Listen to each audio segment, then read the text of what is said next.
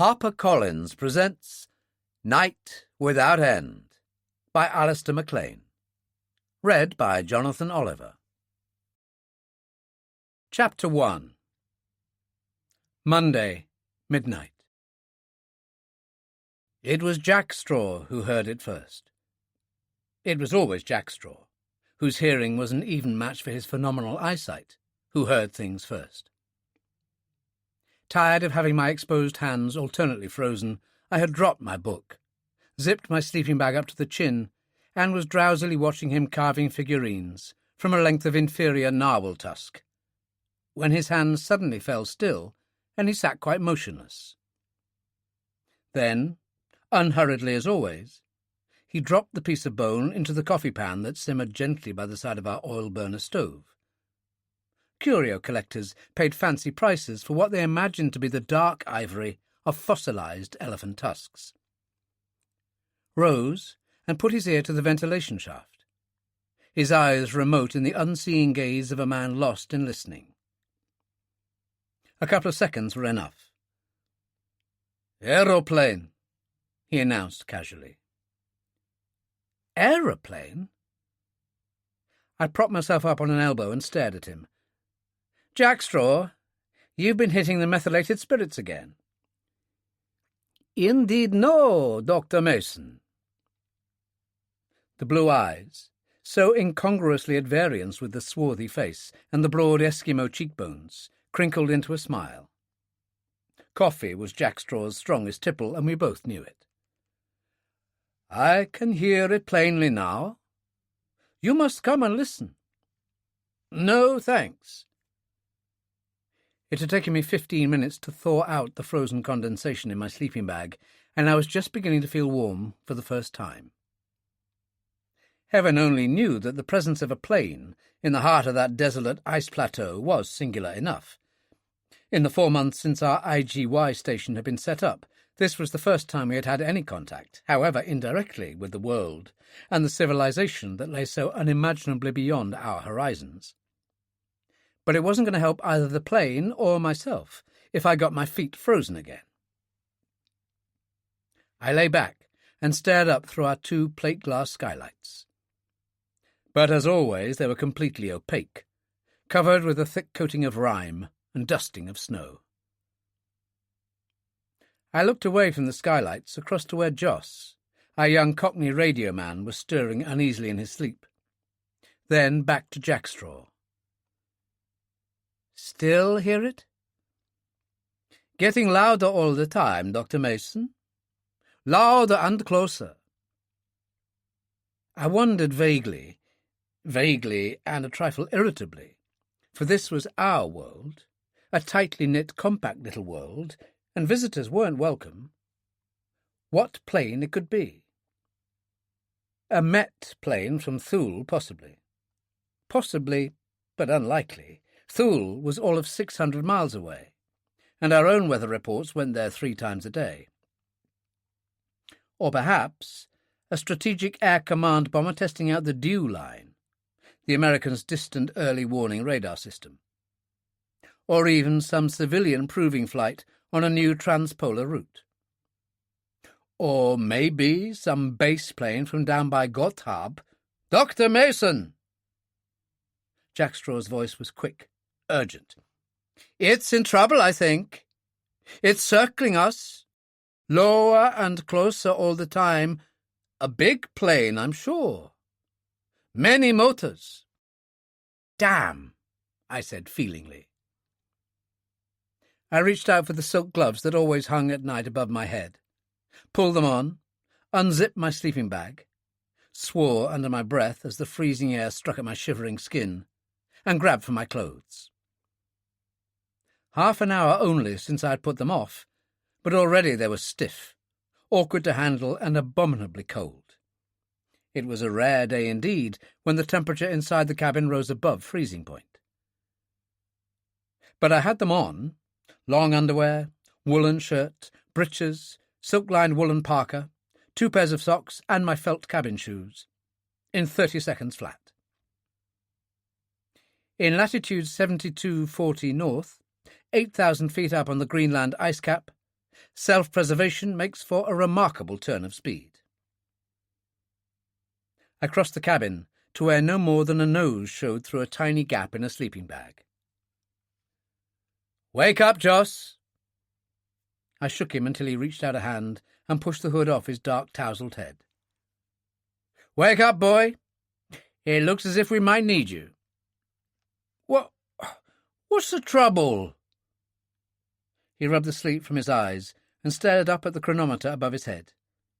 "Midnight? I've been asleep only half an hour."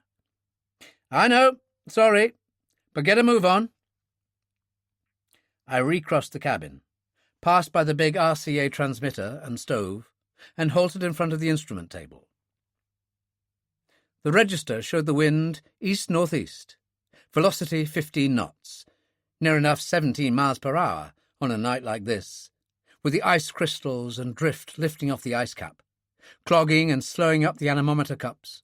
The true speed was probably half as much again. And the pen of the alcohol thermograph was running evenly along the red circle of 40 degrees below zero. 72 degrees of frost.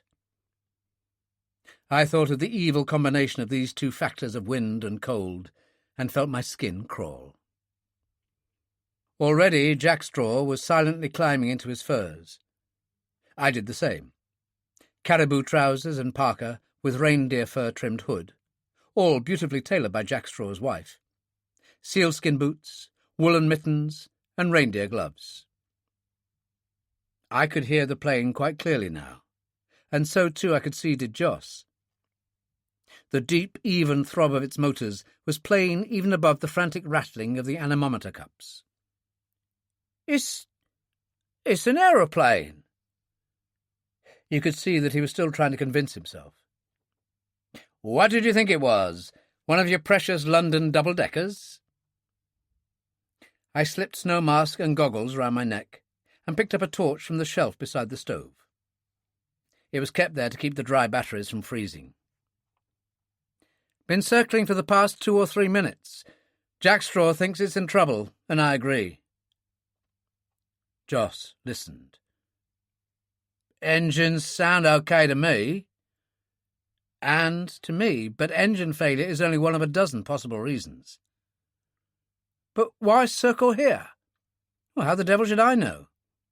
Probably because he can see our lights. The only lights at a guess in 50,000 square miles. And if he has to put down, which God forbid, he stands his only chance of survival if he puts down near some human habitation." "Heaven help them," Joss said soberly. He added something else, but I didn't wait to hear. I wanted to get up top as quickly as possible. To leave our cabin, we had to use a trapdoor, not an ordinary door. Our cabin, a prefabricated section structure that had been hauled up from the coast on tractor sleds during the month of July, was deep sunk in a great oblong hole that had been gouged out from the surface of the ice cap, so that only the top few inches of its flat roof projected above ground level. The trapdoor, hinged at both ends, so that it could open either upwards or downwards, was reached by a short, steep flight of steps. I climbed the first 2 of these, took down the wooden mallet that hung there permanently by the wall, and pounded round the already bruised and splintered edges of the trap to loosen the ice that held it locked fast. This was an almost invariable routine. Whenever the trap had previously been open for any length of time at all, the layer of warm air that always lay under the roof seeped slowly out, melting the surrounding snow, which promptly turned to ice when the trap was closed again. Tonight the ice cracked easily. I got my shoulder under the trap, levered upwards against the accumulated drift of snow above, and scrambled out. I was prepared for what awaited me up top, the gasping, panic-stricken feeling of suffocation as the warm air was sucked from my lungs by that deadly, numbing cold. But even so, I wasn't sufficiently prepared. The wind speed was far higher than I had feared. Bent double and coughing violently, breathing shallowly to avoid frosting my lungs, I turned my back to the wind, breathed into my reindeer gloves, slipped on my snow mask and goggles, and straightened. Jack Straw was already standing by my side. The wind on the ice cap never howled or shrieked. It moaned instead, a low-pitched, unutterably eerie ululation. A requiem for the damned, if ever there was one. The agony of some soul lost in torment. That same moan had driven men mad before now.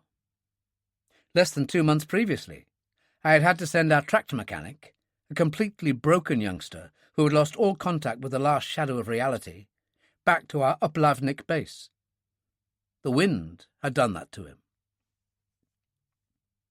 Tonight, its desolate threnody boomed and faded in the lower registers of sound with an intensity which I had seldom heard, while its fingers plucked at the tightly strung guy ropes of the radio antenna and instrument shelters to provide its own whistling obligato of unearthly music. But I was in no mood then to listen to its music, and indeed that sepulchral wailing was not the dominant sound on the ice cap that night. The throbbing roar of big aero engines, surging and receding as the wind gusted and fell away, like surf on some distant shore, was very close now. The sound lay to windward of us at that moment, and we turned to face it, but we were blind. Although the sky was overcast, there was no snow that night. At any time, heavy snowfalls, strangely enough, are all but unknown on the Greenland ice cap. But the air was full of millions of driving, needle-pointed ice spicules that swept towards us out of the impenetrable darkness to the east, clogging up our goggles in a matter of seconds, and stinging the narrow exposed area of my face between mask and goggles like 1,000 infuriated hornets. A sharp, exquisite pain. A pain that vanished almost in the moment of arrival, as the countless sub-zero spicules dug deep with their anaesthetizing needles and drove out all sensation from the skin. But I knew this ominous absence of feeling all too well. Once again I turned my back to the wind, kneaded the deadened flesh with mittened hands till the blood came throbbing back, then pulled my snow mask higher still. The plane was flying in an anti-clockwise direction, following, it seemed, the path of an irregular oval, for the sound of its motors faded slightly as it curved round to north and west. But within 30 seconds it was approaching again, in a swelling thunder of sound to the southwest, to the leeward of us, that was. And I could tell from Jack Straw's explosive ejaculation of sound, muffled behind his mask, that he had seen it at the same moment as myself. It was less than half a mile distant, no more than 500 feet above the ice cap. And during the 5 seconds it remained inside my line of vision, I felt my mouth go dry and my heart begin to thud heavily in my chest. No SAC bomber this, nor a Thule Met plane, both with crews highly trained in the grim craft of Arctic survival. That long row of brightly illuminated cabin windows could belong to only one thing: a transatlantic or transpolar airliner. "You saw it, Dr. Mason." Jack Straw's snow mask was close to my ear. "I saw it." It was all I could think to say. But what I was seeing then was not the plane, now again vanished into the flying ice and drift, but the inside of the plane with the passengers. God, how many passengers? 50? 70? Sitting in the cosy security of their pressurized cabin, with an air-conditioned temperature of 70 degrees Fahrenheit. Then the crash, the tearing, jagged screeching that set the teeth on edge as the thin metal shell ripped along its length, and the tidal wave of that dreadful cold, 110 degrees below cabin temperature, swept in and engulfed the survivors, the dazed, the injured, the unconscious and the dying, as they sat or lay crumpled in the wreckage of the seats, clad only in thin suits and dresses. The plane had completed a full circuit and was coming round again. If anything, it was even closer this time, at least 100 feet lower, and it seemed to have lost some speed. It might have been doing 120, perhaps 130 miles an hour. I was no expert in these things, but for that size of plane, so close to the ground, it seemed a dangerously low speed. I wondered just how effective the pilot's windscreen wipers would be against these flying ice spicules. And then I forgot all about that. Forgot all about everything, except the desperate, urgent need for speed.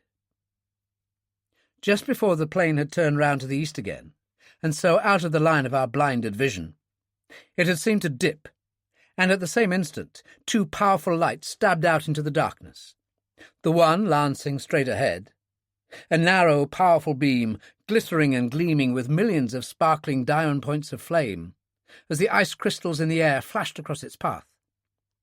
The other, a broader fan of light, pointing downwards and only slightly ahead, its oval outline flitting across the frozen snow like some flickering will-o'-the-wisp. I grabbed Jack Straw's arm and put my head close to his.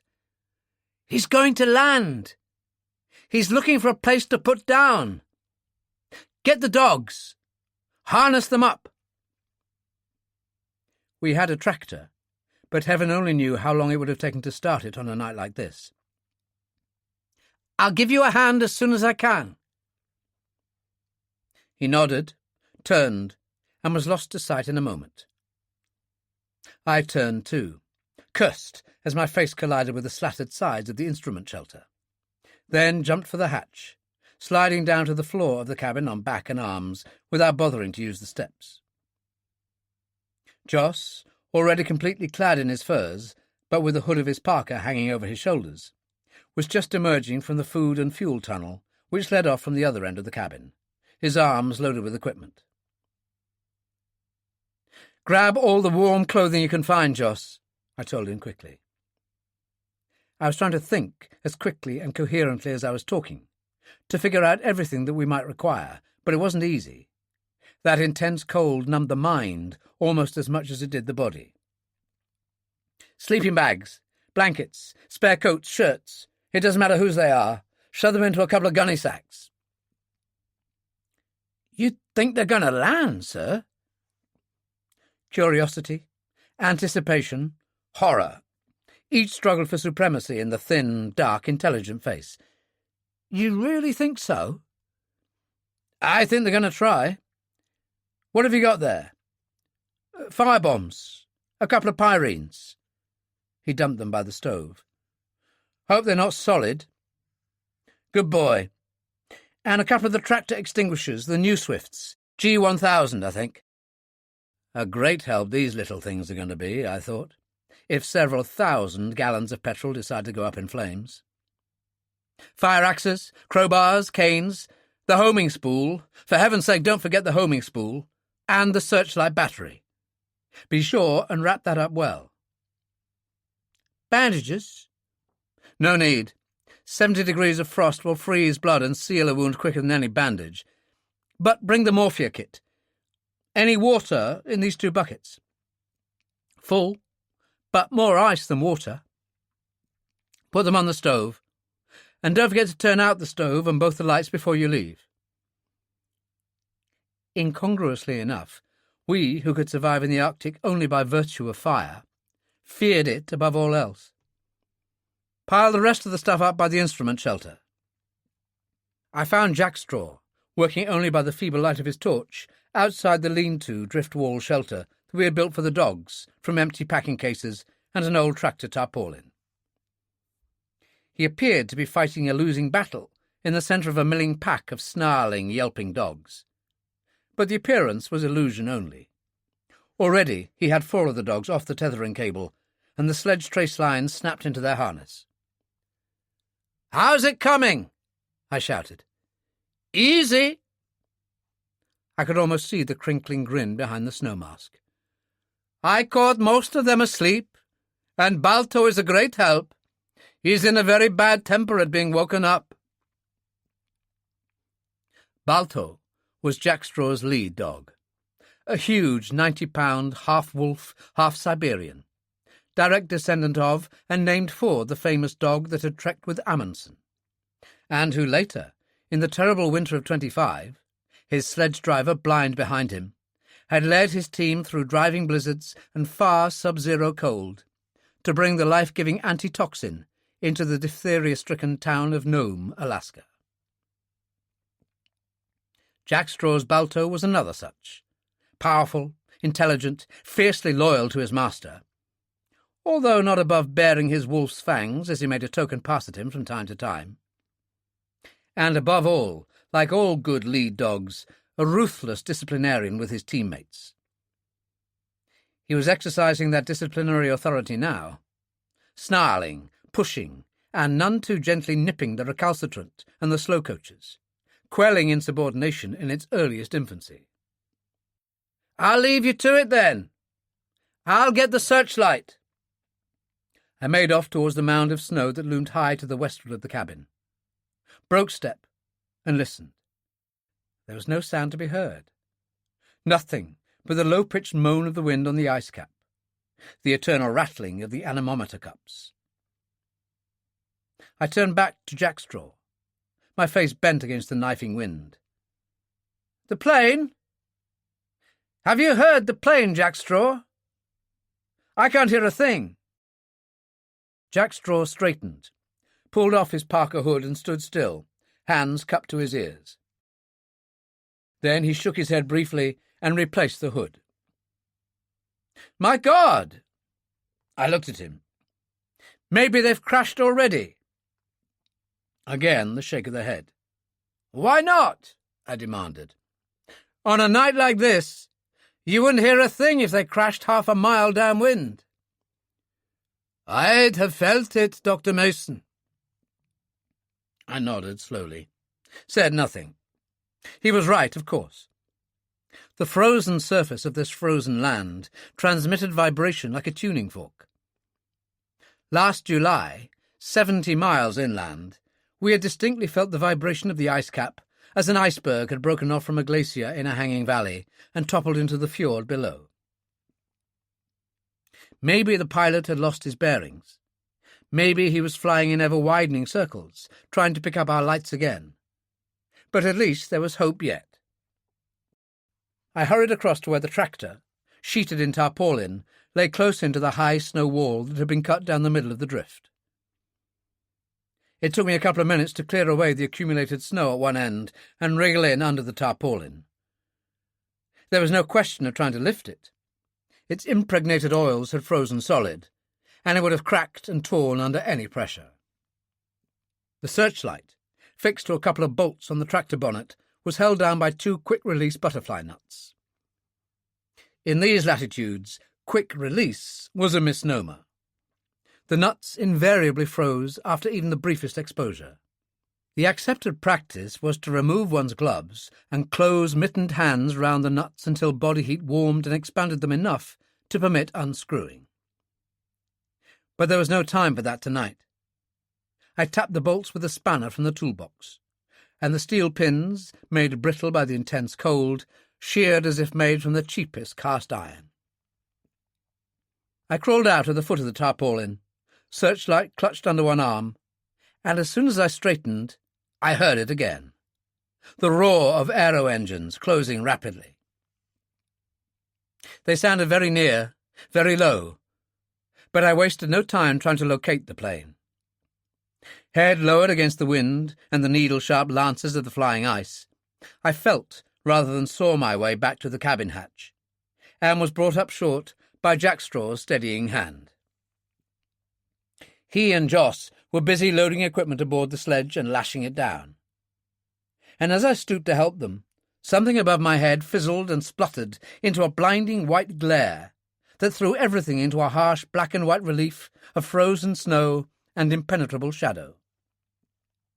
Joss, remembering what I had completely forgotten, that dousing our cabin lights would have robbed the pilot of his beacon, had ignited a magnesium flare in the slats of the instrument shelter. We all turned as the plane came into our vision again, to the south, and it was at once apparent why we had lost all sight and sound of it. The pilot must have made a figure-of-8 turn out in the darkness, had reversed his approach circle, and was flying from east to west. Less than 200 feet up, undercarriage still retracted, it passed within a couple of 100 yards of us like some monstrous bird. Both headlights were now dipped, the twin beams a glitter of kaleidoscopic light in the ice-filled darkness of the sky. The twin oval pools of light, interlocking now and very bright, racing neck and neck across the snow. And then these pools, increasing as rapidly in size as they diminished in strength, slipped away to the left, as the plane banked sharply to the right and came curving round clockwise to the north.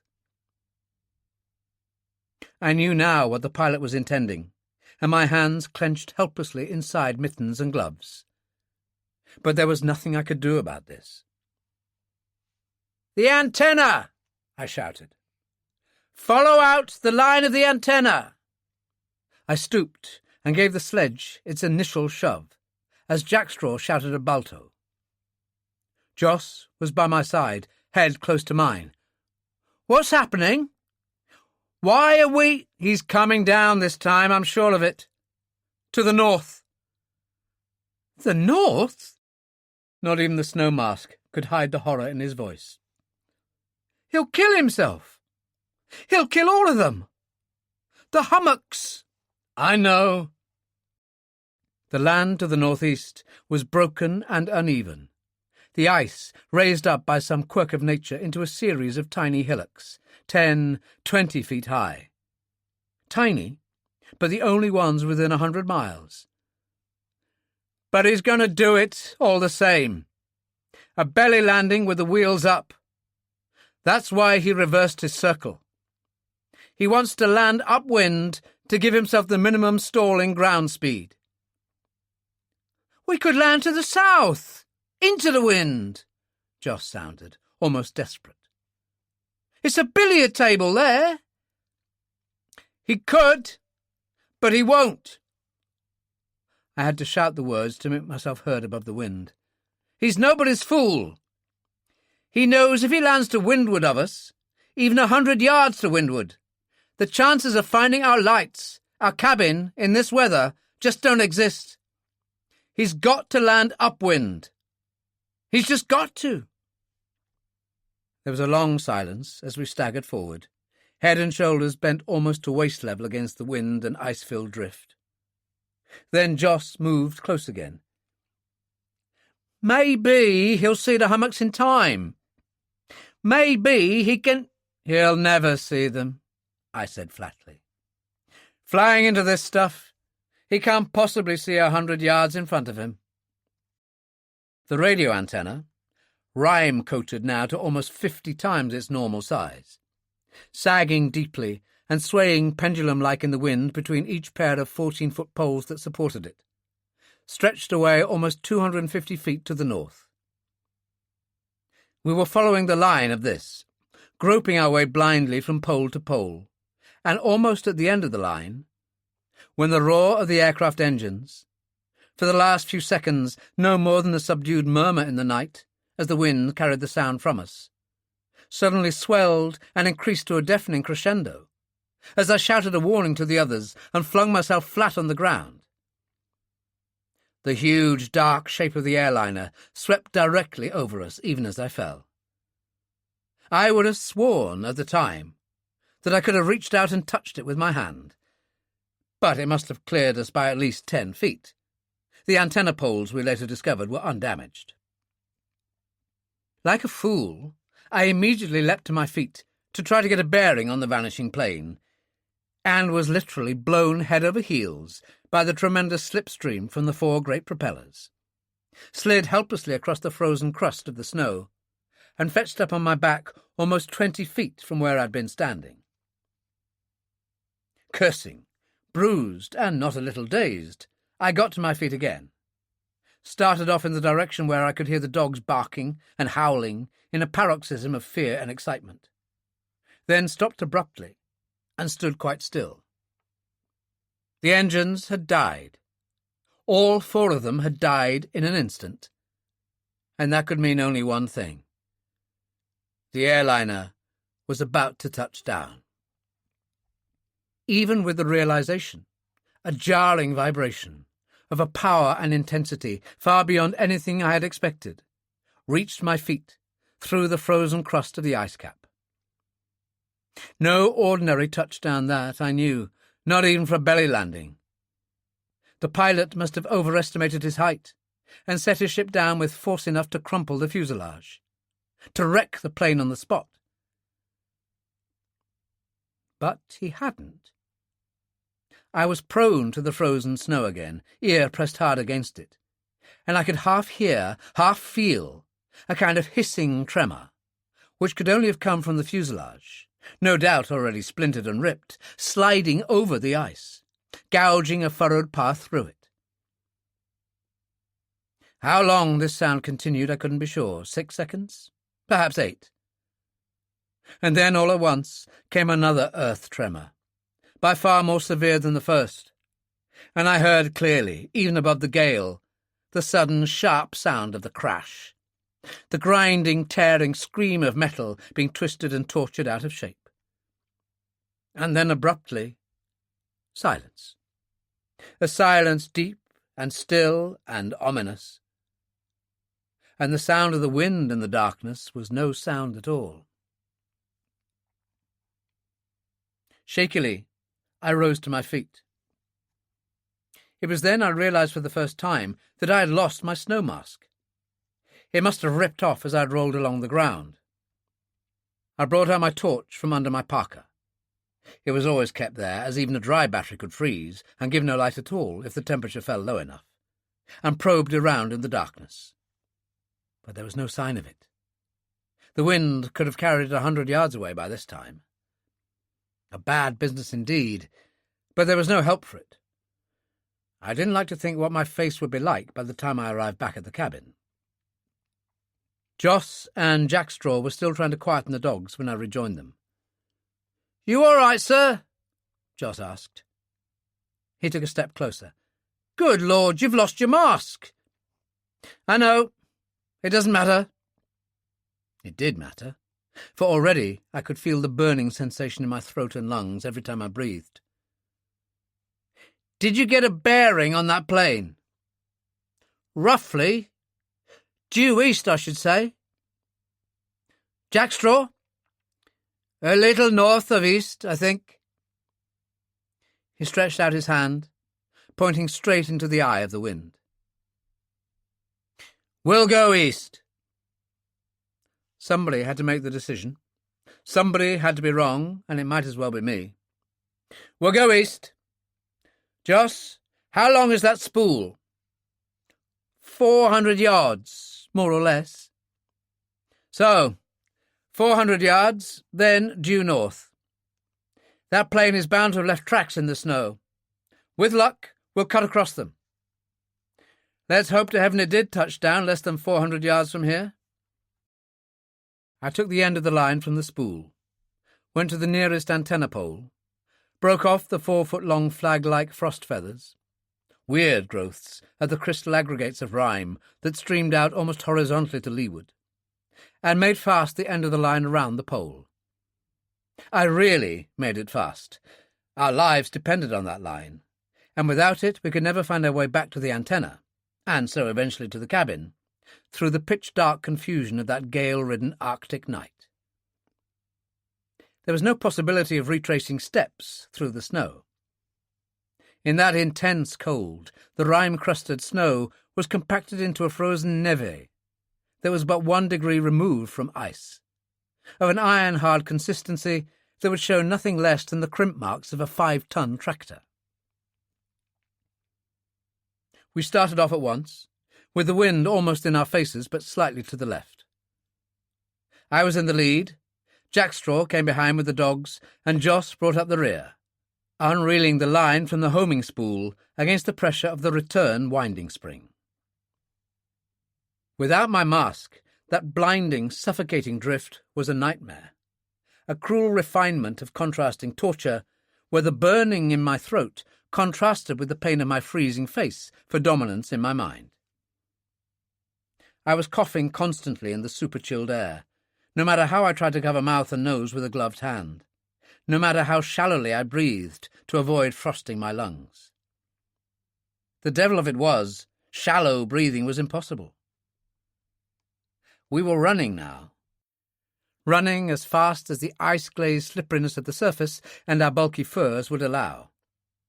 For to unprotected people exposed to these temperatures, to that murderous drift-filled gale, life or death was simply a factor of speed, of the duration of exposure. Maybe the plane had ripped open, or broken in half, catapulting the survivors out onto the ice cap, if there were any survivors. For them, either immediate death, as the heart failed in the near impossible task of adjusting the body to an instantaneous change of over 100 degrees Fahrenheit, or death by exposure within 5 minutes. Or maybe they were all trapped inside, slowly freezing. How to get at them? How to transport them all back to the cabin? But only the first few to be taken could have any hope. And even if we did get them all back, how to feed them? For our own supplies were already dangerously low. And where, in heaven's name, were we going to put them all? Jack Straw's shout checked me so suddenly that I stumbled and all but fell. I turned back, and Joss came running up. "The end of the line?" I asked. He nodded, flashed a torch in my face. "Your nose and cheek. Both gone. They look bad." Gloves off, I kneaded my face vigorously with my mittened hands until I felt the blood pounding painfully back. Then took the old jersey which Jack Straw dug out from a gunny sack and wrapped it round my face. It wasn't much, but it was better than nothing. We struck off to the north, with the wind on our right cheeks. I had no option but to gamble on the hope that the wind had neither backed nor veered. Our torches probing the ground in front of us, stopping every 15 or 20 feet to drive a pointed bamboo marker into the frozen ground. We had covered 50 yards without sighting anything, and I was just beginning to become convinced that we must still be well to the west of the plane's touchdown point, and wondering what in the world we should do next, when we almost literally stumbled into an 18-inch deep, 10-foot-wide depression in the snow crust of the ice cap. This was it. No question about that. By a 1 in 100 chance, we had hit on the very spot where the plane had touched down, or crashed down, if the size of the depression in that frozen snow were anything to go by. To the left, the west, the ground was virginal, unmarked. 10 feet to that side, and we should have missed it altogether. To the east, the deep depression shelved rapidly upwards, its smooth convexity now marred by 2 large gouge marks, one in the centre and one to the right of the track, as if a pair of gigantic ploughs had furrowed through the ground. Part of the under fuselage must have been ripped open by the impact. It would have been a wonder had it not been. Some way farther to the east, and well to the right of the main track, 2 other grooves, parallel and of a shallow bowl shape, had been torn in the snow. The gouge marks plainly at the still racing propellers. The plane must have tilted over on its right wing just after the moment of landing. To see all this took no longer than to sweep a torch through a swift semicircle. I shouted to Joss to take another bundle of canes and prop up the homing spool line that led back to the antenna. If this weren't done, it would drift over and be lost to sight in 10 minutes. And then rejoin us. Then I turned and ran after Jack Straw, who had already urged his team forwards and eastwards along the track of the crashed plane. The wind was worse than ever. The drift an almost solid wall that reduced our speed to a lurching stumble and forced us to lean far into it to maintain our balance. 200 yards, 300, and then, almost a quarter of a mile from where it had touched down, we found the airliner simply by walking straight into it. It had slewed almost 90 degrees as it had come to a halt, and was lying square across its own path, still resting on even keel. In the feeble light of my torch, the airliner, even although its fuselage rested on the ground, seemed immensely high, and to stretch away for a vast distance on either side. But for all its great size, There was something peculiarly pathetic and forlorn about it. But this, of course, was purely subjective. The knowledge in my own mind that this crippled giant would never leave here again. I could hear no movement, see no movement. High above my head, a faint blue light seemed to glow behind some of the cabin windows, but apart from that, there was no sign of life at all. Chapter 2. Monday, 1 a.m. to 2 a.m. My greatest fear had already proved groundless. There was no sign of fire anywhere, no flickering red to see, no hidden crackling to hear. It was still possible that some small tongue of flame was creeping along inside the fuselage or wings, looking for the petrol or oil that would help it blaze into destructive life. And with that wind to fan the flames, destruction would have been complete. But it hardly seemed worth worrying about. And it was unlikely that any pilot cool-headed enough to turn off the ignition would have forgotten to shut down the petrol lines. Already Jack Straw had plugged our searchlight into the dry battery and handed me the lamp. I pressed the switch, and it worked. A narrow but powerful beam good for 600 yards in normal conditions. I swung the beam to my right, then brought it slowly forward. Whatever colours the plane may have had originally, it was impossible to distinguish any of them now. The entire fuselage was already shrouded in a sheet of thin, rimed ice, dazzling to the eye, reflecting the light with the intensity almost of a chromed mirror. The tail unit was intact. So too was the fuselage for half its length, then crumpled and torn underneath, directly opposite the spot where we stood. The left wing was tilted upwards at an angle of about 5 degrees above the normal. The plane wasn't on such an even keel as I had first thought. From where I stood, this wing blocked off my view of the front. But just above and beyond it, I saw something that made me temporarily forget the urgency of my concern for those inside, and stand there stock still, the beam trained unwaveringly on that spot. Even under the coating of ice, the big bold lettering BOAC was clearly visible. BOAC? What on earth was a BOAC airliner doing in this part of the world? The SAS and KLM, I knew, operated transarctic flights from Copenhagen and Amsterdam to Winnipeg, Los Angeles and Vancouver via Sondre-Strömfjord, about an hour and a half's flying time away to the southwest, on the west coast of Greenland, just on the Arctic Circle. And I was pretty sure that Pan American and Trans World operated reciprocal services on the same route. It was just barely possible that freak weather conditions had forced one of these planes far enough off course to account for its presence here. But if I was right about the BOAC, it just wasn't possible. "I found the door, Dr. Mason." Jack Straw had taken my arm, jerking me out of my reverie, and was pointing to a big oval door with its lowest points just at our eye level. "We will try these, perhaps." I heard the metallic clang as he lifted a couple of crowbars off the sledge, and nodded. We could only try. I set the searchlight on the snow, adjusted it on its gimbals so as to illuminate the door, took one of the crowbars and thrust it beneath the foot of the oval, the flattened end sliding easily between door and fuselage.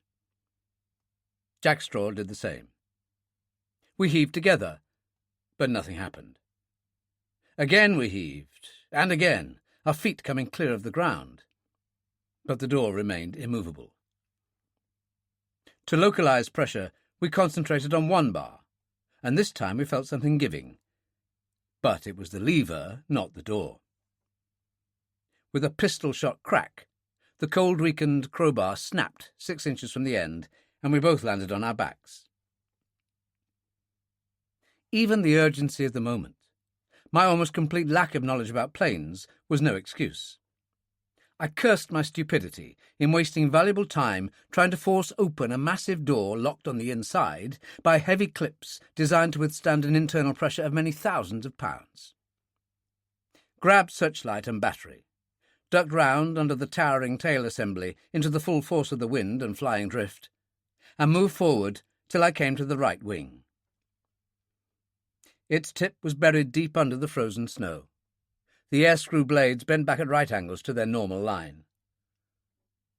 I thought perhaps I might try to scramble up the wing towards the fuselage and smash in one of the cabin windows. But after a couple of seconds' wild slithering on the ice-sheeted wing in a gusting gale, I gave up the idea. To maintain a foothold was quite impossible. Besides, it was doubtful whether I could have smashed in a window anyway. Like the door, the windows were designed to withstand great pressures. Stumbling, slipping, we ran round the buried tip of the wing, and clear in sight now was the ice hummock that had brought the big airliner to its sudden halt.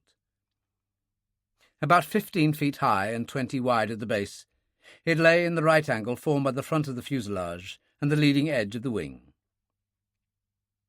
But it wasn't the root of the wing that had absorbed the initial impact. A glance at the nose of the aircraft was enough to show that.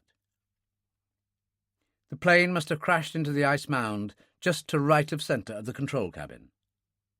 The windscreens were smashed. The fuselage ripped open and crushed back for 6 or 7 feet. What had happened to the pilot sitting on that side at the moment of the telescopic impact just didn't bear thinking about. But at least we had found our way in. I set the searchlight so that its beam illuminated the wrecked control cabin, gauged the distance to the lower sill of the windscreen — it must have been fully 9 feet — and jumped. My gloved hands hooked on firmly, but slipped almost at once on the ice-rimed surface. I grabbed for a purchase grip on one of the windscreen pillars, felt my fingers striking against solid glass on both sides. The windscreen hadn't been as completely shattered as I'd imagined, and was on the point of losing my hold altogether when Jack Straw moved forward swiftly and took my weight. With my knees on his shoulders and a fire-axe in my hand, it took me no more than 2 minutes to smash away the glass that clung to the pillars and the upper and lower edges. I hadn't realised that aircraft glass, toughened perspex, could be so tough. Nor, when it came to clambering through into the control cabin in my bulky furs, that windscreens could be so narrow. I landed on top of a dead man. Even in the darkness, I knew he was dead. I fumbled under my parka, brought out the torch, switched it on for a couple of seconds, then put it out. It was the co-pilot, the man who had taken the full impact of the crash. He was pinned, crushed between his seat and the twisted, fractured wreckage of what had been control columns, levers, and dashboard instruments. Not since I'd once been called out to the scene of a head-on collision between a racing motorcyclist and a heavy truck had I seen such dreadful injuries on any man. Whatever any of the survivors, the shocked and injured survivors in the plane, must see, it mustn't be this. It was ghastly, beyond description. I turned and leaned out the windscreen. Jack Straw was directly below, cupped, gloved hands shielding his eyes against the flying ice spicules as he stared upwards. "Bring a blanket," I shouted. "Better, bring a full gunny sack. And the morphia kit. Then come up yourself." He was back in 20 seconds. I caught both sack and morphia box, placed them on the twisted cabin floor behind me, then reached out a hand to help Jack Straw. But it wasn't necessary. Athleticism wasn't the forte of the short and stocky Greenlanders, but Jack Straw was the fittest and most agile man I'd ever met. He sprang, caught the lower sill of the left windscreen in his left hand, the central pillar in the other, and swung legs and body through the centre screen as if he'd been doing this sort of thing all his life. I gave him my torch to hold, rummaged in the gunny sack, and dragged out a blanket. I spread it over the dead co-pilot, tucking the corners down among twisted and broken ends of metal, so that it shouldn't blow free in the icy wind that swirled and gusted through the wrecked control cabin. "Waste of a good blanket, I suppose," I muttered. "But, well, it isn't pretty." "It isn't pretty," Jack Straw agreed. His voice was quite steady, devoid of all inflection. How about this one? I looked across at the left-hand side of the cabin. It was almost completely undamaged, and the chief pilot, still strapped in his seat and slumped against his side screens, seemed quite unmarked. I stripped fur glove, mitten and silk glove off my right hand, reached out and touched the forehead. We'd been out of doors now for over 15 minutes in that ferocious cold, and I would have sworn that my hand was about as cold as the human flesh could get.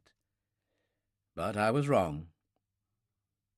I pulled the gloves back on and turned away without touching him further. I wasn't carrying out any autopsies that night. A few feet farther back, we found the radio operator in his compartment. He was half sitting, half lying against the forward bulkhead of his shack, where he must have been catapulted by the crash. His right hand was still clutched firmly round the hand grip of the front panel of his radio set. It must have been ripped clear off the transmitter, which didn't look as if it would ever transmit anything again. On the bulkhead, behind his head, blood gleamed dully in the torchlight. I bent over the unconscious man. I could see that he was still breathing. Removed my gloves once more, and gently slid my fingers behind his head. Just as gently, I withdrew them. How the hell, I thought, part hopelessly, part savagely, am I to carry out a head operation on a person with a telescoped occiput? The state he was in, I wouldn't have given a fig for his chance in the finest operating theatre in London. At the very least, he would be blind for life. The sight centre must have been completely destroyed. I reached for his pulse. Racing, faint, erratic to a degree. The thought came to me, a thought compounded as much of cowardice as of regret, that in all likelihood the possibility of my having to operate on him was remote, very remote. If he were to survive, the inevitably rough handling that would be needed to get him out of that aircraft, and then the journey back to the cabin through that ice-laden sub-zero gale, it would be a miracle indeed. It seemed unlikely that he would ever wake again, but he might. He just conceivably might. So I broached the morphia kit. Then we eased his head and neck into a more comfortable position, covered him with a blanket, and left him. Immediately behind the radio compartment was a long, narrow room which extended across 2/3 of the width of the plane. A quick glance at the 2 chairs and collapsible bunk was enough to show that this must be the crew's restroom, and someone had been resting there at the moment of the crash. That crumpled, shirt-sleeved figure on the floor must have been taken completely unawares, before he had the slightest knowledge of what was happening, and he would never know now. We found the stewardess in the pantry, lying on her left side on the floor, the outspread black hair fallen forward over her face. She was moaning softly to herself, but it wasn't the moan of one in pain. Her pulse was steady enough, but fast. Jack Straw stooped down beside me. "Shall we lift to Dr. Mason?" "No." I shook my head. "She's coming to, I think, and she can tell us far quicker than we can find out whether there's anything broken. Another blanket, and we'll let her be. Almost certainly someone much more in need of our attention." The door leading into the main passenger compartment was locked. At least it appeared to be, but I was pretty certain it would never be locked under normal circumstances. Perhaps it had been warped by the impact of landing. It was no time for half measures. Together we took a step back, then flung all the weight of our shoulders against it. It gave suddenly, 3 or 4 inches, and at the same time we heard a sharp exclamation of pain from the other side. "Careful!" I warned. But Jack Straw had already eased his weight. I raised my voice. "Get back from that door, will you? We want to come in." We heard a meaningless mutter from the other side, followed by a low groan and the slipping shuffle of someone trying to haul himself to his feet. Then the door opened, and we passed quickly inside. The blast of hot air struck me in the face like an almost physical blow. I gasped. fought off a passing moment of weakness when my legs threatened to give under me, then recovered sufficiently to bang the door shut behind me. With the motors dead and the Arctic chill striking through the thin steel of the fuselage, this warmth, no matter how efficient the cabin insulation, wouldn't last long. But while it did, it might be the saving of all those who still lived. A thought struck me, and ignoring the man who stood swaying before me, one hand clutching a seat grip for support, the other rubbing at a blood-masked forehead, I turned to Jack Straw. "Carry the stewardess in here. We'll take a chance. And it's not all that much of a chance either. There's a damn sight more hope for her in here with a broken leg than out there with only a bump on the head. Throw her blanket over the wireless operator, but whatever you do, don't touch him." Jack Straw nodded and went out, closing the door quickly behind him. I turned to the man who still stood shakily in the aisle, still dazedly rubbing his hand, a big brown square hand matted on the back with black hair, across a bleeding forehead. He looked at me for a moment, then stared down uncomprehendingly at the blood dripping onto the bright red tie and blue shirt that contrasted so oddly with the light grey gabardine suit. He closed his eyes tightly, then shook his head to clear it.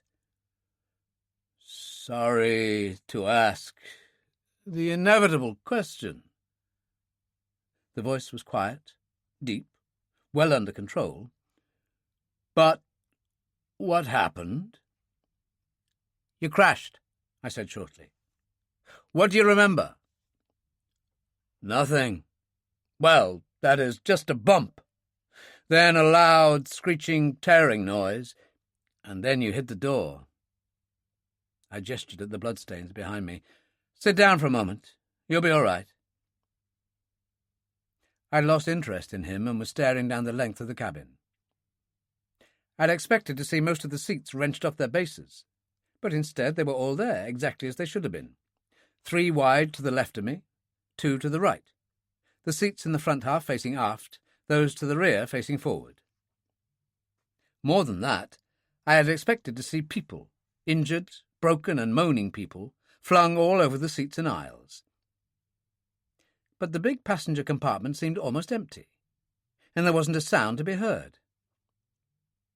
But it wasn't empty, not quite. Apart from the man by my side, there were, I found, 9 others altogether.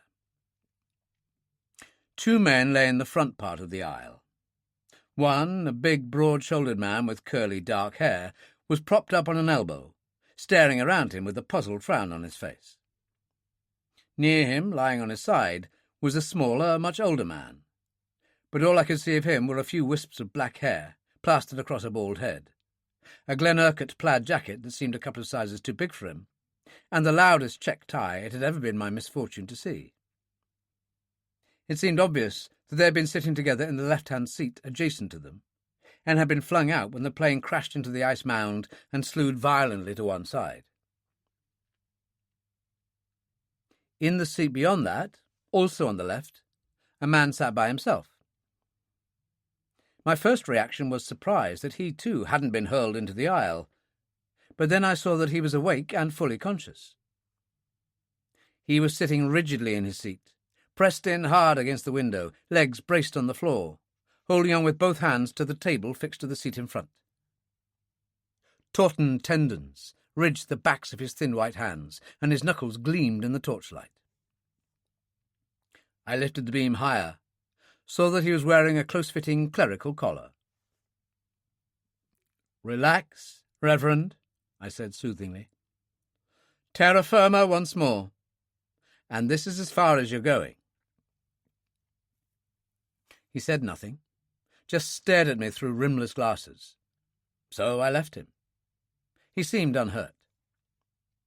4 people sat in the right-hand side of the front part of the plane, each one in a window seat. 2 women, 2 men. One of the women was fairly elderly, but so heavily made up, and with her hair so expensively dyed and marcelled, that I couldn't have guessed her age within 10 years. Her face, however, seemed vaguely familiar. She was awake, and looking slowly about her, her eyes empty of understanding. So, too, was the woman in the next seat, an even more expensive-looking creature with a mink coat flung cape-wise over her shoulders to show a simple green jersey dress that I suspected cost a small fortune.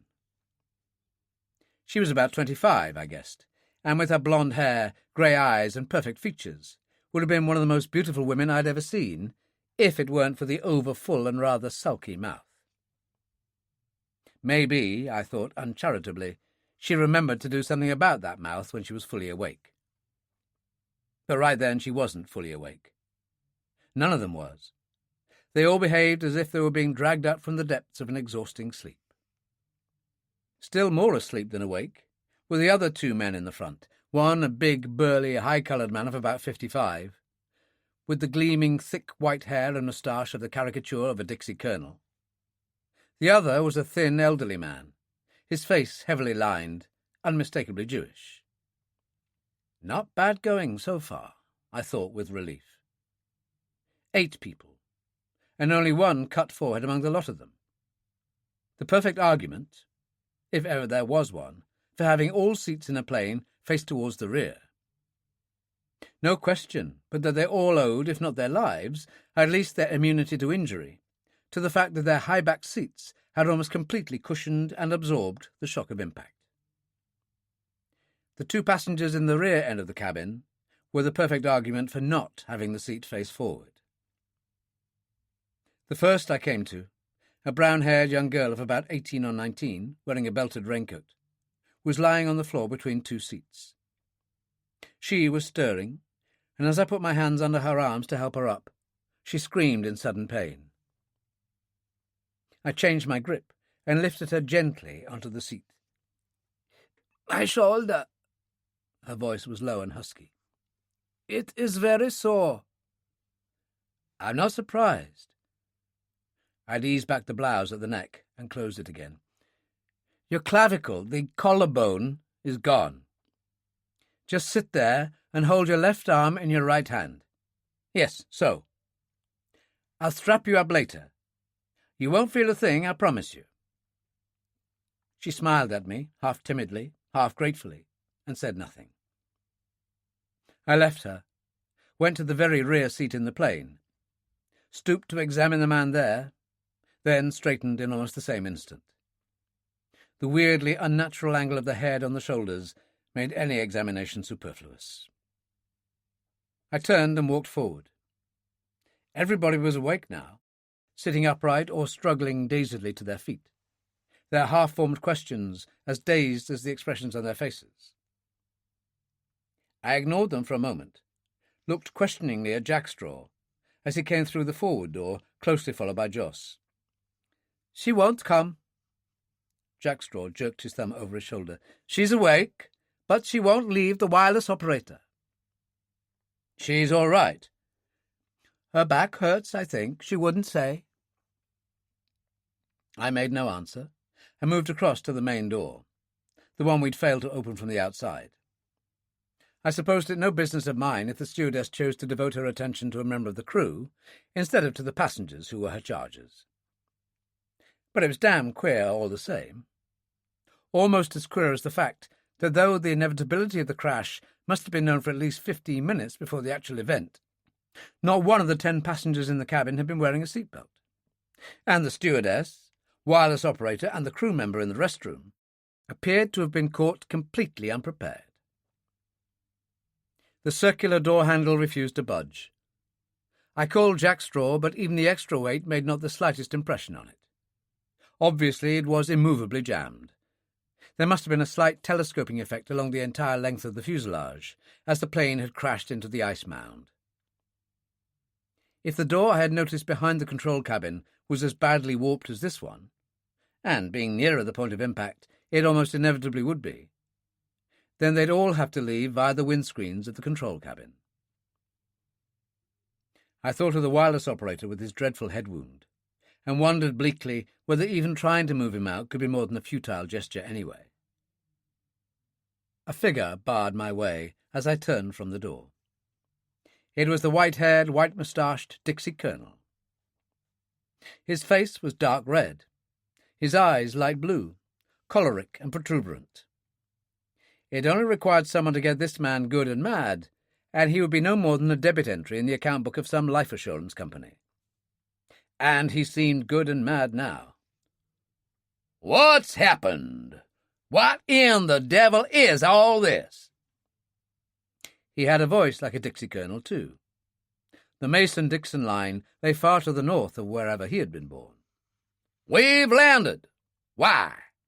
What are we doing here? What's the noise outside? And who in the name of heaven are you?"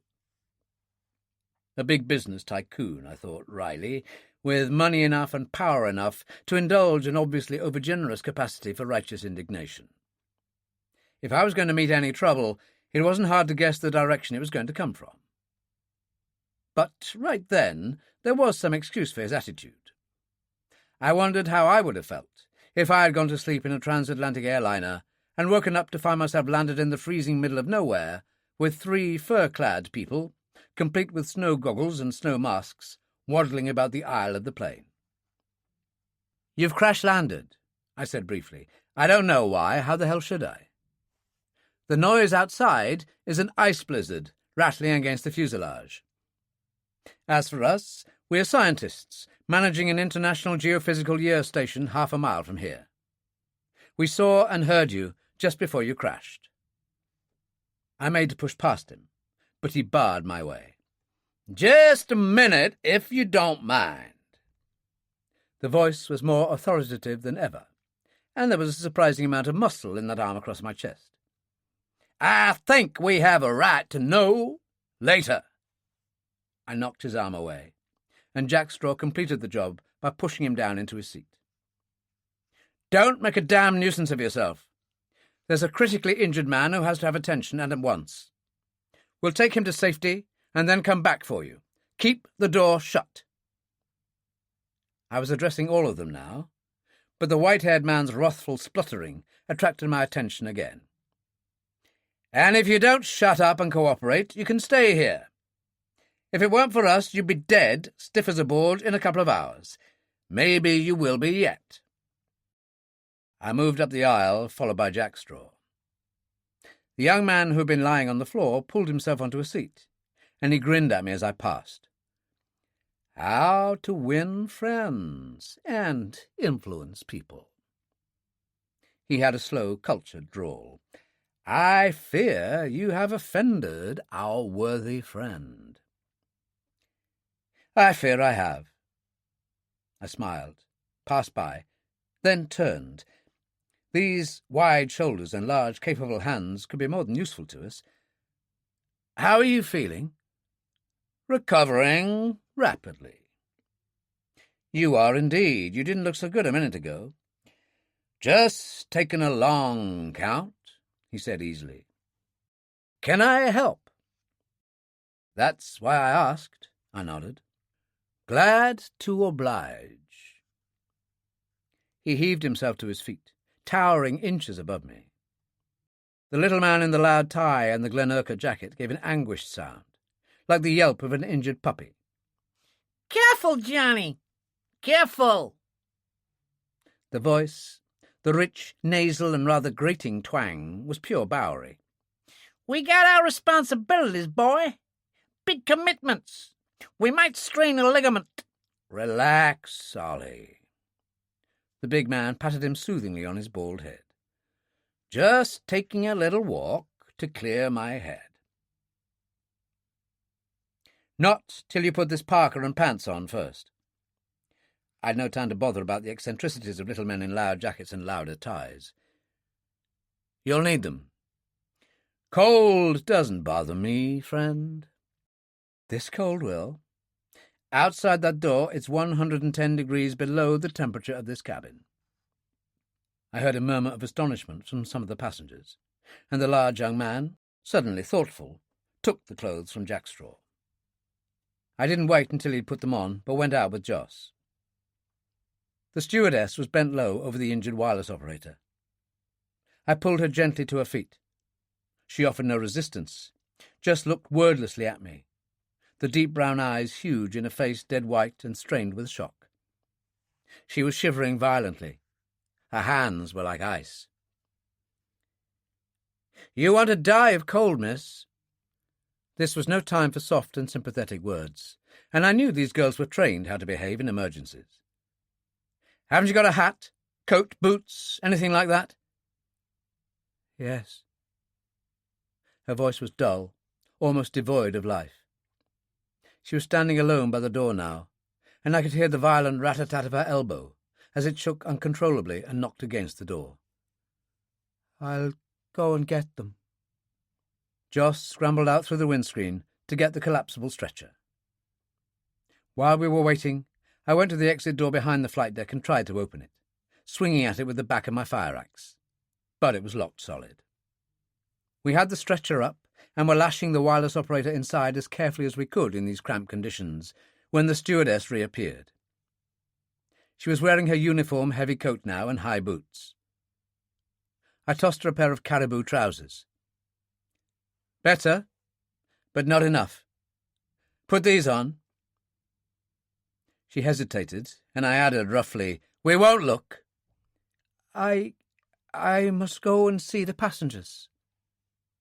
"They're all right. Bit late in thinking about it, aren't you?" "I know, I'm sorry. I couldn't leave him." She looked down at the young man at her feet. I mean—" She broke off, then it came out with a rush. "Is he going to die?" "Probably," I said, and she flinched away, as if I'd struck her across the face. I hadn't meant to be brutal, just clinical. "We'll do what we can for him. It's not much, I'm afraid." Finally, we had him securely lashed to the stretcher, his head cushioned against the shock as best we could. When I got to my feet, the stewardess was just pulling her coat down over the caribou pants. "We're taking him back to our cabin," I said. "We have a sledge below. There's room for another. You could protect his head. Want to come?" "The passengers—" she began uncertainly. "They'll be all right." I went back inside the main cabin, closing the door behind me, and handed my torch to the man with the cut brow. The 2 feeble night or emergency lights that burned inside were poor enough for illumination, worse still for morale. "We're taking the wireless operator and stewardess with us," I explained. "Back in 20 minutes. And if you want to live, just keep this door tight shut." "What an extraordinarily brusque young man," the elderly lady murmured. Her voice was low-pitched, resonant, with an extraordinary carrying power. "Only from necessity, madam," I said dryly. "Would you really prefer long-winded and flowery speeches the while you were freezing to death?" "Well, do you know, I really don't think I would," she answered, mock-seriously, and I could hear her chuckling. There was no other word for it, as I closed the door behind me. Working in the cramped confines of that wrecked control cabin, in almost pitch darkness, and with that ice-laden bitter gale whistling through the shattered windscreens, we had the devil's own time of it, trying to get the injured wireless operator down to that waiting sledge below. Without the help of that big young stranger, I don't think we would ever have managed it. But manage it we eventually did. He and I lowered and slid the stretcher down to Jack Straw and Joss, who took and strapped it on the ledge. Then we eased the stewardess down. I thought I heard her cry out, as she hung supported only by a hand round either wrist, and remembered that Jack Straw had said something about her back being injured. But there was no time for such things now. I jumped down, and a couple of seconds later the big young man joined me. I hadn't intended that he should come, but there was no harm in it. He had to go some time, and there was no question of his having to ride on the sledge. The wind had eased a little, perhaps, but the cold was crueler than ever. Even the dogs cowered miserably in the lee of the plain. Now and again one of them stretched out a neck in protest and gave its long, mournful wolf call, a sound eerie beyond description. But their misery was all to the good. As Jackstraw said, they were mad to run. And with the wind and ice drift behind them, run they did. At first I led the way with the torch, but Balto, the big lead dog, brushed me aside and raced on into the darkness. I had sense enough to let him have his head. He followed the twisting route of the plain snow furrow, the bamboos, homing spool, and antenna line, as swiftly and unerringly as if it had been broad daylight, and the polished steel runners of the sledge fairly hissed across the snow. The frozen ground was smooth and flat as river ice. No ambulance could have carried the wireless operator as comfortably as our sledge did that night. It took us no more than 5 minutes to reach the cabin, and in 3 more minutes we were on our way again. They were a busy 3 minutes. Jackstraw lit the oil stove, oil lamp, and Coleman pressure lamp, while Joss and I put the injured man on a collapsible cot before the stove, worked him into my sleeping bag, slid in 6 heat pads, waterproof pads containing a chemical which gave off heat when water was added, placed a rolled-up blanket under his neck to keep the back of his head off the cot, and zipped the sleeping bag shut. I had surgical instruments enough to do what had to be done, but it had to wait. Not so much because we had others still to rescue, urgent enough though that was, but the man lying at our feet, so still, so ashen-faced, was suffering so severely from shock and exposure that to touch him would have been to kill him. I was astonished that he'd managed to survive even this long. I told the stewardess to make some coffee, gave her the necessary instructions, and then we left her and the big young man together, the girl heating a pan over a pile of meta tablets, the young man staring incredulously into a mirror as he kneaded a frostbitten cheek and chin with one hand and with another held a cold compress to a frozen ear. We took with us the warm clothes we had lent them, some rolls of bandages, and left. 10 minutes later we were back inside the plane. Despite its insulation, the temperature inside the main cabin had already dropped at least 30 degrees, and almost everyone was shivering with the cold, 1 or 2 beating their arms to keep themselves warm. Even the Dixie Colonel was looking very subdued.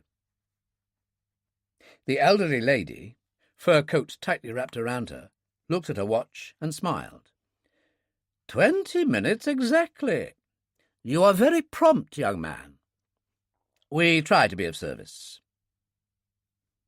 I dumped the pile of clothes I was carrying on a seat, nodded at them and the contents of a gunny sack Joss and Jackstraw were emptying. Share these out between you and be as quick as you can. I want you to get out at once. My 2 friends here will take you back. Perhaps one of you will be kind enough to remain behind. I looked to where the young girl still sat alone in her back seat, still holding her left forearm in her hand. I'll need some help to fix this young lady up. Fix her up? It was the expensive young woman in the expensive furs speaking for the first time. Her voice was as expensive as the rest of her, and made me want to reach for a hairbrush. Why? What on earth is the matter with her? Her collarbone is broken, I said shortly. Collarbone broken? The elderly lady was on her feet, her face a nice mixture of concern and indignation. And she's been sitting there all alone all this time? Why didn't you tell us, you silly man? I forgot, I replied mildly. Besides, what good would it have done? I looked down at the girl in the mink coat. Goodness only knew that I didn't particularly want her, but the injured girl had struck me as being almost painfully shy, and I was sure she preferred to have one of her own sex around. Would you like to give me a hand? She stared at me, a cold, surprised stare that would have been normal enough had I made some outrageous or improper request. But before she could answer, the elderly lady broke in again. I'll stay behind. I'd love to help. Well, I began doubtfully, but she interrupted immediately. Well, yourself. What's the matter? Think I'm too old, eh? No, of course not, I protested. A fluent liar, but a gallant one. She grinned. Come on, we're wasting this valuable time you're always so concerned about. We brought the girl into the first of the rear seats, where there was plenty of space between that and the first of the rearward-facing front seats, and had just worked her coat off when Joss called me. "We're off now, sir. Back in 20 minutes. As the door closed behind the last of them, and I broke open a roll of bandage, the old lady looked quizzically at me. "Know what you're doing, young man?" "More or less. I'm a doctor." "Doctor, eh?" She looked at me with open suspicion, and what with my bulky, oil-streaked and smelly furs, not to mention the fact that I hadn't shaved for 3 days, I suppose there was justification enough for it. "You sure?" "Sure, I'm sure," I said irritably. "What do you expect me to do? Whip my medical degree out from under this parka? Or just wear around my neck a brass plate giving my consulting hours?" "We'll get along, young man," she chuckled. She patted my arm, then turned to the young girl. "What's your name, my dear?" "Helen." We could hardly catch it, the voice was so low. Her embarrassment was positively painful. "Helen! A lovely name." And indeed, the way she said it made it sound so. "You're not British, are you? Or American?" "I'm from Germany, madam." "Don't call me madam. You know you speak English beautifully. Germany, eh? Bavaria, for a guess?" "Yes." The rather plain face was transfigured in a smile, and I mentally saluted the old lady for the ease with which she was distracting the young girl's thoughts from the pain. "Munich? Perhaps you know it?" "Like the back of my hand," she said complacently. "And not just the Hofbrauhaus either. You're still very young, aren't you?" "I'm 17. 17. A nostalgic sigh. "Ah, my dear, I remember when I was 17.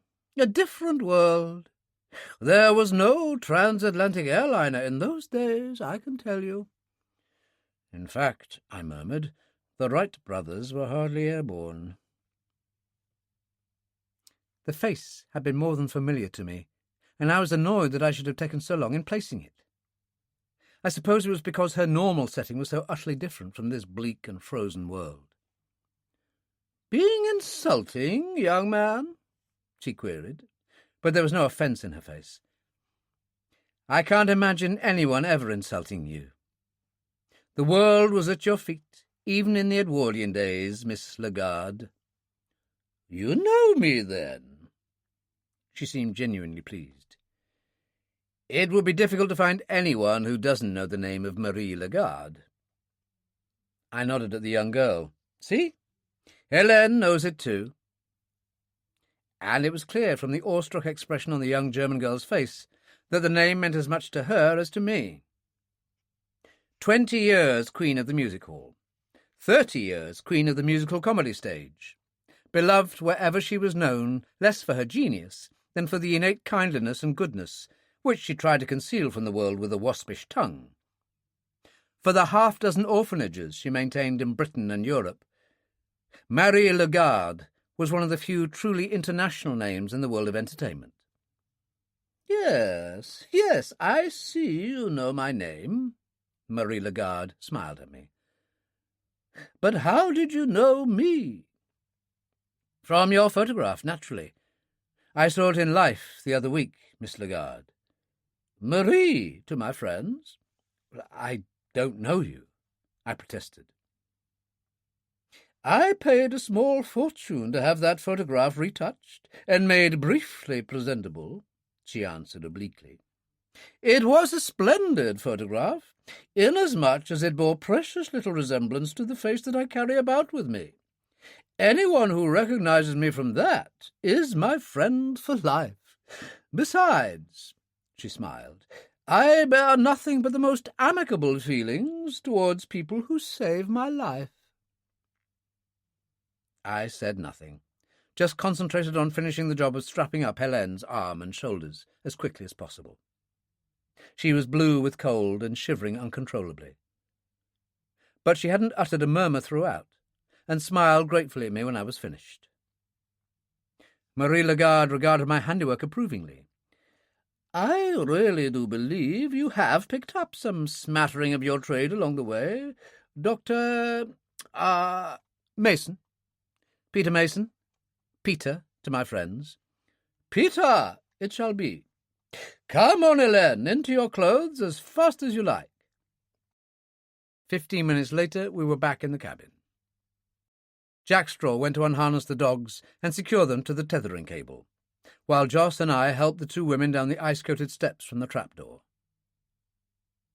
But I had no sooner reached the foot of the steps than I had forgotten all about Marie Lagarde and Hélène, and was staring unbelievingly at the tableau before me.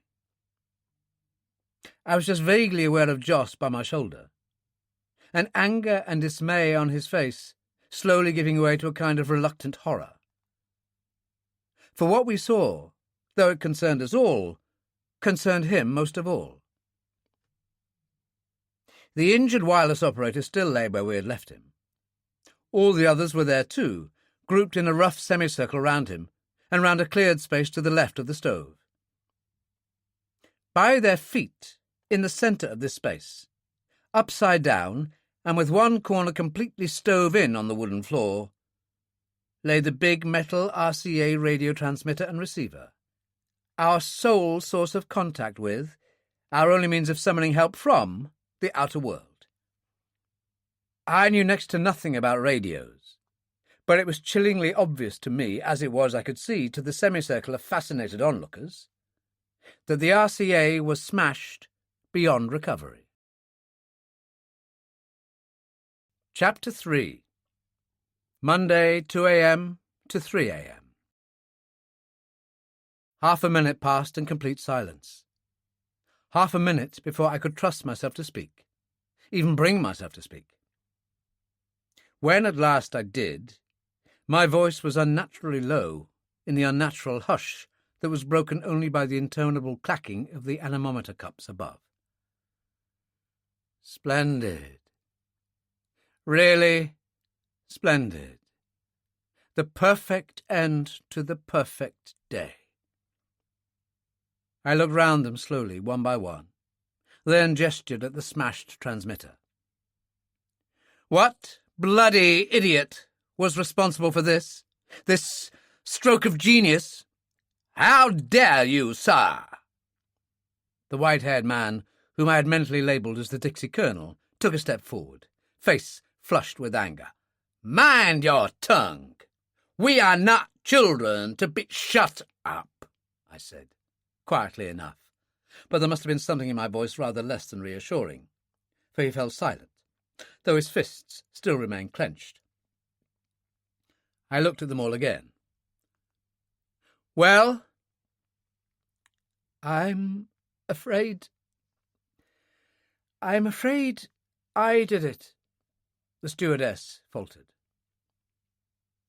Her brown eyes were as unnaturally large, her face as white and strained as when I had first seen her.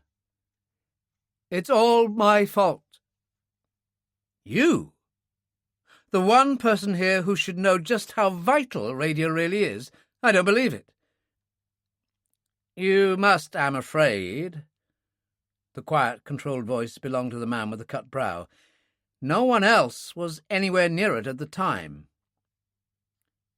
What happened to you?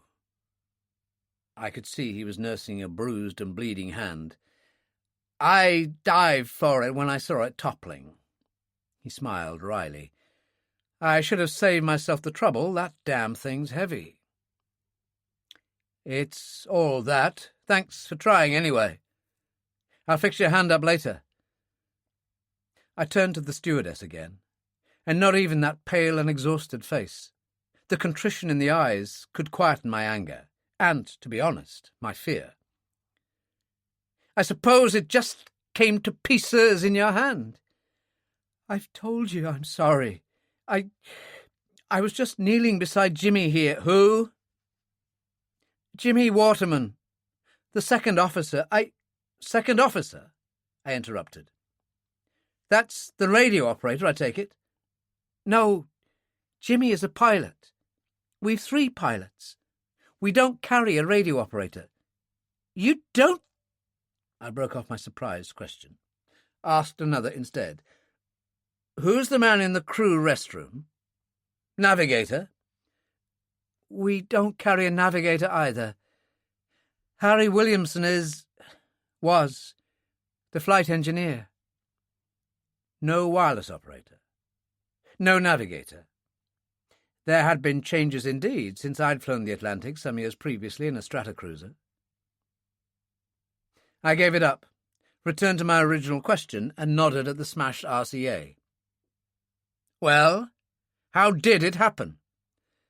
I brushed the table as I rose and, well, it just fell. Her voice trailed off uncertainly. It just fell, I echoed incredulously. 150 pounds of transmitter, and you flicked it off the table just like that. I didn't knock it off. The legs collapsed. It's got no legs to collapse, I said shortly. Hinges. Well, hinges then. I looked at Joss, who'd been responsible for the erection of the table as well as the radio. Is it possible? No. His voice was flat, definite. Again the silence in the cabin, the hush, the tension that grew from the merely uncomfortable to the all but unbearable. But I was beginning to see that there was nothing to be gained now by further questioning, much to be lost. The radio was wrecked. Finish. I turned away without a word, hung up my caribou furs on nails on the walls, took off goggles and gloves, and turned to the man with the cut brow. Let's have a look at your head and your hand. It's a pretty nasty gash on your forehead. Forget the radio for the moment, Joss. Let's have coffee first, lots of it. I turned to Jack Straw, who had just come down the steps from the hatch and was staring at the smashed radio. I know, Jack Straw, I know. I'll explain later. Not that I know anything about it. Bring some empty cases for seats out of the food tunnel, will you? And a bottle of brandy, we all need it. I just started to wash the cut forehead. A nasty gash, as I'd said, but surprisingly little signs of bruising, when the big, amiable young man who had helped us lower the second officer from the wrecked plane came to us. I looked across up at him, and saw that I could be wrong about the amiability. His face wasn't exactly hostile, but his eyes had the cool, measuring look of one who knew from experience that he could cope with most of the situations, pleasant and unpleasant, that he was ever likely to come up against. Look, he began without preamble, I don't know who you are or what your name is, but I'm sure we are all most grateful to you for what you've done for us. It's more than probable that we owe our lives to you. We acknowledge that. Also, we know you're a field scientist, and we realize that your equipment is of paramount importance to you. Agreed? Agreed. I dabbed iodine fairly liberally on the injured man's head. He was tough, all right. He didn't even wince. And looked at the speaker. Not at all a man to ignore, I thought. Behind the strong, intelligent face lay a hardness, a tenacity of purpose that hadn't been acquired along with the cultured, relaxed voice at the Ivy League college I was pretty certain he had attended. You'd something else to say? Yes. We think, I think, that you were unnecessarily rough on our air hostess. You can see the state the poor kid's in. Okay, so your radio's bust. So you're hopping mad about it. But there's no need for all this song and dance. His voice was calm, conversational, all the time. Radios aren't irreplaceable. This one will be replaced, I promise you. You'll have a new one inside a week. 10 days at the most. Kind, I said dryly. I finished tying the head bandage and straightened up. The offer is appreciated, but there's one thing you haven't taken into account. You may be dead inside that 10 days. You may all be dead in 10 days. We may all—" He broke off and stared at me, his expression perceptibly hardening. "What are you talking about?"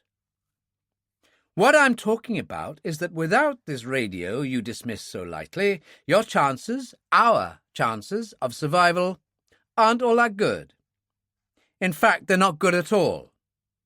I don't give a tuppenny damn about the radio as such." I eyed him curiously, and a preposterous thought struck me. At least, it was preposterous for all of a couple of seconds before the truth hit me. Have any of you any idea just where you are, right here, at the present moment?" "Well, sure we have." The young man lifted his shoulders fractionally. "Just can't say how far to the nearest drugstore or pub." "I told them," the stewardess interrupted. "They were asking me just before you came in. I thought Captain Johnson had overshot the landing field at Reykjavik in a snowstorm. This is Langjökull, isn't it?" She saw the expression on my face and went on hastily, "Or Hofsjökull? I mean, we were flying more or less northeast from Gander, and these are the only two snowfields or glaciers, or whatever you call them in Iceland, in that direction from—" "Iceland?" I suppose there is a bit of the ham actor in all of us, and I really couldn't pass it up. "Did you say Iceland?" She nodded dumbly. Everybody was looking at her, and when she didn't answer, they all transferred their gazes to me, as at the touch of a switch. "Iceland," I repeated. "My dear girl, at the present moment you're at an altitude of 8,500 feet, right slam-bang in the middle of the Greenland ice cap." The effect was all that anybody could ever have wished for. I doubt whether even Marie Lagarde had ever had a better reaction from an audience. Stunned is an inadequate word to describe their mental state immediately after this announcement.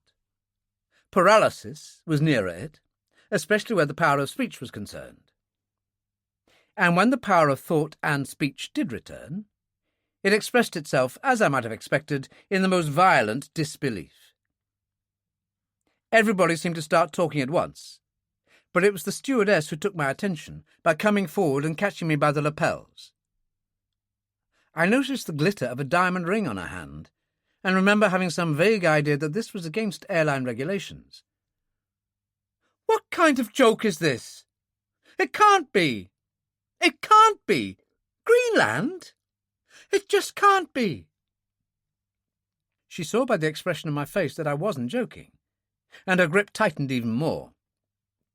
I had just time to be conscious of two conflicting thoughts.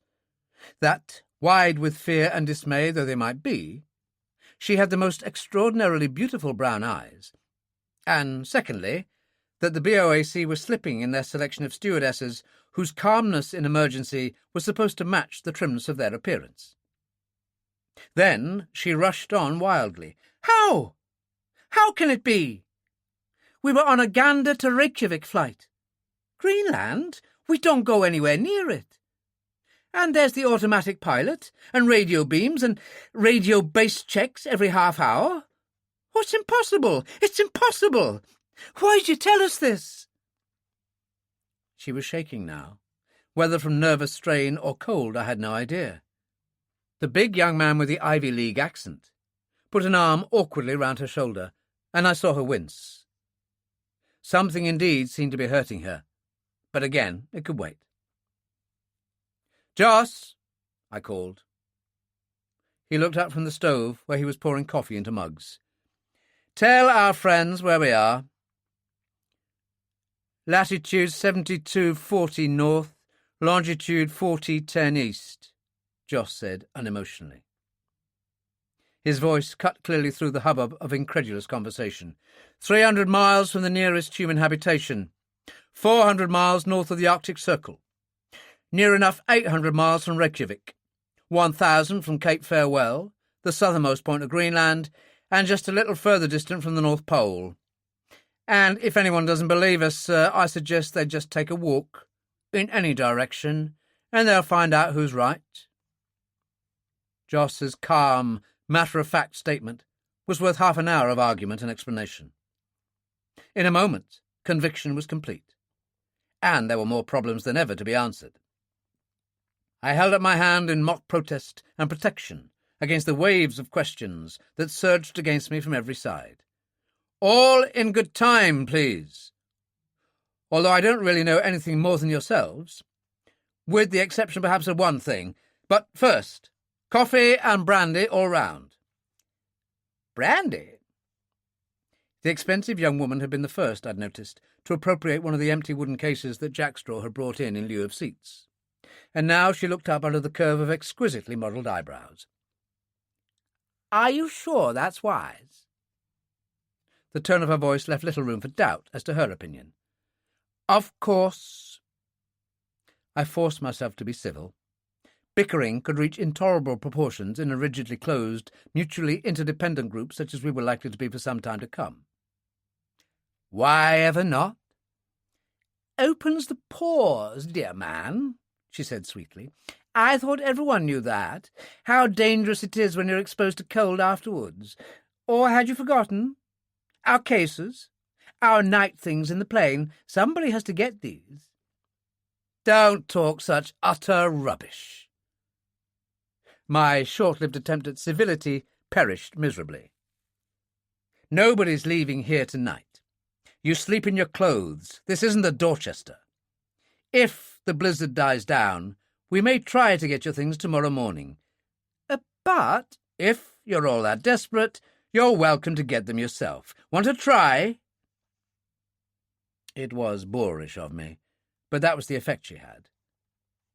I turned away to see the minister, or priest, hold up his hand against the offered brandy. Go on, take it, I said impatiently.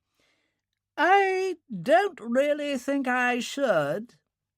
The voice was high-pitched, but the enunciation clear and precise, and I found it vaguely irritating that it should so perfectly match his appearance, be so exactly what I should have expected. He laughed, a nervous, deprecating laugh. My parishioners, you know. I was tired, worried, and felt like telling him what he could do with his parishioners, but it wasn't his fault. There's precedent in plenty in your Bible, Reverend. You know that better than I. It'll do you good, really. Oh, well, if you think so. He took the glass gingerly, as if Beelzebub himself were on the offering end. But I noticed that there was nothing so hesitant about his method and speed of disposal of the contents. His subsequent expression could properly be described as beatific.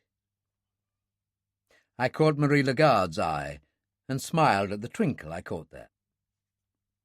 The Reverend wasn't the only one who found the coffee and brandy welcome.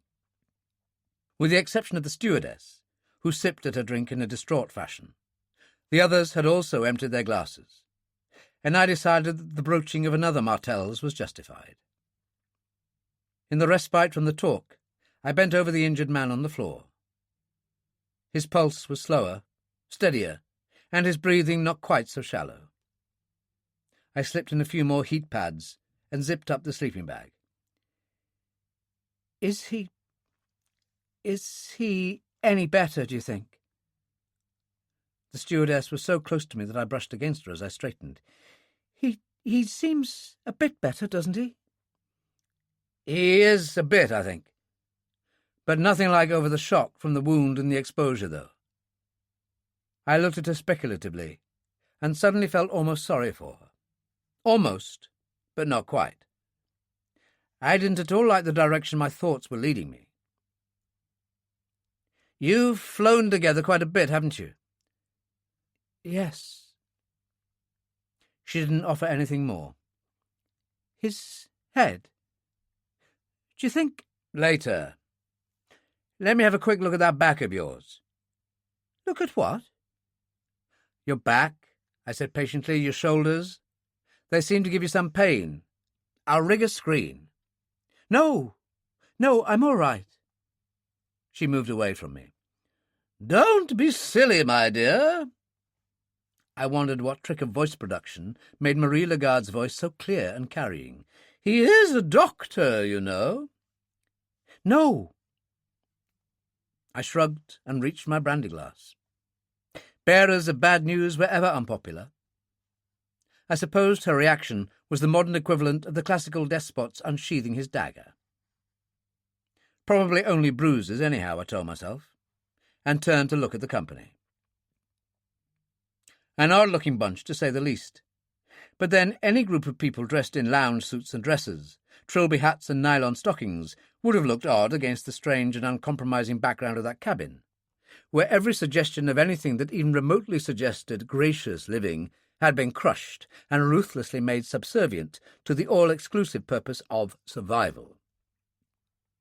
Here there were no armchairs, no chairs even, no carpets, wallpaper, bookshelves, beds, curtains, or even windows for the curtains.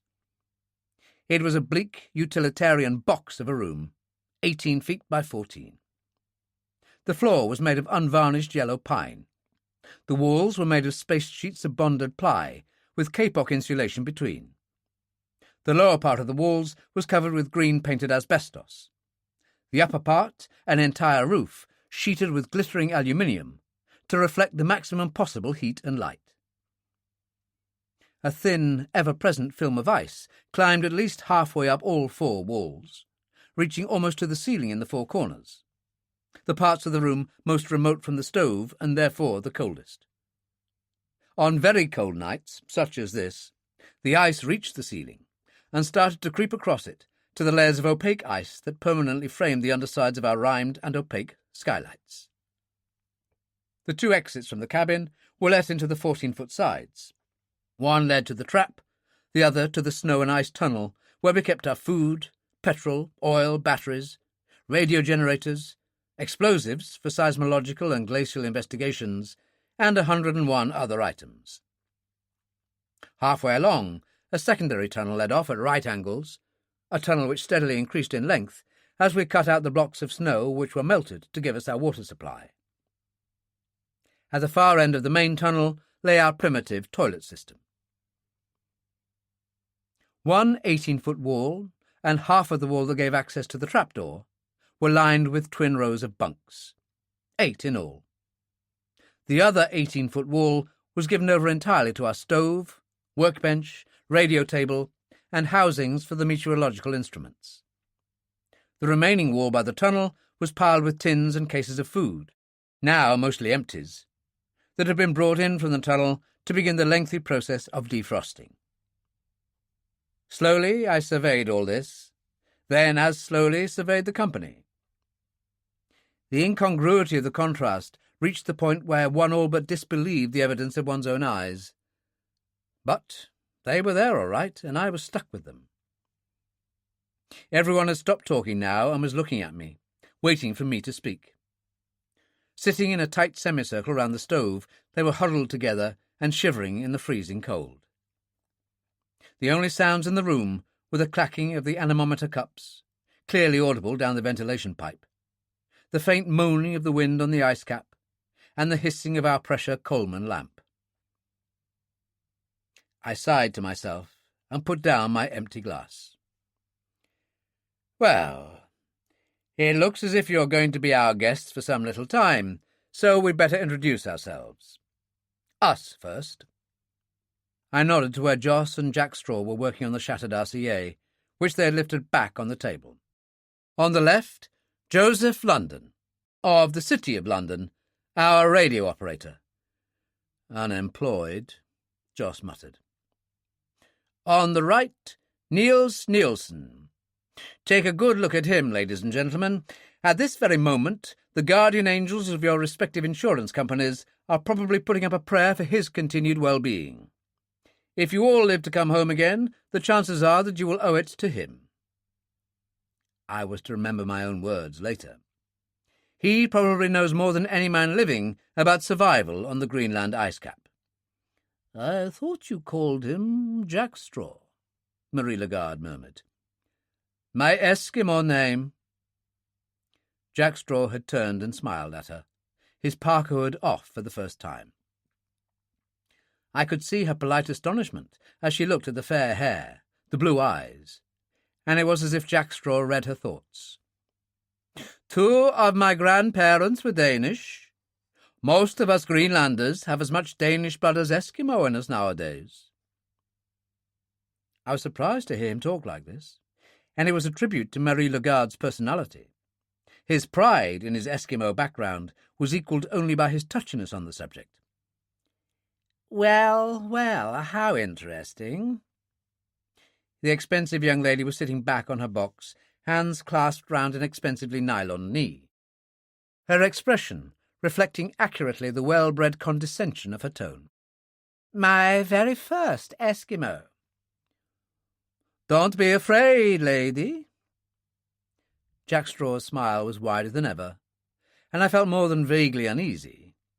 His almost invariable Eskimo cheerfulness and good nature concealed an explosive temper, which he'd probably inherited from some far-distant Viking forebear.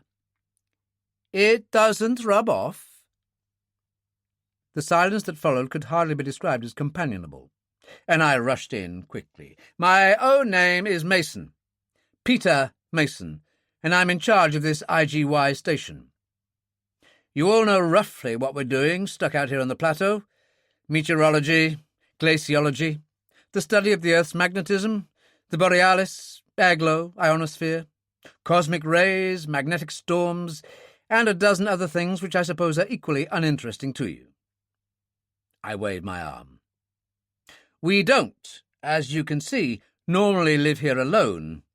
5 others are away to the north on a field expedition. They're due back in about 3 weeks, after which we all pack up and abandon this place before the winter sets in and the ice pack freezes on the coast. Before the winter sets in? The little man in the Glen Urquhart jacket stared at me. You mean to tell me it gets colder than this? Oh, it certainly does. An explorer called Alfred Wegener wintered not 50 miles from here in 1930 to 31, and the temperature dropped by 85 degrees below zero, 117 degrees of frost. And that may have been a warm winter for all we know.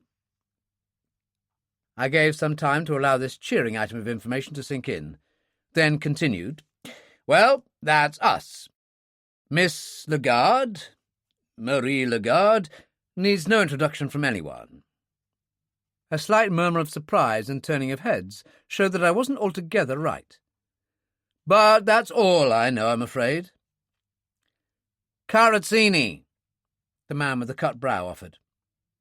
The white bandage, just staining with blood, was in striking contrast to the receding dark hair.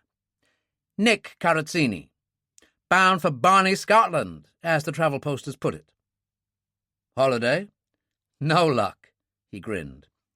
Taking over the new global tractor company outside Glasgow. Know it? I've heard of it. Tractors, eh? Mr. Carazzini, you may be worth your weight in gold to us yet. We have a broken-down elderly tractor outside that can usually only be started by repeated oaths and assaults by a 4-pound hammer. Well, he seemed taken aback. Of course, I can try. I don't suppose you've actually laid a finger on a tractor for many years, Marie Lagarde interrupted shrewdly. Isn't that it, Mr. Carazzini? Afraid it is, he admitted ruefully. But in a situation like this, I'd gladly lay my hands on another one. Oh, you'll have your chance, I promised him. I looked at the man beside him. Smallwood, the minister announced. He rubbed his thin white hands constantly to drive the cold away. The Reverend Joseph Smallwood. I'm the Vermont delegate to the International General Assembly of the Unitarian and Free United Churches in London. You may have heard of it. Our biggest conference in many years. Sorry, I shook my head, but don't let that disturb you. Our paperboy misses out occasionally. And you, sir? Solly Levin, of New York City, the little man in the check jacket added unnecessarily. He reached up and laid a proprietary arm along the broad shoulders of the young man beside him. And this is my boy, Johnny. Your boy? Your son? I fancied I could see a slight resemblance. Perish the thought, the young man drawled. My name is Johnny Zagero. Solly is my manager. Sorry to introduce a discordant note into company such as this." His eyes swept over us, dwelt significantly longer on the expensive young lady by his side. "But I'm in the way of being a common or garden pugilist. That means boxer, Solly." "Would you listen to him?" Solly Levin implored. He stretched his clenched fists heavenwards. "Would you just listen to him? Apologizing. Johnny Zagaro, future heavyweight champion, apologizing for being a boxer. The white hope for the world, that's all. Rated #3 challenger to the champ. A household name in all—" "Ask Dr. Mason if he's ever heard of me," Zagaro suggested. "Well, that means nothing," I smiled. "You don't look like a boxer to me, Mr. Zagaro, or sound like one. I didn't know it was included in the curriculum at Yale. Or was it Harvard?" "Princeton," he grinned. "And what's so funny about that? Look at Tunney and his Shakespeare. Roland Nastaza was a college boy when he fought for the world title. Why not me?" "Exactly." Solly Levin tried to thunder the word, but he hadn't the voice for it. "Why not?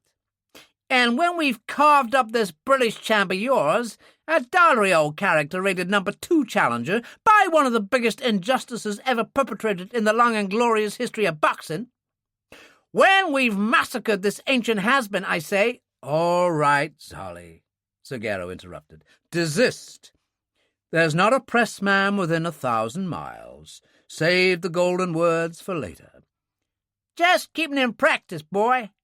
Words are 10 a penny. I got thousands to spare." "Thousands, Solly, thousands. You're slipping. Now shut up." Solly shut up, and I turned to the girl beside Zagaro. "Well, Mrs. Dansby Gregg, you may have heard of me." "No," I wrinkled my brow. "I'm afraid I haven't." I'd heard of her all right, and I knew now that I'd seen her name and picture a score of times, among those of other wealthy, unemployed, and unemployable, built up by the tongue-in-the-cheek gossip columnists of the great national dailies, into an ersatz London society whose frenetic, frequently moronic, and utterly unimportant activities were a source of endless interest to millions. Mrs. Dansby Gregg, I seem to recall, had been particularly active in the field of charitable activities, although perhaps not so in the production of the balance sheets. She smiled sweetly at me. "Well, perhaps it's not so surprising after all. You are a bit distant from the centre of things, aren't you?" She looked across to where the youngster with the broken collarbone was sitting. "And this is Fleming." "Fleming?" This time the wrinkling of my brow was genuine. "You mean Helene?" "Fleming, my personal maid." "Your personal maid?" I said slowly. I could feel the incredulous anger stirring inside me. "Your own maid? And you didn't even bother to volunteer to stay while I fixed her shoulder up?" "Miss Lagarde did it first," she said coolly. "Why should I?" "Quite right, Mrs. Dansby Gregg.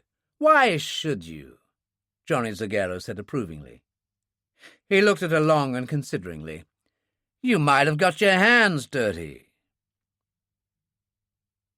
For the first time, the carefully cultivated facade cracked.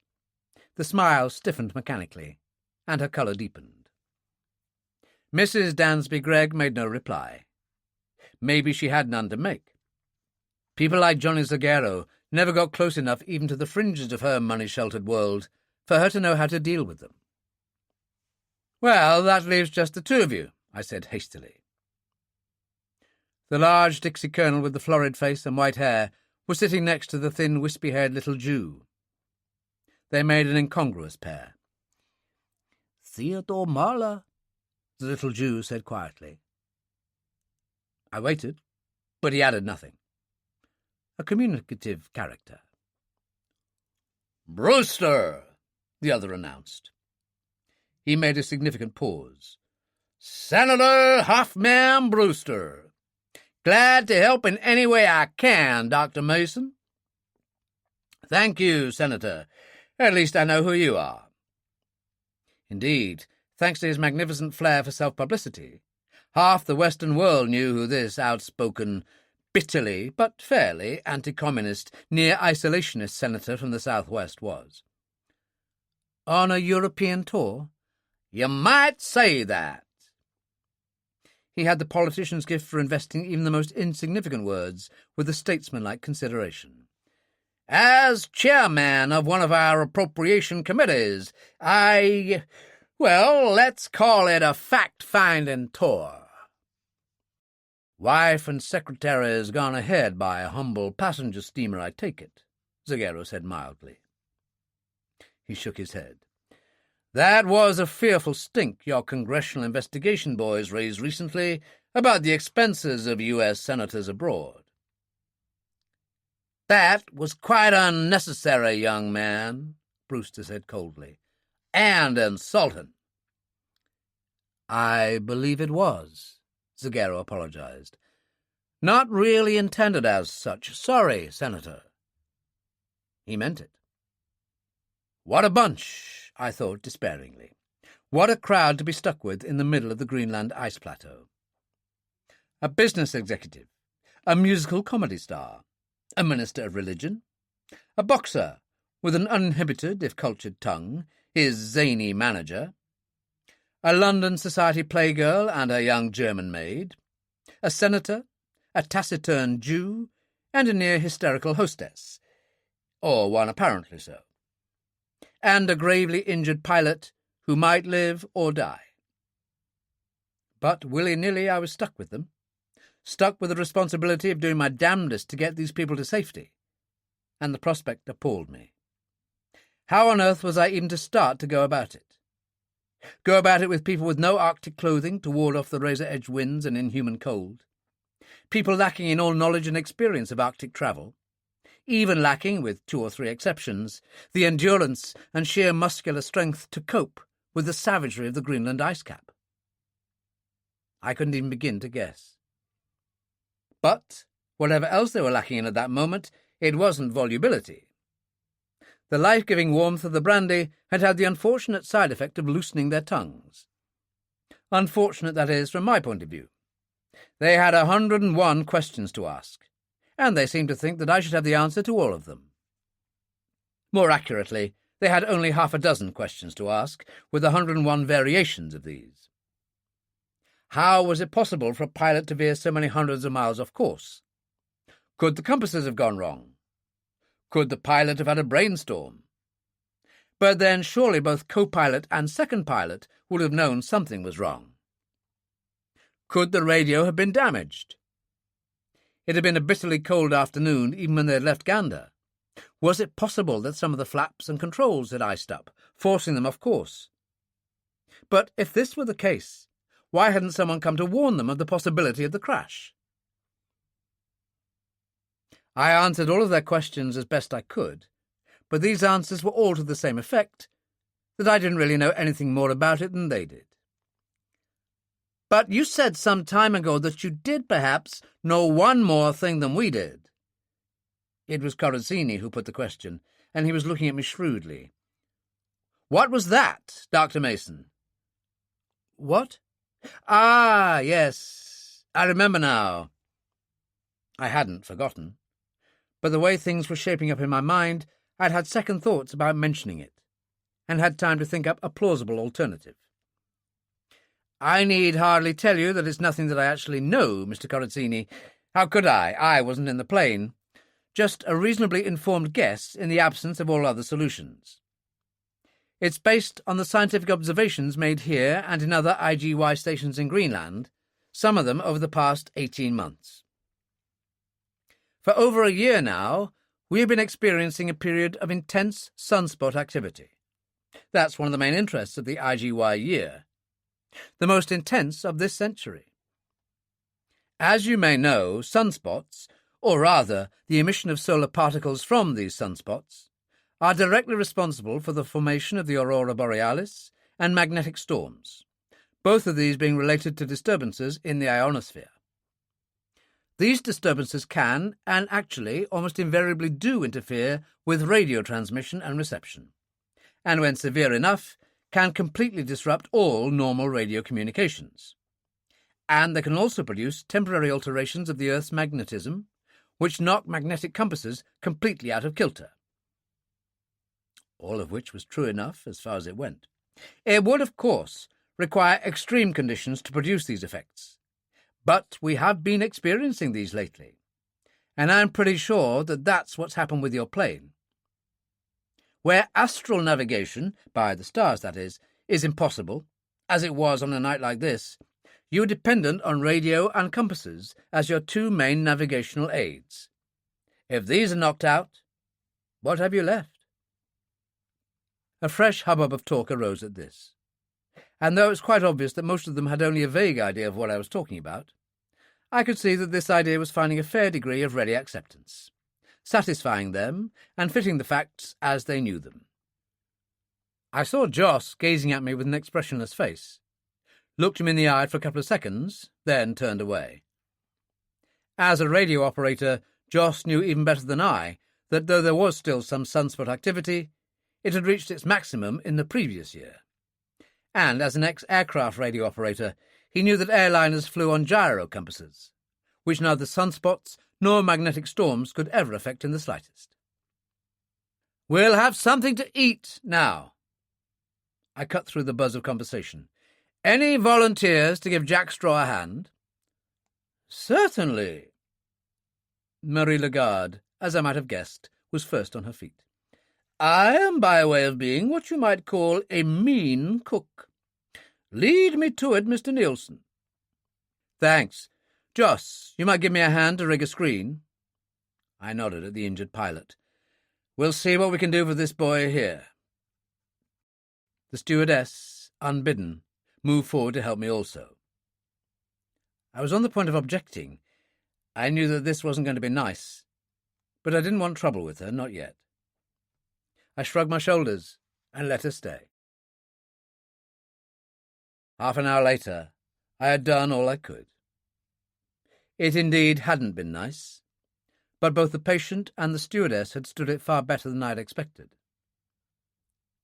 I was fixing and binding on a stiff leather helmet to protect the back of his head, and Joss was strapping him down, inside the sleeping bag, to the stretcher, so that he couldn't toss around and hurt himself, when the stewardess touched my arm.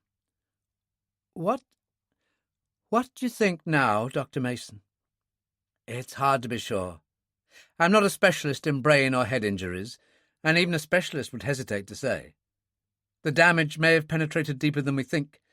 There may be hemorrhaging. It's often delayed in these cases." "But if there's no hemorrhaging," she persisted, "if the damage is no worse than what you think, what you see?" 50-50. I wouldn't have said so a couple of hours ago, but he seems to have quite astonishing powers of resistance and recuperation. Better than an even chance, I would say, if he had the warmth, the food, the skilled nursing he would have in a first-class hospital. As it is, well, let's leave it at that, shall we? "Yes," she murmured. "Thank you." I looked at her, looked at the washed-out face, the faint blue circles forming under her eyes, and almost felt touched with pity. Almost. She was exhausted and shivering with cold. "Bed," I said. "You're dying for sleep and warmth, Miss... I'm so sorry, I forgot to ask your name." "Ross. Margaret Ross." "Scots?" "Irish. Southern Irish." "I won't hold it against you." I smiled. There was no answering smile from her.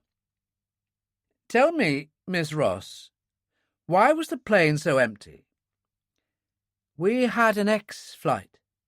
An extra or duplicate charter for an overflow of passengers out from London yesterday. Day before yesterday it is now, I suppose. We just stayed the night in Idlewild and had to return after we'd slept. The office phoned up people who had booked out on the evening plane, given the chance of an earlier flight. 10 of them accepted. I see. By the way, isn't it a bit unusual to have only one stewardess aboard? On a transatlantic flight, I mean. I know. There's usually 2 or 3, a steward and 2 stewardesses, or 2 stewards and a stewardess, but not for 10 people. Of course. Hardly worth stewarding, you might say.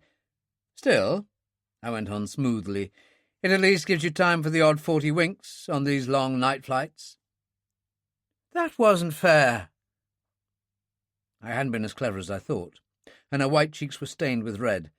That's never happened to me before. Never. Sorry, Miss Ross. It wasn't really meant as a dig. It doesn't matter anyhow. It does so matter. Her extraordinary brown eyes were bright with unshed tears. If I hadn't been asleep, I would have known what was going to happen. I could have warned the passengers. I could have moved Colonel Harrison to a front seat facing the rear. Colonel Harrison? I interrupted sharply. Yes, the man in the back seat, the dead man. But he had a uniform on when— I don't care. That was his name on the passenger list. If I'd known, he wouldn't be dead now, and Miss Fleming wouldn't have had a collarbone broken. So that's what's been worrying her, I thought. That accounts for her strange, distraught behaviour. And then a moment later, I realised that it didn't account for it at all. She had been behaving like that before ever she had known what had happened to any of the passengers. My slowly forming suspicions came back with renewed force. The lady would bear watching. You've nothing to reproach yourself with, Miss Ross. The captain must have been flying blind in the storm, and we're more than 8,000 feet up here. Probably he'd no knowledge of what was going to happen until the actual moment of crashing. In my mind's eye, I saw again the doomed airliner, landing lights on, circling our cabin for at least 10 minutes. But if Miss Ross had any such thing in her mind's eye, it was impossible for me to detect it. She had no idea at all, or she was an extraordinarily good actress. Probably, she murmured dully. I don't know. We had a hot and satisfying meal of soup, corned meat, potatoes and vegetables. Everything out of cans, but passable enough for all that. It was the last satisfying meal that our guests, or ourselves for that matter, were likely to have for some considerable time to come. But I felt the moment unpropitious for breaking that sort of news. Time enough for that tomorrow, or later in the day, rather, for it was now already after 3 o'clock in the morning. I suggested that the 4 women sleep in the top bunks, not from any delicacy of sentiment, but because it was at least 25 degrees warmer there than it was at ground level, and the proportional difference would increase as the night wore on after the stove had been put out. There were some half-hearted protests when they learnt that I intended to shut down the fire, but I didn't even bother arguing with them. Like all people who have lived for any length of time in the Arctic, I had an almost pathological dread of fire. Margaret Ross, the stewardess, refused the offer of a bunk and said she would sleep by the injured pilot, lest he should wake and want anything during the night.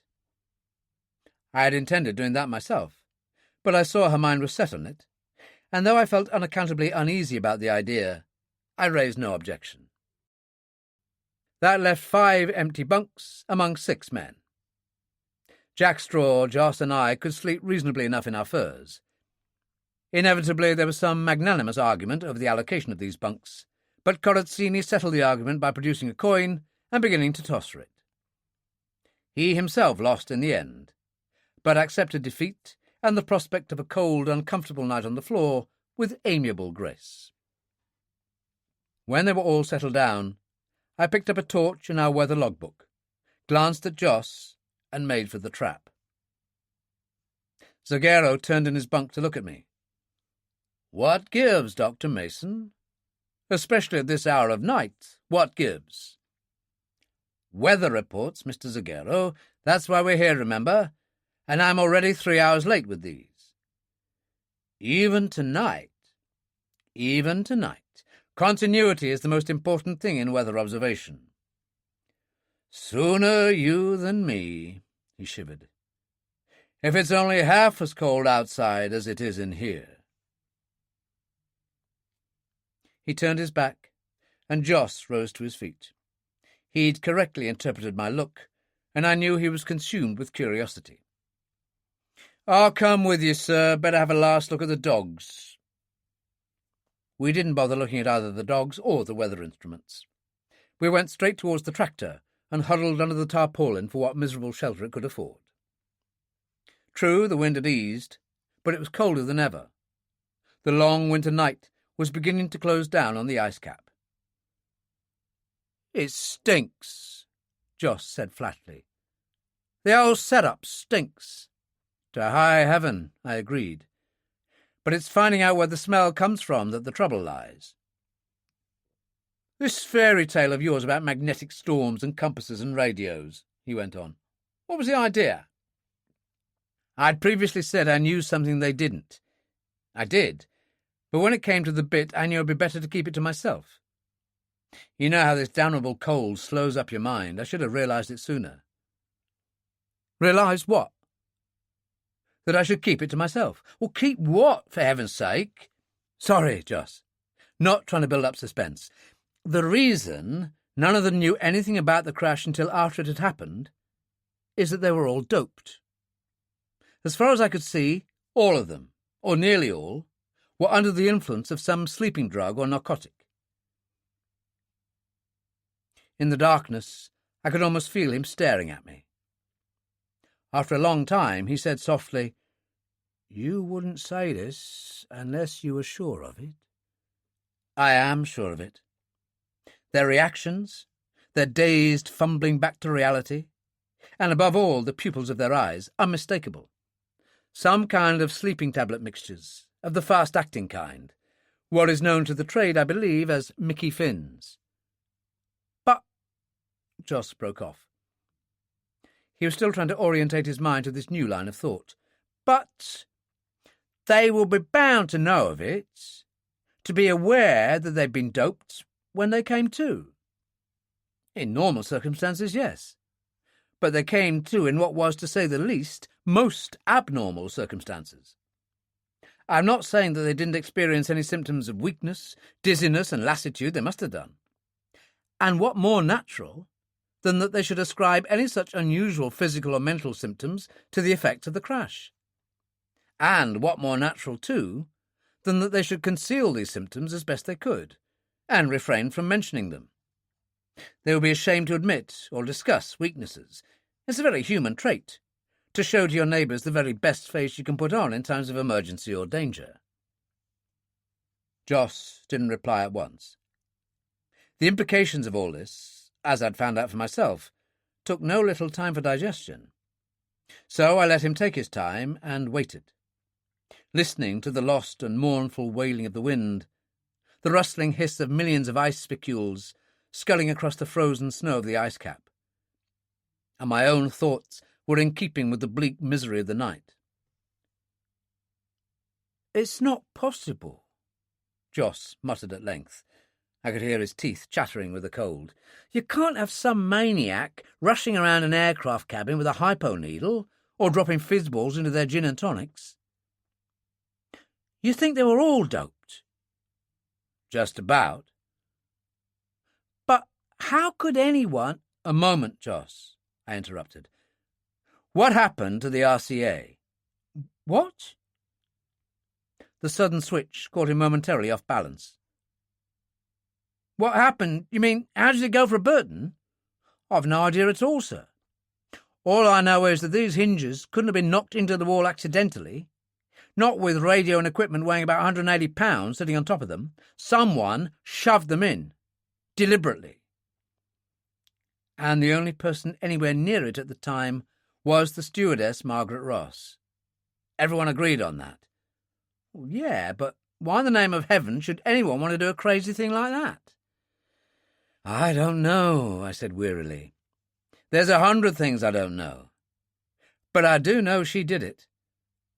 And who's in the best position to spike the drinks of aircraft passengers?" "Good God!" I could hear the sharp hissing intake of breath. "Of course! Drinks! Or maybe the sweets they hand out at takeoff. No. I shook my head definitely in the darkness. Barley sugar is too weak a covering-up agent to disguise the taste of a drug. Coffee, more likely. It must have been her, Joss said slowly. It must have been. But she acted as dazed and abnormal as any of the others. More so, if anything. Maybe she'd reason to, I said grimly. Come on. Let's get back or we'll freeze to death. Tell Jack Straw when you get him by himself.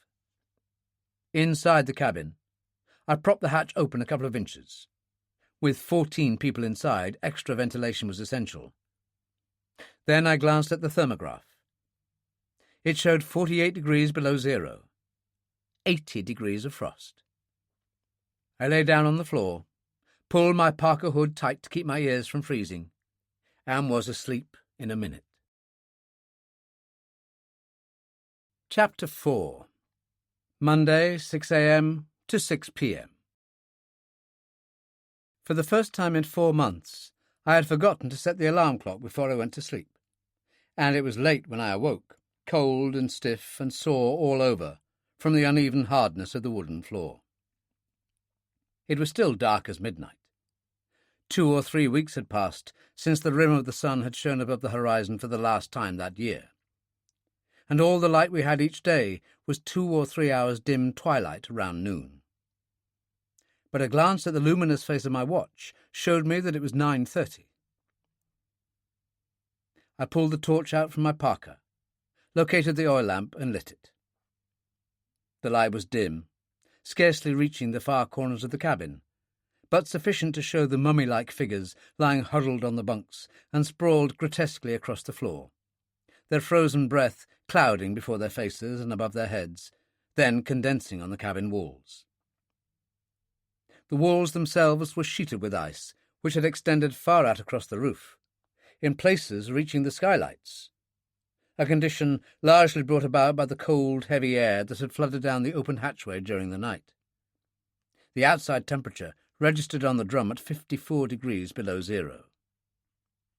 Not everyone was asleep. Most of them, I suspected, had slept but little. The numbing cold had seen to that. But they were as warm in their bunks as they would be anywhere else, and nobody showed any inclination to move. Things would be better when the cabin heated up a little. I had trouble starting the stove, even though it was gravity-fed from a tank above and to one side of it. The fuel oil had thickened up in the cold, but when it did catch, it went with a roar. I turned both burners up to maximum, put on the water bucket that had lain on the floor all night and was now nearly a solid mass of ice, pulled on snow mask and goggles, and clambered up the hatchway to have a look at the weather. The wind had died away almost completely. I'd known that from the slow and dispirited clacking of the anemometer cups, and the ice drift, which at times could reach up several 100 feet into the sky, was no more than gentle puffs of dust stirring lazily and spectrally through the feeble beam of my torch across the glittering surface of the ice cap. The wind, such as it was, still held out to the east. The cold, too, was still intense, but more bearable than it had been on the previous night. In terms of the effect of cold on human beings in the Arctic, absolute temperature is far from being the deciding factor. Wind is just as important. Every extra mile per hour is equivalent to a 1-degree drop in temperature, and humidity far more so. Where the relative humidity is high, even a few degrees below zero can become intolerable. But today the wind was light and the air dry. Perhaps it was a good omen. After that morning, I never believed in omens again. When I got below, Jack Straw was on his feet, presiding over the coffee pot. He smiled at me, and his face was as fresh and rested as if he'd had 9 hours on a feather bed behind him. But then Jack Straw never showed fatigue or distress under any circumstances. His tolerance to sleeplessness and the most exhausting toil was phenomenal. He was the only one on his feet, but far from the only one awake. Of those in the bunks, only Senator Brewster was still asleep. The others were facing into the centre of the room, a few propped up on their elbows, all of them shivering, and shivering violently, their faces blue and white and pinched with the cold.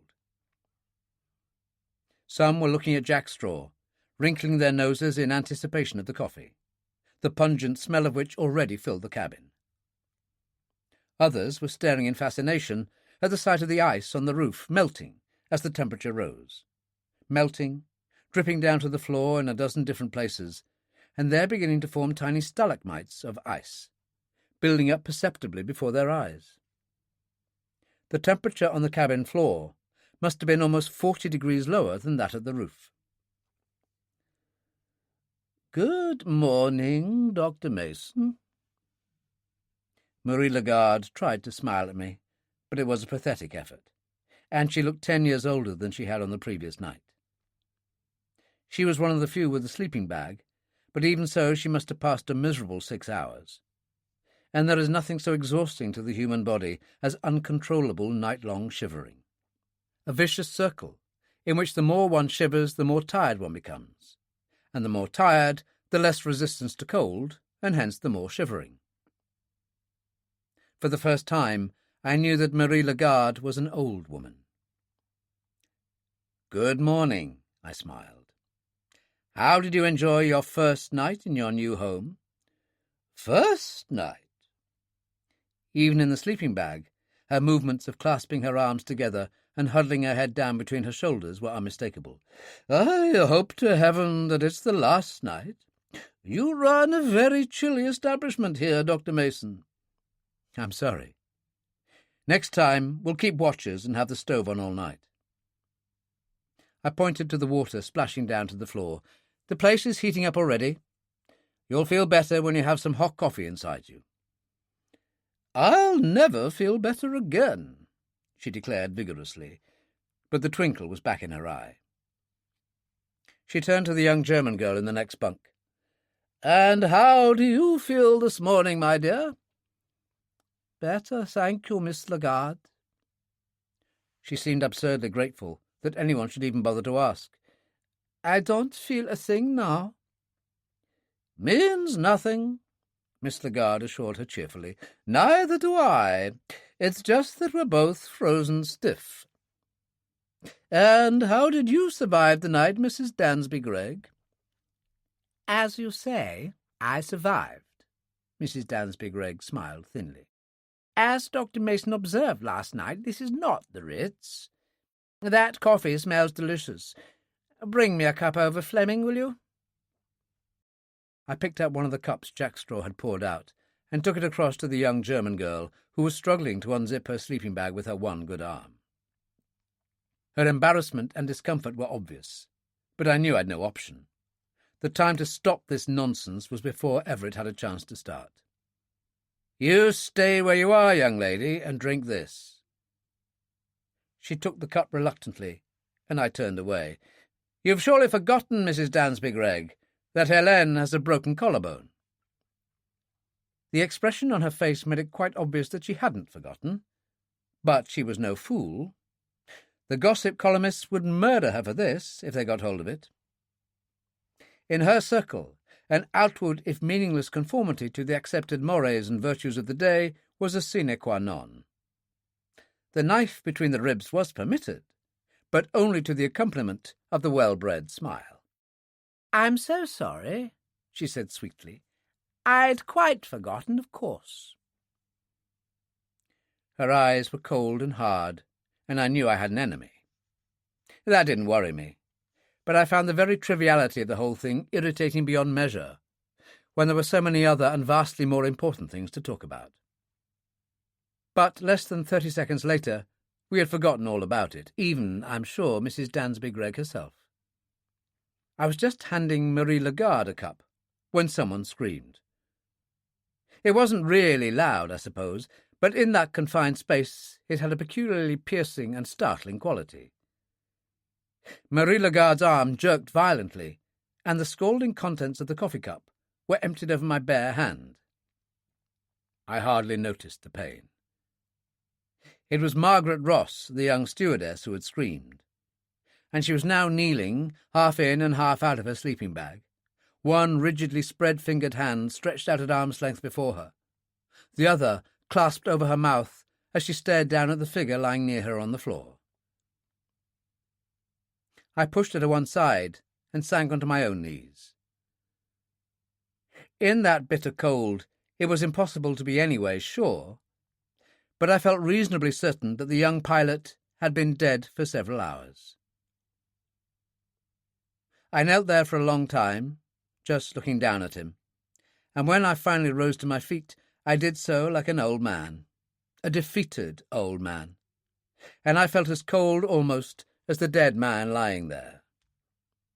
Everyone was wide awake now, everyone staring at me, the eyes of nearly all of them reflecting the superstitious horror which the presence of sudden and unexpected death brings to those who are unaccustomed to it. It was Johnny Zaguero who broke the silence. "He's dead, isn't he, Dr. Mason?" His low voice sounded a little husky. "That head injury—" His voice trailed off. "Cerebral hemorrhage," I said quietly, "as far as I can tell." I lied to him. There was no shadow of doubt in my mind as to the cause of death.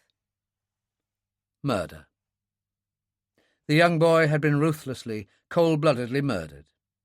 Lying there unconscious, gravely injured and with his hands strapped helplessly to his sides, he had been smothered, as easily, as surely, as one might smother a very little child. We buried him out on the ice cap, not 50 yards from the place where he had died. Bringing his stiffened body out of the hatch was a grisly job, but we managed it, and laid him on the snow while we sawed out a shallow grave for him in the light of one of our torches. It was impossible to dig it out. That frozen, ringing surface turned shovel blades as would a bar of iron. Even at 18 inches, the impacted névé of snow and ice defied the serrated spear points of our special snow saws. But it was deep enough, and within a few hours the eternal ice drift would have smoothed its blanket across the grave, and we would never be able to find it again. The Reverend Joseph Smallwood murmured some sort of burial service over the grave, but his teeth chattered so violently in the cold, and his voice was so low and indistinct and hurried, that I could hardly catch a word of it. I thought wryly that heavenly forgiveness for this indecent haste was unlikely to be withheld. By all odds, it must have been by far the coldest funeral service that Mr. Smallwood had ever conducted. Back in the cabin, breakfast was a sketchy and silent affair. Even in the steadily rising warmth, the melancholy gloom was an almost palpable blanket under the dripping ceiling. Hardly anybody said anything. Hardly anybody ate anything. Margaret Ross ate nothing, and when she finally set down her coffee cup, the contents had scarcely been touched. "You're overdoing it, my dear," I thought viciously. "You're carrying the grief-stricken act just a little too far. A little longer, and even the others will start wondering. And they have no suspicions at all, you damned, inhuman little murderess." For I had no suspicions either, only certainty. There was no doubt in my mind at all but that she had smothered the young pilot. She was only slightly built, but then it would have required only slight strength. Lashed to the cot as he had been, he wouldn't even have been able to drum his heels as he had died. I could feel my flesh crawl at the very thought. She had killed him, just as she had broken the radio and doped the passengers. He had been killed, obviously, to keep him from talking. About what, I couldn't even begin to guess. Any more than I could guess the reason for the destruction of the radio. Except that she clearly did not want the news of the crash broadcast to the outer world. But why in the world destroy the radio in the first place? Surely she must have known how essential it was for survival. But then, after all, how was she even to have guessed that? She might well have thought that we had big, fast tractors that could have whipped them down to the coast in a matter of a couple of days. For that matter, She might have thought she was a great deal nearer the coast than we really were. It was impossible, surely, that she had genuinely imagined that we were in Iceland. Or was it? My thoughts were spinning now in an unbreakable circle. I knew I was getting nowhere, couldn't possibly get anywhere without some fresh information. As it was, I was only confusing myself the more with the passing of every moment. I gave it up then, promising myself that from now on I would watch her every possible minute of the day. I looked at her again, covertly, and she was staring vacantly at one of the glowing embers of the stove. Planning her next move, no doubt, planning it as cleverly as the last. Asking me last night about the pilot's chances of survival, doubtless to decide whether he would have to be killed or could safely be left to die. Had been clever enough. But insisting on sleeping next to the man she had meant to kill had been nothing short of brilliant. On that account alone, no one would ever suspect her, even if the fact that it had been murder became known. And it wouldn't. I intended keeping that to myself. Or did she suspect I suspected? Heaven only knew. All I knew was that she must be playing for tremendous stakes, or that she was mad. It was just after 11 o'clock. Joss and Jack Straw were in a corner by themselves, stripping down the smashed transmitter, while the rest were grouped in a large semicircle round the stove. They looked wan and sickly, and were sitting very still indeed. They looked unwell, because the first greyness of the noon twilight was stealing through our rimed skylights, and it did unflattering things to any complexion.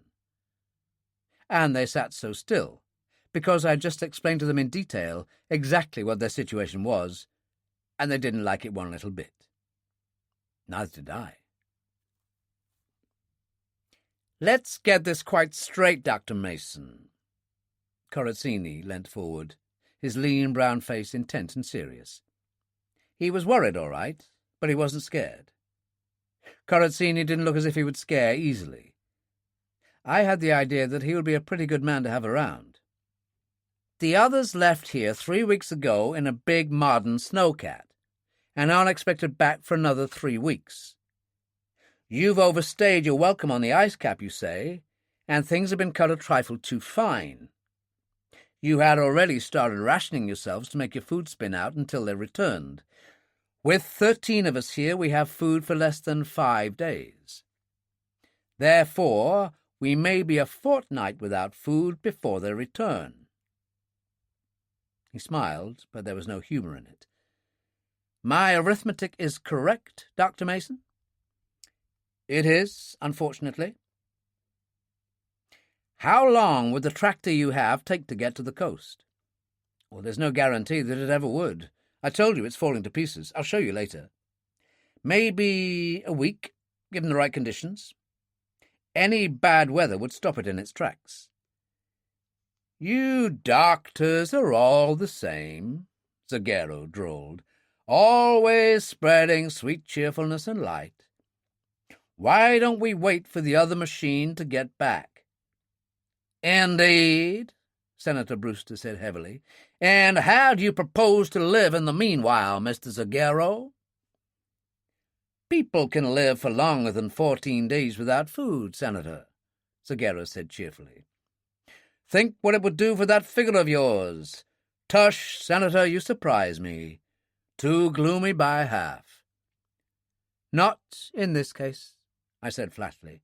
"The Senator is right. Sure, you can live a long time without food in normal conditions. You might even do it here, if you had proper day clothes and night coverings. You haven't. And how many of you have stopped shivering since you came here? Cold burns up your energy and depletes your reserves at a fantastic pace. Do you want me to list all the Arctic and Antarctic explorers and Himalayan climbers who have died within 48 hours of their food running out? And don't kid yourself about the life-giving warmth of this cabin. The floor temperature is about 0 now, and that's as hot as it's likely to get."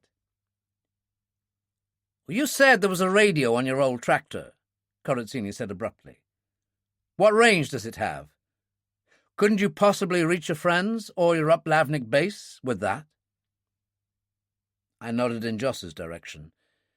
There's the man to ask. I heard, Joss said without enthusiasm. Do you think I'd be trying to salvage this wreckage, Mr. Corazzini, if there was any chance? It's an 8-watt transmitter with hand-crank generator and battery receiver. It came out of the Ark and was never meant for anything more than walkie-talkie use. But what is its range? Corazzini persisted. Impossible to say, Joss shrugged. You know how it is with transmission and reception. One day you can hardly pick up the BBC 100 miles away. Another you can pick up a taxicab at twice the distance, if you have the right receiver. All depends on conditions. This one? 100 miles, maybe. 150 in perfect conditions. In the present conditions, you'd be better with a megaphone. I'll have a go with it this afternoon, perhaps. Might as well waste my time that way as any other. Joss turned away, and it was obvious that, as far as he was concerned, the subject was closed. Perhaps your friends will move within transmission range, Corazzini suggested. After all, you said they're not much more than a couple of 100 miles away. And I said they'll be staying there. They've set up their equipment and instruments, and they won't move until they have to. They're too short of petrol for that. They can refuel here, of course. Oh, that's no worry. I jerked a thumb towards the tunnel. There's 800 gallons out there. I see. Corazzini looked thoughtful for a moment, then went on. Please don't think I'm being annoyingly persistent. I just want to eliminate possibilities. I believe you have, or have had, a radio schedule with your friends. Won't they worry if they fail to hear from you? Hillcrest, that's the scientist in charge, never worries about anything. And unfortunately their own radio, a big long-range job, is giving trouble. They said a couple of days ago that the generator brushes were beginning to give out, and the nearest spares are here. If they can't raise us, they'll probably blame themselves. Anyway, they know we're safe as houses here. Why on earth should they worry? So what do we do? Solly Levin asked querulously. Starve to death? Or start hiking? Succinctly and admirably put, Senator Brewster boomed. In a nutshell, one might say. I propose we set up a small committee to investigate the possibilities. This isn't Washington, Senator, I said mildly. Besides, we already have a committee, Mr. London, Mr. Nielsen, and myself. Indeed. It seemed to be the Senator's favourite word, and long years of practice had matched it perfectly to the lift of his eyebrows. You will remember, perhaps, that we have rather a personal stake in this also. I'm unlikely to forget it, I said dryly. Look, Senator, if you were adrift in a hurricane and were picked up by a ship, would you presume to advise the captain and his officers of the course they should adopt to survive the hurricane? That's not the point. Senator Brewster puffed out his cheeks. This is not a ship. Shut up. It was Corazzini who spoke, his voice quiet and hard, and I could suddenly understand why he had reached the top in his own particularly tough and competitive business. Dr. Mason is absolutely right. This is their own backyard, and our lives should be left in the hands of experts. I take it you have already reached a decision, Dr. Mason. I reached it last night. Joss, Mr. London, stays here to contact the others when they return. He will be left enough food for 3 weeks. We take the remainder, and we leave tomorrow. Why not today? Because the tractor is at present unfit for winter travel, especially travel with 10 passengers. It's still got the canvas hood on it that it had when we hauled stuff up from the coast. We have the prefabricated wooden sides and top that we need to arcticize it, plus the bunks and portable stove. but it will take several hours. We start on that now. Soon. But first, your luggage. We'll go out to the plane now and bring that back. Thank goodness for that, Mrs. Dansby-Gregg said stiffly. I was beginning to think I'd never see my stuff again. Oh, you will, I said. Briefly. Just what do you mean by that? She asked suspiciously. I mean that you'll all put on as many clothes as you're able to stagger about in, I said. Then you have a small attaché case for your valuables, if you have any. The rest of the stuff we'll have to abandon. This is no Cook's tour. We'll have no room on the tractor. But I have clothes worth hundreds of pounds, she protested angrily. Hundreds? Thousands will be nearer it. I have a Balenciaga alone that cost over £500, not to mention— How much do you reckon your own life is worth? Zagero said shortly. He grinned. Or maybe we should abandon you and save the Balenciaga. Better still, wear it on top of everything. You know, how the well-dressed woman leaves the ice cap.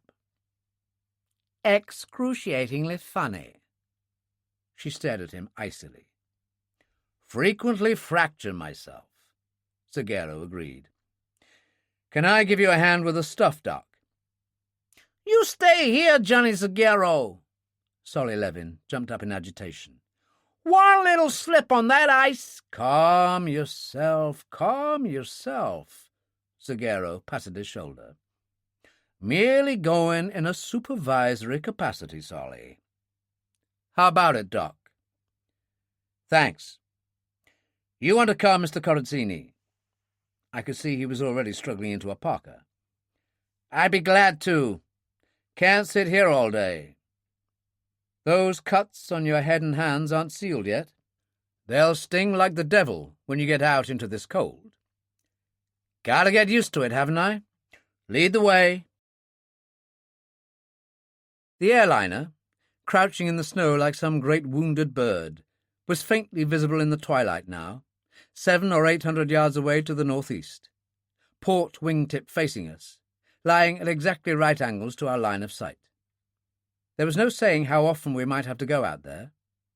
The quasi-daylight would be gone in another hour or so, and it seemed pointless to follow in darkness the zigzag route we had been compelled to make the previous night.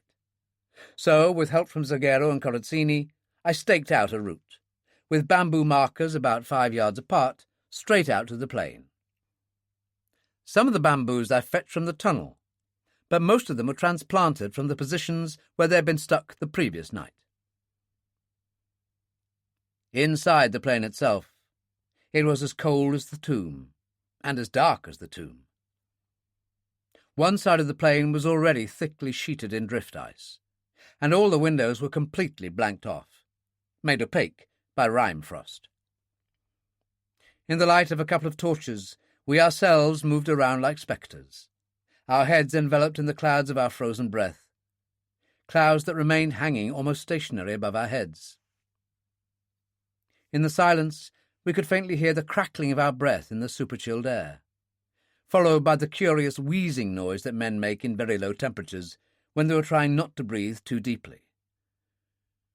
God, this is a ghastly place, Zagero said. He shivered, whether or not from cold it was impossible to say, and flashed his torch at the dead man sitting in the back seat.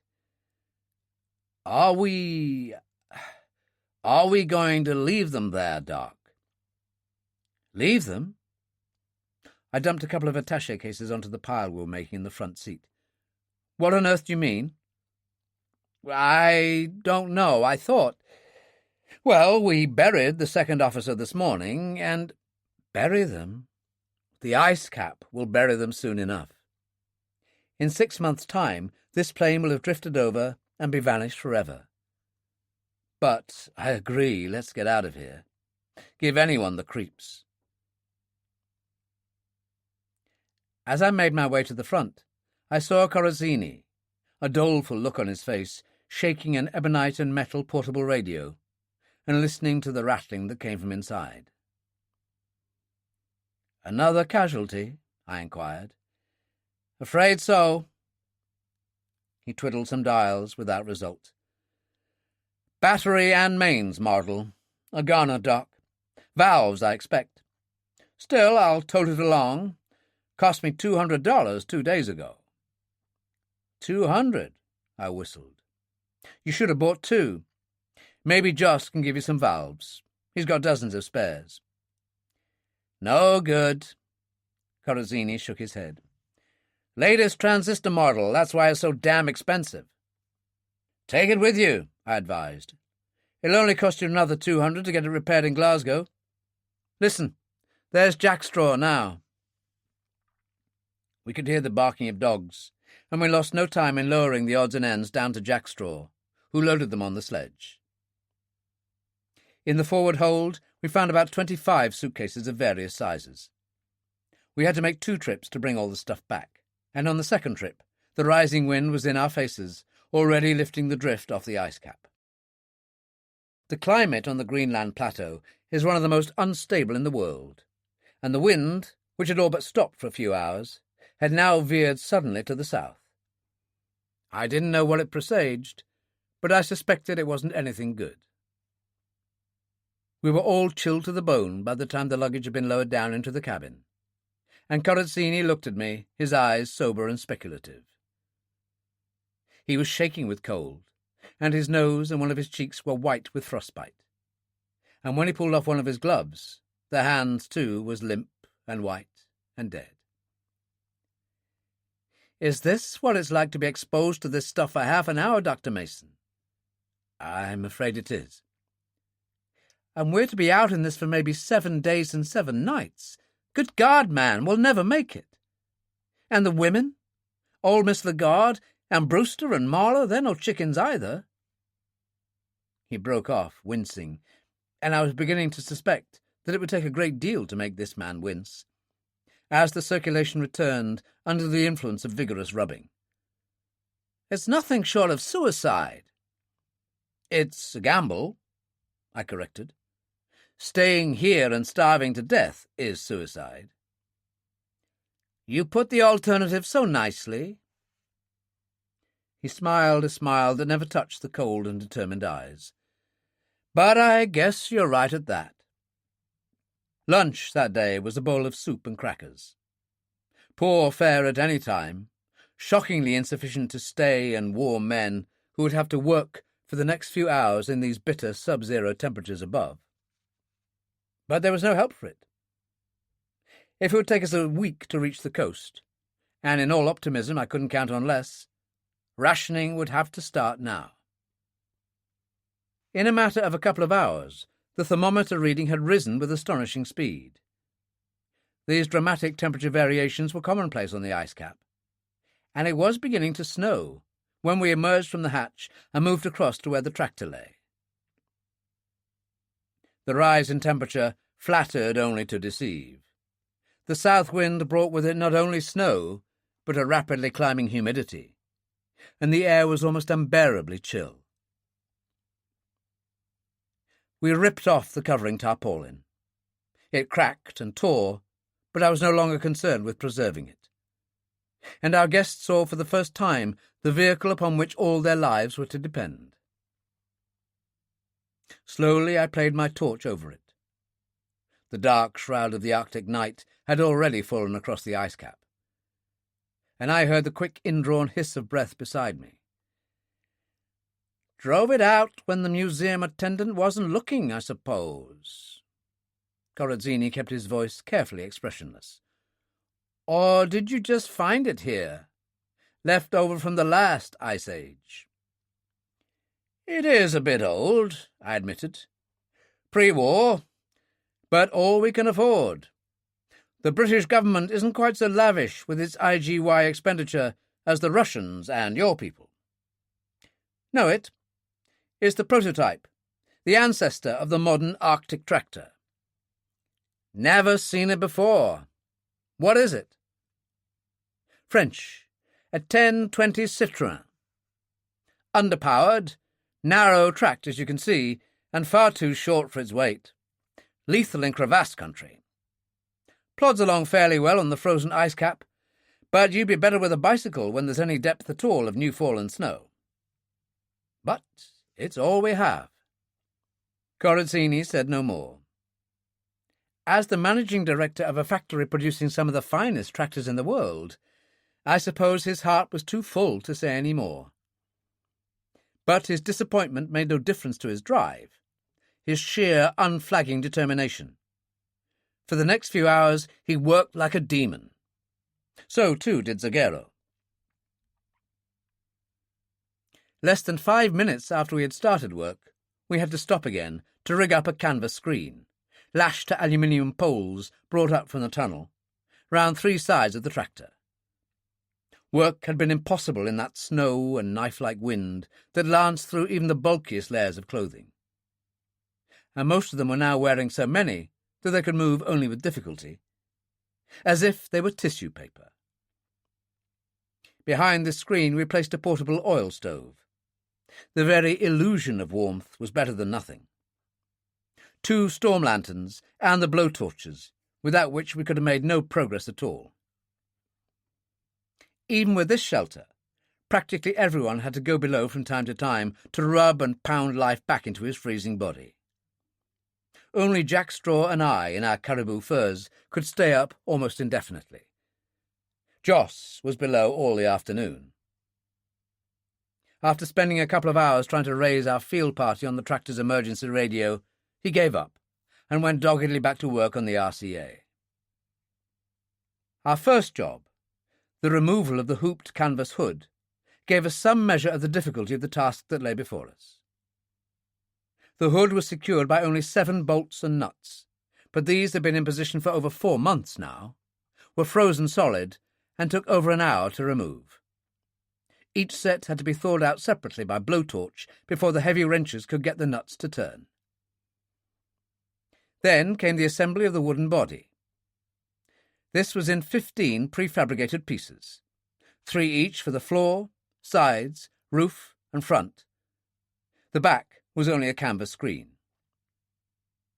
Each set of 3 pieces had to be brought out singly through the narrow hatchway before assembly, and it was the devil's own job in that numbing cold and flickering semi-darkness to locate and line up the bolt holes in the wood with the matching holes in the connecting iron crosspieces.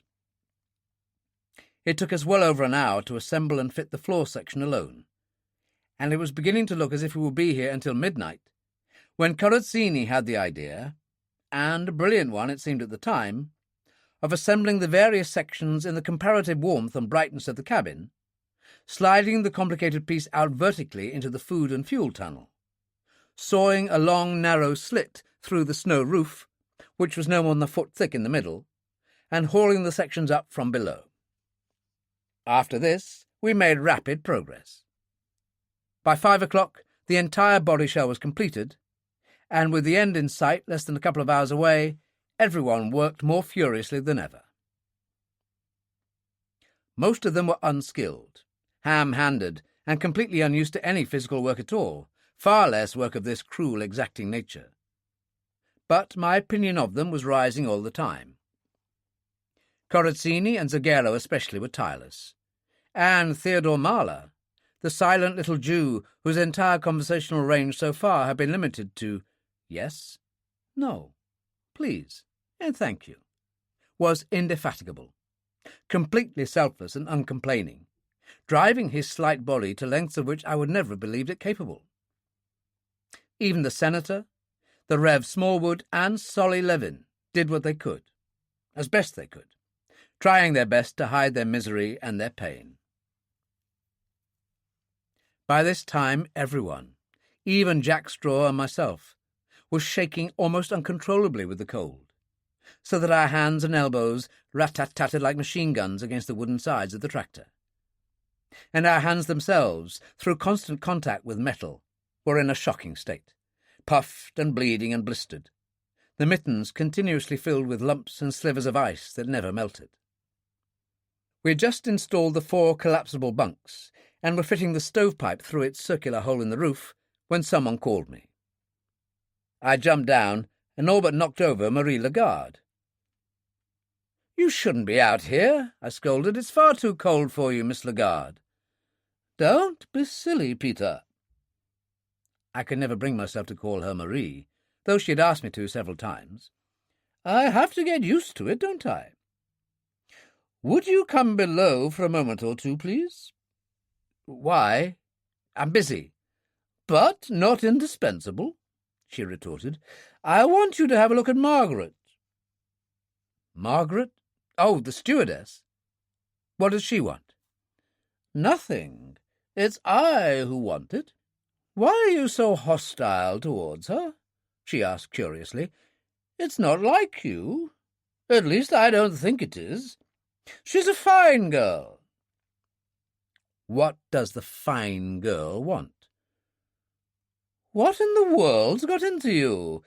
Why—" "Oh, forget it. I'm not going to fight with you. Her back hurts. She's in considerable pain. Come and see it, please." "I offered to see it last night. If she wants me now, why doesn't she come and ask me?" "Because she's scared of you, that's why," she said angrily. She stamped her foot in the frozen snow. "Will you go or not?" I went. Below, I stripped off my gloves, emptied the ice out of them, and washed my blistered, bleeding hands in disinfectant. I saw Marie Lagarde's eyes widen at the sight of my hands, but she said nothing. Maybe she knew I wasn't in the mood for condolences. I rigged up a screen in the corner of the room remote from the table where the women had been gathering and dividing out the remaining food supplies, and had a look at Margaret Ross's back. It was a mess, all right. A great, ugly blue and purpling bruise from the spine to the left shoulder. In the centre, just below the shoulder blade, was a deep, jagged cut, which looked as if it had been caused by a heavy blow from some triangular piece of sharp metal. Whatever had caused it had passed clean through her tunic and blouse. "Why didn't you show me this yesterday?" I asked coldly. I didn't want to bother you," she faltered. "Didn't want to bother me," I thought grimly. "Didn't want to give yourself away, you mean?" In my mind's eye, I had a picture of the pantry where we had found her, and I was almost certain now that I could get the proof that I needed. Almost, but not quite. I'd have to go to check. "Is it very bad?" She twisted round, and I could see there were tears in the brown eyes from the pain of the disinfectant I was rubbing on none too gently. "Bad enough," I said shortly. "How did you get this?" "I've no idea," she said helplessly. "I just don't know, Dr. Mason." "Perhaps we can find out." "Find out? Why? What's it matter?" She shook her head wearily.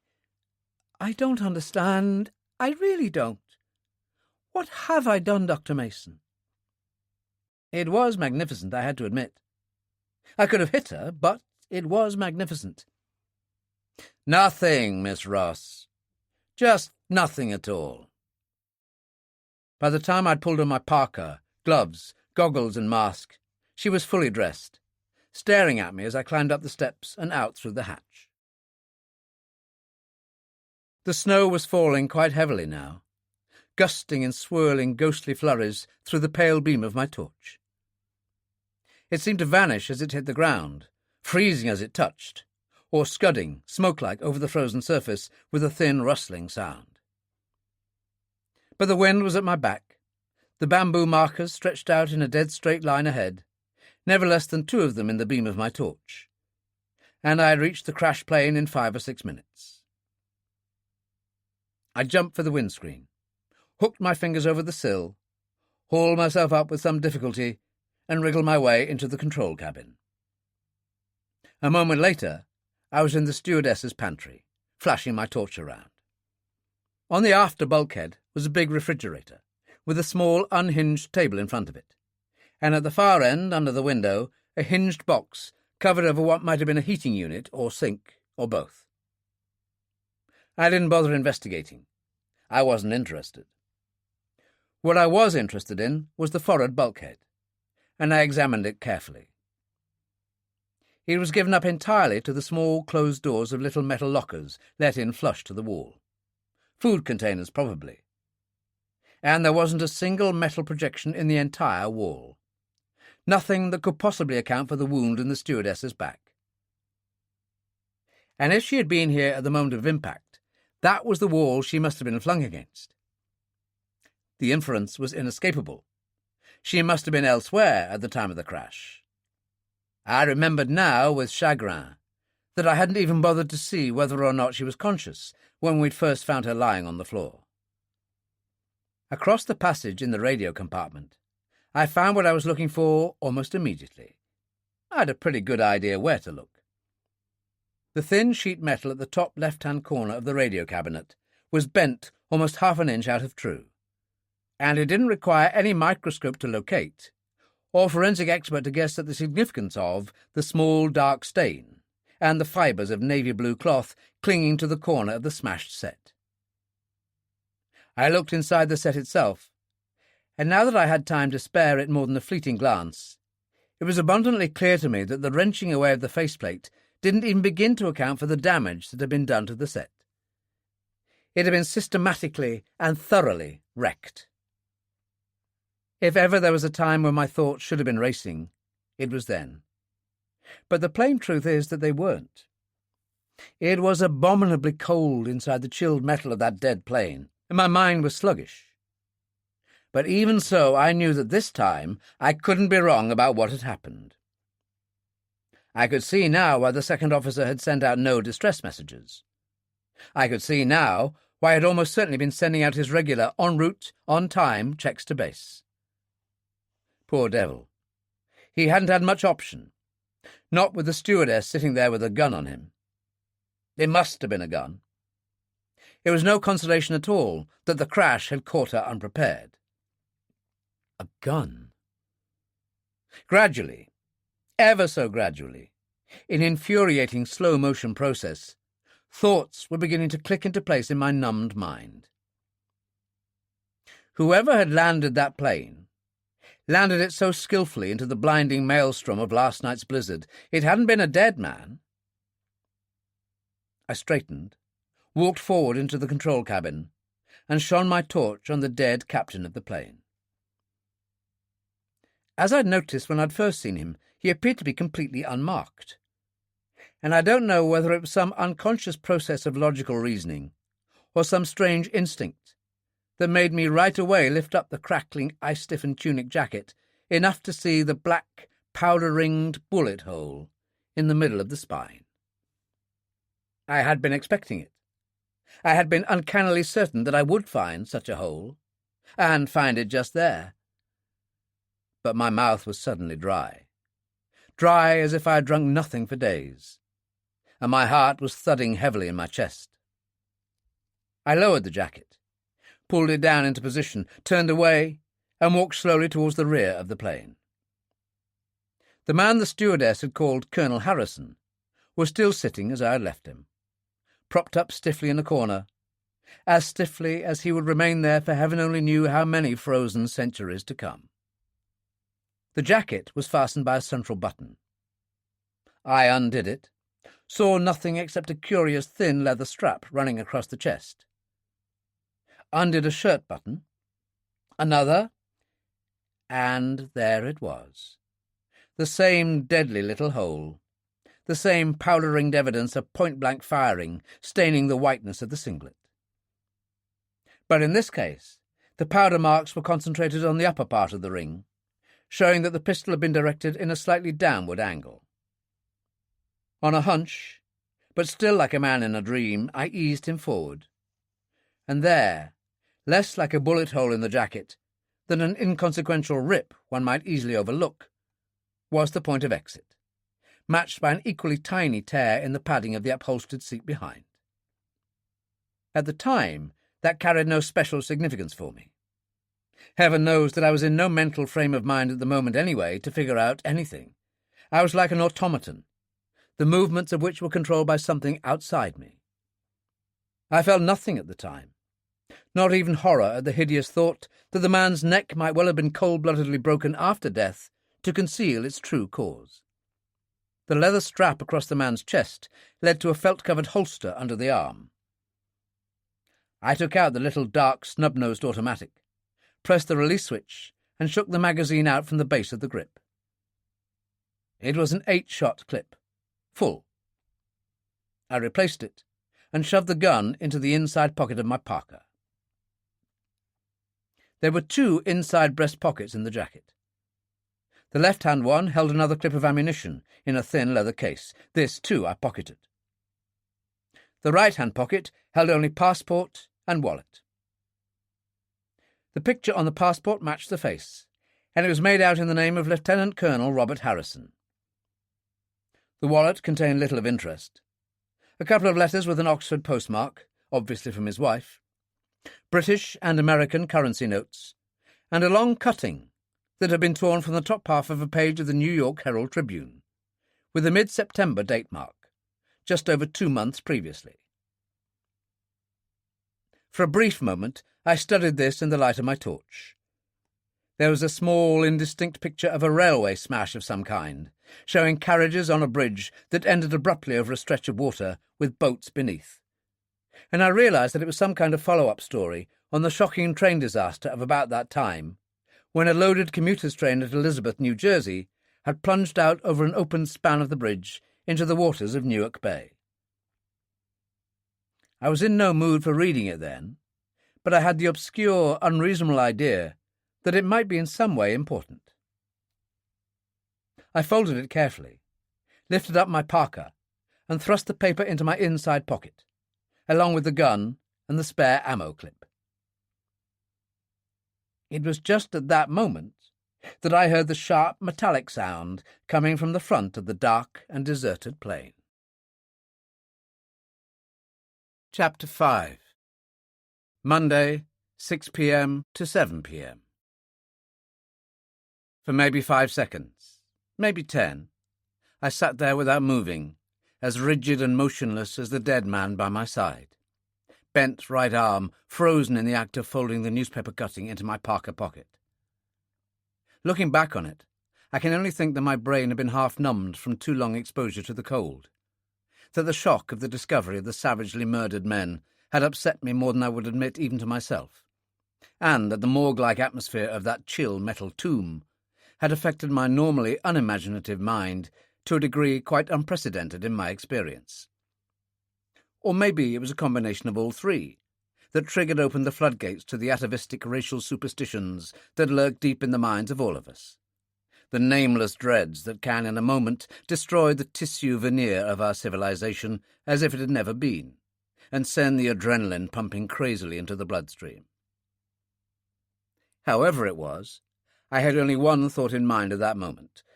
No thought, rather, but an unreasoning, blood-freezing certainty.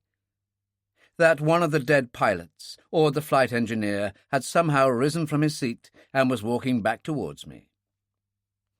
Even yet I can remember the frenzy of my wild, frantic hope that it wasn't the co-pilot, the man who had been sitting in the right-hand pilot's seat when the telescoping nose of the airliner had folded back on him, mangling him out of all human recognition. Heaven only knows how long I might have sat there, petrified in this superstitious horror, had the sound from the control cabin not repeated itself.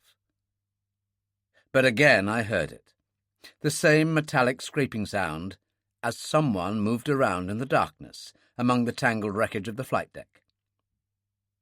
And as the touch of an electric switch can turn a room from pitch darkness to the brightness of daylight, so this second sound served to recall me in an instant from the thrall of superstition and panic to the world of reality and reason, and I dropped swiftly to my knees behind the high-padded back of the seat in front of me, for what little shelter it offered. My heart was still pounding, the hairs still stiff on the back of my neck, but I was a going concern again, my mind beginning to race under the impetus invariably provided by the need for self-preservation. And that self-preservation entered very acutely into it, I did not for a moment doubt. A person who had killed 3 times to achieve her ends, I had no doubt at all as to the identity of the person in the control cabin. Only the stewardess had seen me leave for the plane. And protect her secret, wouldn't hesitate to kill her forth. And she knew her secret was no longer a secret. Not while I lived. I had stupidly made my suspicions plain to her. And not only was she ready to kill, but she had the means to kill. Of the fact that she carried a gun and was murderously ready to use it, I'd had grisly evidence in the past few minutes. Nor need she hesitate to use it. Apart from the fact that falling snow had a peculiarly blanketing effect on all sound, the south wind would carry the crack of a pistol shot away from the cabin. Then something snapped inside my mind, and I was all of a sudden fighting mad. Perhaps it was the thought of the 4 dead men, 5 including the co-pilot. Perhaps it was the inevitable reaction from my panic-stricken fear of a moment ago. And perhaps, too, it had no little to do with the realization that I, too, had a gun. I brought it out from my pocket, transferred the torch to my left hand, jumped up, pressed the torch button, and started running down the aisle. It was proof enough of my utter inexperience in this murderous game of hide-and-seek that it was not until I was almost at the door at the forward end of the cabin that I remembered how easy it would have been for anyone to crouch down behind the backs of one of the rearward-facing front seats and shoot me at point-blank range as I passed. But there was no one there, and as I plunged through the door, I caught a fleeting glimpse of a dark, muffled figure, no more than a featureless silhouette, in the none too powerful beam of my torch, wriggling out through the smashed windscreen of the control cabin. I brought up my automatic. The thought that I could be indicted on a murder charge for killing a fleeing person, no matter how criminal a person, never entered my mind, and squeezed the trigger. Nothing happened. I squeezed the trigger again, and before I remembered the existence of such a thing as a safety catch, the windscreen was no more than an empty frame for the thickening snow that swirled greyly in the darkness beyond, and I plainly heard the thud of feet hitting the ground. Cursing my stupidity, and again oblivious of the perfect target I was presenting, I leaned far out of the window. Again I was lucky. Again I had another brief sight of the figure, this time scurrying round the tip of the left wing, before vanishing into the snow and the dark. 3 seconds later, I was on the ground myself. I landed awkwardly, but picked myself up at once and skirted round the wing, pounding after the fleeing figure with all the speed I could muster in the hampering bulkiness of my furs. She was running straight back to the cabin, following the line of bamboo sticks, and I could both hear the thudding of feet in the frozen snow and see the wildly erratic swinging of a torch, the beam one moment pooling whitely on the ground beside the flying feet, the next reaching ahead to light up the bamboo line. She was moving swiftly, much more so than I would have thought her capable of doing. But nevertheless I was steadily overhauling her, when suddenly the torch beam ahead curved away in a new direction, as the runner angled off into the darkness about 45 degrees to the left. I turned after her, still following both my sight of the torch and sound of the feet. 30 yards, 40, 50. Then I stopped and stood very still indeed. The torch ahead had gone out, and I could hear nothing at all. For the second time that night, I cursed my unthinking folly. What I should have done, of course, was to carry straight on back to the cabin and await the moment she turned up there, as she inevitably must. No person could hope to survive for any great length of time, without shelter of some kind, in the deadly cold of that Arctic night. But it wasn't too late yet. The wind had been blowing almost directly in my face as I had been running. All I had to do was walk back, keeping it on my left cheek, and I would be bound to hit the line of bamboos at right angles. And the chances of my passing unwittingly between 2 of them, with the light of my torch to help me, did not exist. I turned, took 1 step, then 2, then halted in my tracks. Why had I been lured out here away from the bamboo line? Not so that she could thereby escape me. She couldn't do it that way. As long as we both lived, we were both utterly dependent on the cabin, and would have to meet there sooner or later. As long as we both lived. God, what a fool I was! What a veriest amateur at this game! The only way she could escape me, really and permanently escape me, was if I no longer lived. I could be shot down here, and no one would ever know. And as she had stopped running before I had, and been first to switch out her torch, she must have a much better idea of my position than I of hers. And these 2 rash, incautious steps I had taken had given her a new and even more accurate bearing on my position. Perhaps she was only feet away now, lining her gun up for the kill. I switched on my torch and whirled round in a complete circle. Nobody there. Nothing to be seen at all. Only the frozen feathers of the snow brushing my cheeks in the blackness of the night, the low, moaning lament of the soughing south wind, and the faint rustle of ice spicules brushing their blind way across the iron-hard surface of the ice cap. Swiftly, softly, I moved 6 long steps to my left. My torch was out now, and I'd been crazy ever to switch it on in the first place. Nothing could have been better calculated to betray my position. The light of a torch, seen head-on, can be seen at 20 times the farthest distance that its beam will reach. I prayed that a flurry of snow had hidden it. Where would the attack come from? Downwind, so that I could see nothing in that blinding snow, or upwind, so that I could hear nothing? Downwind, I decided. On the ice cap, one could move as silently as on a tar-macadam road. The better to hear, I pulled the parka hood off my head. The better to see, I slipped up my goggles and stared out unwinkingly under my visored hands. 5 minutes passed, and nothing happened. If, that is, the freezing of my ears and forehead could be called nothing. Still no sound. Still no sight of anything. The strain, the nerve-wracking expectancy could not be borne for much longer. Slowly, with infinite care, I moved off in a circle of about 20 yards diameter. But I saw nothing, heard nothing.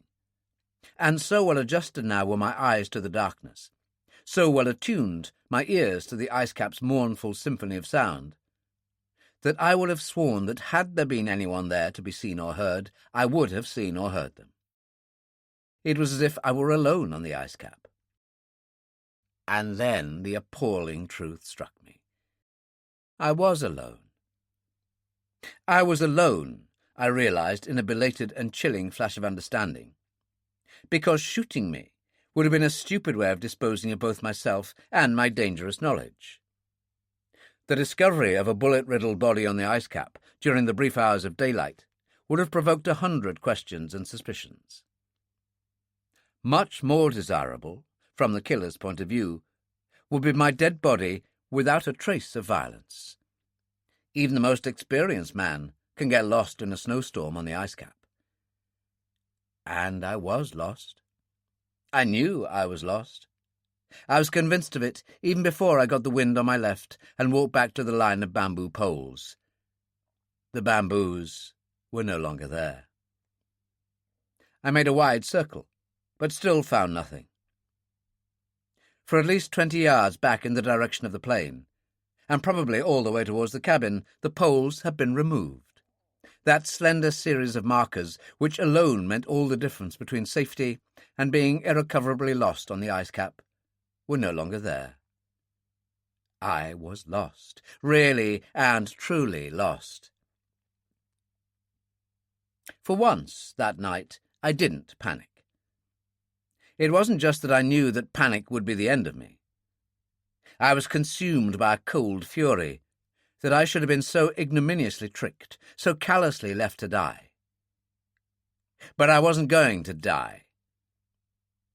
I couldn't even begin to guess what the tremendously high stakes must be in the murderous game that this incredibly ruthless, wickedly deceptive, gentle-faced stewardess was playing. but I swore to myself that I wasn't going to be one of the pawns that were going to be brushed off the table.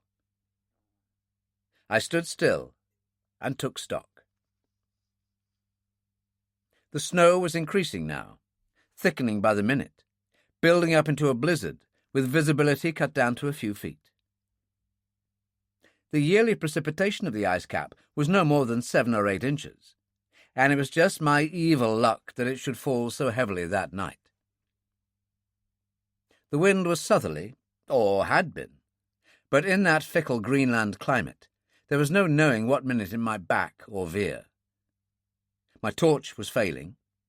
Continual use, plus the cold, had left it with a pale yellowish beam that reached not much more than a few yards.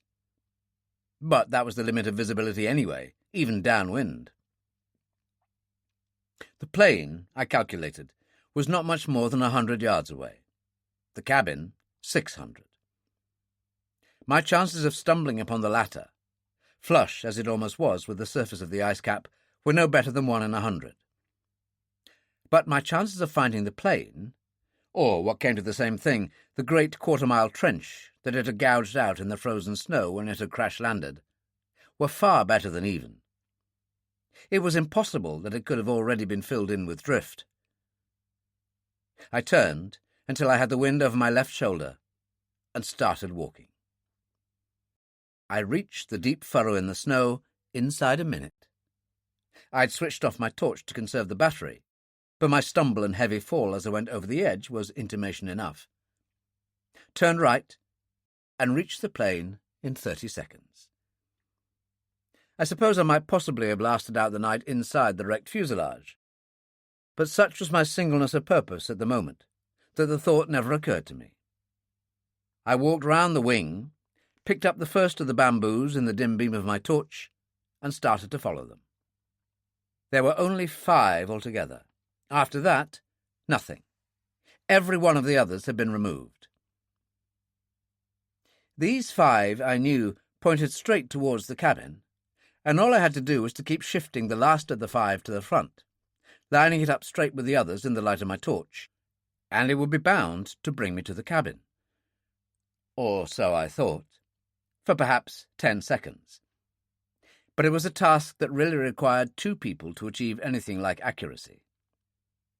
What with that, the feebleness of my rapidly dying torch, and the hopeless visibility, I couldn't be accurate within 2 or 3 degrees of the least. That seemed a trifle, but when I stopped and worked it out, I discovered that over the distance, even 1 degree out would have put me almost 40 feet off course. On a night like that, I could pass by the cabin 10 feet away and never see it. There were less laborious means of committing suicide. I picked up the 5 sticks, returned to the plane, and walked along the furrowed trench till I came to the depression where the plane had touched down. The 250-foot line of the antenna, I knew, was roughly 400 yards away, just a little bit south of west. Slightly to my left, that was, as I stood with my back to the plane. I didn't hesitate. I strode out into the darkness, counting my steps, concentrating on keeping the wind a little more than on my left cheek, but not quite full face. After 400 long paces, I stopped and pulled out my torch. It was quite dead. The dull red glow from the filament didn't even register on my glove 6 inches away. And the darkness was as absolute as it would ever become on the ice cap. I was a blind man moving in a blind world, and all I had left to me was the sense of touch. For the first time, fear came to me, and I all but gave way to an almost overpowering instinct to run. But there was no place to run to. I pulled the drawstring from my hood, and with numbed and clumsy hands lashed together 2 of the bamboos to give me a stick 7 feet in length. A 3rd bamboo I thrust into the snow, then lay down flat, the sole of my boot touching it while I described a complete circle, flailing out with my long stick into the darkness. Nothing.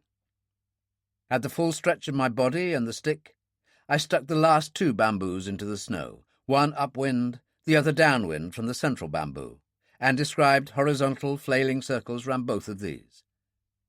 Again, Nothing. I gathered up the bamboos, walked 10 paces more, and repeated the performance. I had the same luck again. And again.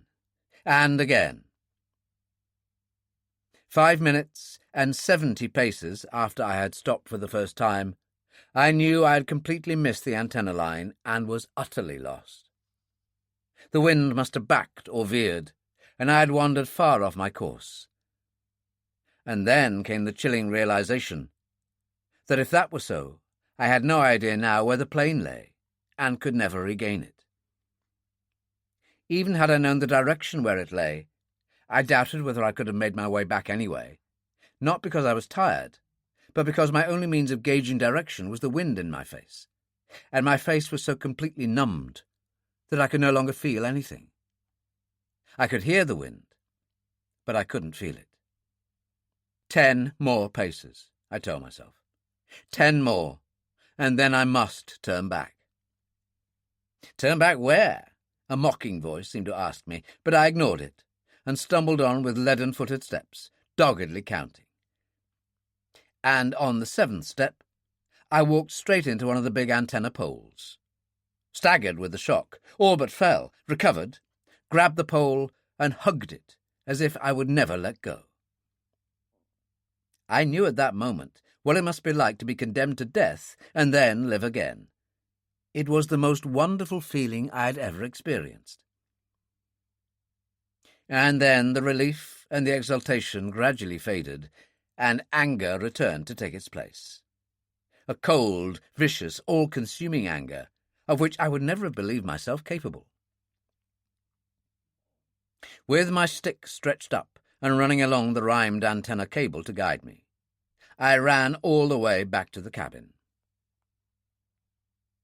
I was vaguely surprised to see shadows still moving in the lamplit screen that surrounded the tractor. It was almost impossible for me to realize that I'd been gone no more than 30 minutes. But I passed by, opened the hatch, and dropped down into the cabin. Joss was still in the far corner, working on the big radio, and the 4 women were huddled close around the stove. The stewardess, I noticed, wore a parka, one she had borrowed from Joss, and was rubbing her hands above the flame. "Cold, Miss Ross?" I inquired solicitously. At least, I'd meant it to sound that way. But even to myself, my voice sounded hoarse and strained. "And why shouldn't she be, Dr. Mason?" Marie Lagarde snapped. Dr. Mason, I noted. "She's just spent the last 15 minutes or so with the men on the tractor." "Doing what?" "I was giving them coffee." For the first time, the stewardess showed some spirit. "What's so wrong in that?" "Nothing," I said shortly. "Takes you a damn long time to pour a cup of coffee," I thought savagely. "Most kind, I'm sure." Massaging my frozen face, I walked away into the food tunnel, nodding to Joss. He joined me immediately. "Somebody just tried to murder me out there," I said without preamble. "Murder you?" Joss stared at me for a long moment. Then his eyes narrowed. "I'll believe anything in this lot." "Meaning?" "I was looking for some of the radio spares a moment ago. A few of them seem to be missing, but that's not the point. The spares, as you know, are next to the explosives. Someone's been tampering with them." "The explosives?" I had a momentary vision of some maniac placing a stick of gelignite under the tractor. "What's missing?" "Nothing. That's what's so damn funny. I checked. All the explosives are there. But they're scattered everywhere, all mixed up with fuses and detonators." "Who's been in here this afternoon?" He shrugged. "Who hasn't?" It was true enough. Everyone had been coming and going there all afternoon and evening. The men for 101 pieces of equipment for the tractor body, the women for food and stores. And, of course, our primitive toilet lay at the farthest end of the tunnel. "What happened to you, sir?" Joss asked quietly. I told him, and watched his face tighten till the mouth was a thin white line in the dark face. Joss knew what it meant to be lost on the ice cap. "The murderous, cold-blooded she-devil," he said softly. "We'll have to nail her, sir. We'll have to, or God only knows who's next on her list. But won't we have to have proof, or confession, or something? We can't just—" "I'm going to get both," I said. The bitter anger still dominated my mind to the exclusion of all else. "Right now." I walked out of the tunnel and across the cabin to where the stewardess was sitting. "We've overlooked something, Miss Ross," I said abruptly. "The food in your galley on the plane. It might make all the difference between life and death. How much is there?" "In the galley? Not very much, I'm afraid. Only odds and ends for snacks, if anyone was hungry. It was a night flight, Dr. Mason, and they'd already had their evening meal." Followed by a very special brand of coffee, I thought grimly. "Doesn't matter how little it is," I said. "It might be invaluable. I'd like you to come and show me where it is." "Can't it wait?" The protest came from Marie Lagarde. "Can't you see that the poor girl is chilled to death?" "Can't you see that I am, too?" I snapped. It was a measure of the mood I was in when I could bring myself to speak like that to Marie Lagarde. "Coming, Miss Ross?" She came. I was taking no chances this time, so I carried with me the big searchlight with its portable battery and another torch, and gave the stewardess an armful of bamboos. When we had reached the top of the hatchway steps, she waited for me to lead the way, but I told her to walk in front. I wanted to watch her hands. The snow was easing now, the wind dropping, and visibility just a little improved. We walked the length of the antenna line, angled off a little way north of east, setting down an occasional bamboo, and were at the plane within 10 minutes of leaving the cabin. "Right," I said. "You first, Miss Ross. Up you go." "Up?" She turned towards me, and though the big searchlight lying on the ground was no help in letting me see the expression of her face, the puzzled tone of her voice was exactly right. "How?" "Same way as you did before," I said harshly. My anger was almost out of control now. I couldn't have restrained myself any longer. "Jump for it!" "The same way—" She stopped in mid-sentence and stared at me. "What do you mean?" Her voice was only a whisper. "Jump for it," I said implacably. She turned away slowly and jumped. Her fingers didn't come within 6 inches of the sill. She tried again, got no nearer, and on her third attempt I boosted her so that her hands hooked over the sill.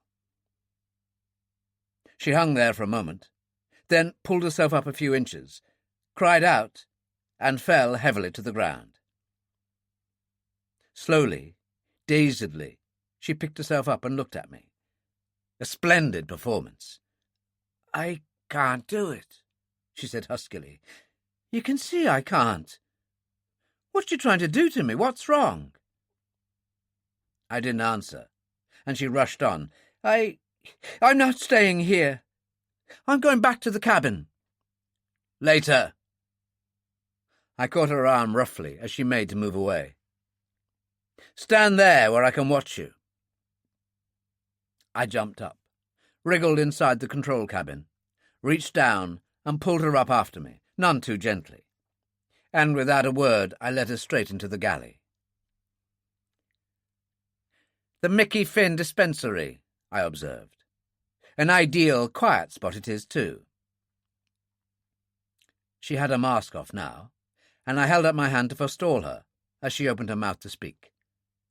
"Dope, Miss Ross. But of course you wouldn't know what I'm talking about." She stared at me unblinkingly, made no answer. "You were sitting here when the plane crashed," I went on. "Possibly on this little stool here, right?" She nodded again without speaking. "And, of course, were flung against this front bulkhead here. Tell me, Miss Ross, where's the metal projection that tore this hole in your back?" She stared at the lockers, then looked slowly back to me. Is that why you've brought me here?" "Where is it?" I demanded. "I don't know."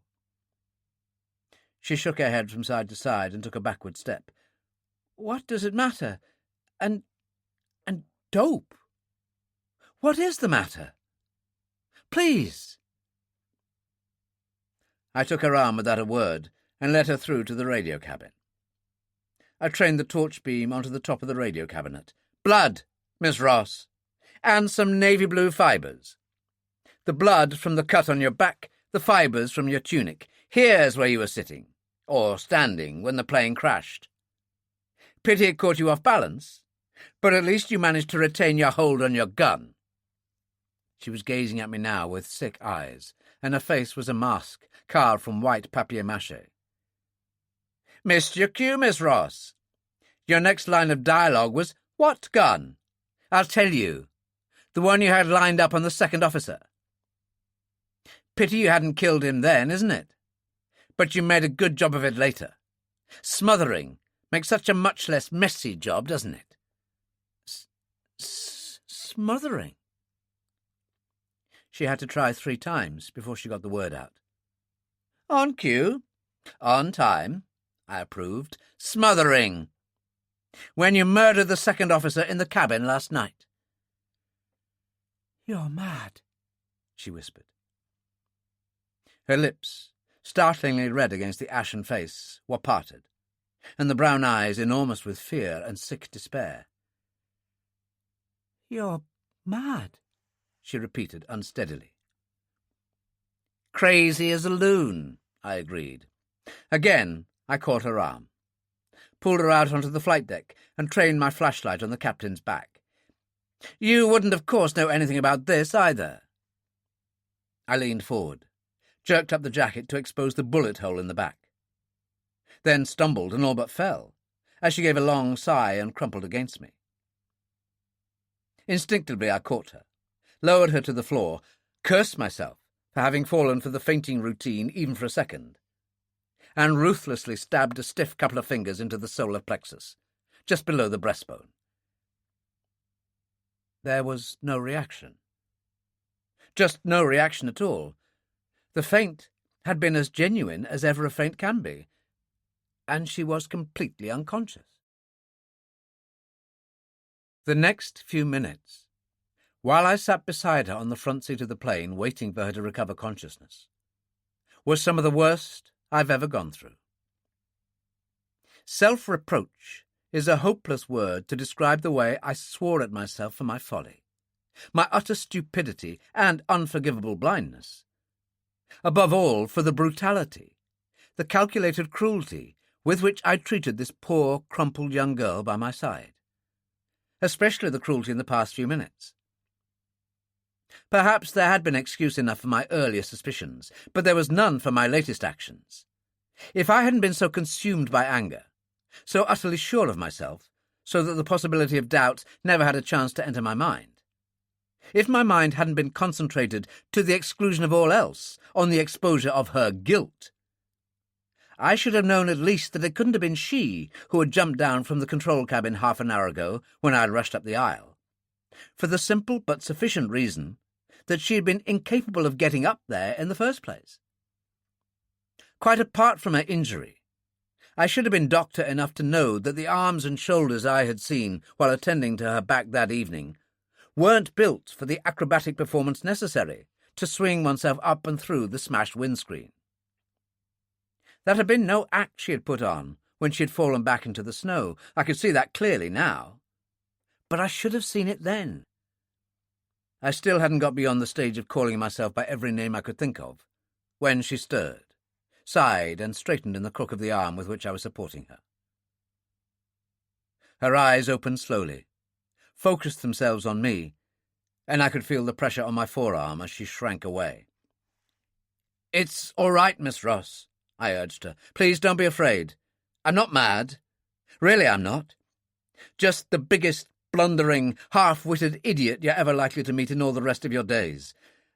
I'm sorry. I'm most terribly sorry for all I've said, for all I've done. Do you think you can ever forgive me? I don't think she heard a word I said. Maybe the tone of my voice gave her some reassurance, but it was impossible to tell. She shuddered, violently, and twisted her head to look in the direction of the flight deck. Murder. The word was so low that I could hardly catch it. Suddenly her voice became high-pitched, unsteady. He's been murdered! Who? Who killed him? Now, take it easy, Miss Ross. My heavens, I thought, of all the fatuous advice. I don't know. All I know is that you had nothing to do with it. No. She shook her head tiredly. I don't believe it. I can't believe it. Captain Johnson. Why should anyone... He hadn't an enemy in the world, Dr. Mason. Maybe Colonel Harrison hadn't an enemy either. I nodded towards the rear of the plane. But they got him too. She stared down the plane, her eyes wide with horror, her lips moving as if to speak, but no sound came. They got him too, I repeated, just as they got the captain, just as they got the second officer, and the flight engineer. They? She whispered. They? Whoever it was. I only know it wasn't you. No. Again she shuddered, even more uncontrollably than before, and I tightened my arm around her. I'm frightened, Dr. Mason. I'm frightened. There's nothing... I started off to say there was nothing to be frightened of, before I realized the idiocy of the words. With a ruthless and unknown murderer among us, there was everything in the world to be frightened of. I was scared myself. But admitting that to this youngster wasn't likely to help her morale any. So I started talking, telling her of all the things we had found out, of the suspicions we had, and of what had happened to me. And when I finished, she looked at me and said, But why was I taken into the wireless cabin? I must have been, mustn't I? You must have been, I agreed. Why? Probably so that someone could turn a gun on you and threaten to kill you if the second officer, Jimmy Waterman you called him, wasn't it, didn't play ball. Why else? Why else? She echoed. She gazed at me, the wide brown eyes never leaving mine, and then I could see the slow fear touching them again, and she whispered, And who else? How do you mean, who else?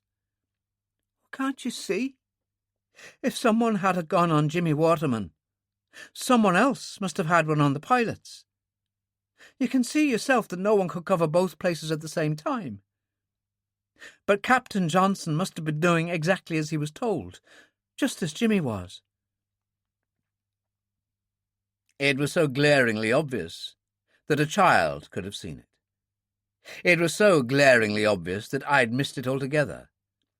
Of course there must have been two of them. How else could it have been possible to force the entire crew to do as they were ordered? Oh, good heavens, this was twice as bad. 10 times as bad as it had been previously. 9 men and women back there in the cabin, and 2 of them killers. Ruthless, merciless killers who would surely kill again at the drop of a hat, as the needs of the moment demanded. And I couldn't even begin to guess the identity of either of them. You're right, of course, Miss Ross. I forced myself to speak calmly, matter-of-factly. It was blind of me. I should have known. I remembered how the bullet had passed clear through the man in the back seat. I did know, but I couldn't add 1 and 1. Colonel Harrison and Captain Johnson were killed by different guns. The one by a heavy-carrying weapon like a Colt or a Luger, the other by a less powerful, a lighter weapon like something a woman might have used. I broke off abruptly. A woman's gun. Why not a woman using it?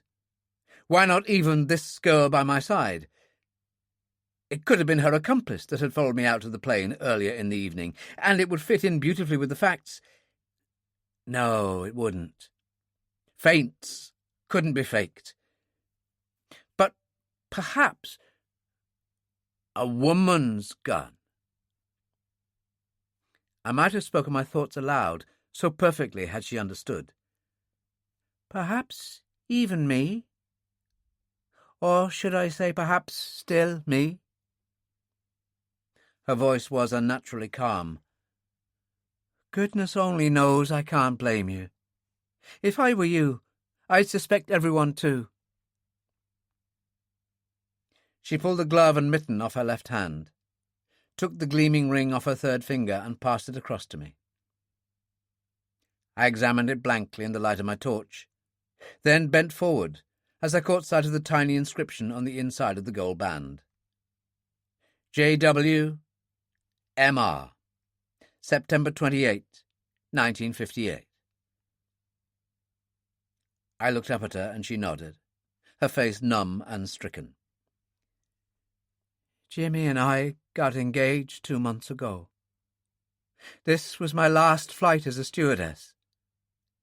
We were being married at Christmas. She snatched the ring from me, thrust it back on her finger with a shaking hand, and when she turned to me again the tears were brimming over in her eyes. Now do you trust me? She sobbed. Now do you trust me? For the first time in almost 24 hours, I acted sensibly. I closed my mouth tightly and kept it that way. I didn't even bother reviewing her strange behaviour after the crash and in the cabin. I knew instinctively that this accounted for everything. I just sat there silently watching her staring straight ahead, her fists clenched and tears rolling down her cheeks. And when she suddenly crumpled and buried her face in her hands, and I reached out and pulled her towards me, she made no resistance, just turned, crushed her face into the caribou fur of my parka, and cried as if her heart was breaking. And I suppose it was. I suppose, too, that the moment when a man hears that a girl's fiancé has died only that day is the last moment that man should ever begin to fall in love with her, but I'm afraid that's just how it was. The emotions are no respecters of the niceties, the proprieties and decencies of this life. And just then I was clearly aware that mine were stirred as they hadn't been since that dreadful day 4 years ago, when my wife, a bride of only 3 months, had been killed in a car smash. And I had given up medicine, returned to my first great love, geology, completed the BSc course that had been interrupted by the outbreak of World War II, and taken to wandering wherever work, new surroundings, and an opportunity to forget the past had presented themselves. Why, when I gazed down at that small, dark head pressed so deeply into the fur of my coat, I should have felt my heart turn over, I didn't know. For all her wonderful brown eyes, she had no pretensions to beauty, and I knew nothing whatsoever about her. Perhaps it was just a natural reaction from my earlier antipathy. Perhaps it was pity for her loss, for what I had so cruelly done to her, for having so exposed her to danger. Whoever knew that I knew too much would soon know that she knew it also. Or perhaps it was just because she was so defenceless and vulnerable, so ridiculously small and lost in Joss's big parka. And then I caught myself trying to work out the reasons, and I gave it up. I hadn't been married long, but long enough to know that the heart has its own reasons, which even the acutest mind couldn't begin to suspect. By and by the sobbing subsided, and she straightened, hiding from me what must have been a very badly tear-stained face. "I'm sorry," she murmured. And thank you very much. My crying shoulder. I patted it with my right hand. For my friends. The other one's for my patients. For that, too. But I didn't mean that. Just for not saying how sorry you were for me, or patting me, or saying, now, or anything like that. I couldn't have stood it.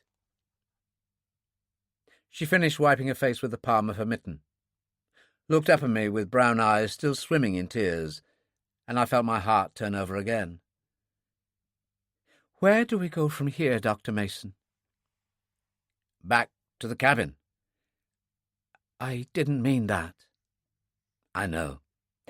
What am I to say? I'm completely at a loss. 100 questions, and never an answer to one of them. And I don't even know all the questions yet, she murmured.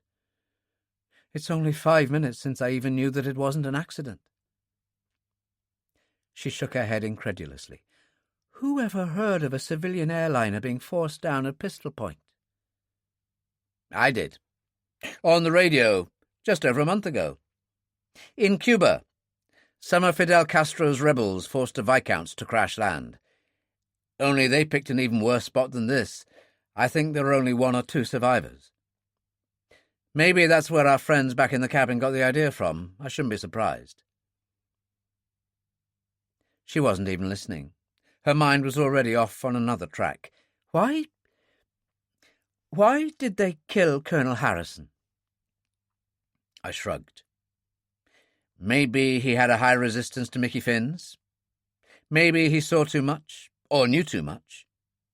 Or both. But now they know you've seen too much, and know too much.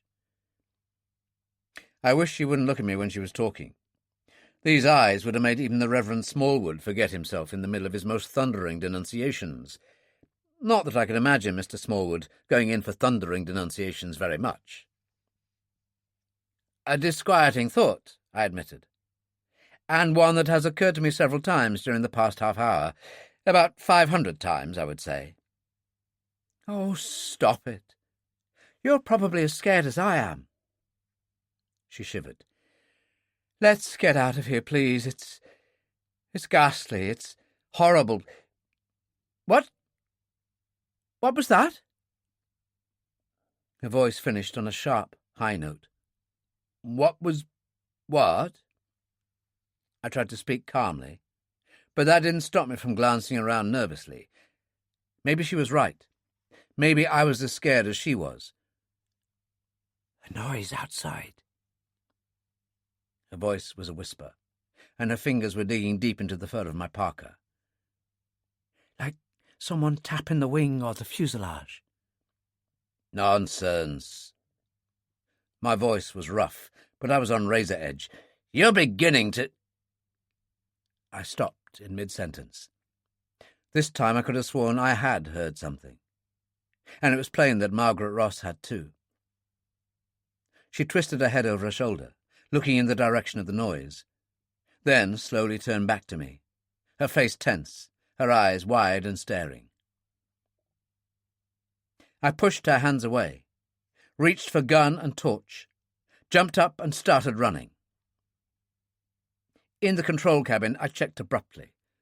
God, what a fool I'd been to leave that searchlight burning and lined up on the windscreens, blinding me with its glare, making me a perfect target for anyone crouching outside with a gun in hand. But the hesitation was momentary only. It was then or never. I could be trapped in there all night, or until the searchlight battery died. I dived head-first through the windscreen, caught a pillar at the very last moment, and was lying flat on the ground below in less time than I would have believed possible. I waited 5 seconds, just listening. But all I could hear was the moan of the wind, the hiss of the ice spicules rustling along over the frozen snow. I had never before heard that hissing so plainly, but then I never before lain with my uncovered ear on the icecap itself. And the thudding of my heart. And then I was on my feet, the probing torch cutting a bright swathe in the darkness before me as I ran round the plain, slipping and stumbling in my haste. Twice I made the circuit, the second time in the opposite direction, but there was no one there at all. I stopped before the control cabin and called softly to Margaret Ross. She appeared at the window, and I said, "It's all right. There's no one here. We've both been imagining things. Come on down." I reached up my hands, caught her, and lowered her to the ground. "Why did you leave me up there? Why did you leave me up there?"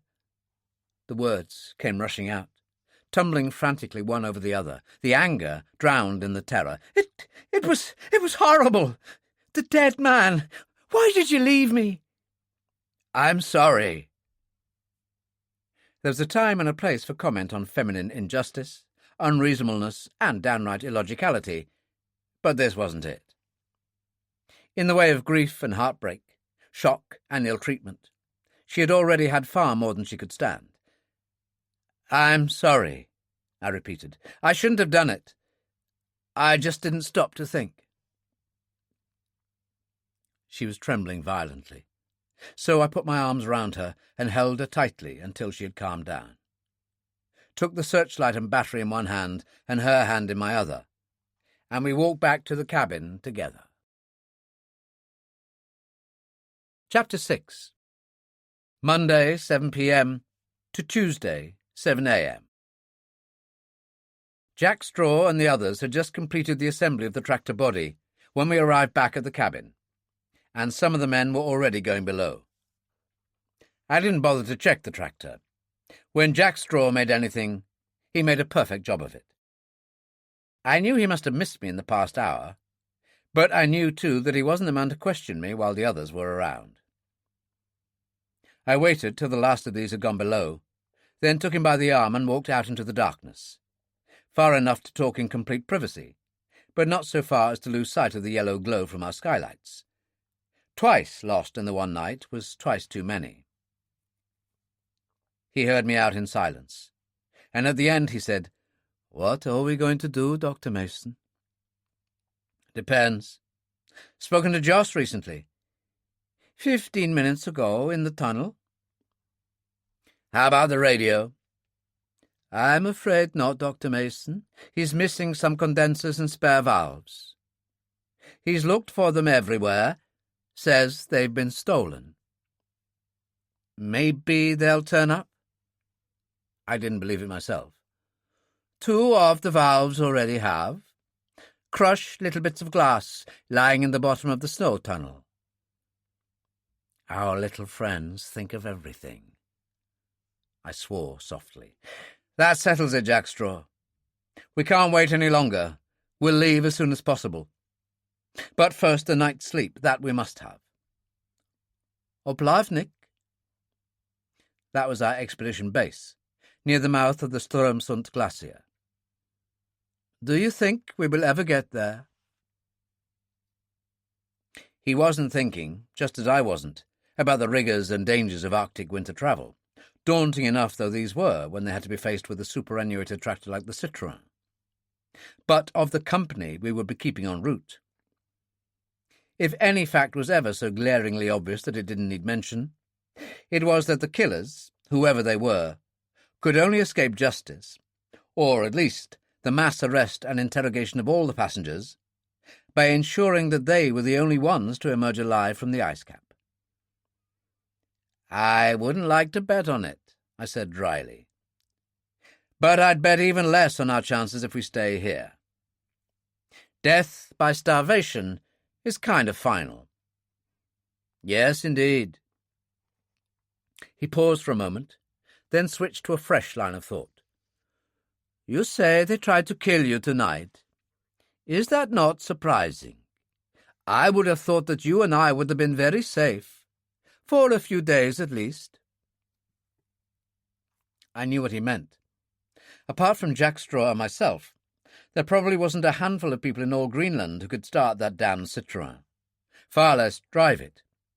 Only Jack Straw could handle the dogs, and it was long odds indeed against any of the passengers knowing anything at all about astral or magnetic compass navigation.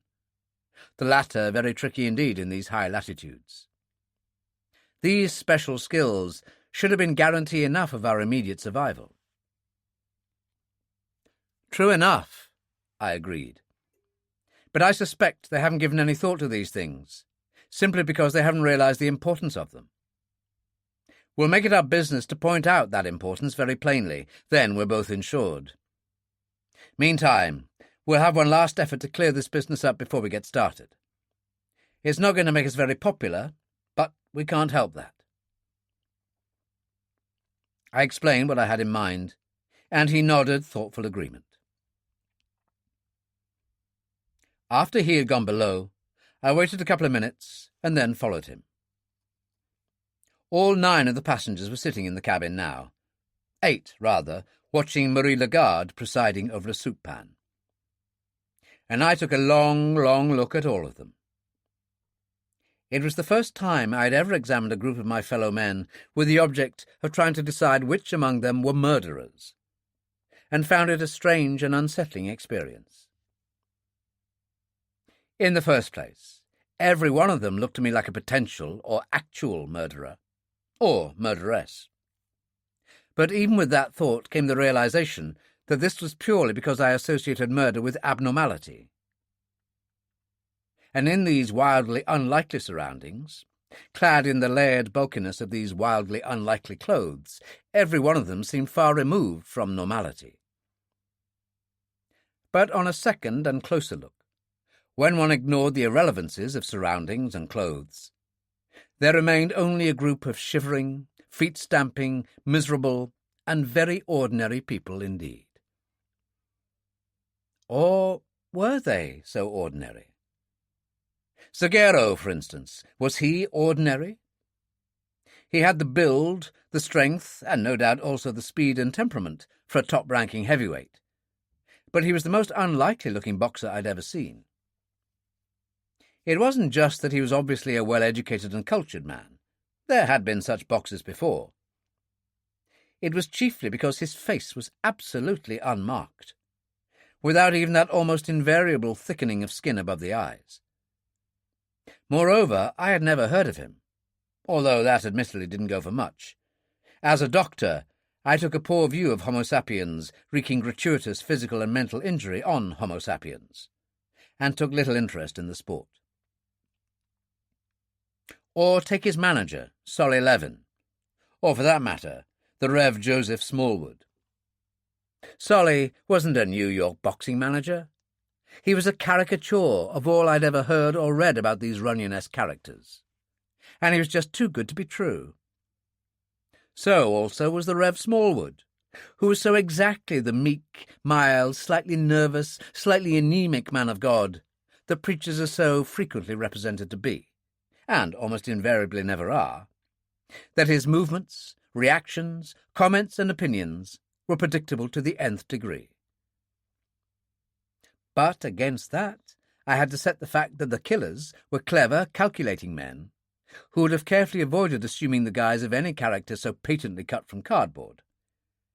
On the other hand, they might have been astute enough to do just that. There was a question mark, too, about Corazzini. America specialized in producing shrewd, intelligent, tough business leaders and executives, and Corazzini was undoubtedly one such. But the toughness of the average businessman was purely mental. Corazzini had physical toughness as well, a ruthlessness I felt he wouldn't hesitate to apply to matters lying far outside the immediate sphere of business. And then I realized, wryly, that I was prepared to suspect Corazzini for reasons diametrically opposed to those for which I was prepared to suspect Levin and the Rev. Smallwood. Corazzini didn't fit into any pattern, any prefabricated mental image of the American businessman. Of the 2 remaining men, Theodore Mahler, the little Jew, and Senator Brewster, I would have taken the former any time as the more likely suspect. But when I asked myself why, I could adduce no more damaging reasons than that he was thin, dark, rather embittered-looking, and had told us absolutely nothing about himself. And if that weren't prejudice on my part, I couldn't guess what was. As for Senator Brewster, He was surely above suspicion.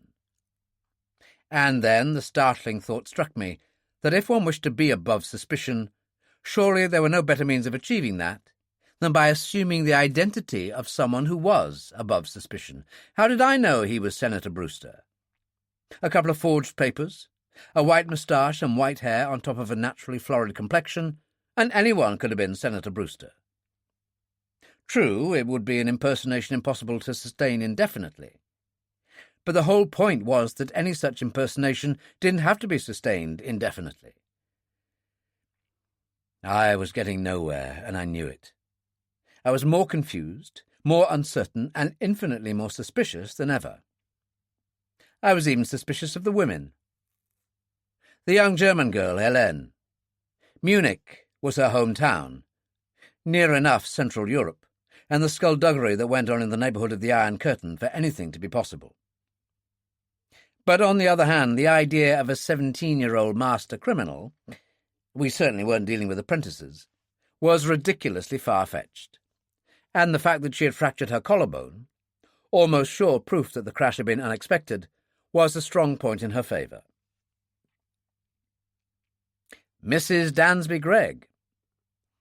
She belonged to a world I knew little about, except for what slight information I had gleaned from my psychiatric brethren, who found rich fishing in the troubled waters of what passed for the younger London society. But instability and neuroses, not to mention the more than occasional financial embarrassment, were not criminal in themselves. And, in particular, that world lacked what people like Zaghero and Corazzini had in full measure: the physical and mental toughness required for a job like this. But particularizing from the general could be every bit as dangerous and misleading as generalizing from the particular. Of Mrs. Dansby Gregg as a person, I knew nothing. That left only Marie Lagarde. She was the touchstone, the one rock I could cling to in this sea of uncertainty. And if I were wrong about her, so too had been a million others. There are some things that cannot be because they are unthinkable, and this was one of them. It was as simple as that. Marie Lagarde was above suspicion. I became gradually aware of the muted clack of the anemometer cups turning sluggishly in the dying wind above, and that the hiss of the Coleman lamp had become abnormally loud. A total silence had fallen over the cabin, and everyone was staring at me with mingled puzzlement and curiosity. So much for my impassive features, my casual, negligent ease. So clearly had I betrayed the fact that something was far wrong, that not one of the 9 had missed it. But to be the centre of attraction at the moment suited me well enough. Jack Straw had just made his entry unobserved, a Winchester repeater cradled under his arm, his finger ready through the trigger guard. "Sorry," I apologised. "Rude to stare, I know. However, now it's your turn." I nodded in Jack Straw's direction. "Every expedition carries a gun or two, for coast use against prowling bears and wolves, and to get seal meat for the dogs. I never thought that it would come in so handy right in the middle of the ice cap, and against far more dangerous game than we ever find on the coast. Mr. Nielsen is a remarkably accurate shot. Don't try anything. Just clasp your hands above your heads. All of you." As if controlled by a master switch, all the eyes had now swiveled back to me.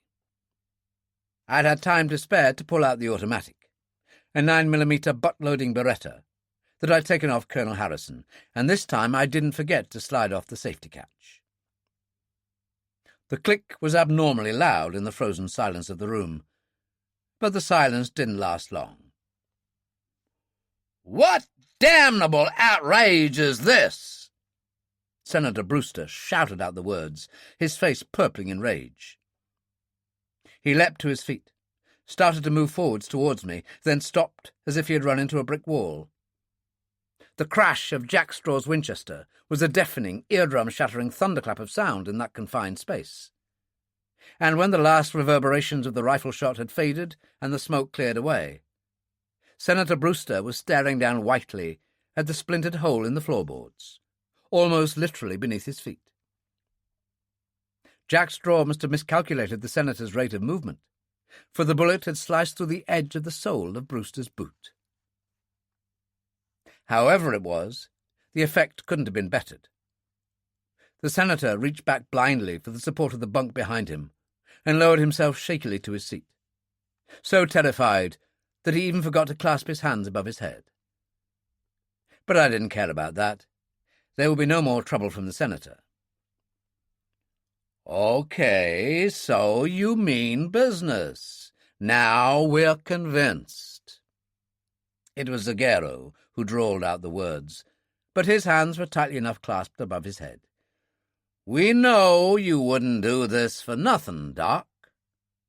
What gives?" "This gives," I said tightly. "Two of you people are murderers, or a murderer and murderess. Both have guns. I want those guns." "Succinctly put, dear boy," Marie Lagarde said slowly. "Very concise. Have you gone crazy?" "Unclasp your hands, Miss Lagarde. You're not included in this little lot. No, I'm not crazy. I'm as sane as you are. And if you want evidence of my sanity, you'll find it out on the plane there, or buried out on the ice cap. The captain of the plane with a bullet through his spine, the passenger in the rear with a bullet through his heart, and the second officer smothered to death. Yes, smothered. Not cerebral hemorrhage, as I said. He was murdered in his sleep. Believe me, Miss Lagarde? Or would it take a personal tour of the plane to convince you?" She didn't speak at once. Nobody spoke. Everyone was too stunned, too busy fighting incredulity and trying to assimilate the meaning of the shocking news I'd given them. Everyone, that is, except two. But though I scanned 8 faces with an intensity with which I had never before examined people, I saw nothing. Not the slightest offbeat gesture, the tiniest guilty reaction. As for what I'd secretly hoped for, a guilty interchange of glances, well, the idea now seemed hopelessly, laughably improbable.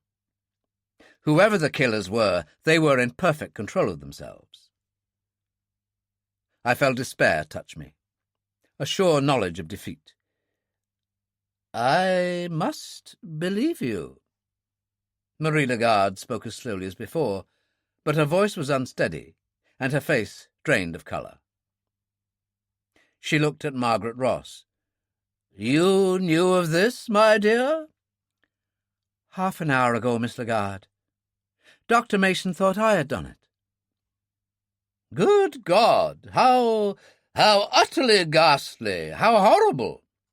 2 of us! Murderers!" From her position by the stove, Marie Lagarde glanced around the 8-seated people, then looked quickly away. Suppose you tell us everything, Dr. Mason?" I told them everything. On the way back from the plane with Miss Ross, I had debated this with myself, the question of secrecy or not. The no-secrecy decision had won hands down. Keeping quiet wouldn't fool the killers. They knew I knew. No secrecy would mean each and every one of the passengers watching the others like hawks, making my task of constant vigilance all that much easier, the killer's chance of making mischief all that more difficult. "You will stand up one at a time," I said when I'd finished. "Mr. London will search you for your guns, and please don't forget, I know I'm dealing with desperate men. I'm prepared to act accordingly. When your turn comes, stand very still indeed, and make no suspicious move, not the slightest. I'm not very good with a pistol, and I shall have to aim at the middle of your bodies to make certain." "I believe you would at that," Corazzini said thoughtfully. "It doesn't matter what you believe," I said coldly. "Just don't be the one to find out." Joss started on Zagero. He searched him thoroughly. I could see the anger on Zagero's face, but his eyes didn't leave my gun, and found nothing. He moved on to Sol 11. "Might I ask why I'm being excused?" Marie Lagarde asked suddenly. "You?" I said shortly. My eyes didn't move from Solly. "Marie Lagarde? Don't be so damn silly." "The choice of words and tone of voice leave a lot to be desired." Her voice was soft and warm, though still shaky. "But I've never had a greater compliment. All the same, I insist on being searched. I don't want to be the one under a cloud if the guns don't turn up." And the guns didn't turn up. Joss finished searching the men, Margaret Ross the women, Mrs. Dansby Gregg under icy protest, and neither found anything. Joss looked at me, his face empty of all expression. "Get the luggage," I said harshly. "The small cases they're taking with them will try these." "You're wasting your time, Dr. Mason," Nick Corazzini said quietly. "To any character smart enough to guess that you were going to frisk them, the next move would stick out a mile. A child could guess it. You might find those guns you talk about hidden on the tractor or the sledges, or buried under a couple of inches of snow, ready to be picked up whenever required. But you won't find them in our grips. 1,000 to 1 in dollars that you don't." "Maybe you're right," I said slowly. "On the other hand, if I were one of the killers and did have a gun in my case, well, that's exactly the way I'd talk too." "As you said to Miss Lagarde just now, don't be so damn silly." He jumped to his feet, walked over to a corner of the cabin under the watchful eyes of Jack Straw and myself, picked up a handful of small cases and dumped them on the floor before me, his own nearest me. "Where are you going to start? There's mine. That's the Reverend's robe case. This—" He picked it up and looked at the initials. "This is the Senator's briefcase. I don't know whose the last is." "Mine," Mrs. Dansby Gregg said coldly. Corazzini grinned. "Ah, the Balenciaga. Well, Doc, who—" He broke off, straightened slowly and gazed up through the skylight. What the devil is happening up there?" "Don't try to pull any fast stuff, Corazzini," I said quickly. "Jack Straw's gun— The hell with Jack Straw's gun!" he snapped impatiently. "Have a look for yourself." I motioned him out of the way and had a look. 2 seconds later, I had thrust my automatic into Joss's hand and was on my way up top. The airliner was a blazing torch in the darkness of the night. Even at that distance of half a mile and against the light wind, I could clearly hear the fierce roaring and crackling of the flames. Not flames, rather, but one great solid column of fire that seemed to spring from the wings and centre of the fuselage and reach up clear and smokeless and sparkless 200 feet into the night sky, brushing its blood-red stain across the snow for hundreds of yards around, transforming the rest of the still ice-sheathed fuselage into a vast effulgent diamond. A million constantly shifting points of refracted white and red and blue and green that glittered and gleamed with an eye-dazzling, scintillating brilliance that no jewels on earth could have matched. It was a fantastically beautiful spectacle. But I'd had time to watch it for barely 10 seconds when the dazzling coloured irradiation turned into a blaze of white. The central flame leapt up to twice, almost 3 times its original height. And 2 or 3 seconds later, the roar of the exploding petrol tanks came at me across the frozen stillness of the ice cap. Almost at once, the flames seemed to collapse in upon themselves, and the perimeter of the blood-red circle of snow shrank almost to vanishing point. But I waited to see no more. I dropped down into the cabin, pulling the hatch shut behind me, and looked at Jack Straw. "Any chance at all of accounting for the presence of our various friends here during the past half hour?" "I'm afraid not, Dr. Mason. Everyone was on the move all the time, finishing off the tractor body or bringing up the stores and petrol drums and lashing them on the sledge. He glanced up through the skylight. The plane, wasn't it? Was is right. I glanced at the stewardess. My apologies, Miss Ross. You did hear somebody out there.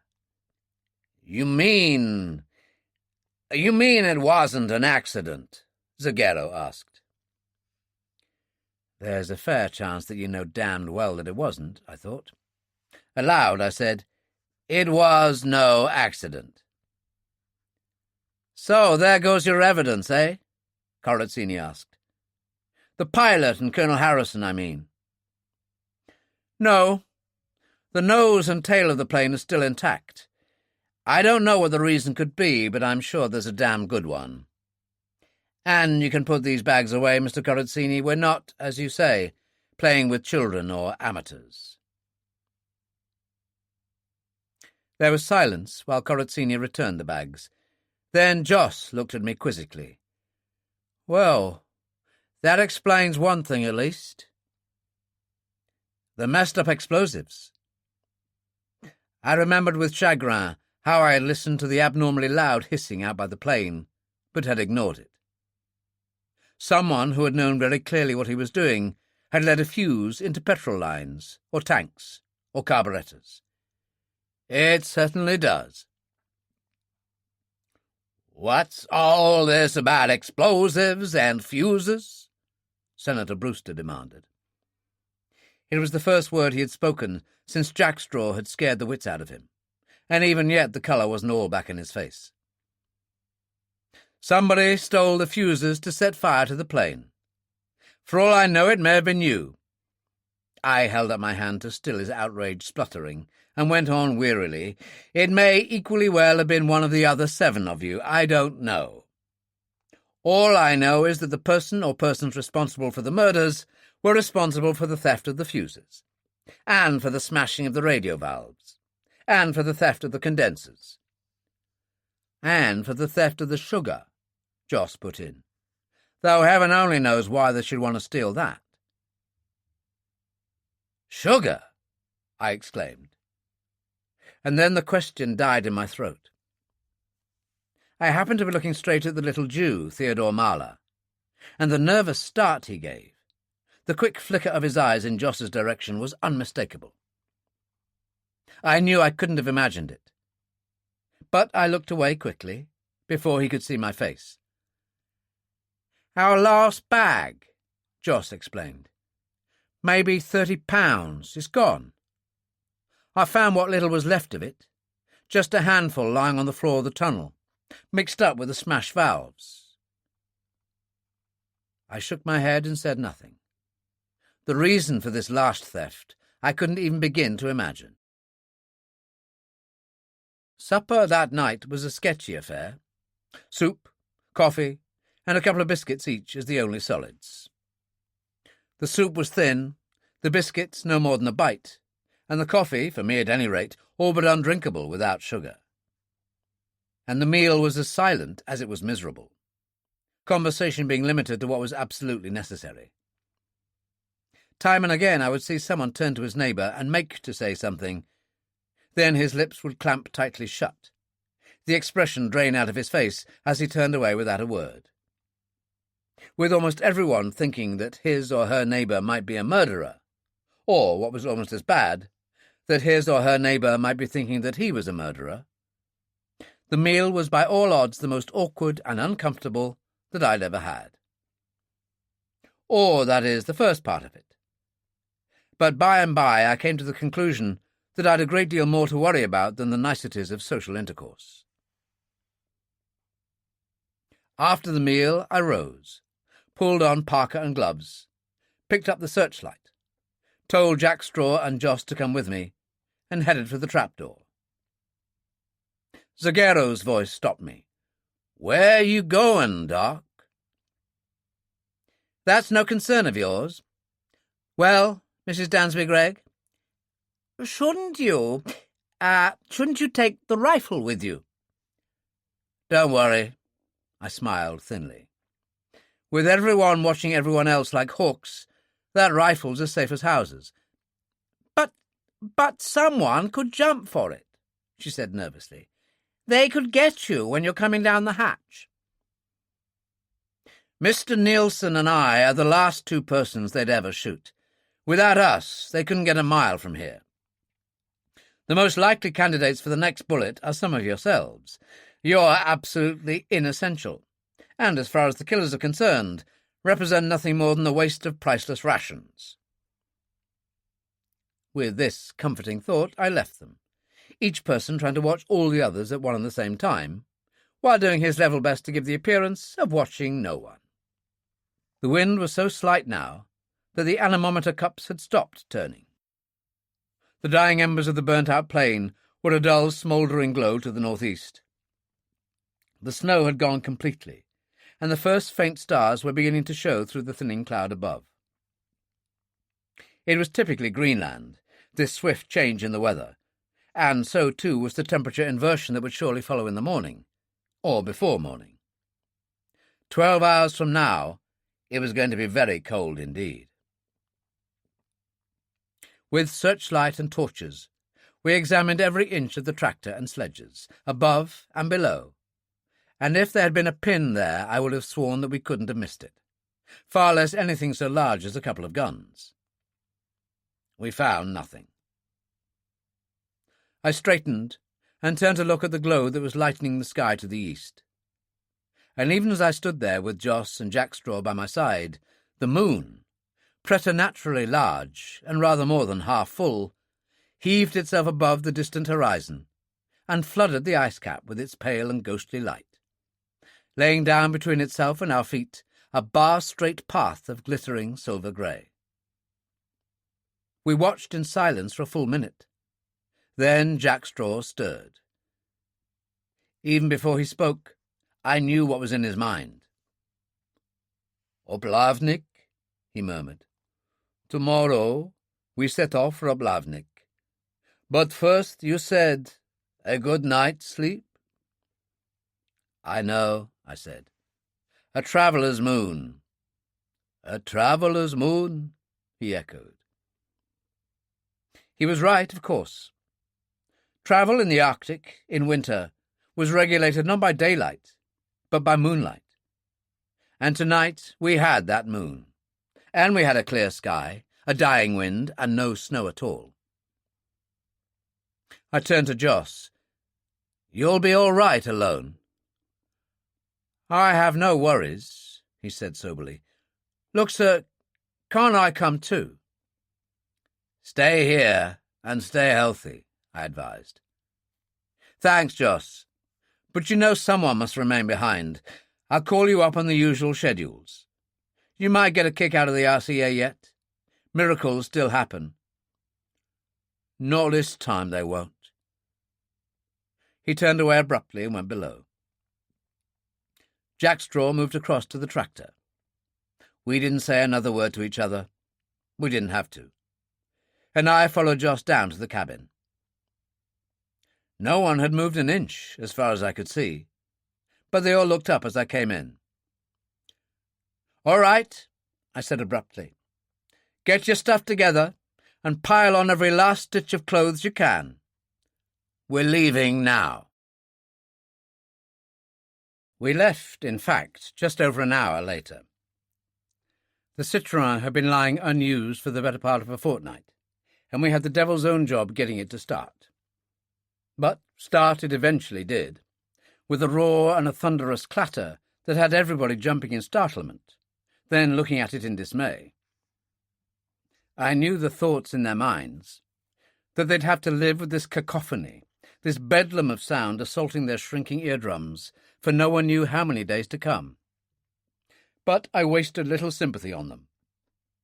At least they would have the protection of the wooden body, while I would be sitting practically on top of the engine. We said our goodbyes to Joss. He shook hands with Jackstraw and myself, with Margaret Ross and Marie Lagarde, and, pointedly, with no one else. We left him standing there by the hatchway, a lonely figure outlined against the pale light of the steadily climbing moon, and headed west by south for Uplavnik, 300 long and frozen miles away. I wondered, as I knew Joss was wondering, whether we would ever see each other again. I wondered, too, what right I had in exposing Jack Straw to the dangers which must lie ahead. He was sitting beside me as I drove, but as I looked at him covertly in the moonlight, at that strong, lean face, that, but for the rather broad cheekbones, might have been that of any Scandinavian sea rover, I knew I was wasting my time wondering.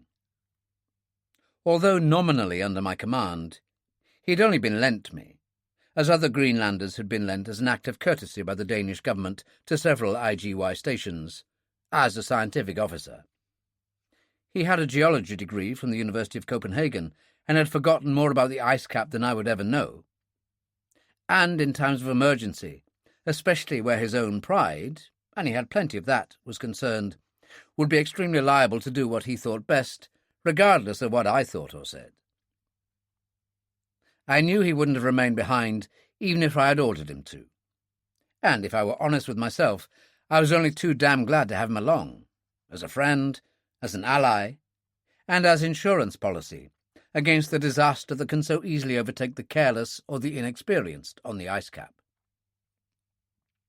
But even so, even though I quieted my conscience as best I could, it was difficult to push from my mind the picture of his dark, vivacious young schoolteacher wife and little daughter, the red and white brick house in which I lived for 2 weeks as a guest in the summer. What Jack Straw thought was impossible to say. He sat immobile as if carved from stone, only his eyes alive, constantly moving, constantly shifting, as he probed for sudden dips in the ice cap, for differences in the structure of the snow, for anything that might spell trouble. It was purely automatic, purely instinctive. The crevasse country lay as yet 250 miles away, where the ice cap started to slope sharply to the sea, and Jack Straw himself maintained that Balto, his big lead dog, had a surer instinct for crevasses than any human alive. The temperature was dropping down into the -30s, but it was a perfect night for Arctic travel. A moonlit, windless night under a still and starry sky. Visibility was phenomenal. The ice cap was smooth and flat. The engine ran sweetly with never a falter. Had it not been for the cold, the incessant roar and body-numbing vibration of the big engine, I think I would almost have enjoyed it. With the wide tractor body blocking off the view behind, it was impossible for me to see what was happening there. But every 10 minutes or so, Jack Straw would jump off and stand by the side of the trail. Behind the tractor body and its shivering occupants, because of the tractor fuel tank beneath and the spare fuel drums astern, the stove was never lit while we were in motion, came the sledge with all our stores.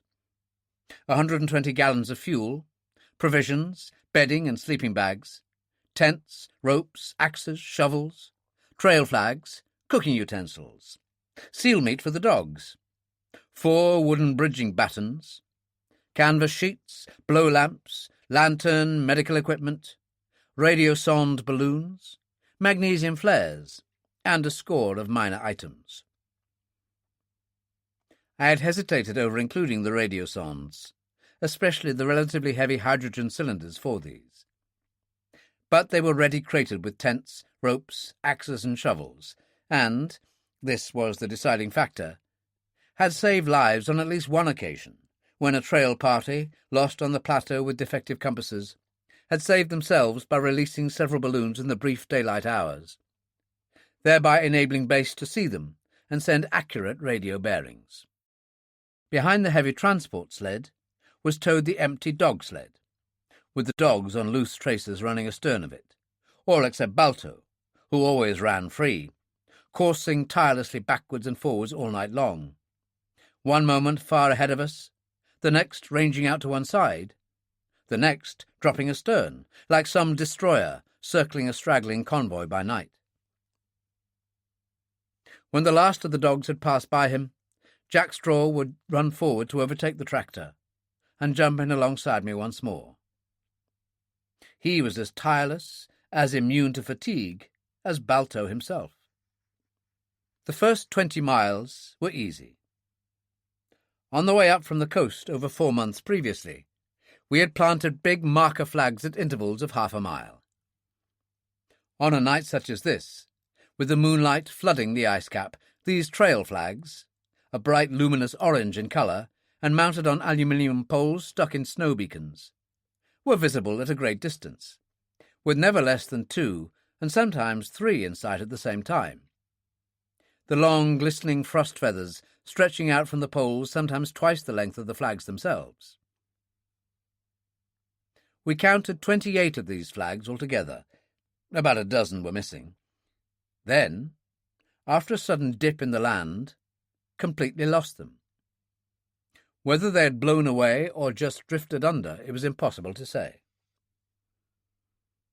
"Well, there it is, Jackstraw," I said resignedly.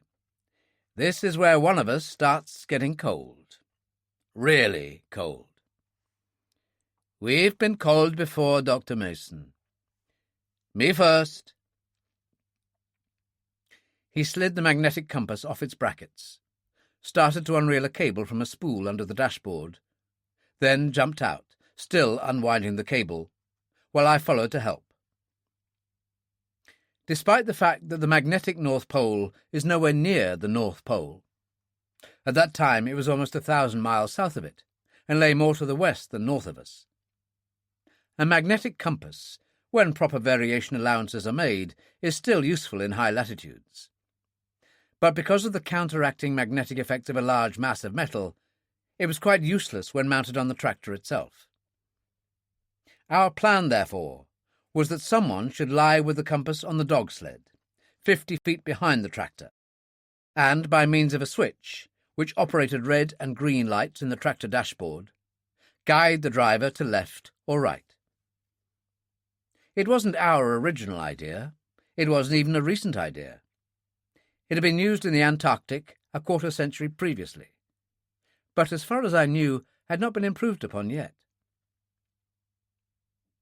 With Jackstraw established on the sledge, I walked back to the tractor and pushed aside the canvas screen at the back of the wooden body. What with the faces of the passengers, drawn and pinched and weirdly pale in the light of the tiny overhead bulb, the constant shivering, the chattering of teeth, and the frozen breath drifting upwards to condense and freeze on the wooden roof, it was a picture of utter and abject misery.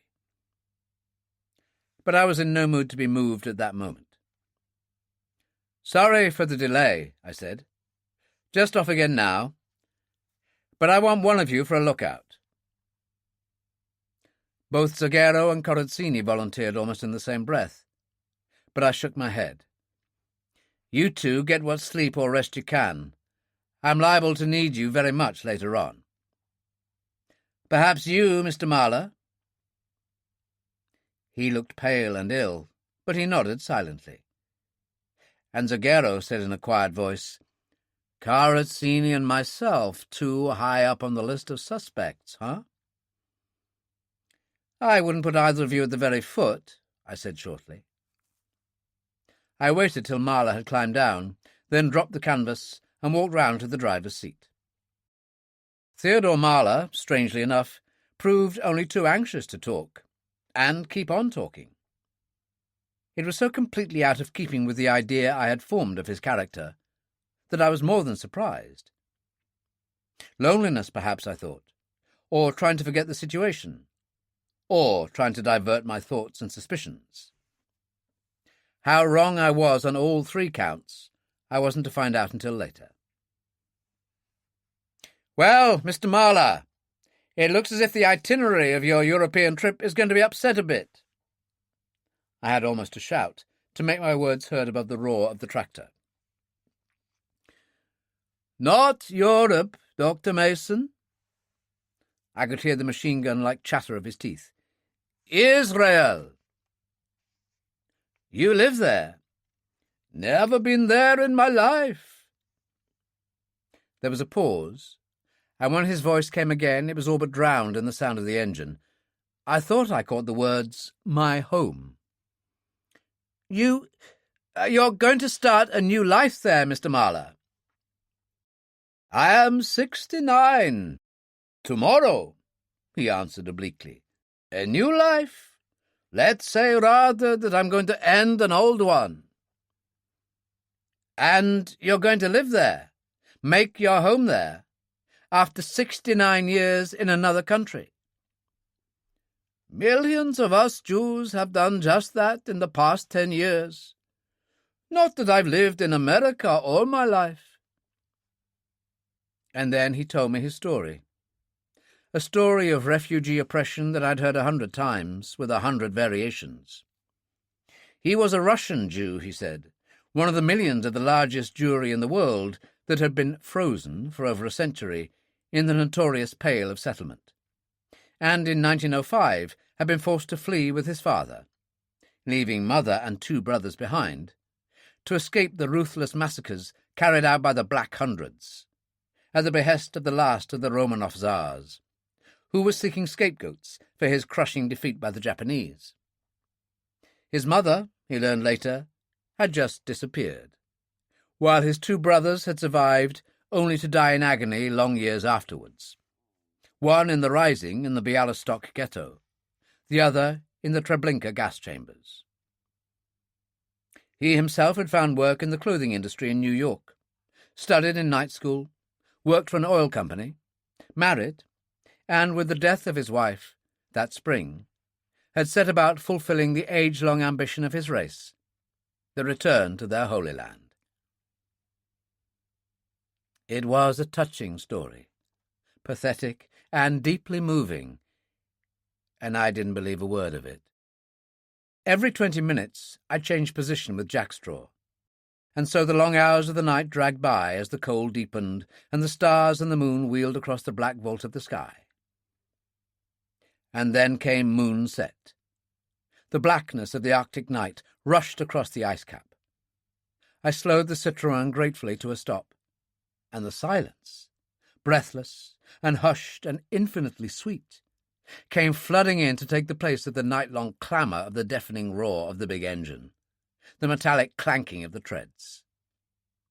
Over our black, sugarless coffee and biscuits, I told our passengers that this would be only a brief 3-hour halt, that they should try to get what sleep they could. Most of them, myself included, were already red-eyed and drooping from exhaustion. 3 hours, no more.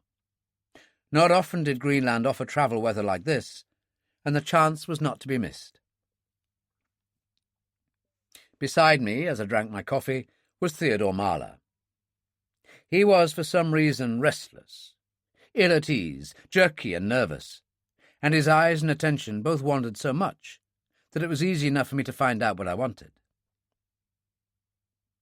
When my cup was empty, I whispered in Marlowe's ear that there was a little matter that I wished to discuss privately with him. He looked at me in surprise, hesitated, then nodded in agreement, rising to follow me as I moved out into the darkness.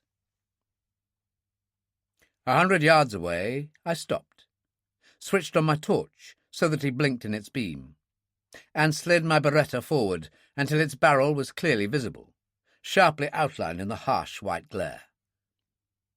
I heard the catch of the breath, saw the eyes widening in fear and horror. "Save the act for the judge, Marlowe," I said bleakly. "I'm not interested in it. All I want is your gun." Chapter 7. Tuesday, 7 a.m. to Tuesday midnight.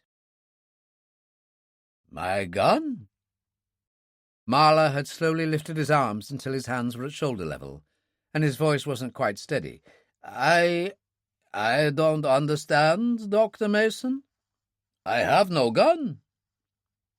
"Naturally." I jerked the barrel of the Beretta to lend emphasis to my words. "Turn round." "What are you going to do? You are making it turn round." He turned. I took a couple of steps forward, ground the muzzle of the automatic none too gently into the small of his back, and started to search him with my free hand. He was wearing 2 overcoats, a jacket, several sweaters and scarves, 2 pairs of trousers, and layer upon layer of underclothes. Searching him was easier said than done. It took me a full minute to convince myself that he wasn't carrying a weapon of any kind. I stepped back, and he came slowly round to face me. "I hope you're quite satisfied now, Dr. Mason." "We'll see what we find in your case. As for the rest, I'm satisfied enough. I have all the proof I want." I dipped the torch beam to illuminate the handful of sugar I'd taken from the pocket of his inner overcoat. There had been well over £1 in either pocket. "You might care to explain where you got this from, Mr. Marler?" "I don't have to tell you that, do I?" His voice was very low. "I stole it, Dr. Mason." "You did indeed. A remarkably small-time activity for a person who operates on the scale you do. It was just your bad luck, Marler, that I happened to be looking directly at you when the theft of the sugar was mentioned back in the cabin. It was just your bad luck that when we had our coffee just now, it was dark enough for me to have a swig from your cup without your knowledge. It was so stiff with sugar that I couldn't even drink the damn stuff. Curious, isn't it, Marler, that such a tiny thing as giving way to a momentary impulse of greed should ruin everything? But I believe it's always the way. The big slip-up never brings the big criminal to book, because he never makes any.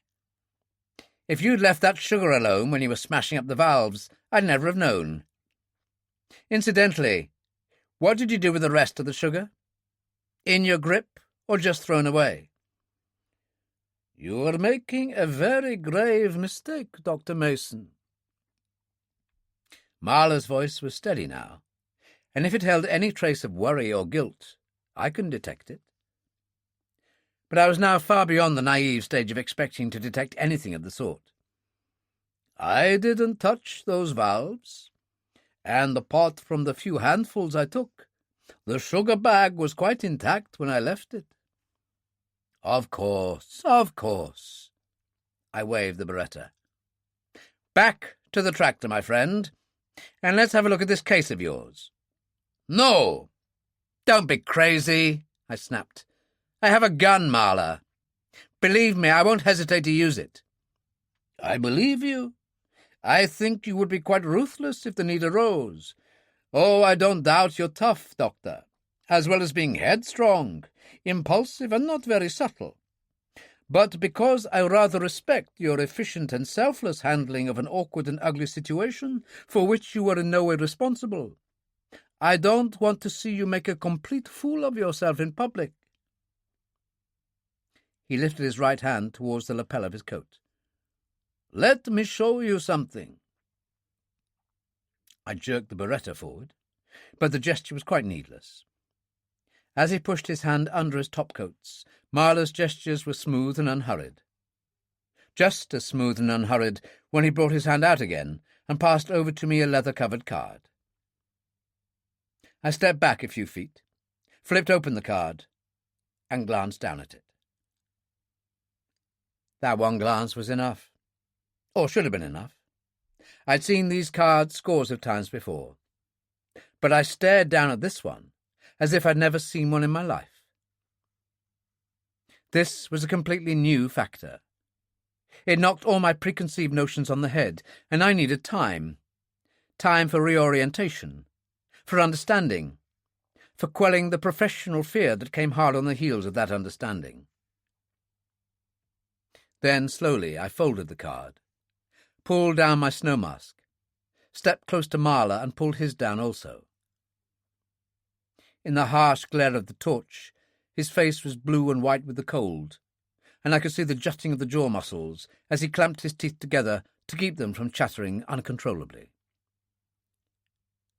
"Breathe out," I said. He did as I asked, and there was no mistaking it. None at all. The sweet acetone breath of the advanced and untreated diabetic can't possibly be confused with anything else.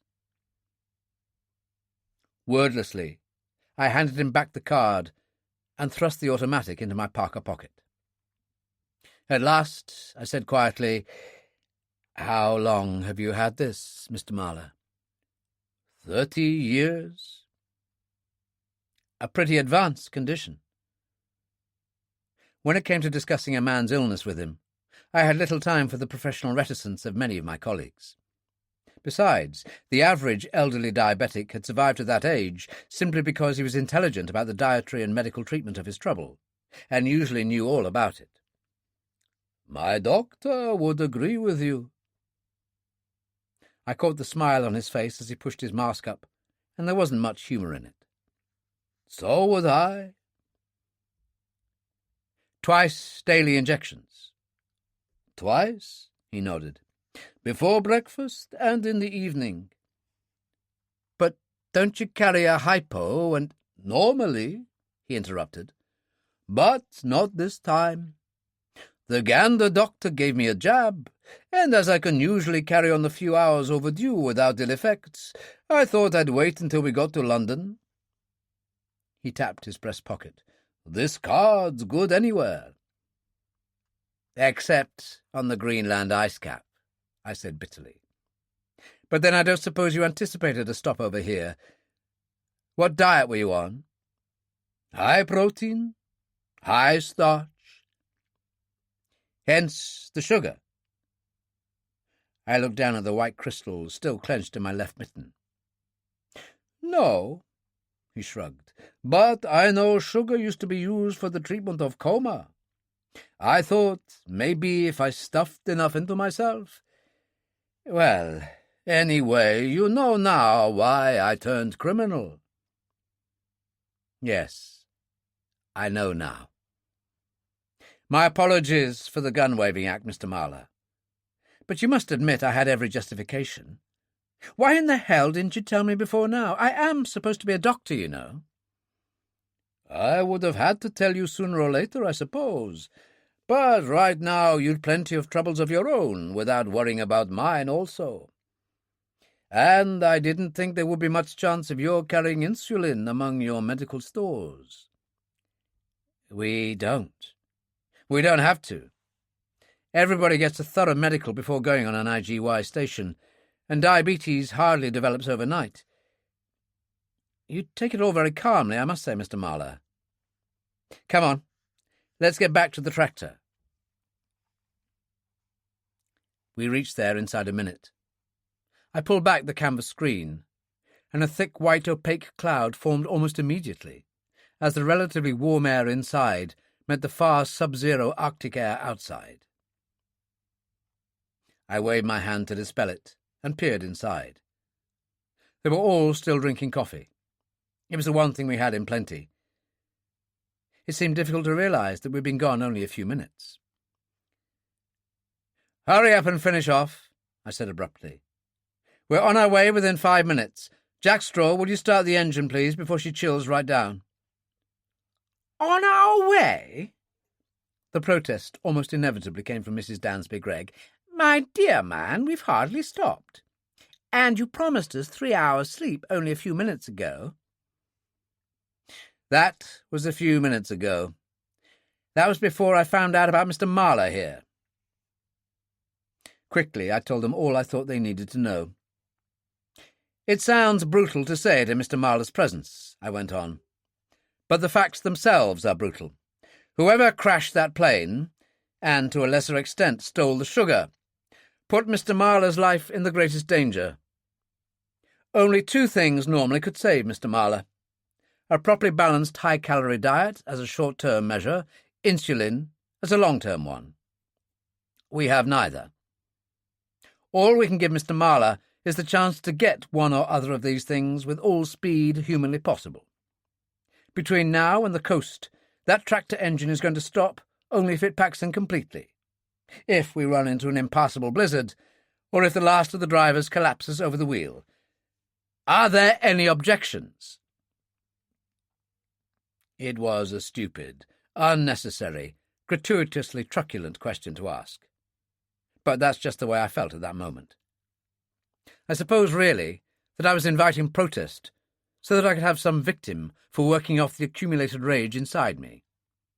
the anger that could find its proper outlet only against those responsible for this fresh infliction of suffering. The anger at the near certainty that no matter what effort we made to save Marla, it would be completely nullified when the time came, as it inevitably must come, that the killers showed their hand. For one wild moment, I considered the idea of tying them all up, lashing them inside the tractor body so that they couldn't move. And had the conditions been right, I believe I would have done just that. But the conditions couldn't have been more hopeless. A bound person wouldn't have lasted a couple of hours in that bitter cold. There were no objections. For the most part, I suppose they were too cold, too tired, too hungry, and too thirsty. For with the rapid evaporation of moisture from the warm, relatively humid body, thirst was always a problem in dry, intensely cold air. To raise any objections. To people unaccustomed to the Arctic, it must have seemed that they had reached the nadir of their sufferings, that things could get no worse than they were. I hoped as much time as possible would elapse before they found out how wrong they were. There were no objections, but there were 2 suggestions. Both came from Nick Corazzini. "Look, Doc, about this diet Mr. Marla must have. Maybe we can't balance it, but we can at least make sure that he gets a fair number of calories. Not that I know how you count the damn things. Why don't we double his rations? Well, no, even that wouldn't keep a decent sparrow alive. What say each of the rest of us docks a quarter of his rations and hands them over? That way, Mr. Marla would have about 4 times his normal—" "No, no," Marla protested. "Thank you, Mr. Corazzini, but I cannot permit—" "An excellent idea," I interrupted. "I was thinking along the same lines myself." "Good," Corazzini grinned. "Carried unanimously. I also suggest we get along farther and faster if, say, Mr. Zagero and I were to spell you 2 on the tractor." He held up a hand as if to forestall protest. "Either of us may be the man you want. In fact, we might be the 2 men you want, if it is 2 men. But if I'm one of the killers, and I know nothing about the Arctic, navigation, the maintenance of this damn citron, and wouldn't as much as recognize a crevasse if I fell down one, it's as plain as the nose on your face that I'm not going to make a break for it until I'm within shouting distance of the coast. Agreed?" "Agreed," I said.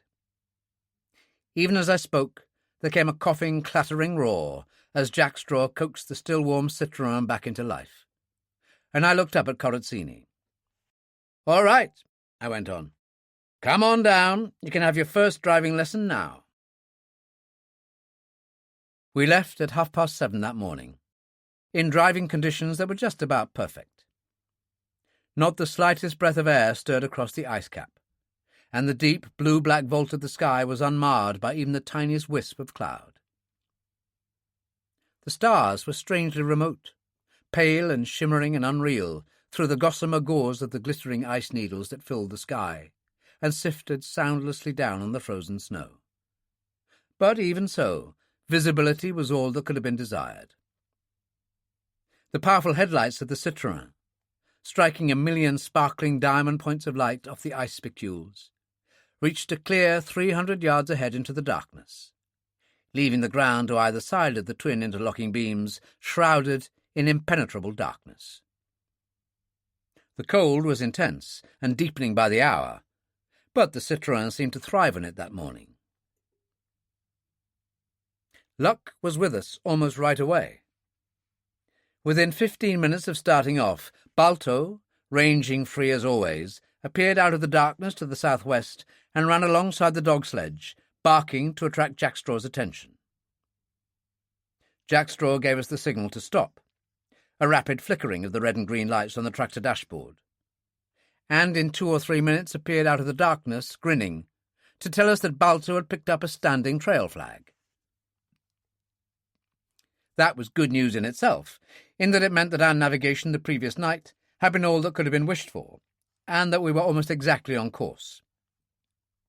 Even more important, however, was the fact that if this flag was the first of a series, we could dispense with the navigator on the dog sledge, and that Jack Straw and I could have some sleep, if sleep were possible in that miserably cold and lurching tractor body. And indeed, that flag proved to be the first of an almost unbroken series that was to guide us all the length of that interminable day. So that from 8 o'clock onwards, Jack Straw, Zagero, Corazzini and I took it in turns to drive, with the Senator, the Reverend Smallwood, or Solly Levin up front as lookout. Theirs was probably the coldest, certainly the most unwelcome job of all. But all three bore up uncomplainingly, even to the extent of thawing out in silent agony at the end of their hour on duty. Shortly after 8 o'clock, I left an obviously competent Corazzini to his own devices, dropped back to the shelter of the tractor body, and asked the Senator to go up front. I then set about breaking the strictest rule of all, where these old tractors were concerned, that no fire should ever be lit inside when they were in motion. But even the most stringent rules are to be observed only until such time as the need for breaking them is paramount. And now both the need and the time were here. My concern was not for the warmth and comfort of the passengers, or even for the cooking of the food. We had little enough of that, heaven knew, though a constant supply of warm water would come in useful for dealing with the inevitable cases of frostbite. But purely and simply for the life of Theodore Marler. Even following Corazzini's suggestion, we couldn't give him enough food, and what we could didn't and wouldn't even begin to resemble a balanced diet. His best chance of survival, and that was slender enough, lay in conserving his body reserves and his energy as far as lay within our power. To achieve that, work, or exercise of even the lightest kind, was out. He had to remain as immobile as possible, which was why I had him climb into a sleeping bag and lie down on one of the bunks, wrapped in a pair of heavy blankets, as soon as they entered. But without work or exercise, he would have no means to combat that numbing cold, except by a constant shivering, which would deplete his reserves just as quickly as the most violent exercise would. So he had to have heat. Heat from the stove. Heat from the warm fluids, which I told Margaret Ross that he was to have at least every 2 hours. Marler protested strongly against all these arrangements being made on his behalf, but at the same time he was sensible enough to realize that his only chance of survival depended on doing what I said. But I believe that the main factor which finally made him yield was not so much my medical explanations as the pressure of public opinion. That all the passengers should suddenly and so vehemently be concerned with Theodore Marler's welfare seemed, on the face of it, inexplicable. But only on the face of it.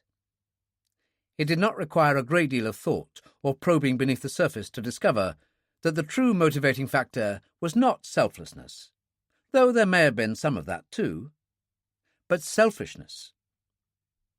Marler represented not so much a sufferer as a most welcome diversion from their own thoughts and suspicions, from the tension, from the never-ending constraint that had laid its chilling hand over the entire company for the past 12 hours. This constraint, apart from its awkwardness and sheer unpleasantness, had the further effect of splitting up the passengers into tiny groups. Communal speech had ceased entirely, except when necessity and the barest demands of common politeness made it inevitable. Marie Lagarde and Margaret Ross, each of whom knew that the other was not under suspicion, kept very much to themselves and talked only between themselves. So too did Zagero and Solly Levin, and also, though this would have seemed ridiculously improbable only 24 hours ago, Mrs. Dansby Gregg and her maid, Helene. Improbable then, but inevitable now. Whether guilty or not, both knew exactly where the other stood, and of all the passengers, each could only fully trust the other. They could, of course, as could all the others, trust Marie Lagarde and Margaret Ross. But the fact that they knew that Marie Lagarde and Margaret Ross couldn't trust them was enough to prohibit any attempt to establish an easier relationship. As for Corazzini, the Rev. Smallwood, the senator, and Marla. They kept very much to themselves. In the circumstances, then, it was inevitable that they should welcome the introduction of an absolutely innocuous subject of interest and conversation, something that would ease, however slightly, the coldness and discomfort of the social atmosphere, something that would divert their unwelcome and suspicious thoughts into some more tolerable channel. Theodore Marla promised to be the best looked-after patient I'd ever had. I had just got the oil stove going to my satisfaction when Zagero called to me from his seat by the rear canvas screen. "There's something funny going on outside, Doc. Come and have a look." I had a look. Far off to the right, the northwest that was, and high above the horizon, a great diffuse, formless volume of luminosity, spreading over almost a quarter of the dark dome of the sky, was beginning to pulse and fade, strengthening, deepening, climbing with the passing of every moment. At first it was no more than a lightening in the sky, but already it was beginning to take form, and faint colours beginning to establish themselves in definite patterns. "The aurora, Mr. Zagero," I said. "The northern lights. First time you've seen it?" He nodded. "Yeah. Amazing spectacle, ain't it? This is nothing. It's just starting up. It's going to be a curtain. You get all sorts, rays, bands, coronas, arcs and what have you, but this is a curtain. Best of the lot." "Get this sort of thing often, Doc?" "Every day for days on end when the weather is like this. Cold and clear and still. Believe it or not, you can even get so used to it that you won't bother looking." "I don't believe it. It's amazing," he repeated. "Just amazing. Tired of it, you say? I hope we see it every day." He grinned. "You don't have to look, Doc." "For your own sake, you better hope for something else," I said grimly. "Meaning?" "Meaning that radio reception is hopeless when the aurora is on." "Radio reception?" He crinkled his brows. "What we got to lose, with the radio set in the cabin smashed, and your friends in the trail party getting further away every minute? You couldn't raise either of them anyway." "No, but we can raise our Uplavnik base when we get a bit nearer the coast," I said. And the next moment I could have bitten my tongue off. I had never even thought of the matter until then, but as soon as the words were out, I realized that I should have kept this piece of knowledge to myself. The chances of Uplavnik listening in at the right time and on the right frequency were remote enough, but it was always a chance. We could have sent out a warning, summoned help long before the killers would have thought of making a break for it. But now, if Zagero were one of the killers, he would make good and certain that the set would be smashed long before we got within radio range of the Uplavnik base. I cursed myself for a blundering idiot, and stole a quick glance at Zagero. In the light streaming out from the gap in the curtain, and in the fainter light of the aurora, his every feature was plain, but I could tell nothing from his expression. He was playing it casual, all right, but not too stupidly casual. The slow nod, the pursing of the lips, the thoughtful lifting of the eyebrows could not have been improved upon. Not even the best professional actor could have improved on it. And hard on the heels of that came the second thought, that there were a couple of extraordinarily fine actors among us. But then, if he hadn't reacted at all, or had reacted too violently, I would have been doubly suspicious. Or would I? If Zagero were one of the guilty men, wouldn't he have known that too much or too little reaction would have been the very thing to excite suspicion, and taken due precaution against registering either? I gave it up, and turned away. But in my mind there was growing a vague but steadily strengthening suspicion against Johnny Zagero. And on the basis of the success and validity of my previous suspicions, I thought bitterly, that just about guarantees Zagero's innocence. I turned and touched Margaret Ross on the shoulder. "I'd like to have a few words with you, Miss Ross, if you don't mind the cold outside." She looked at me in surprise, hesitated for a moment, then nodded. I jumped down, reached up a hand to steady her, then helped her aboard the big sled as it passed by a few seconds later. For a short time we just sat there, side by side on a petrol drum, watching the aurora, while I wondered how to begin. I stared almost unseeingly at the tremendous sweep of the developing aurora, the great folded, fluted curtain of yellow-green with red-tipped feet that seemed almost to brush the surface of the ice cap, a translucent, transparent drapery, for even at its brightest the stars still shone faintly through, that waved and shimmered and pulsed and glowed, a pastel poem in insubstantiality, like the ethereal backdrop to some unimaginably beautiful fairyland. Margaret Ross sat there gazing at it like one lost in a trance. But she might have been looking at it with the same uncaring eyes as myself, lost not in wonder, but in the memory of the man we had left behind in the ice cap. And when she turned at the sound of my voice, and I saw the glow of the aurora reflected in the sad depths of the wide brown eyes, I knew I was right. "Well, Miss Ross, what do you think of the latest development?" "Mr. Marler?" She'd slipped up a snow mask, in her case just a gauze and cotton wool pad with a central breathing aperture, and I had to lean forward to catch her soft voice. "What can one say about anything so dreadful? What chance does the poor man have, Dr. Mason?" "I've honestly no idea. There are far too many unpredictable factors involved. Did you know that after I'd crossed you off, I lined him up as number 1 on my list of suspects?" "No." "But yes, I'm afraid.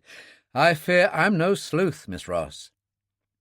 I may be long on the empirical trial-and-error method, and it at least has had the negative advantage of reducing the number of suspects by 2, but I'm pretty short on the deductive."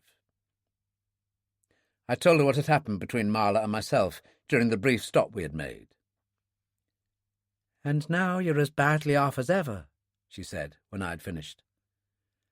"I suppose all we can do now is to sit and wait to see what happens." "Wait for the axe to fall, you mean?" I said grimly. "Not quite. I haven't much hope from it, but I thought I might try the deductive reasoning act for a change. But before we can deduce, we have to have some facts we can deduce from, and we're very short on facts. That's why I asked you out here, to see if you could help me." "I'll do anything I can, you know that." She lifted her head as the aurora swelled and flamed to the incandescent climax of its performance, and shivered violently as its unearthly, beautiful colourings struck a million sparks of coloured light, red and green and yellow and gold, off the ice spicules in the sky. "I don't know why. That makes me feel colder than ever. But I think I've already told you everything I know. Everything I can remember, Dr. Mason."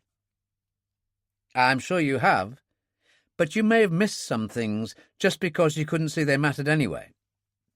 Now, as I see it, we have 3 big questions looking for an answer. How come the crash in the first place? How was the coffee spiked? How was the radio broken? If we can turn up anything that can throw a light on even one of these, we may be a long way towards finding out what we want to know." 10 freezing minutes later, we were still a long way from finding out anything. I'd taken Margaret Ross step by step from the customs hall, where she'd met her passengers, to the plane, where she had settled them down, flown with them to Gander, watched them go through the same process again, flown them out of Gander, watched her as she'd served their evening meal, and still I'd learned nothing, turned up nothing suspicious, offbeat or abnormal, that could even begin to account for the crash. Then, slowly, just as she was describing the serving of the meal, her voice trailed away into silence, and she turned and stared at me. "What's the matter, Miss Ross?" "Of course," she said softly. "Of course. What a fool I am. Now I see—" "What do you see?" I demanded. "The coffee. How it was tampered with. I'd just served Colonel Harrison. He was in the rear seat, so he was the last to be served, when he wrinkled his nose and asked if I could smell something burning. I couldn't, but I made some sort of joke about something burning on the galley hot plate, and I just got back there when I heard the Colonel calling, and when I looked round, he had the door of the starboard washroom open and smoke was coming out. Not much, just a little. I called the captain, and he hurried aft to see what it was, but it was nothing serious, just a few papers burning. Somebody had been careless with a cigarette, I suppose." "And everybody rose out of their seats and crowded to have a look?" I asked grimly. "Yes. Captain Johnson ordered them all back to their seats. They were upsetting the trim of the plane." "And you didn't think this worth mentioning to me?" I said heavily. "No importance at all." "I'm sorry. It did seem unimportant, unrelated to anything. That was hours before the crash, so—" "It doesn't matter. Who could have gone into the galley then? Anybody in the front seats, I suppose?" "Yes. They all seemed to crowd down past the middle." "They? Who were they?" "I don't know. Why do you ask?" "Because by knowing who was there, we might find out who wasn't." "I'm sorry," she repeated helplessly. "I was a little upset for a moment. Then Captain Johnson was in front of me, shooing everybody back to their seats, and I couldn't see." "All right." I changed my approach. "This was the men's washroom, I take it?" "Yes. The powder room is on the port side." "Can you remember who went in there, say, any time up to an hour beforehand?" "An hour? But the cigarette end—" "Do you believe now that the fire was caused deliberately?" I asked. "Of course." She stared at me wide-eyed. "Right. And we're dealing, obviously, with hardened professional criminals. The whole success of their plan depended on causing this excitement. Do you for a moment believe that they were going to let the whole thing hinge on the mere off-chance of a smouldering butt-end setting some papers alight, especially setting them alight at the correct moment?" "But how—" "Easy. You can get a little plastic tube with a central composition shield, dividing it into two compartments. In one compartment, you have a free acid. In the other, a different acid enclosed in a glass tube. All you have to do is crush the tube, break the glass, drop the tube in your chosen spot, walk away, and after a predetermined time, the acid that was in the glass eats through the shield, meets the other acid, and starts a fire. It's been used hundreds of times, especially in wartime sabotage. If you're an arsonist looking for a cast-iron alibi and want to be 5 miles away when the fire starts, it's the perfect answer." "There was a funny smell," she began slowly. "You bet there was. Can you remember who went there?" "It's no good." She shook her head. "I was in the galley most of the time, getting the meal ready." "Who were in the front 2 seats? Those nearest the galley?" "Miss Lagarde and Mr. Corazzini. And I'm afraid that's not much help. We know Marie Lagarde can't have anything to do with it. And Mr. Corazzini is the one person I'm sure didn't leave his seat before dinner. He had a gin soon after takeoff, then switched off his reading light, draped a newspaper over his head, and went to sleep." "Are you sure?" Quite sure. I always peeked through the cabin door from time to time, and he was always there. That seems to cut him out, I said thoughtfully, and reduce the number of suspects, though I suppose he could still have got an accomplice to plant the acid tube. Then suddenly I had what was for me an inspiration. Tell me, Miss Ross, did anyone ask you earlier in the evening when dinner would be? She looked at me for a long moment before answering, and even in the fading light of the aurora, I could see the understanding coming into her eyes. Mrs. Dansby Gregg did, I'm sure. She would. Anyone else? Yes, I remember now. Her voice was suddenly very quiet. Colonel Harrison, but he doesn't count any more, and Mr. Zagero. Zagero! In my excitement, I bent forward until my face was almost touching hers. Are you sure? I'm sure. I remember when he asked me, I said, Are you feeling peckish, sir? And he grinned and said, My dear air hostess, I always feel peckish. Well, well, this is most interesting. Do you think Mr. Zagero? I'm at the stage where I'm afraid to think anything. I've been wrong too often. But it's a straw in the wind, all right. A straw about the size of a haystack. Was he anywhere near you when the radio fell? Behind you, for instance, when you rose and brushed against the radio table? No. He was by the hatch. I'm sure of that. Could he? He couldn't. Joss and I worked it out. Somebody had pushed one of the table hinges right home, and the other until it was at the critical point of balance. Then, as you stood up, he pushed the other in. From a distance. There was a long-handled brush lying there, but it had no significance for us at the time. When you heard the crash, you whirled round, didn't you? She nodded without speaking. And what did you see? Mr. Corazzini. We know he died for it, I said impatiently, but in the background, against the wall. There was someone. Her voice was barely more than a whisper. But no, it couldn't have been. He'd been sitting dozing on the floor, and he got the fright of his life when— For heaven's sake, I cut in harshly. Who was it? Solly Levin. The brief twilight of noon came and went. The cold steadily deepened, and by late in the evening it seemed that we had been on board that lurching, roaring tractor all our lives. Twice only we stopped in the course of that interminable day, for refuelling at 4 p.m. and 8 p.m. I chose these times because I had arranged with Joss that I would try to contact him every 4th hour.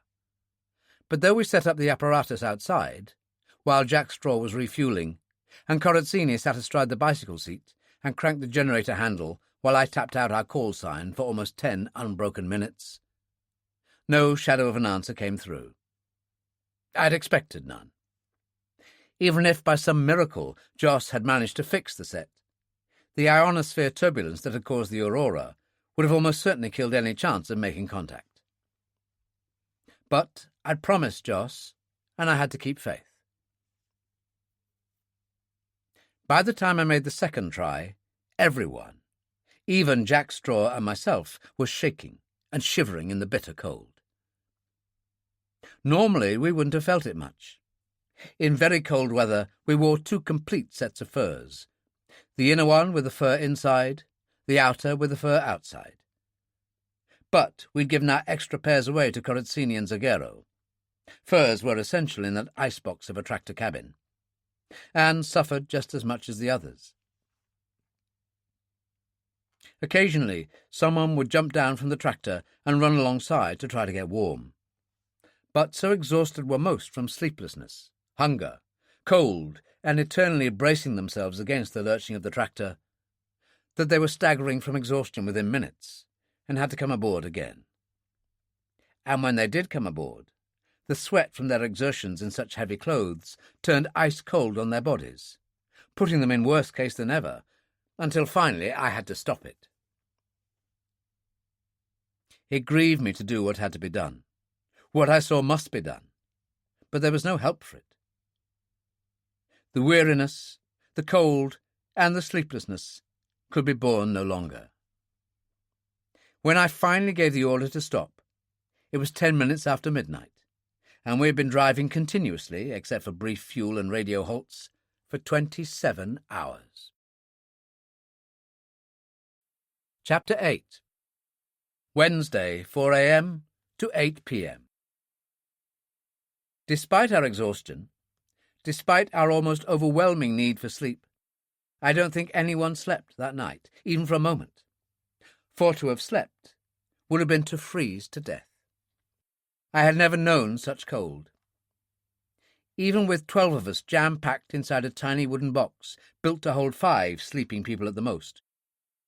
Even with the oil fire roaring up the chimney all night long and warmed by a couple of cups of piping hot coffee apiece, we all of us suffered agonies during these dark hours. The chattering of teeth, the St. Vitus dance of tremor-ridden limbs knocking against the thin, uninsulated wooden walls, the constant rubbing as someone sought to restore life to a frozen face or arm or foot. These were the sounds that never ceased. How the elderly Marie Lagarde or the sick Marla survived that night was indeed a matter for wonder. But survive they did, for when I looked at my luminous watch, saw that it was almost 4 o'clock, and decided that enough was enough, both of them were wide awake when I switched on the little overhead light. Weak enough normally, that light was now no more than a feeble yellow glow. An ominous sign.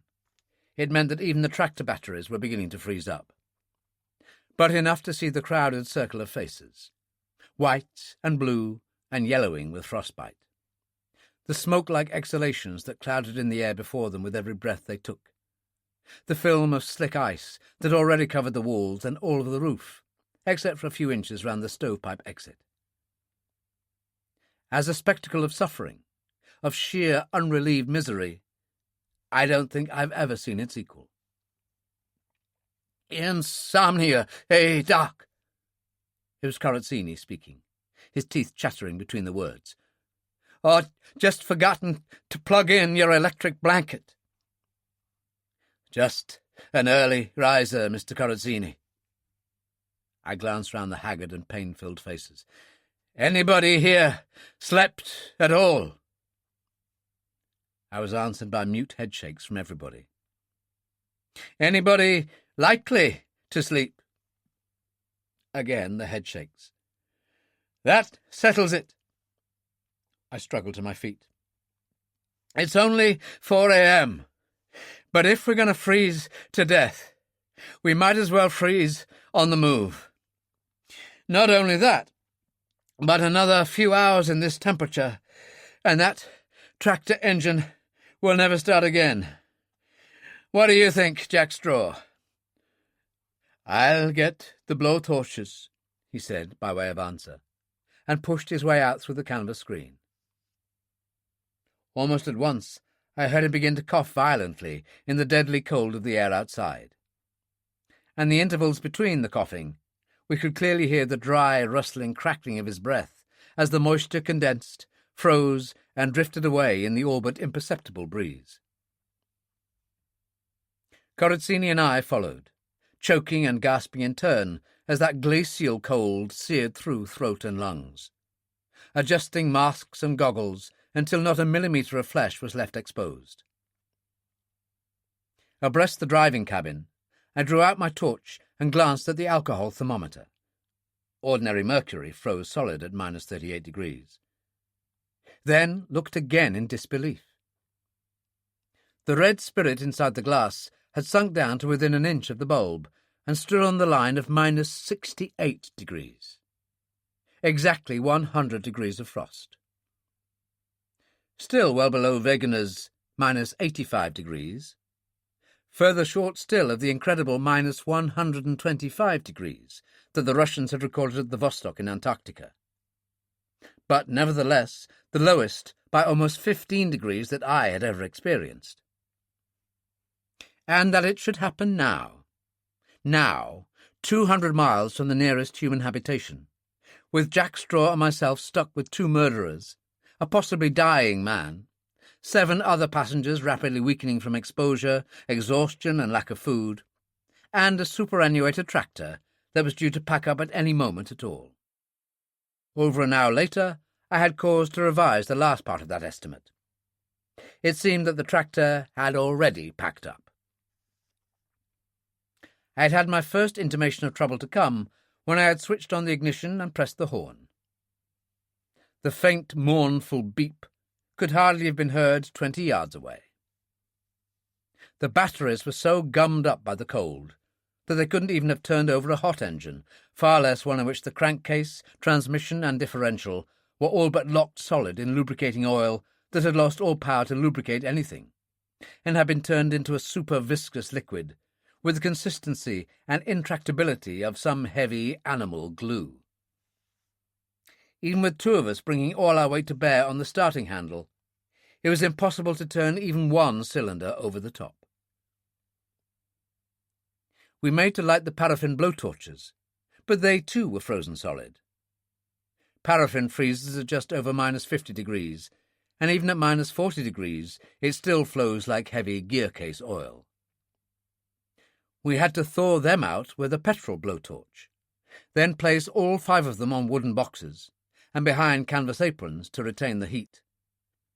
2 to thaw out the crankcase, 2 for the gearbox and transmission, and the last for the differential. After an hour or so, when the engine had begun to turn fairly easily, and we had brought out the heavy battery which had been thawing out by the stove, we tried again. But it gave no sign of life at all. None of us, not even Corazzini, whose global tractors were all diesel-powered, was an expert in engine maintenance. And this was when we came very close to despair. But despair was the one emotion we couldn't afford, and we knew it.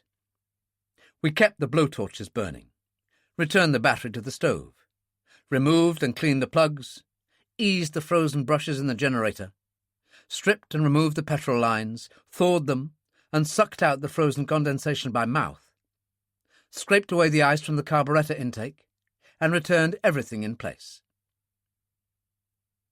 We had to remove our gloves for most of this delicate work. The flesh stuck to metal and pulled off like the skin of an orange when we removed our hands. Even the backs of our fingers became burnt and blistered from casual knocks on metal. Blood oozed out from under our fingernails, only to coagulate in the freezing air. And our lips, where they had touched the copper petrol feeds, were swollen and puffed and blistered. It was brutal killing work, and in addition to the work, our arms and legs and faces were almost constantly frozen, despite frequent visits to the stove to thaw ourselves out.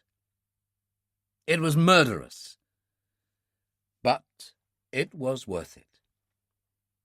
At 6:15, 2¼ hours after we had begun, the big engine coughed and spluttered into life, missed, coughed again, caught, and settled down into a steady, even roar. I felt my split lips cracking into a painful grin under my mask, thumped Jack Straw and Corazzini, for the moment quite forgetting that the latter might be one of the killers, on the back, turned and went in for breakfast.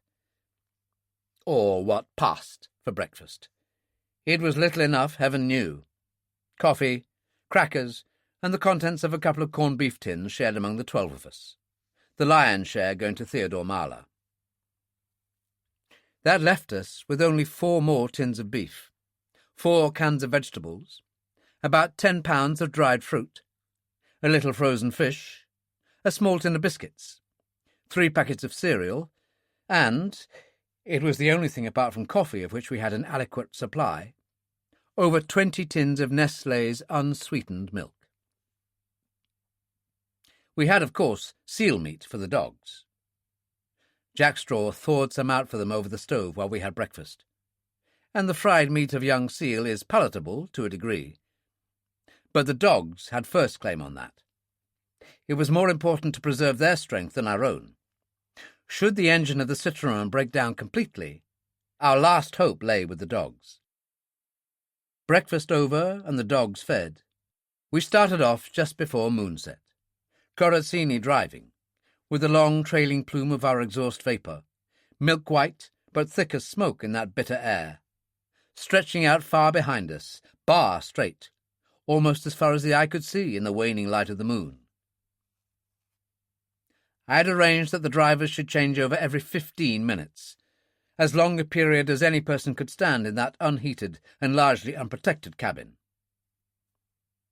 I had heard of a case in the Antarctic where a driver had sat so long in an exposed tractor that his numbed and frozen fingers had locked so immovably that the steering wheel had had to be unbolted and brought inside still clutched in the driver's grasp before the hands could be thawed sufficiently to release the wheel. I didn't want anything of that kind happening to us.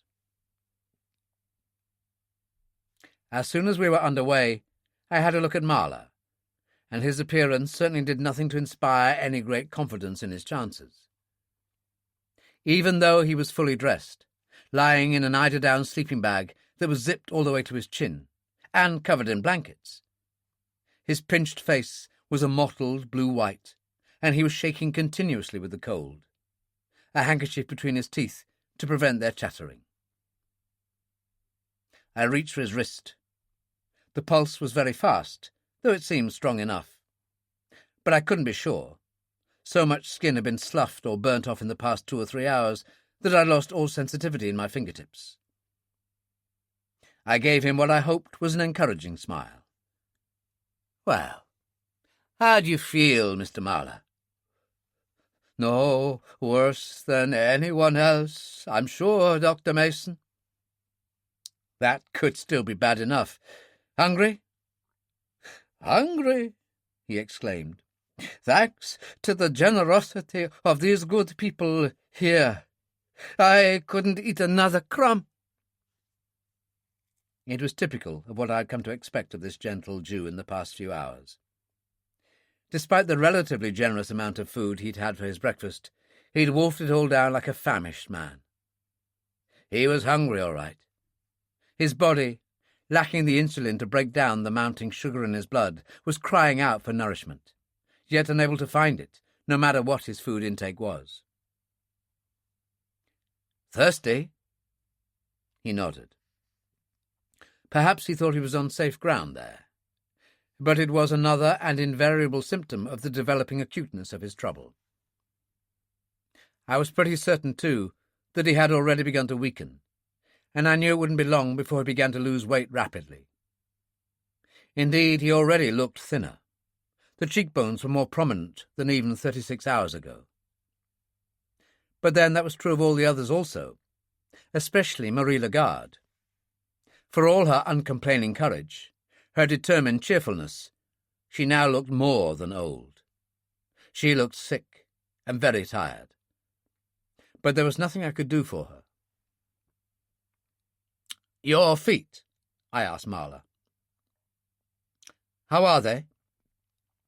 "I don't think they're there any longer," he smiled. "Let me see them," I asked sharply. He protested, but I overruled him. One look at that dead-white, ice-cold flesh was enough. "Miss Ross," I said, "from now on you are Mr. Marla's personal Gunga Din.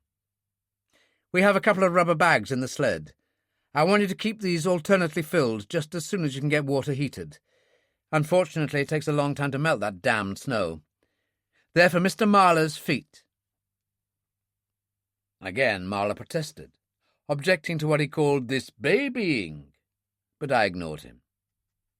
I didn't want to tell him, not yet, that frostbite in the feet of an untreated diabetic could mean only one thing: gangrene and amputation at the least.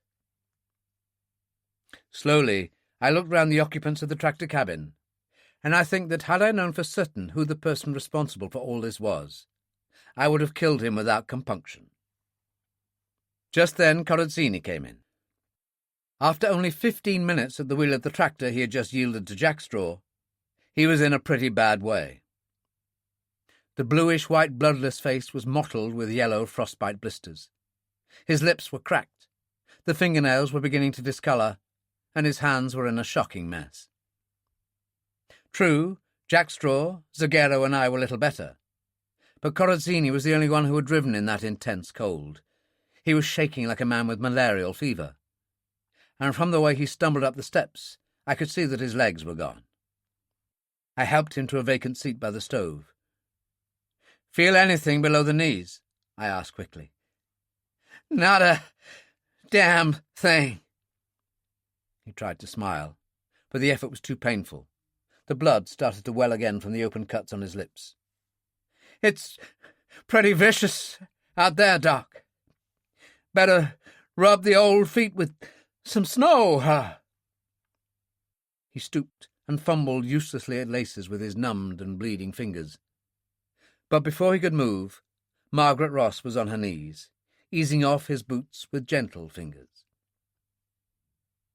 Looking down at that slight figure, lost beneath the bulky layers of clothing, I wondered for the 100th time how I could ever have been crazy enough to believe about her all the things I had done. "In your own idiom, Mr. Corazzini," I said, "snow is strictly for the birds. Just an old wives' tale as far as these temperatures are concerned. You'd be better rubbing your skin off with emery paper." At 70 degrees below, snow had the hard crystalline structure of sandstone, and when rubbed, granulated into a gritty, white, powdery sand. I nodded to one of the snow buckets on the stove. "When the temperature there reaches 85 degrees, stick your feet in it. Wait till the skin turns red. It won't be pleasant, but it'll work. If there are any blisters, I'll puncture and sterilize them tomorrow." He stared at me. "Is that sort of thing going to go on all the time, Doc?" "I'm afraid so." And it did go on for all the time, or for the next 10 hours at least, during which time the temperature dropped down to the low 70s, halted, and began its slow, ever so slow, upward swing again. 10 hours while the snow buckets were never off the stove. 10 hours while Mrs. Dansby Gregg, her maid Helene, and later on Sorry Levin, held blowtorches against the sides of the buckets to hurry up the melting and heating process.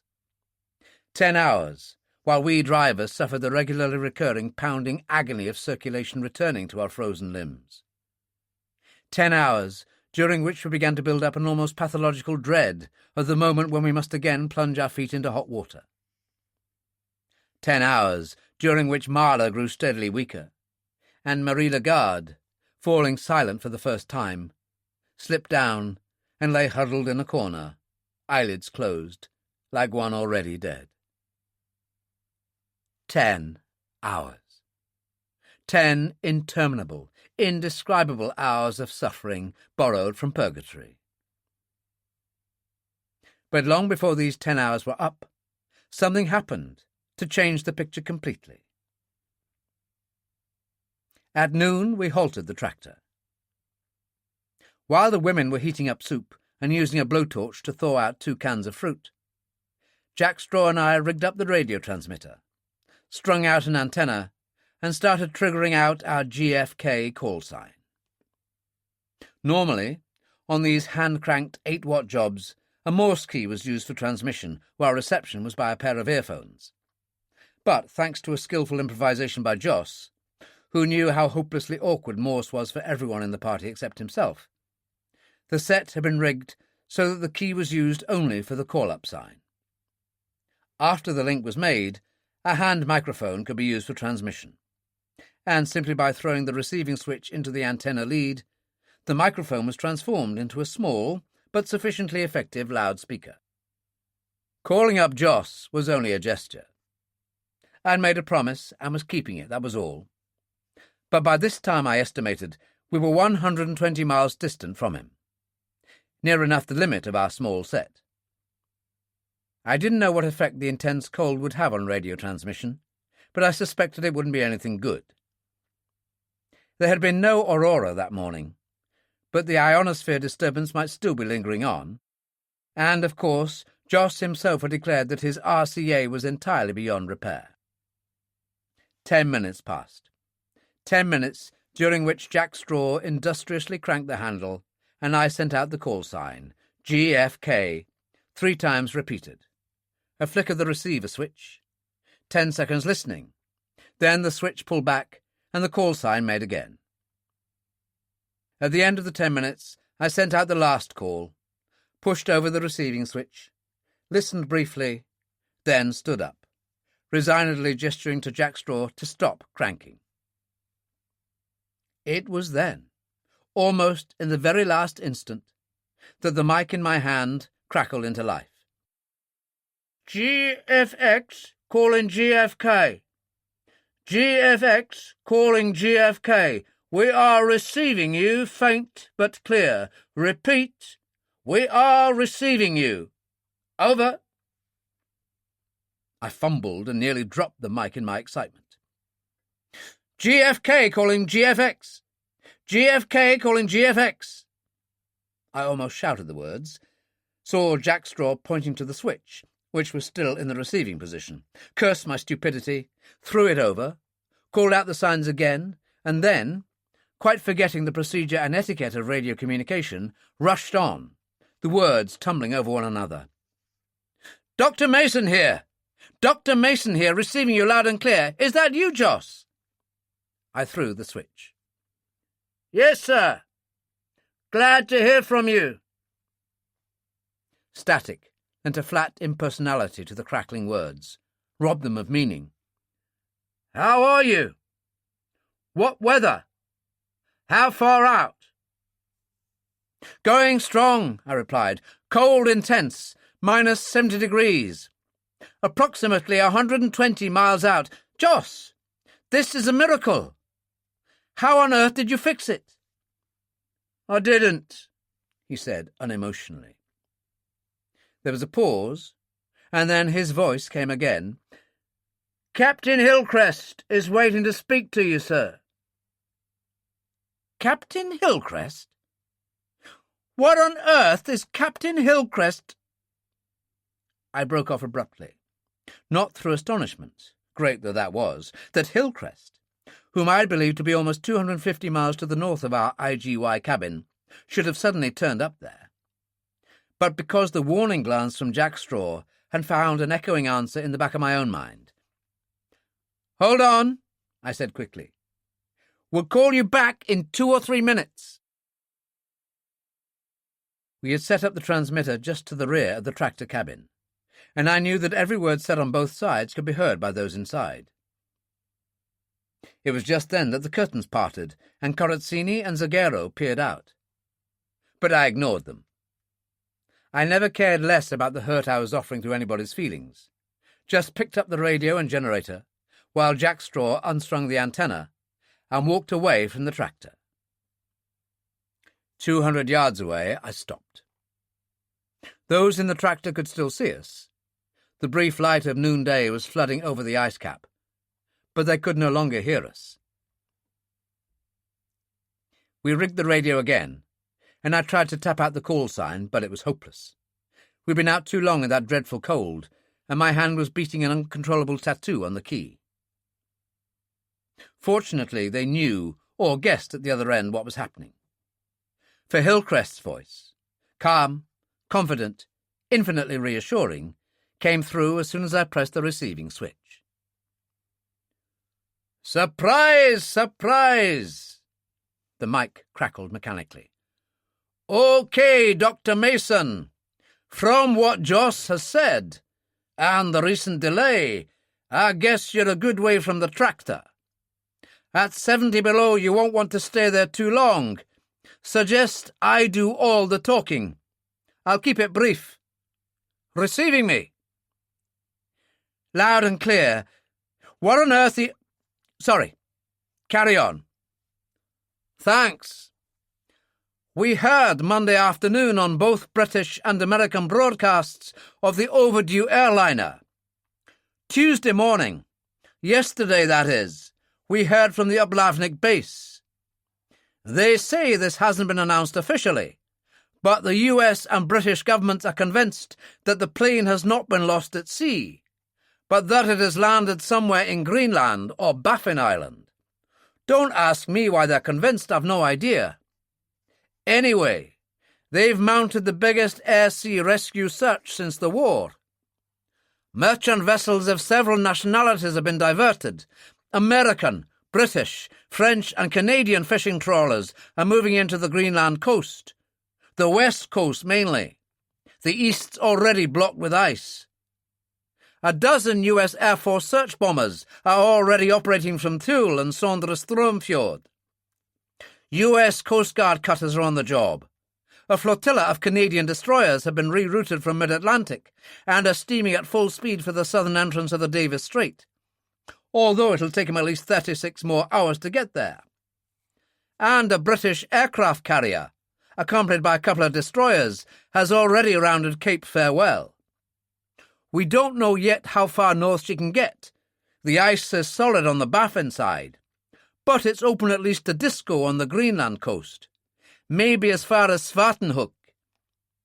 All IGY stations in Greenland have been ordered to join in the search. That's why we came back non-stop to the cabin, to pick up more petrol. I could contain myself no longer. Threw over the receiving switch. What on earth's all the mad flap about? You'd think the President of the United States and half the royal family were aboard that plane. Why no more information from Uplavnik? I waited, and then Hillcrest's voice crackled again. Radio transmission impossible during preceding 24 hours. We'll raise them now. Tell them we found the missing plane and that you're on your way to the coast. Any fresh developments with you? None. Correction. One of the passengers, Mahler, turns out to be an advanced diabetic. He's in a bad way. Radio Uplavnik to get insulin. Gotthard will have it. Wilco. The microphone crackled back. A long pause, during which I could faintly hear the murmur of conversation. Then Hillcrest came on again. Suggest you return to meet us. We have plenty of petrol, plenty of food. With 8 of us on guard instead of 2, nothing could happen. We're already 40 miles out. I glanced at Jack Straw, caught the sudden wrinkling of the eyes, which I knew to be the telltale sign of a quick grin of astonished delight, which so accurately reflected my own feelings. So not more than 80 miles behind you. We could meet up in 5 or 6 hours. I felt elation wash through me like a releasing wave. This was wonderful. This was more than anything I'd ever dared hope for. All our troubles were at an end. And then the momentary emotion of relief and triumph ebbed. The cold, dismaying processes of reason moved in inexorably to take their place. And it didn't require the slow, definite shake of Jack Straw's head to tell me that the end of our troubles was as far away as ever. No go, I radioed back. Quite fatal.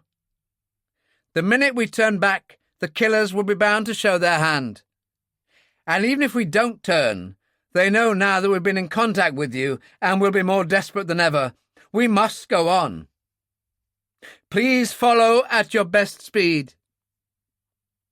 I paused for a moment, then continued.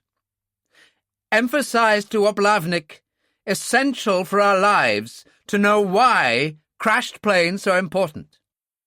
Tell them to find out the passenger list, how genuine it is. This is absolutely imperative, Captain Hillcrest. Refuse to accept no for an answer. We must know. We talked for another minute, but we'd really said all there was to be said.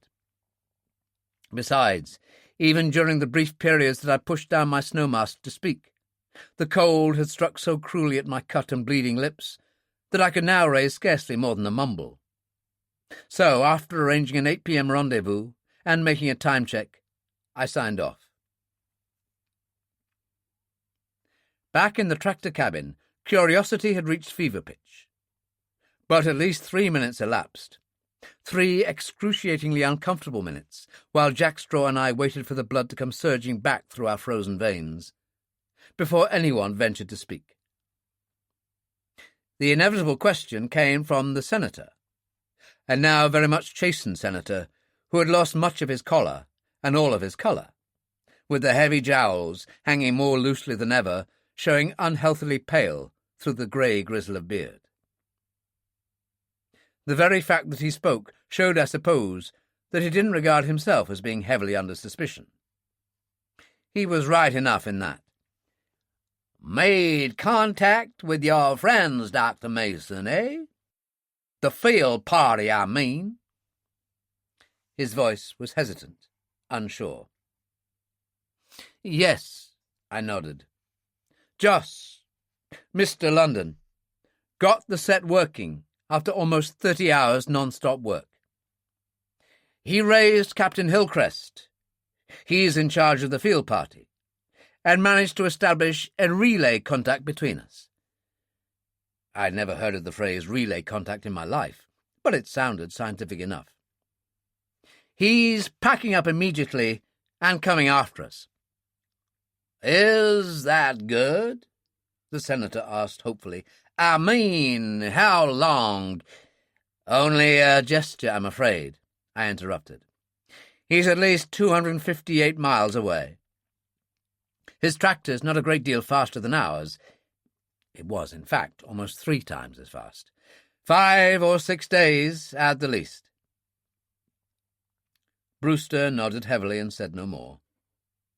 He looked disappointed, but he looked as if he believed me. I wondered which of them didn't believe me, which of them knew I was lying because they knew that they had so thoroughly destroyed all the spare condensers and valves that it would have been quite impossible for Joss to repair the RCA.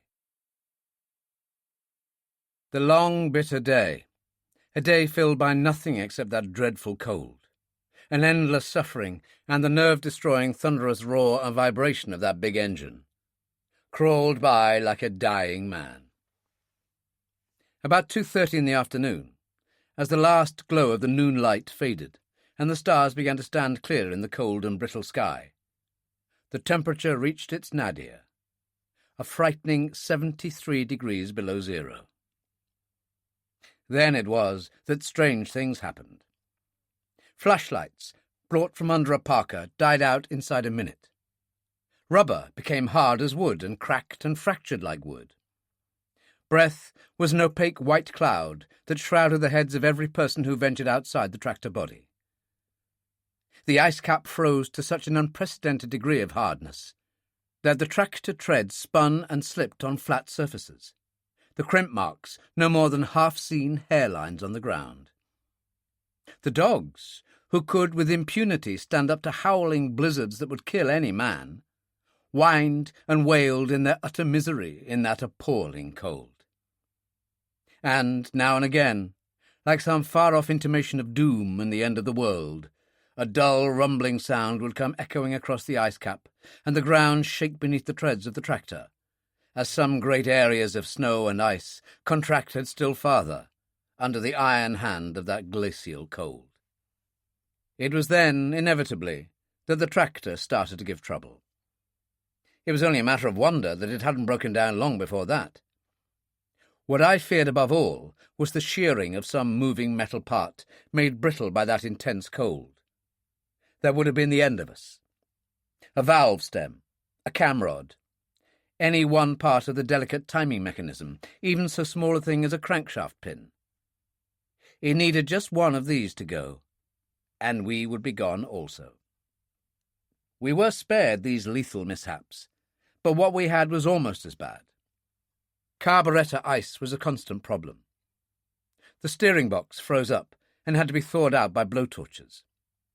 Generator brushes stuck and broke, but fortunately we carried spares enough of these.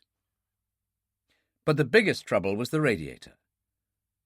Despite the fact that we had it heavily lagged, the cold penetrated the lagging as if it were tissue paper. and the subsequent metal contraction produced distortion. Soon it began to leak, and by 3 o'clock in the afternoon we were losing water at dismaying speed. I doled out some of our precious reserves of heat pads for Marla's feet, with the instructions that the water from the snow buckets on the stove was to be kept solely for the radiator. But even with blowtorches assisting the heat of a stove, the melting of super-chilled snow is a discouragingly slow process. Soon we were reduced to pouring half-melted slush down the radiator cap, and finally to cramming snow itself down in order to keep going at all. All this was bad enough, but the frightening thing was that for every pint of radiator liquid lost, and every pint of snow water used to replace it, the antifreeze became that much more diluted, and though we carried a small reserve drum of ethylene glycol, its weight diminished perceptibly with every halt we made. We had, hours before that, dispensed with a lookout, and the burden of all this work fell on Jack Straw, Zaghero, Corazzini, and myself. Of the 4 of us, Jack Straw was the only one who escaped what I knew would be permanent injury or disfigurement, in the shape of scars and destroyed tissue. Zaghero might never before have borne any of the scars of his trade, but he was going to have what looked peculiarly like one now. We had been too late in getting a cold water compress to his right ear, and these destroyed tissues would need plastic surgery. 2 of Corazzini's toes had also been left too long without treatment, and I knew that he too would finish up in a surgical ward. And because I was the one most in contact with the engine, my fingertips were a painful, bleeding mess, the nails already blackening and beginning to rot away. Nor were things a great deal better with those inside the tractor cabin. The first physiological effects of the cold were beginning to assert themselves, and assert themselves strongly. The almost overpowering desire for sleep, the uncaring indifference to all that went on around them. Later would come the sleeplessness, the anemia, the digestive troubles, the nervousness that could lead to insanity. If the cold continued long enough, these conditions would inevitably succeed the picture of huddled, lifeless misery that presented itself to me whenever I sought the shelter of the cabin, and the agony of returning circulation after my spell at the wheel. Many times I saw the picture that afternoon, and always the picture was the same. The senator sat slumped in a corner, a dead man but for the fits of violent shuddering that overtook him at regularly recurring intervals. Marla appeared to sleep. Mrs. Dansby Gregg and Helene lay huddled in one another's arms. An incredible sight, I thought. But then, next only to death itself, the Arctic was the great leveller, an unparalleled agent in stripping away the pretensions and shoddy veneers of everyday living. I was no great believer in the sudden conversions of human nature, and was pretty certain that, with Mrs. Dansby Gregg, the return to civilization would coincide with the return to her normal self, and that this moment of common humanity, shared by herself and her maid, would be no more than a fading and unwelcome memory. But, for all my dislike of Mrs. Dansby Gregg, I was beginning to develop more than a sneaking admiration for her. The carefully cherished snobbery, the maddeningly easy and condescending assumption of an inevitable social superiority were irritating enough, heaven knew. But behind that unlovable facade seemed to lie a deep-buried streak of that selflessness which is the hallmark of the genuine aristocrat. Although she complained constantly about the tiny irritations, she was silent on matters that caused her genuine suffering. She was developing a certain brusque helpfulness, as if she was half ashamed of it, and showed a care for her maid which, though probably no more than that feudal kindness that reaches its best in adversity, nevertheless verged almost on tenderness. And I had seen her take a mirror from her handbag, inspect the ravages frostbite had wreaked on her lovely face, then return the mirror to her bag with a gesture of indifference. Mrs. Dansby Gregg, in short, was becoming for me an object lesson against the dangers of an over-ready classification of people into types. Marie Lagarde, the lovable, indomitable Marie Lagarde, was a sick old woman, weakening by the hour. Her attempts at cheerfulness in her fully wakeful moments — she was asleep most of the time — were strained and almost desperate. The effort was too much. There was nothing I could do for her. Like an old watch, her time was running out, the mainspring of her life running down. A day or two of this would surely kill her. Solly Levin had taken over the blowtorches which played constantly against the sides of the snow buckets. Wrapped and huddled in clothes until only one eye was visible, he nevertheless achieved the near impossible of looking a picture of abject misery. But the way my thoughts had been running all day, I had no sympathy to waste on Mr. Levin. Margaret Ross dozed by the side of the stove, but I turned my eyes away quickly. Even to look at that thin, white face was a physical hurt.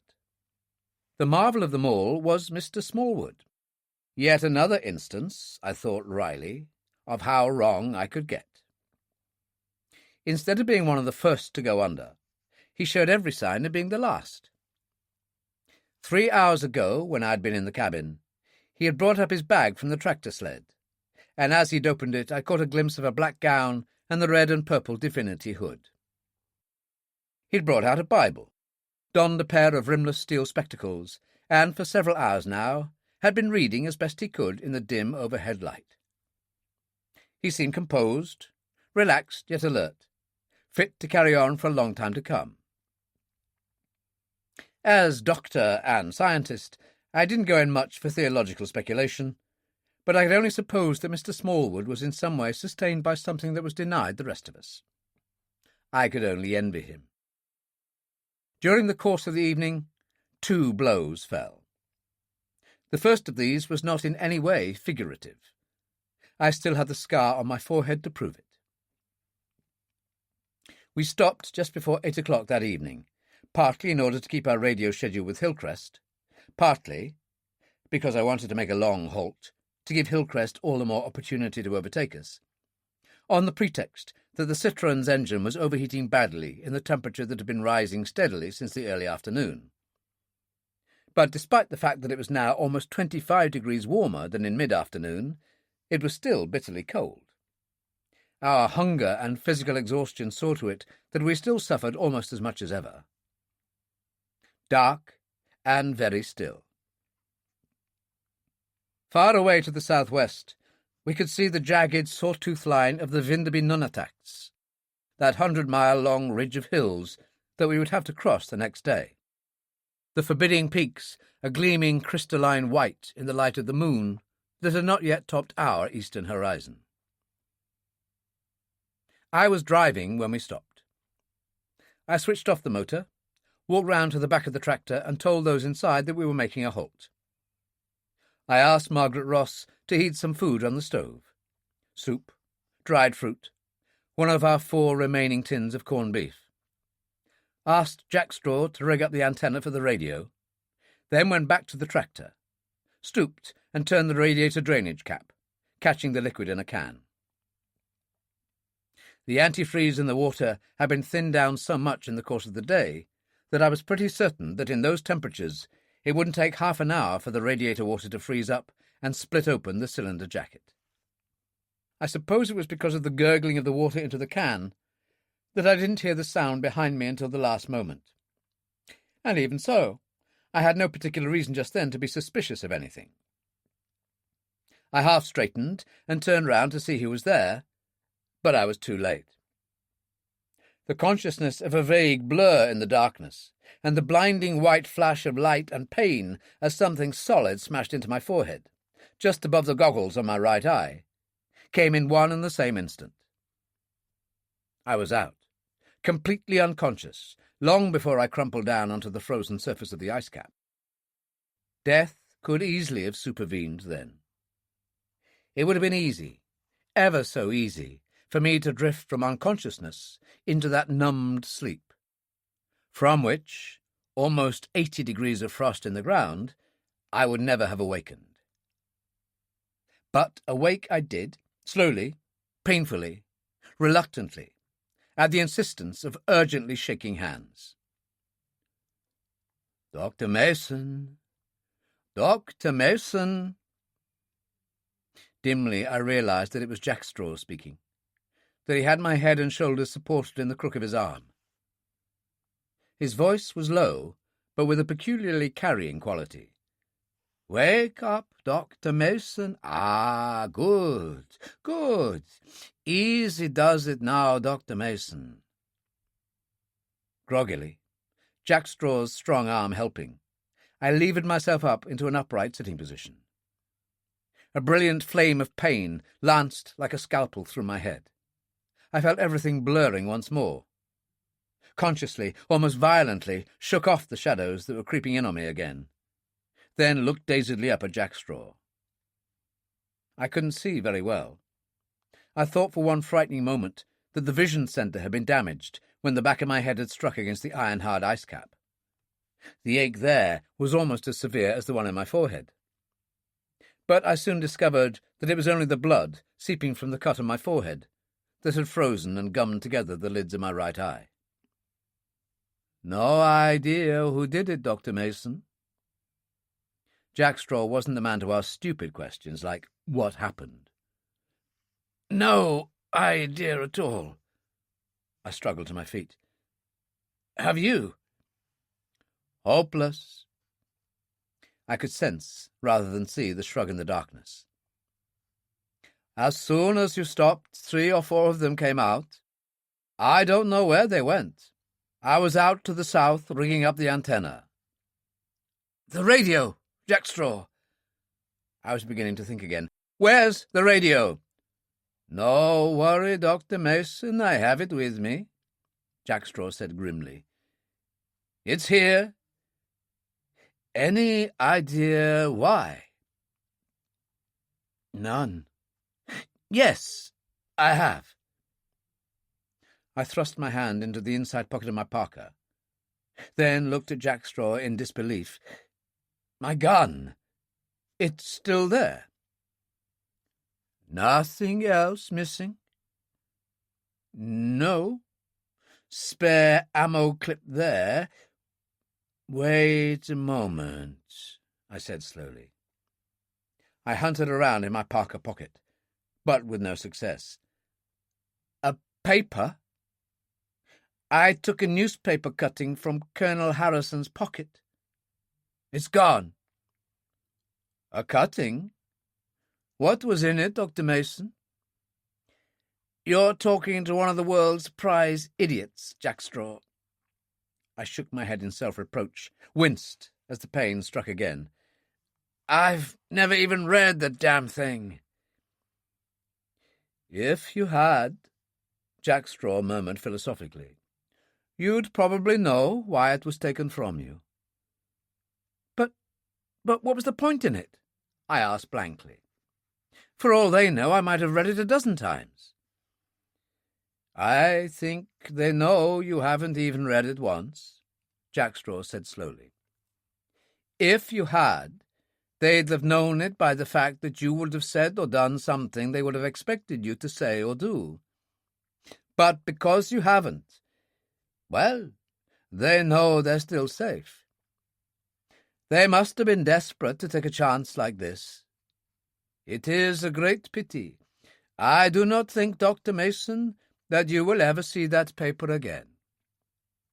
5 minutes later, I had washed and bandaged the cut on my forehead. I'd savagely told an inquiring zaguero that I'd walked into a lamp-post and refused to answer all other questions, and set off with Jack Straw in the strengthening light of the newly risen moon. We were late for our rendezvous, but when I switched the receiver into the antenna, I heard Joss's call-up sign come through straight away. I acknowledged, then asked without preamble, "What news from Oblavnik?" "2 things, Dr. Mason." Hillcrest had taken the microphone over from Joss, and even through the distortion of the speaker, his voice sounded strange, with the flat, controlled unemotionalism of one speaking through a suppressed anger. "Oblavnik has been in touch with HMS Triton, the carrier coming up the Davis Strait. Triton is in constant communication with the British Admiralty and the government, or so I gather. The answers to your questions are these. Firstly, the passenger list from BOAC in America is not yet through, but it is known from newspaper reports that the following 3 people were aboard: Marie Lagarde, the musical comedy star, Senator Hoffman Brewster of the United States, and a Messrs. Phyllis Dansby Gregg, who appears to be a very prominent London socialite. I wasn't greatly excited over this item of news. Marie Lagarde had never been a suspect. Mrs. Dansby Gregg, and by implication Ellen Fleming, had never had more than a faint question mark against their names, and I had already come to the conclusion that it was long odds against the man who was, or purported to be, Senator Brewster, being one of the killers. The second thing is this. The Admiralty cannot, or will not, say why the plane has been forced down, but I gather there must have been a most vital reason. Oplavnik suggests, on what basis I cannot say, perhaps it is officially inspired, that some person aboard the plane must have been in possession of something of the utmost importance. So important that complete secrecy was vital. Don't ask me what it was. A microfilm, a formula, something perhaps only committed to memory. It sounds fanciful, but that's all we can guess at. It does seem likely that Colonel Harrison was in possession of it. I looked at Jack Straw, and he at me. The man who had so recently knocked me out had been desperate, all right. I knew then what I had subconsciously known all along, that I was dealing blindfolded against a man, or men, far cleverer than myself. They knew that Joss couldn't possibly have hoped to repair the RCA. They knew, therefore, that I must have been talking direct to Hillcrest. They knew, because I had told them, that the 8-watt radio we had with us had a range of not more than 150 miles under normal conditions, so that the chances were high that Hillcrest was actually speaking from the IGY cabin, or a point even nearer. I had also told them that Hillcrest and his 4 companions wouldn't be returning from their field trip for another 2 or 3 weeks, so that this premature return could only be accounted for by some unforeseen and extraordinary event. It wasn't hard to guess what that event must have been. That I should ask Hillcrest to find out the reason for the crash followed inevitably. But what was not inevitable, what pointed most clearly of all to the shrewdness of the killers, was their guess that whoever knew the reason for the crash would be most reluctant to go into specific detail. And they had robbed me of the only clue that might have helped me to discover what that detail was, and so also, I felt sure, the identity of the killers. But the time was far past now for crying over spilt milk. I pressed the switch to transmit. "Thank you, but please radio Oplavnik again. Emphasize desperate urgency of finding out crash reasons. How far behind do you estimate you are now? We have made only 20 miles since noon. Cold extreme, bad radiator trouble. Over." "We have made only 8 miles since noon. It seems—" I threw the switch over. 8 miles? I demanded harshly. "Did I hear you say 8 miles? "You heard." Hillcrest's voice was savage. "Remember the missing sugar? Well, it's turned up. Your fine friends dumped the whole bloody lot into the petrol. We're completely immobilized." Chapter 9. Wednesday, 8 p.m. to Thursday, 4 p.m. We were on our way again just after 9 o'clock that night. It had been my original intention, by dreaming up a variety of excuses, and even, if necessary, by sabotaging the engine, to stay there for several hours, or at least what I reckoned to be the longest possible time before the killers became restive, suspected that I was deliberately stalling, and took over. Or tried to take over. For it had been my further intention that, after an hour or two, Jack Straw should produce his rifle. It was strapped to his shoulders night and day, and I my automatic, and hold them all at the point of the gun until Hillcrest came up. If all had gone well, he should have been with us by midnight. Our troubles would have been over. But it had not gone well. Our troubles were as bad as ever.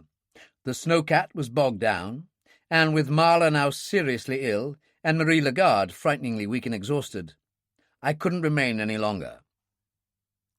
Had I been made of tougher stuff, or even had I not been a doctor, I might have brought myself to recognize that both Marie Lagarde and Theodore Marla were expendable pawns in a game where the stakes, I was now certain, were far greater than just the lives of one or two people. I might have held everybody, or the major suspects at least, at gunpoint, until such time, 24 hours if need be, as Hillcrest did come up. But I could not bring myself to regard our sick passengers as expendable pawns. A weakness, no doubt, but one that I was almost proud to share with Jackstraw, who felt exactly as I did. That Hillcrest would come up eventually, I felt pretty sure. The dumping of the sugar in the petrol, I bit my lips in chagrin whenever I remembered that it had been I who had told them all that Hillcrest was running short of fuel. Had been a brilliant move, but nothing more now than I had come to expect of men who thought of everything, made every possible provision against future eventualities. Still, even though furiously angry at the delay, Hillcrest had thought he could cope with the situation. The big cabin of the Snowcat was equipped with a regular workshop, with tools fit to deal with just about every mechanical breakdown. And already his driver-mechanic, I didn't envy him his murderous task, even though he was reportedly working behind heated canvas aprons, had stripped down the engine and was cleaning pistons, cylinder walls and valves of the unburnt carbon deposits that had finally ground the big tractor to a halt. A couple of others had rigged up a makeshift distillation unit. A petrol drum, almost full, with a thin metal tube packed in ice leading from its top to an empty drum. Petrol, Hillcrest had explained, had a lower boiling point than sugar, and when the drum was heated, the evaporating gas, which would cool in the ice-packed tube, should emerge as pure petrol. Such, at least, was the theory, although Hillcrest didn't seem absolutely sure of himself. He had asked if we had any suggestion, whether we could help him in any way at all, but I had said we couldn't. I was tragically, unforgivably wrong. I could have helped, for I knew something that no one else did, but at the moment I completely forgot it. And because I forgot, nothing could now avert the tragedy that was to come, or save the lives of those who were about to die. My thoughts were black and bitter as the tractor roared and lurched and clattered its way southwest by west, under the deepening darkness of a sky that was slowly beginning to fill with cloud. A dark depression filled me, and a cold rage, and there was room in my mind for both. I had a strange, fey sense of impending disaster, and though I was doctor enough to know that it was almost certainly a psychologically induced reaction to the cold, exhaustion, sleeplessness and hunger, and a physical reaction to the blow on the head, nevertheless I could not shake it off, and I was angry because I was helpless. I was helpless to do anything to protect any of the innocent people with me, the people who had entrusted themselves to my care, the sick Marla and Marie Lagarde, the quiet young German girl, the grave-faced Margaret Ross. Above all, I had to admit to myself, Margaret Ross. I was helpless, because I knew the murderers might strike at any time. For all I knew, they might believe that Hillcrest had already told me all I needed to know, and that I was just waiting my chance to catch them completely off guard. On the other hand, they too were almost certainly just biding their time, not knowing how much I knew, but just taking a calculated gamble, letting things ride as long as the tractor kept moving, kept heading in the right direction, but prepared to strike once and for all when the time came. And above all, I was helpless because I still had no definite idea as to who the killers were. For the 100th time, I went over everything I could remember, everything that had happened, everything that had been said, trying to dredge up from the depths of memory one single fact, one isolated word that would point the finger in one unmistakable direction. But I found nothing. Of the 10 passengers Jack Straw and I had with us, 6 of them, I felt certain, were almost beyond suspicion. Margaret Ross and Marie Lagarde were completely beyond it. The only things that could be said against Mrs. Dansby Gregg and Helene was that I hadn't absolute proof of their innocence, but I was certain that such proof was quite unnecessary. United States senators, as recent bribery and corruption cases had lamentably shown, had as many human failings, especially cupidity, as the next man. But even so, the idea of a senator getting mixed up with murder and criminal activities on this massive scale was too preposterous to bear further examination. As for Marla, I was quite aware that being a diabetic didn't bar a man from criminal pursuits, and he could have been one of the guilty men. Just possibly he had thought they would force land near some easily available insulin supplies. But that was just a little too far-fetched. And even if it weren't, I wasn't seriously interested in Marla. I was concerned with killers who might kill again at any moment, and he most certainly wasn't included in that category. Marla was a dying man.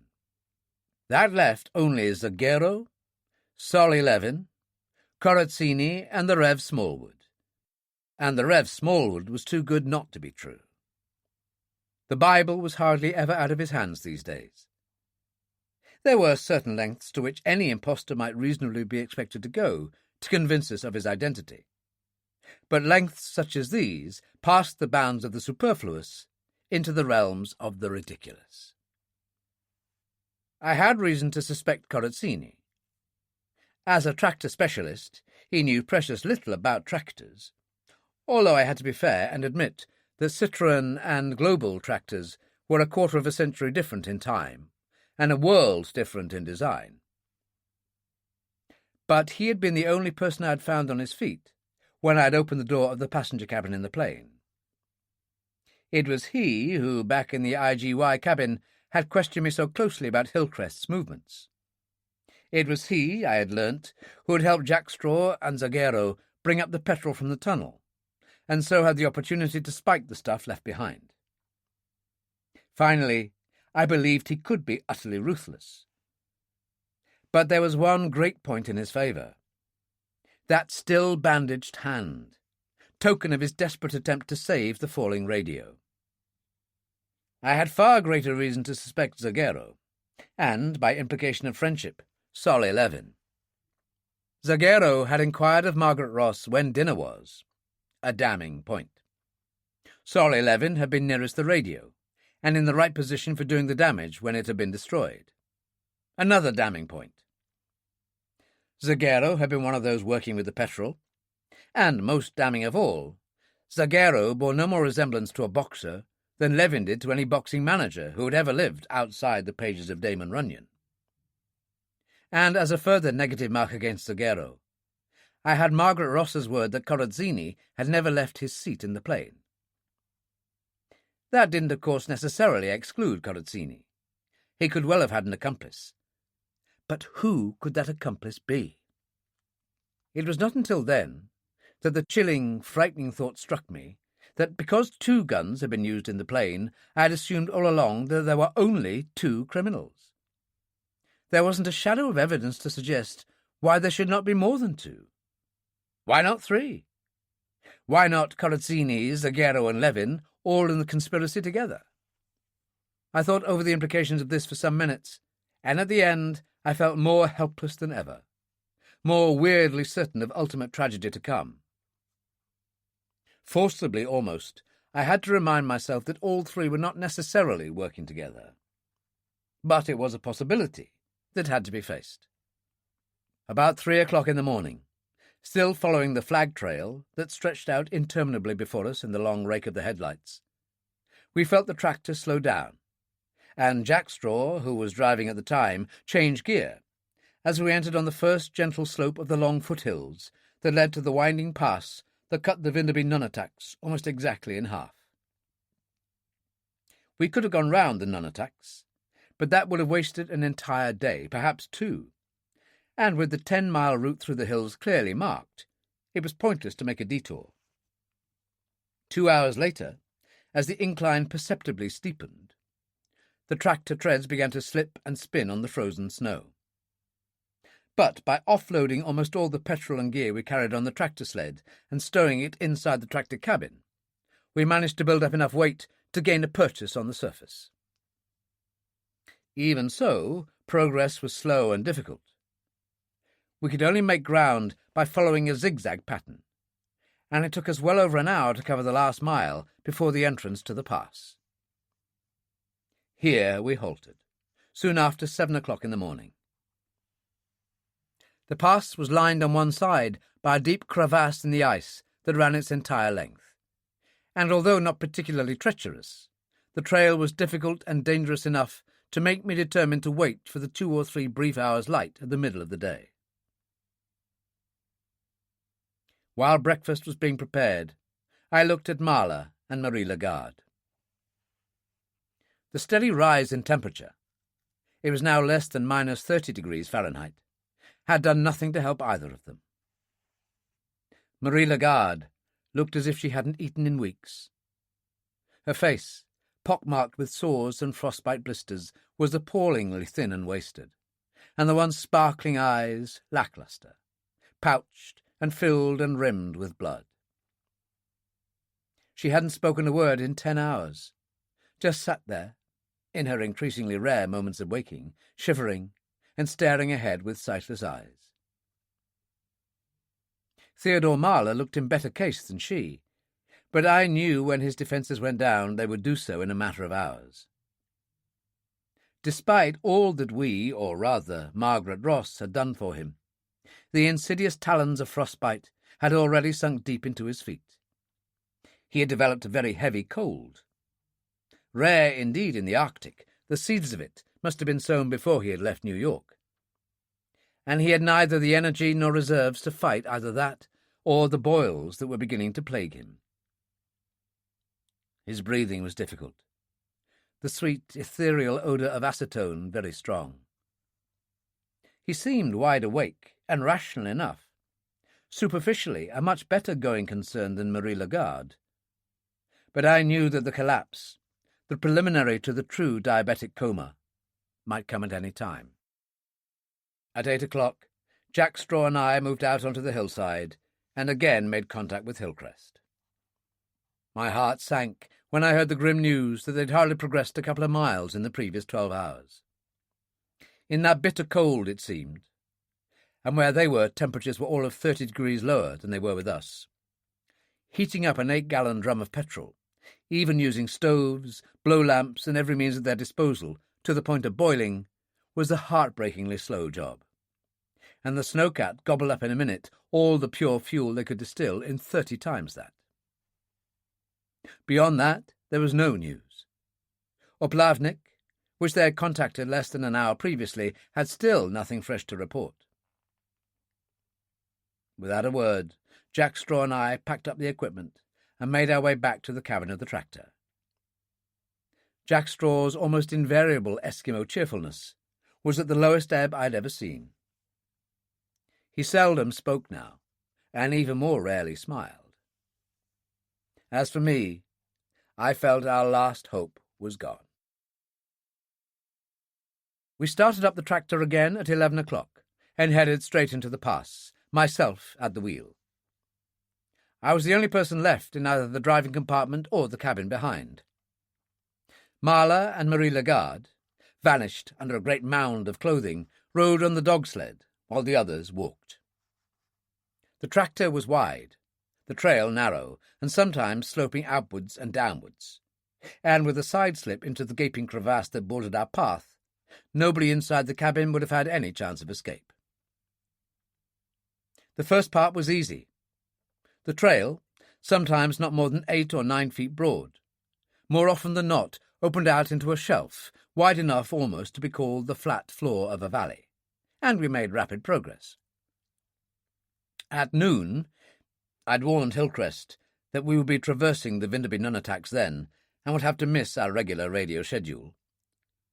We were more than halfway through, and had just entered the narrowest and most forbidding defile in the entire crossing, when Corazzini came running up alongside the tractor and waved me down to a stop.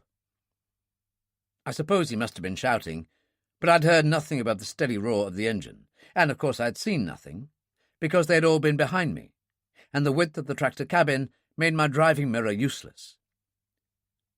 "Trouble, Doc," he said swiftly, just as the engine died. "Someone's gone over the edge. Come on! Quick!" "Who?" I jumped out of the seat, forgetting all about the gun I habitually carried in the door compartment as an insurance against surprise attack when I was driving.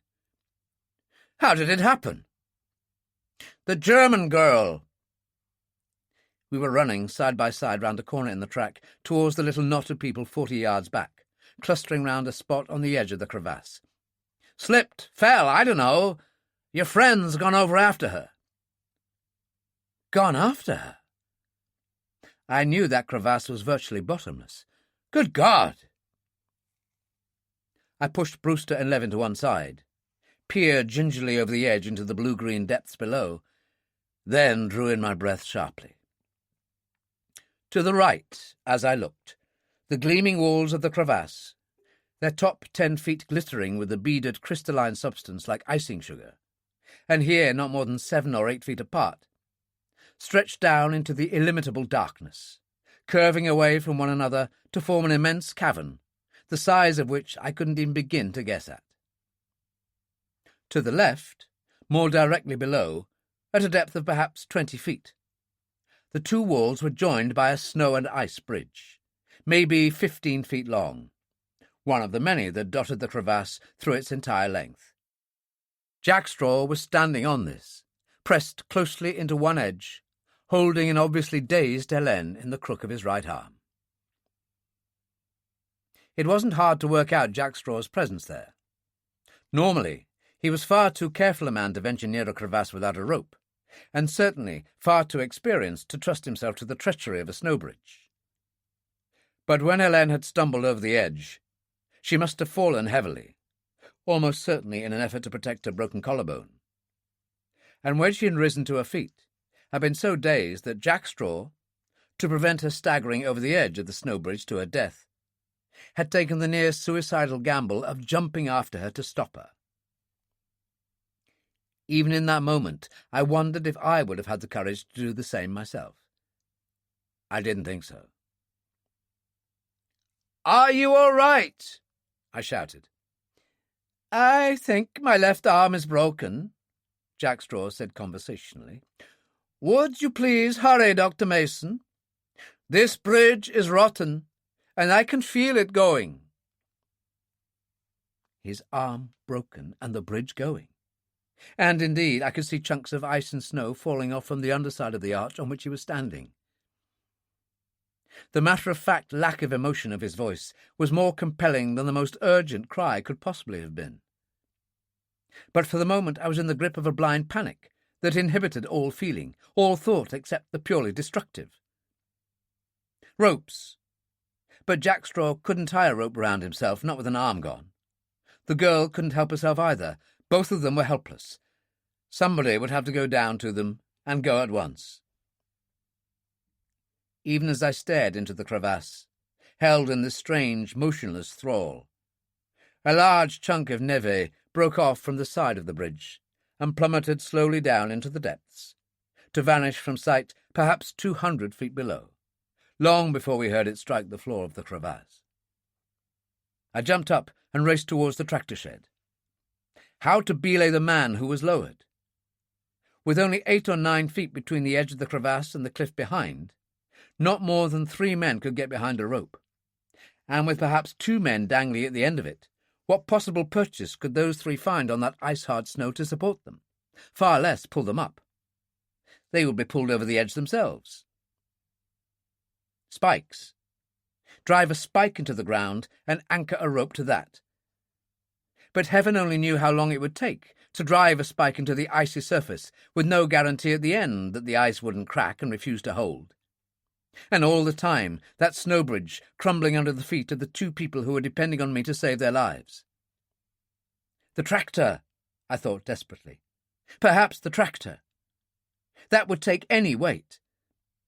But by the time we disconnected the tractor sled, pushed it over the edge, and slowly backed the tractor along that narrow and treacherous path, it would have been far too late. I literally stumbled upon the answer.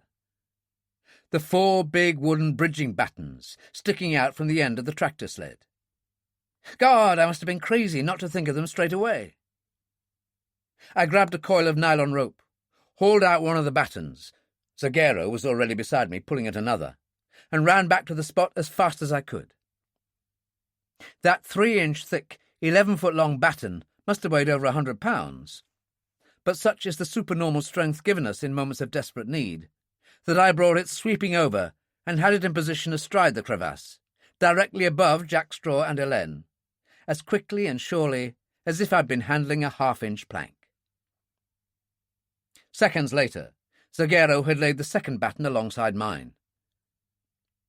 I stripped off fur gloves and mittens, tied a double bowline in the end of the nylon rope, slipped my legs through the 2 loops, made a quick half-hitch round my waist, shouted for another rope to be brought, moved out and tied my own rope to the middle of the planks, allowing for about 20 feet of slack, and lowered myself down hand over hand until I was standing beside Jack Straw and Helene. I could feel the snow bridge shake under my feet even as I touched it. But I had no time to think about that. It would have been fatal if I had even begun to think about it. Another rope came snaking down over the edge, and in seconds I had it tied round Helene's waist so tightly that I could hear her gasp with the pain of it. But this was no time for taking chances, and whoever held the other end of the rope up above was moving even as quickly as I was, for the rope tightened just as I finished tying the knot. I learned later that Helene owed her life to Marla's quick thinking. The dog sledge, carrying Marie Lagarde and himself, had stopped directly opposite the spot where Helene had gone over, and he had shouted to Brewster and Margaret Ross to sit on it and thread the rope through the slats on the sledge top. It had been a chance, but one that came off. Even on that slippery surface, their combined weights were more than enough to hold the slightly built Helene. It was then that I made my mistake. My second mistake of that afternoon, though I did not realize that at the time. To help those above, I stooped to boost her up. And as I straightened abruptly, the suddenly increased pressure proved too much for the already crumbling bridge. I heard the ominous rumble, felt the snow begin to give under my feet, released my hold on Helene, she was already well clear anyway, grabbed Jack Straw by the arm, and jumped for the other side of the bridge, a second before the spot where we had been standing vanished with a vroom and went cascading down into the gloomy depths of the crevasse. At the full extent of my rope, I hit the ice on the far side of the crevasse, wrapped both arms tightly round Jack Straw. I heard his muffled expression of pain and remembered his injury for the first time, and wondered how long I could hold him when that side of the bridge went too, as go it must, its support on the far side no longer existing. But miraculously, for the moment, it held.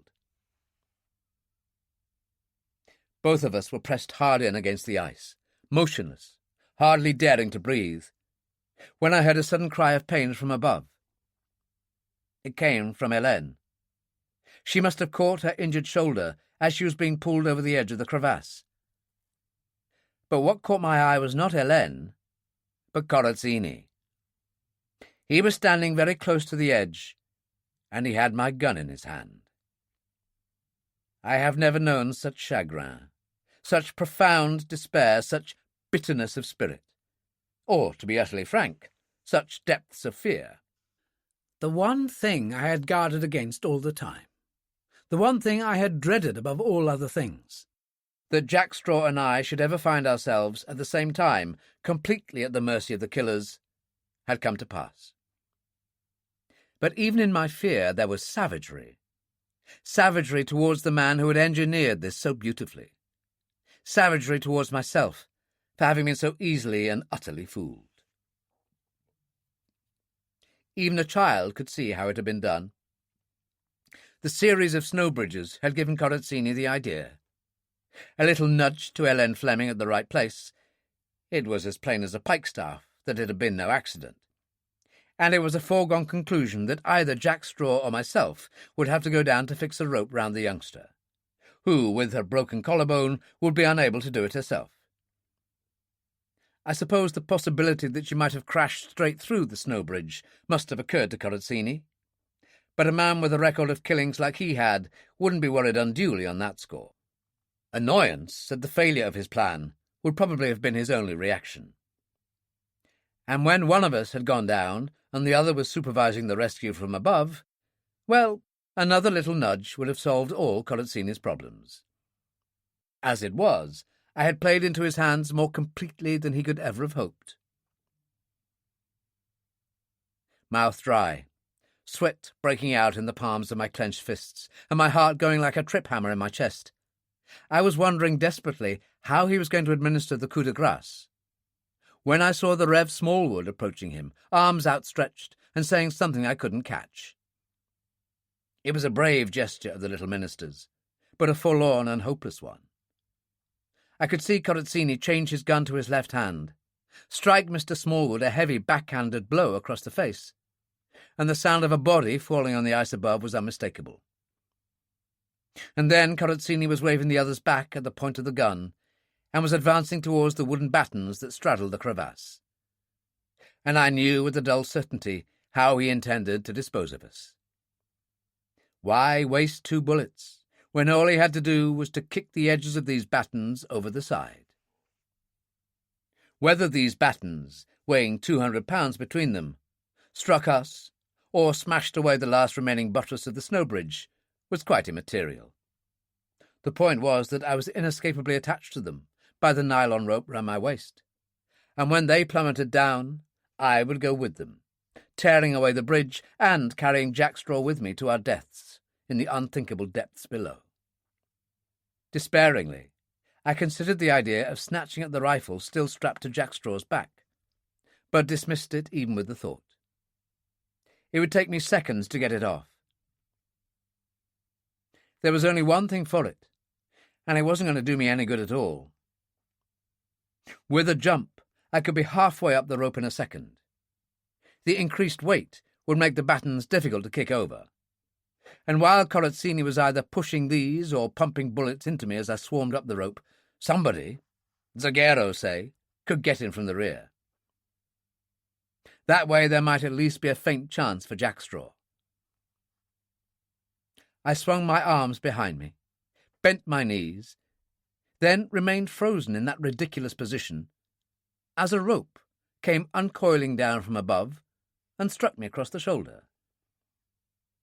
I glanced up and saw Corazzini smiling down at me. "You 2 characters fixing on staying down there all day. Come on up." It would be useless to try to describe the maelstrom of thoughts and emotions that whirled through my mind in the 90 seconds that elapsed before Jack Straw and I stood once more in incredulous safety on the trail above. They ranged from hope to bafflement to wild relief to the conviction that Corazzini was playing a cat-and-mouse game with us. And no one thought was in my mind for more than seconds at a time. Even when I was safe, I still didn't know what to think. The overwhelming relief and gladness and reaction blotted out everything. I was trembling violently, and although Corazzini must have noticed it, he affected not to. He stepped forward and handed me the Beretta, but first. "You're a mite careless about where you stow your armory, Doc. I've known for a long time where you kept this, but I guess it may have been fairly useful these last few minutes." But why? "Because I've got a damn good job on a chair behind a vice president's desk waiting for me in Glasgow," he snapped. "I'd appreciate the chance to sit in that chair some day." Without another word, he turned away. I knew what he meant, all right. I knew we owed him our lives. Corazzini was as convinced as I that someone had engineered the whole thing. It didn't require any thought at all to guess who that someone was. My first thought was for Jack Straw. Jack Straw with the broken arm was going to make things very difficult for me. It might well make things quite impossible. But when I'd worked his Parker off, it required only one glance at the unnatural twist of the left arm to see that though Jack Straw had had every excuse for thinking his arm gone, it was, in fact, an elbow dislocation. He made no murmur, and his face remained quite expressionless as I manipulated the bone back into the socket. But the wide, white grin that cracked his face immediately afterwards was proof enough of his feelings. I walked over to where Helene Fleming sat on the sledge, still shaking from the shock. Mrs. Dansby Gregg and Margaret Ross doing their best to soothe her. The uncharitable thought struck me that it was probably the first time that Mrs. Dansby Gregg had ever tried to soothe anyone, but I was almost ashamed of the thought as soon as it had occurred to me. "That was a close call, young lady," I said to Helene. "But all's well. Any more bones broken, eh?" I tried to speak jocularly, but it didn't sound very convincing. "No, Dr. Mason." She gave a long, shuddering sigh. "I don't know how to thank you and Mr. Nielsen." "Don't try," I advised. "Who pushed you?" "What?" She stared at me. "You heard, Helene. Who did it?" "Yes, I was pushed," she murmured reluctantly. "But it was an accident. I know it was." "Who?" I persisted. "It was me," Solly Levin put in. He was twisting his hands nervously. "Like the lady said, Doc, it was an accident. I guess I kind of stumbled. Someone tapped my heels and—" "Who tapped your heels?" "For crying out loud!" I'd made no attempt to hide the cold disbelief in my voice. "What would I want to do a thing like that for?" "Suppose you tell me," I said, and turned away, leaving him to stare after me. Zaguero stepped in my way, but I brushed roughly past him and went up towards the tractor. On the sled behind, I saw the Rev. Smallwood sitting nursing a bleeding mouth. Corazzini was apologizing to him. "I'm sorry, Reverend. I'm really and truly sorry. I didn't for a moment think you were one of them, but I couldn't afford to take any chances back there. I hope you understand, Mr. Smallwood." Mr. Smallwood did, and was suitably Christian and forgiving. But I didn't wait to hear the end of it. I wanted to get through the Vinderby nun attacks, and get through with as little loss of time as possible, preferably before it became dark. There was something that I knew now that I had to do, and as soon as possible. But I didn't want to do it while we were all teetering on the edge of that damned crevasse. We were through without further incident, and at the head of that long, almost imperceptible slope that fell away for thousands of feet towards the ice-bare rocks of the Greenland coast, before the last of the noon twilight had faded from the sky. I halted the tractor, spoke briefly to Jack Straw, told Margaret Ross to start thawing out some corned beef for our belated midday meal, and had just seen Marla, now semi-conscious, and Marie Lagarde once again safely ensconced in the tractor cabin, when Margaret Ross came up to me, her brown eyes troubled. "The tins, Dr. Mason. The corned beef. I can't find them." "What's that? The bully? They can't be far away, Margaret."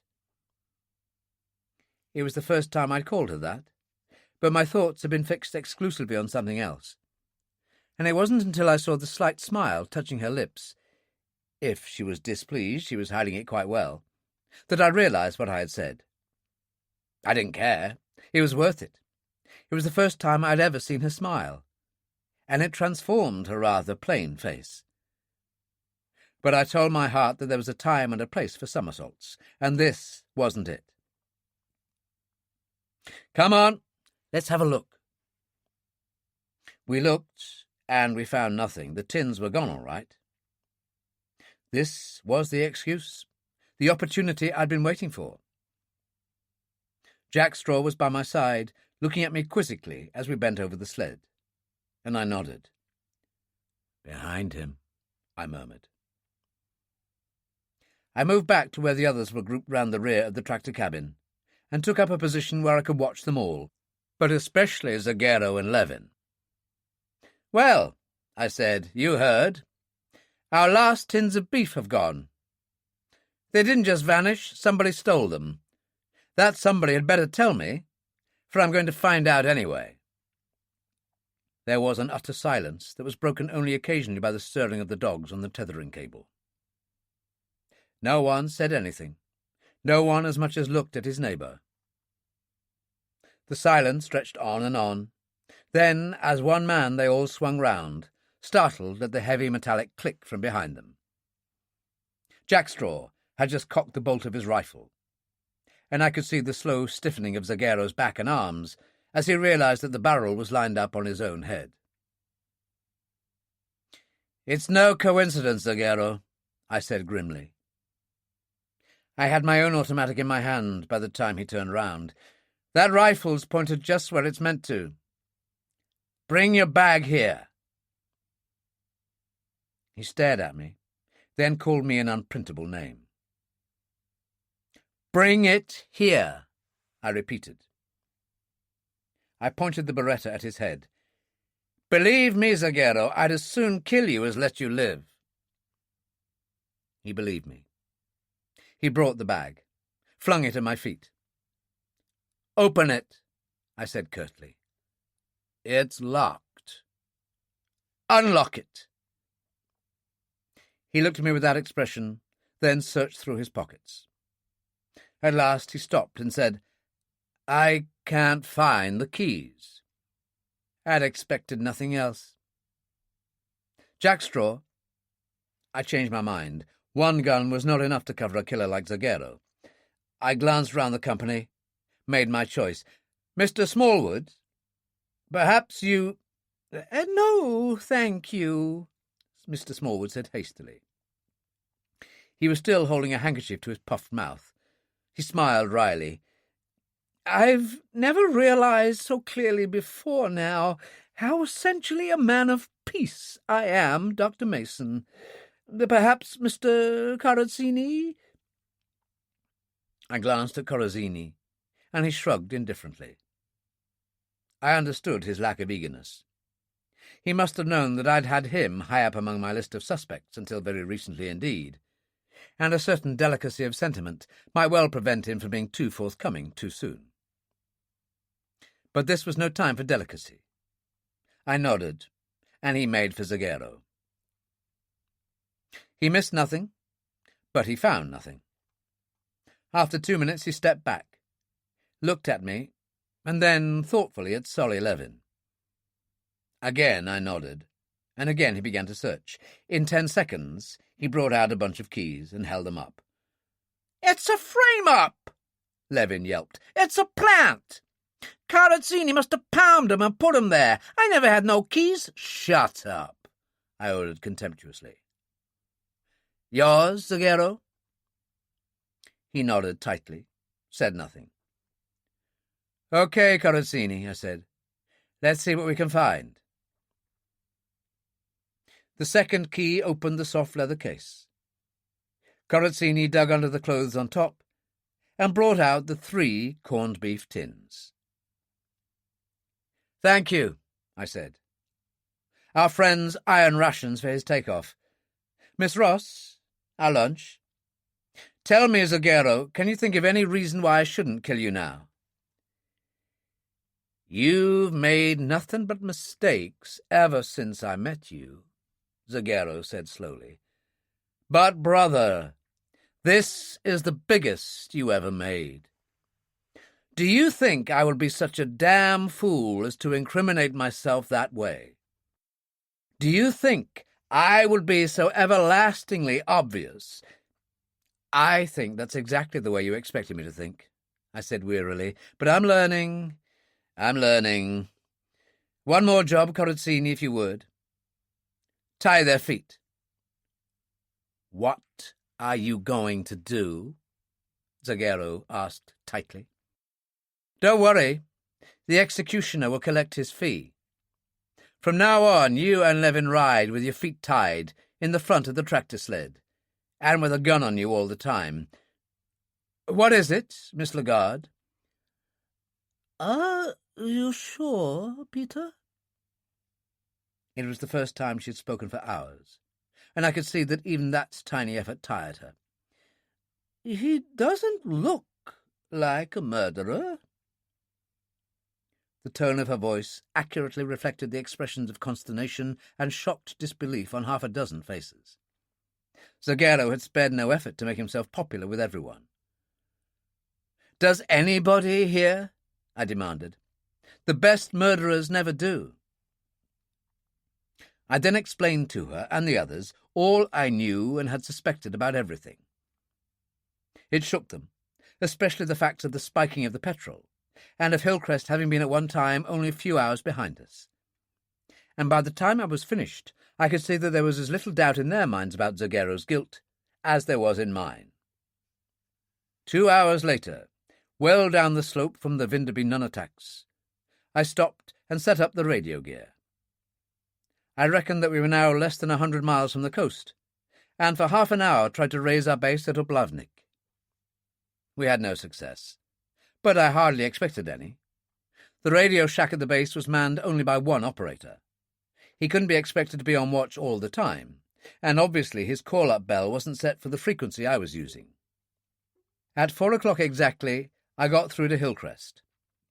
This time I hadn't bothered to move the radio out of hearing range. I was actually leaning against the tractor cabin as I spoke, and every word said, both by Hillcrest and myself, could be clearly heard. But it didn't matter any more. The first thing I did, of course, was to tell him that we had got our men. Even as I spoke, my own voice sounded curiously flat and lifeless. I should, I suppose, have been exultant and happy, but the truth was that I had suffered too much, both physically and psychologically, in the past few days. Exhaustion lay over me like a smothering blanket. The reaction from the strain of those days was beginning to set in. The awareness was clearly with me that we weren't out of the wood by a long way yet. The lives of Marie Lagarde and Marla were now the uppermost thoughts in my mind, and, to be perfectly honest, I also felt curiously deflated, because I developed a considerable liking for Zagero, and the revelation of his true character had been more of a shock to me than I would have been prepared to admit to anyone. Hillcrest's reactions, I must admit, were all that could have been wished for. But when I asked him about his progress, the enthusiasm vanished from his voice. They were still bogged down, it seemed, and progress had been negligible. There was no word yet of passenger lists, or of what the plane had carried that had been so important. The Triton, the aircraft carrier, had insulin aboard, and would fly it up to Oblavnik. A landing barge was moving into Oblavnik through an ice lead, and was expected to arrive tomorrow and unload the tractor it was carrying, which would move straight out to meet us. 2 ski planes and 2 search bombers had been looking for us, but failed to locate us. We'd probably been traversing the Vinderby nunataks at the time. His voice went on, but I hadn't heard anything he'd said in the past minute or so. I had just remembered something I should have remembered a long time ago. "Wait a minute," I called. "I've just thought of something." I climbed inside the tractor cabin and shook Marla. Fortunately, he was only asleep. From the look of him an hour or two ago, I'd have said the collapse was due any minute. "Mr. Marla," I said quickly, "you said you worked for an oil company." "That's right." He looked at me in surprise. "Socconi Mobile Oil Company in New Jersey." "As what?" There were 100 things he could have been that were of no use to me. "Research chemist." "Why?" I sighed in relief and explained. When I'd finished telling him of Hillcrest's solution to his troubles, distilling the petrol, I asked him what he thought of it. "It's as good a way as any of committing suicide," he said grimly. "What does he want to do? Send himself into orbit? It only requires one weak spot in the can he's trying to heat. Besides, the evaporation range of petrol is so wide, anything from 30 degrees centigrade to twice the temperature of boiling water, that it may take him all day to get enough to fill his cigarette lighter." "That seems to be more or less the trouble," I agreed. "Is there nothing he can do?" "Only one thing he can do. Wash it. What size drums does your petrol come in?" 10-gallon. "Tell him to pour out a couple of gallons and replace it with water. Stir well. Let it stand for 10 minutes, and then siphon off the top 7 gallons. It'll be as near pure petrol as makes no difference." "As easy as that?" I said incredulously. I thought of Hillcrest's taking half an hour to distill a cupful. "Are you sure, Mr. Marler?" "It should work," he assured me. Even the strain of a minute's speaking had been too much for him. His voice was already no more than a husky whisper. "Sugar is insoluble in petrol.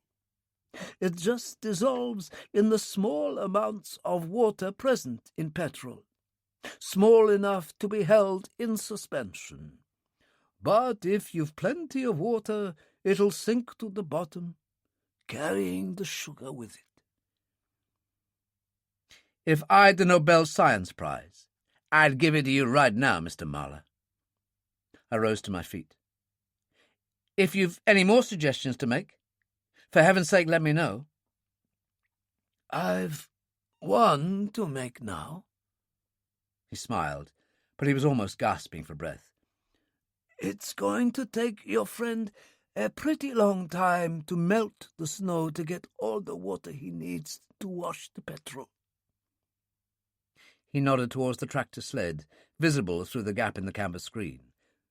"We are obviously carrying far too much fuel. Why don't you drop some off for Captain Hillcrest? Why, in fact, didn't you drop some off last night, when you first heard of this?" I stared at him for a long, long moment, then turned heavily for the door. "I'll tell you why, Mr. Marler," I said slowly. "It's because I'm the biggest damned prize idiot in this world. That's why." And I went out to tell Hillcrest just how idiotic I was. Chapter 10. Thursday, 4 p.m. to Friday, 6 p.m. Jack Straw, Corazzini, and I took turns at driving the Citroën all through that evening and the following night. The engine was beginning to run rough. The exhaust was developing a peculiar note, and it was becoming increasingly difficult to engage second gear. But I couldn't stop. I daren't stop. Speed was life now. Marler had gone into collapse shortly after 9 o'clock that evening, and from the collapse had gradually moved into the true diabetic coma. I had done all I could, all anyone could, but heaven only knew it was little enough. He needed bed, heat, fluids, stimulants, sugar by mouth or injection. Both suitable stimulants and the heat were completely lacking. The lurching, narrow, hard wooden bunk was poor substitute for any bed. Despite his great thirst, he had found it increasingly difficult to keep down the melted snow water, and I had no means of giving an intravenous injection. For the others in the cabin, it was distressing to watch him, distressing to listen to the dyspnea, the harsh, laboured breathing of coma. Unless we could get the insulin in time, I knew no power on earth could prevent death from supervening in from 1 to 3 days. In these unfavourable conditions, a day would be much more likely. Marie Lagarde, too, was weakening with dangerous speed. It was with increasing difficulty that she could force down even the smallest mouthfuls of food, and spent most of her time in restless, troubled sleep. Having seen her on the stage and marvelled at her magnificent vitality, it now seemed strange to me that she should go under so easily. But her vitality had really been a manifestation of a nervous energy. She had little of the physical resources necessary to cope with a situation like this, and I had frequently to remind myself that she was an elderly woman. Not that any such reminder was needed when one saw her face. It was haggard and lined and old. But worried though I was about my patients, Jack Straw was even more deeply concerned with the weather. The temperature had been steadily rising for many hours now. The moaning ululation of the ice-cap wind, which had been absent for over 2 days, was increasing in intensity with every hour that passed, and the skies above were dark and heavy with black drifting clouds of snow. And when, just after midnight, the wind speed passed 15 miles an hour, the wind began to pick up the drift off the ice cap. I knew what Jack Straw was afraid of, though I myself had never experienced it. I had heard of the katabatic winds of Greenland, the equivalent of the feared Alaskan williwaws. When great masses of air in the heart of the plateau were cooled, as they had been in the past 48 hours, by extremely low temperatures, they were set in motion by a gradient wind and cascaded, there was no other word for it, downwards from the edge of the plateau through suitable drainage channels. Set in motion through their own sheer weight of cold air, these gravity or drainage winds, slowly warmed by the friction and compression of their descent, could reach a hurricane force of destructive violence in which nothing could live. And all the signs, all the conditions for a gravity storm were there. The recent extreme cold, the rising wind, the rising temperature, the outward flowing direction of the wind, the dark, star-obscuring clouds scudding by overhead. There could be no mistaking it, Jack Straw declared. I had never known him to be wrong about Greenland weather. I didn't believe him to be wrong now. And when Jack Straw became nervous, it was time for even the most optimistic to start worrying. And I was worried all right. We drove the tractor to its limit, and on the slight downward slope, we had changed direction by this time, and were heading due southwest for Oblavnik. We were making very good time indeed. But by 4 o'clock in the morning, when we were, I reckon, not more than 60 miles from Oblavnik, we ran into the sastrugi, and were forced to slow down. The sastrugi, regular undulations in the frozen snow, were the devil on tractors, especially elderly machines like the Citroën. Caused by raking winds, symmetrical as the waves in an 18th century sailing print, hard on the crest and soft in the trough, they made progress possible only by slowing down to a disheartening crawl. Even so, the Citroën and the sledges behind rolled and pitched like ships in a heavy seaway, the headlights one moment reaching up into the lowering darkness of the sky, the next dipping to illuminate the barred white and shadowed black of the sastrugi immediately ahead. Sometimes it gave way to deceptively clear patches. Deceptively, for snow had obviously fallen here recently or been carried down from the plateau, and we were reduced to low gear to make any headway at all on it. Shortly before 8 o'clock in the morning, Jack Straw brought the Citroën to a halt, and as the roar of the big engine died, the deep moaning of the wind, a wind carrying with it a rising wall of ice and snow, swept in to take its place. Jack Straw had drawn up broadside on to the wind and the slope of the hill, and I jumped down to rig up a canvas shelter extending out from the cabin. It was nothing elaborate, just a triangular sheet of proofed canvas attached to the top of the cabin and the cleat of a caterpillar track on its vertical side, with its apex stretched out to a spike hammered into the surface of the ice cap. There was no room for us all within the cabin at mealtimes. I wanted some protection when we kept our 8 a.m. radio schedule with Hillcrest, and in particular, it was time that Zagero and Levin had some relief from their sufferings. They had ridden all night on the tractor sled, under the guard of either Jack Straw or myself, and though the temperature was now only a few degrees below zero, and though they were sheltering under a mound of clothing, nevertheless they must have spent a miserable night. Breakfast, such as it was waiting and ready to be eaten as soon as the tractor had stopped, but I had little appetite for it. It seemed to me I had forgotten what sleep was like. I had had none for almost 3 days. I was living now in a permanent state of physical and mental exhaustion, and it was becoming almost impossible to concentrate, to think of the 101 things that had to be thought of all the time. More than once, I caught myself nodding and dozing off over my cup of coffee, and it was only with a conscious effort of will that I forced myself to my feet to keep the radio schedule. I was going to call both Hillcrest and our base. Hillcrest had given me the frequency the previous evening. I decided to call Hillcrest first. We got through without any difficulty, although Hillcrest said they could hear me only very faintly. I suspected some fault on the generator side, for our receiver was powered by a 100-hour battery, and we could hear Hillcrest's voice clearly. All the men except Marla were gathered round me during the transmission. They seemed to find a peculiar reassurance in another voice, however distant and disembodied that voice. And even Zagero and Levin were only 7 or 8 feet away, sitting in front of the tractor sled with their feet still bound. I was on a canvas chair with my back to the canvas screen, and Corazzini and Brewster were sitting on the tailboard, the canvas curtains drawn behind them to keep the heat in the cabin. The Rev Smallwood was behind me, turning the generator handle, and Jack Straw a few feet away, watchful as ever, the cocked rifle ready in his hand. "Receiving you loud and clear," I said to Hillcrest. My hands were cupped round the microphone, and I was holding it close to my mouth to cut out as much as possible of the background noise of the wind. "What progress?" I threw the receiver switch into the antenna, and Hillcrest's voice came again. "Great!" He sounded enthusiastic, excited.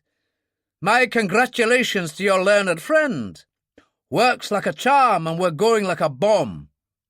We are approaching the Vinderby non-attacks and expect to be through by this afternoon." This was wonderful news. With any luck, he would be up with us late in the evening of that day, and we would have the moral support of his company and the even more important technical resources of everything his big modern snowcat could offer. And Jack Straw and I could get some desperately needed sleep. I became aware that Hillcrest was continuing, his voice still charged with the same suppressed excitement. "The Admiralty or the government, or whoever it is, have loosened up at last. Brother, you're sitting on dynamite and you don't know it. You've got it right there with you, and you can exchange it tomorrow for £1 million in the right place. No wonder the government was so cagey. No wonder they knew something fishy was going on and mounted the biggest search ever. The carrier Triton's going to collect it personally." I threw the receiving switch. "For heaven's sake!" I shouted in exasperation. An exasperation, I was dimly aware, shared by all the others, who were leaning forward to hear Hillcrest's voice. "What are you talking about? What was the plane carrying? Over." "Sorry.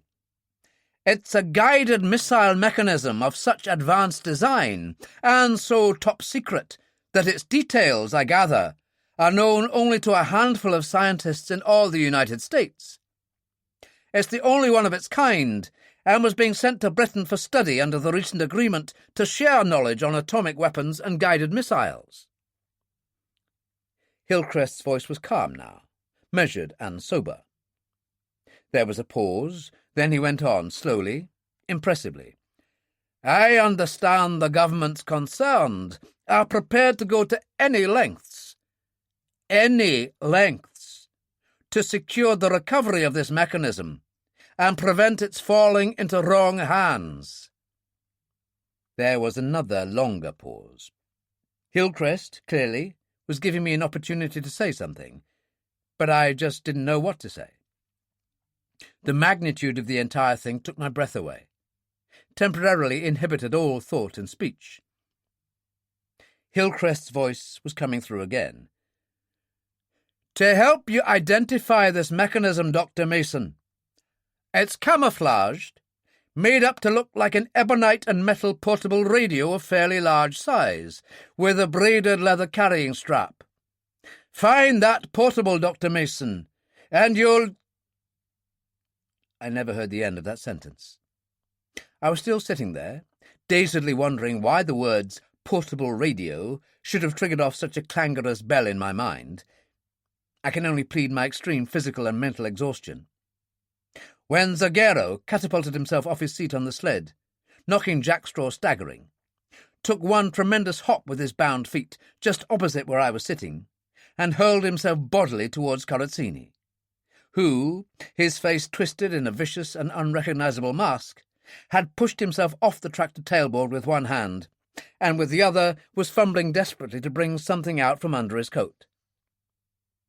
He saw he couldn't make it in time, threw himself to one side, but Zagero, bound though he was like a cat on his feet.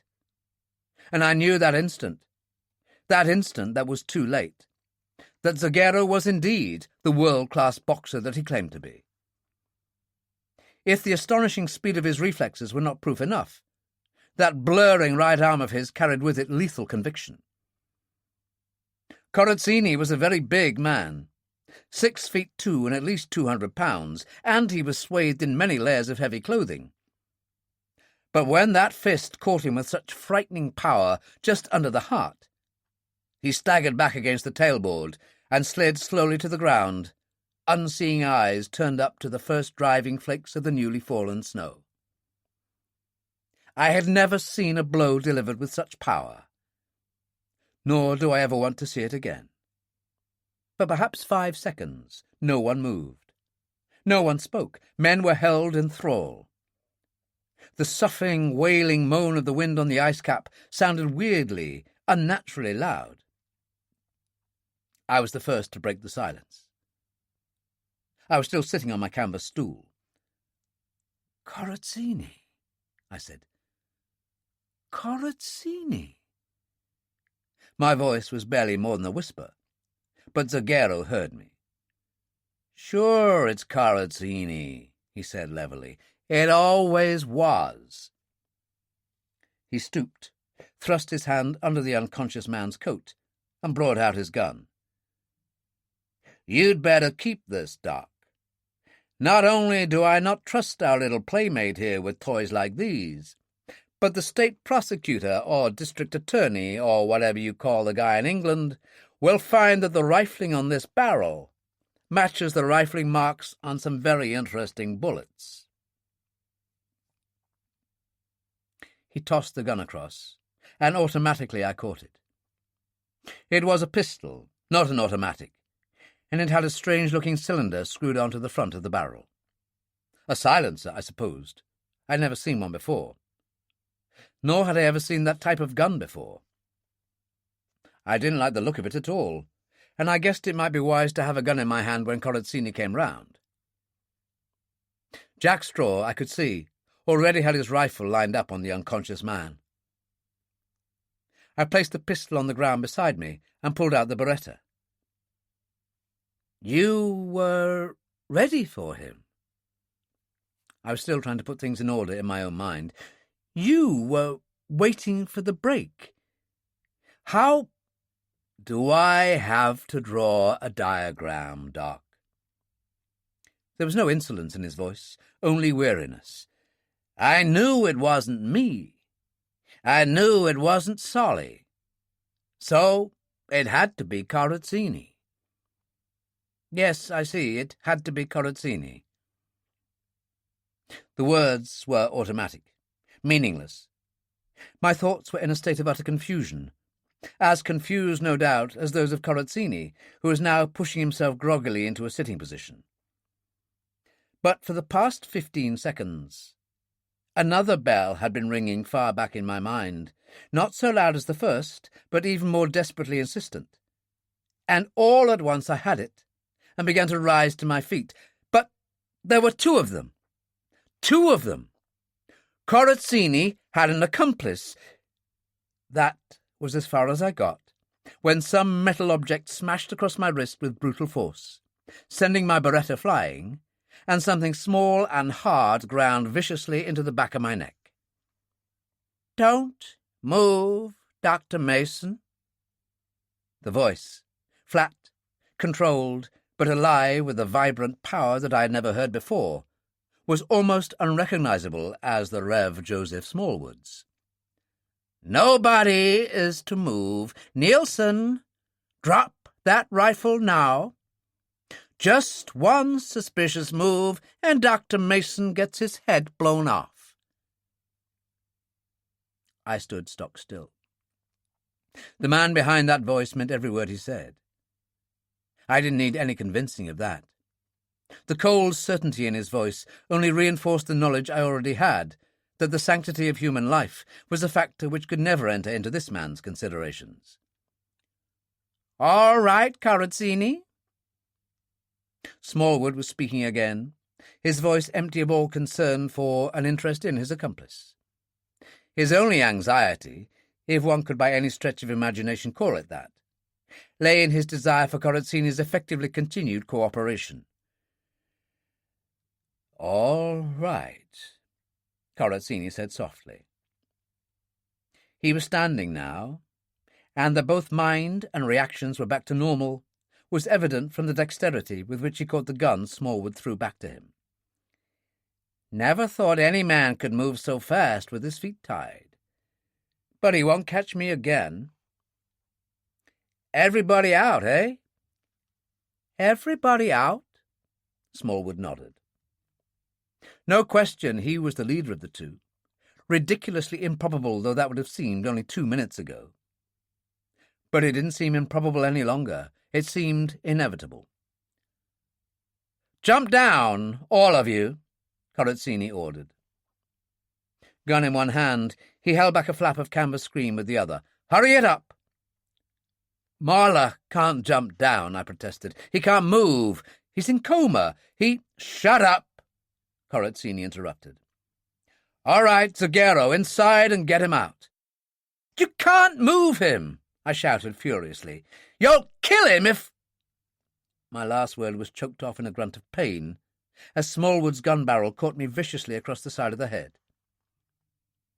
I fell to my hands and knees in the snow and remained there for several seconds, head down and shaking it from side to side, as I tried to overcome the dizziness and the pain. "Corazzini said shut up. You must learn to listen." Smallwood's voice was chillingly devoid of all emphasis and inflection. He stood waiting quietly until the last of the passengers had descended or been carried from the tractor cabin, then waved us all into a straight line, facing towards Corazzini and himself.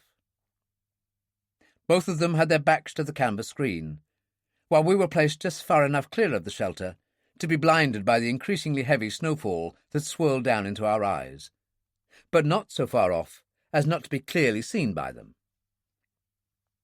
Whatever these two did, I was beginning to discover, betrayed that economy of movement and unquestioning sureness of the complete professionals, who had long ago worked out the answers to and counters against any of a vast range and permutation of situations they were ever likely to encounter. Smallwood beckoned me. "You haven't finished your radio call, Dr. Mason. Finish it. Your friend Hillcrest must be wondering at the delay." The gun in his hand came forward a fraction of an inch, just enough for the movement to be perceptible. "For your own sake, do nothing to arouse his suspicions. Don't be clever. Keep it brief." I kept it brief. I excused the interruption of transmission on the grounds that Marla had taken a sudden turn for the worse, as indeed I thought bitterly he had. Said that I'd guard the missile mechanism with my life, and apologised for cutting the call short, but said it was essential to get Marla to Uplavnik with all speed.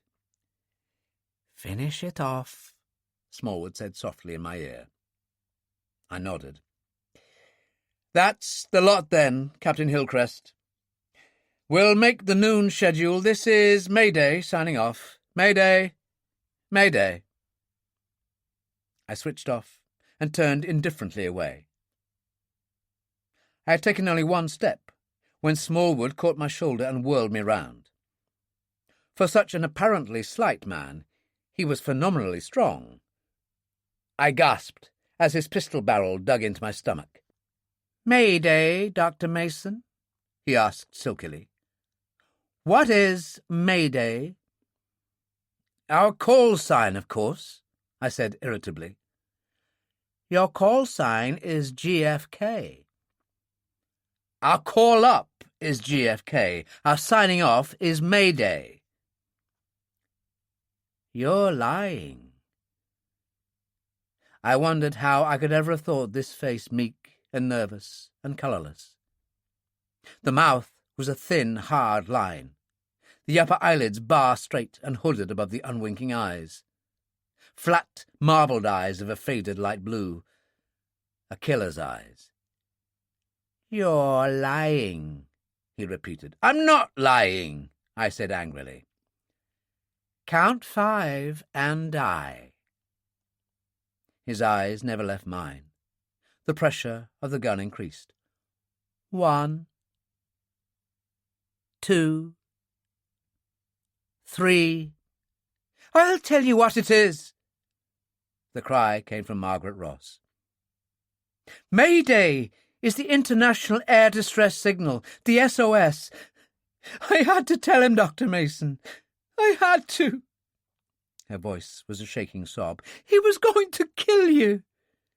"I was indeed," Smallwood agreed. If he felt either anger or apprehension, no trace of either appeared in the calm conversational voice. "I should do it now. You've lost us 4 hours head start. But courage happens to be one of the few virtues I admire. You are an extremely brave man, Dr. Mason. Your courage is a fair match for your, lack of perspicacity, shall we say?" "You'll never get off the ice cap, Smallwood," I said steadily. "Scores of ships and planes are searching for you. Thousands of men. They'll get you, and they'll hang you for these 5 dead men." "We shall see." He gave a wintry smile, and now that he had removed his rimless glasses, I could see that the man's smile left his eyes untouched, left them flat and empty and lifeless, like the stained glass in a church and no sun behind it. "All right, Carosini, the box. Dr. Mason, bring one of the maps from the driver's seat." "In a moment. Perhaps you would care to explain." "Explanations are for children." The voice was level, curt, devoid of all inflection. "I'm in a hurry, Dr. Mason. Bring the map." I brought it, and when I returned, Corazzini was sitting on the front of the tractor sled with a case before him. But it wasn't the leather-covered portable radio. It was Smallwood's robe case. Corazzini snapped open the catches, pulled out Bible, robes, and divinity hood, tossed them to one side, then carefully brought out a metal box which looked exactly like a tape recorder. Indeed, when he shone his torch on it, I could clearly see the word Grundig. But it soon became apparent that it was like no tape recorder that I had ever seen.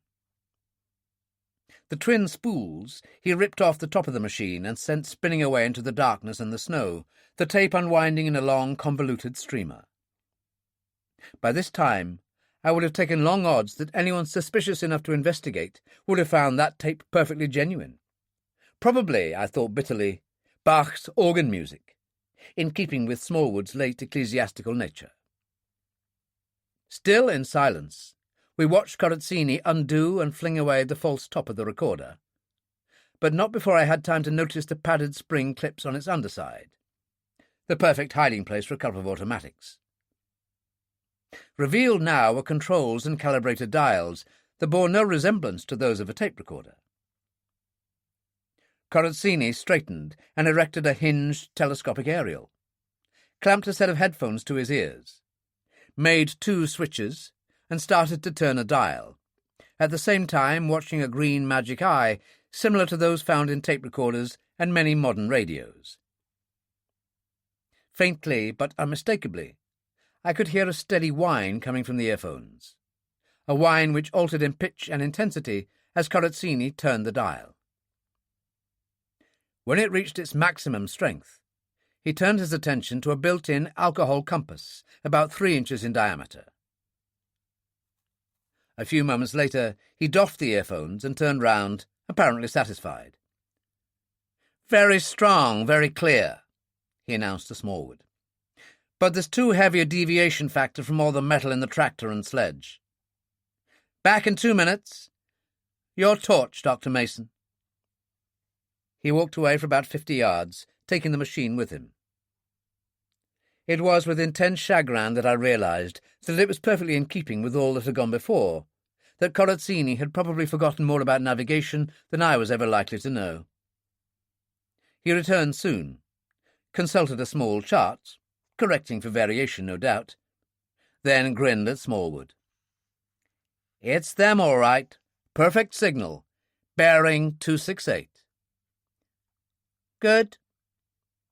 If Smallwood felt relieved or gratified at the news, no shadow of his feeling touched the thin, immobile face. Their quiet certainty, their forethought, their foolproof organization was dismaying, frightening. Now that I could see what manner of men they were, it was unthinkable that they should have set themselves down in a vast, featureless country such as this, without some such means of orientating themselves. What we had just seen in operation could only be a battery-operated radio direction finder.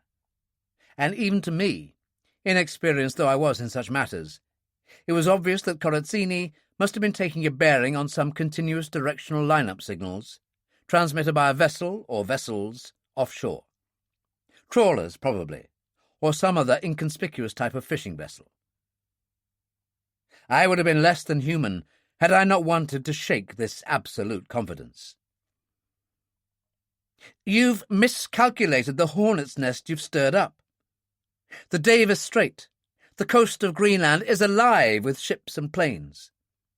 The scout planes of the carrier Triton will pick up every boat that's larger than a skiff. The trawlers will never get away with it. They won't get 5 miles. They don't have to." Implicit in Corazzini's words was confirmation of the accuracy of my guess about trawlers. "There are such things as submarines. In fact, there is one, not far from here." "You still won't be quiet," Smallwood said coldly. He turned to Corazzini. 268, eh? Due west, more or less. Distance?" Corazzini shrugged, said nothing. Smallwood beckoned to me. "We'll soon find it. That map, Dr. Mason, indicate our position accurately." "You can go to hell," I said briefly. "I expected nothing else. However, I'm not blind, and your clumsy attempts at concealment have done little to hide the growing attachment between yourself and the young lady here." I glanced quickly at Margaret, saw the faint colour beginning to stain the pale cheek, and looked as quickly away. "I am prepared to shoot, Miss Ross." I never doubted him. I knew he'd do it in an instant. I gave him our position. He asked for another map, asked Jackstraw to mark our position on the second, and compared the two. "They coincide," he nodded. "Fortunately for you." He studied the map briefly, then looked at Corazzini. "The Kangelak Fjord, undoubtedly, at the foot of the Kangelak Glacier. Approximately—" "The Kangelak Fjord," I interrupted. My voice was bitter. "Why the hell didn't you land there in the first place, and save us all this?" The plain captain deserved to die, Smallwood said obliquely. His smile was wintry. I had instructed him to put down on the coast, just north of the fjord, where our friends had reconnoitred a section of the ice cap, 3 miles long and absolutely flat. That is the equal of the finest runway in Europe or America. And it wasn't until I saw the altimeter reading just before the crash that I realized he had deceived me. He made an impatient gesture and turned to Corazzini. We waste time. Approximately 60 miles, you would say? Corazzini examined the map. Yes, about that. So come then. On our way. Leaving us here to starve and die of cold, I suppose, I said bitterly. What becomes of you no longer concerns me, Smallwood said indifferently. Already, in a matter of minutes, it had become almost impossible to think of him, to remember him as the meek, retiring minister we had known. It is possible, however, that you might be foolish enough to take advantage of the cover of snow and darkness to run after us, waylay and try to overcome us. You might even succeed, even though unarmed. We must immobilize you, temporarily. Or permanently, Zagero said softly. Only fools kill wantonly and unnecessarily. Fortunately, for you, it is not necessary for my plans that you die. Corazzini, bring some rope from the sled. There's plenty of cord there. Tie their feet only. With their numbed hands, it'll take them an hour to undo their bonds. We will be well on our way by then. He moved his gun gently from side to side. Sit in the snow, all of you. There was nothing for it but to do as we were told. We sat down and watched Corazzini bring a hank of cord from the sled. He looked at Smallwood, and Smallwood nodded at me. Dr. Mason first. Corazzini gave his gun to Smallwood. They missed nothing, that pair. Not even the remote possibility that one of us might try to snatch Corazzini's gun. And advanced on me. He knelt and had taken a couple of turns round my ankles, when the truth struck me with the suddenness, the shocking impact of a physical blow. I sent Corazzini staggering with the violent shove and leapt to my feet. No! My voice was hoarse, savage. By God, you're not going to tie me up, Smallwood. Sit down, Mason. His voice was hard, whip-like, and the light from the tractor cabin was enough for me to see the rock-like pistol barrel centre between my eyes. I ignored it completely. Jack Straw! I shouted. Zagero! Levin, Brewster! On your feet if you want to live. He's only got one gun. If he starts firing at any of us, the rest go for him and get him. He can't possibly get us all. Margaret, Helene, Mrs. Dansby Gregg, first shot that's fired, run off into the darkness and stay there. Have you gone crackers, Doc? The words came from an astonished Zagero. But for all that, something namelessly urgent and compelling in my voice had got him to his feet, and he was bent forward, crouched like a great cat, ready to launch himself at Smallwood. Want to get us all killed? That's just what I don't want. I could feel my spine, the back of my neck cold with a cold that was not of the Arctic, and my legs were trembling. Going to tie us up and leave us here, is he, hell? Why do you think he told us of the trawler, its position, the submarine and all the rest of it? I'll tell you why. Because he knew it was safe. Because he'd made up his mind that none of us would ever live to tell of these things. I was rattling the words out with machine-gun rapidity, desperate with the need to convince the others of what I was saying before it was too late. And my eyes never left the gun in Smallwood's hand. But, no buts, I interrupted harshly. Smallwood knows that Hillcrest will be coming through here this afternoon. If we're still here and alive, first thing we tell him will be Smallwood's course, speed, approximate position and destination. Within an hour, the Kangalak Glacier would be sealed. Within an hour, bombers from the Triton would have blasted him off the face of the glacier. Tie us up? Sure. And then he and Corazzini would shoot us at their leisure while we flopped around like birds with broken wings. Conviction was immediate and complete. I couldn't see the faces of the others, but the fractional lowering of Smallwood's gun was enough to tell me. I underestimated you, Dr. Mason, he admitted softly.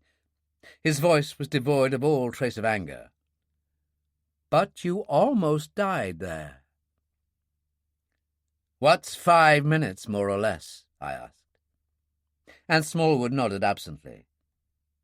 He was already working out an alternative solution. You inhuman monster! Senator Brewster's voice was shaking with fear or anger, or both.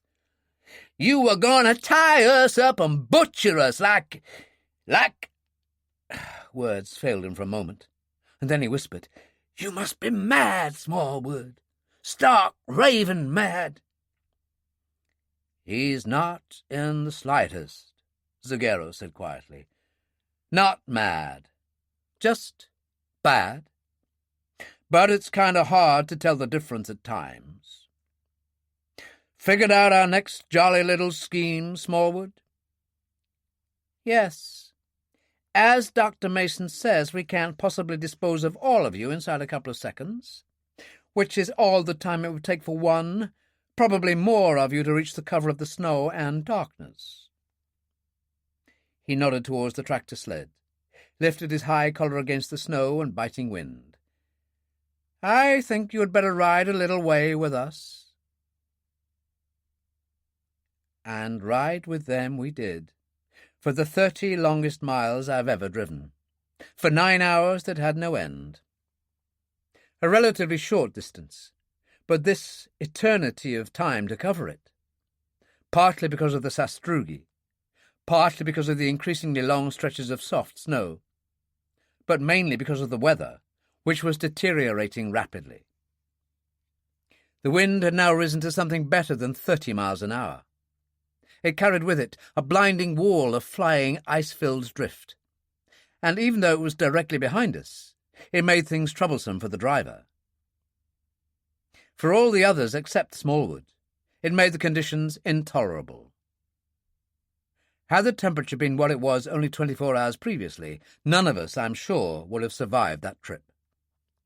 I would have thought that with either Smallwood or Corazzini driving, and the other navigating from the dog sled, we would have had a chance, slender though it might be, to overpower them, or at least make good our escape. But Smallwood never offered even a shadow of a chance of either. Corazzini drove all the time, with the radio direction finder headphones clamped to his ears, so that compass navigation became an inaccurate superfluity. Smallwood sat alone in the back of the tractor cabin, his gun unwaveringly trained on the rest of us, who were crammed aboard the big tractor sled, 10 feet to the rear of him. When the snow eventually became too heavy, he stopped the tractor, detached the portable searchlight, and mounted it facing aft in the rear of the tractor cabin. This had the double advantage of illuminating us so that he could clearly see us even through the drift, and making certain that none of us tried to drop off the sled, and of blinding us so that we were quite unable to see what he was doing, even to see whether he was watching us at all. It was frustrating, maddening, and for good measure, and to prevent any desperate attempt at escape in the occasionally blinding flurries of snow, he had brought Margaret and Helene up into the cabin and bound their hands. They were the surety for our good conduct. That left 8 of us on the tractor sled. Theodore Marler and Marie Lagarde stretched out in the middle, 3 of us sitting on each side. Almost immediately after we had moved off and pulled a pair of tarpaulins over ourselves for what meagre shelter they could afford, Jack Straw leaned across and tapped me on the shoulder with something held in his hand. I reached up and took it from him. "Corazzini's wallet," he said softly. For all the chance of his being overheard by either Smallwood or Corazzini above the roar of the engine and the voice of the gale, he could have shouted out the words. Fell from his pocket when Zagero knocked him down. He didn't see it go, but I did. Sat on top of it while Smallwood told us to squat in the snow. I stripped off my gloves, opened the wallet, and examined its contents in the light of the torch Jack Straw had also passed across. A torch with the beam carefully hooded and screened to prevent the slightest chink of light escaping from under the tarpaulin. At this time, Smallwood had not yet switched on the searchlight. The wallet provided us with that last proof of the thoroughness, the meticulous care with which these two men had provided themselves with false but utterly convincing identities. I knew that whatever Corazzini's name was, it wasn't the one he had given himself. But had I not known, the N.C. stamped on the hand-tool Morocco, the visiting cards with the inscribed Nicholas Corazzini above the name and address of the Indiana head office of the Global Tractor Company, and the leather-backed fold of American Express checks, each one already signed N.R. Corazzini in its top left-hand corner, would have carried complete conviction. And, too late, the wallet also presented us, obliquely, but beyond all doubt, with the reason for many things, ranging from the purpose of the crash landing of the plane to the explanation of why I had been knocked on the head the night before last. Inside the billfold compartment was the newspaper cutting which I had first found on the dead body of Colonel Harrison. I read it aloud, slowly, with infinite chagrin. The account was brief. That it concerned that dreadful disaster in Elizabeth, New Jersey, where a commuter's train had plunged through an open span of the bridge into the waters of Newark Bay, drowning dozens of the passengers aboard, I already knew from the quick glance I had had at the cutting in the plane. But, as I had also gathered in the plane, this was a follow-up story, and the reporter wasted little time on the appalling details. His interest lay in another direction entirely. It was reliably reported, he said, that the train had been carrying an army courier, that he was one of the 40 who had died, and that he had been carrying a super-secret guided missile mechanism. That was all the cutting said, but it was enough, and more than enough. It didn't say whether the mechanism had been lost or not. It most certainly never even suggested that there was any connection between the presence of the mechanism aboard the train and the reasons for the crash. It didn't have to. The cheek-by-jowl contiguity of the two items made the reader's own horrifying conclusions inevitable. From the silence that stretched out after I had read out the last words, I knew that the others were lost in the same staggering speculations as myself. It was Jack Straw who finally broke this silence, his voice abnormally matter-of-fact. "Well, we know now why you were knocked on the head." "Knocked on the head?" Zagero took him up. "What do you—" "Night before last," I interrupted, "when I told you I'd walked into a lamp-post. I told them all about the finding of the cutting and its subsequent loss." "Would it have made all that difference, even if you had read it?" Zagero asked. "I mean—" "Of course it would!" My voice was harsh, savage almost, but the savagery was directed against myself, my own stupidity. The fact of finding a cutting about a fatal crash, which occurred in strange, unexplained circumstances, on the person of a man who had just died in a fatal crash in equally strange and unexplained circumstances, would have made even me suspicious. When I heard from Hillcrest that something highly secret was being carried aboard the plane, the parallel would have been even more glaringly obvious, especially as the cutting was found on the man, an army officer, who was almost certainly the courier, the carrier of this secret. Anything larger than a matchbox in the luggage the passengers were carrying, I'd have ripped open and examined, radio and tape recorder included. Smallwood knew it. He didn't know what was in the cutting, but he or Corazzini knew it was a cutting, and they were taking no chances at all. "You weren't to know this," Levin said soothingly. It's not your fault. Of course it's my fault, I said wearily. All my fault. I don't even know how to start apologizing. You first, Zagero, I suppose. You and Solly Levin, for tying you. Forget it. Zagero was curt but friendly. We're just as bad, all of us. All the facts that mattered were as available to us as they were to you, and we made no better use of them. Less, if anything. In the tiny glow from the torch, I could see him shaking his head. Lordy, lordy, but ain't it easy to understand everything when it's too late? Easy enough to understand now why we crashed in the middle of nowhere. The plane captain must have been in on it. He must have known that the mechanism was aboard, and thought it important enough to put the passengers' lives second, and crash-land in the middle of the ice plateau, where Smallwood could never reach the coast. Not knowing that I was there, waiting to oblige Smallwood, I said bitterly. I shook my head in turn. It's obvious now, all too obvious. How Corazzini damaged his hand in the shack, not by saving or trying to save the radio, but by accelerating its fall after he'd pushed the hinges in. How and why he lost the toss and had to sleep on the floor, to give him a chance to smother the second officer.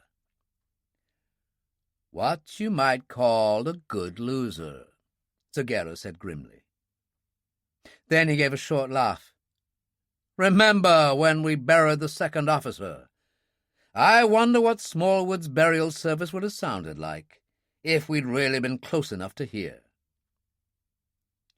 I missed that, I nodded. I missed the suggestion you made inside the plane that we should bury the murdered men.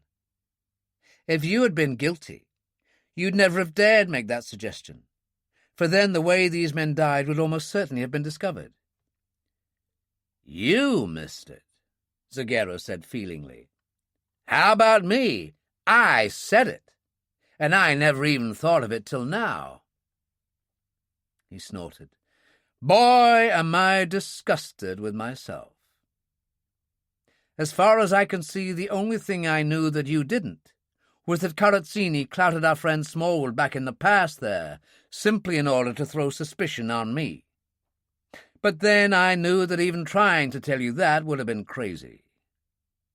There was a long moment's silence while we listened to the rise and fall of the Citroen's exhaust note in the gusting, strengthening wind. Then Solly Levin spoke. The plane, he said. The fire. How come? There was enough high-octane fuel in its tanks to take Hillcrest's Snowcat a couple of 1,000 miles, I explained. If Hillcrest's tanks had been empty when he arrived back at base, and if he'd found out right away that the spare fuel in the tunnel had been doctored, well, it wouldn't have taken him long to siphon out the stuff in the plane. So, no plane. The silence this time was even longer. Then Zagero cleared his throat, as if uncertain how to begin. Seeing explanations are in the air. Well, I guess it's time we made one, too. Zagero, to my astonishment, sounded almost embarrassed. It's about the phony conduct of that phony character to your left, Doc, one Solly Levin. We'd plenty of time to talk about it when we were lashed to this damn sledge all of last night. And, come to the point, I interrupted impatiently. Sorry. He leaned across to Solly Levin. Want I should make a formal introduction, Pop? I stared at him in the darkness. Did I hear? Sure you did, Doc. He laughed softly. Pop. The old man, the paternal parent. Says so on my birth certificate and everything. He was enjoying himself vastly. Confirmation on the right here. It's perfectly true, Dr. Mason. Solly Levin smiled. The dreadful Bowery accent was quite gone, yielding place to a crisper, more decisive version of Zaghero's cultured drawl. I'll put it briefly. I'm the owner and managing director, or was till I retired a year ago, of a plastics factory in Trenton, New Jersey, near Princeton, where Johnny managed to acquire a splendid accent and very little else. It was not, I might add, Princeton's fault. Johnny spent most of his time in the gymnasium, nursing his, pugilistic ambitions, much to my annoyance, as I wanted him to take over from me. Alas, Zaghero put in, I was almost as stubborn as he is himself. A great deal more so, his father said. So I made him a proposition. I'd give him 2 years. It seemed enough. He was already amateur heavyweight champion, to prove himself. And at the end of that time, if he hadn't made it, he was to take his place in the factory. His first manager was as corrupt as they come, and Johnny literally kicked him out at the end of a year. So I took over. I'd newly retired. I'd time on my hands. I'd a very strong vested interest in his well-being, apart from the fact that he was my son. And, quite frankly, I'd begun to see that he really was going to get to the very top. He broke off there, so I took the opportunity to interrupt. Zaghero or Levin, which is it? Zaghero, the elder man answered. Why the Levin? Some state and national boxing commissions refuse to permit a close relative to be either manager or second, especially second, so I used an alias, a practice by no means uncommon, and officially winked at. A harmless deception. Not so harmless, I said grimly. It was one of the worst acting performances I've ever seen, and that was one of the primary reasons for my suspecting your son, and, in turn, for Corazzini and Smallwood getting away with what they did. Had you come clean earlier on, I would have known that they were bound, even in the absence of all possible evidence, to be the guilty men. But with Solly Levin, I'll find it very difficult to think of you as Mr. Zaghero, I'm afraid. With Solly Levin sticking out like a sore thumb as an obvious phony, well, I just couldn't leave you two out of the list of suspects. I obviously modelled myself on the wrong person, or type of person, Levin said wryly. Johnny ripped me about it all the time. I am deeply sorry for any trouble we may have caused, Dr. Mason. I honestly never looked at it from your point of view, never realized the dangers involved in maintaining the impersonation, if you could call it that. Please forgive me. Nothing to forgive, I said bitterly. 100 to 1 I'd have found some other way of messing things up. Shortly after 5 o'clock in the evening, Corazzini stopped the tractor. But he didn't stop the engine. He came down from the driver's seat and walked round to the cabin, pushing the searchlight slightly to one side. He had to shout to make himself heard above the roar of the tractor and the high, ululating whine of the still strengthening blizzard. "Halfway, boss! 32 miles on the clock!" "Thank you." We couldn't see Smallwood, but we could see the tip of his gun barrel protruding menacingly into the searchlight's beam. "The end of the line, Dr. Mason. You and your friends will please get down." There was nothing else for it. Stiffly, numbly, I climbed down, took a couple of steps towards Smallwood, stopped as the pistol steadied unwaveringly on my chest. "You'll be with your friends in a few hours," I told Smallwood. "You could leave us a little food, a portable stove and tent. Is that too much to ask?" "It is." "Nothing? Nothing at all?" "You're wasting your time, Dr. Mason, and it grieves me to see you reduced to begging." "The dog sledge, then." "We don't even want the dogs. but neither Marla nor Miss Lagarde can walk. You're wasting your time. He turned his attention to the sledge. Everybody off, I said. Did you hear me, Levin? Get down. It's my legs. In the harsh glare of the searchlight, we could see the lines of pain deep-etched round Levin's eyes and mouth, and I wondered how long he'd been sitting there suffering, saying nothing.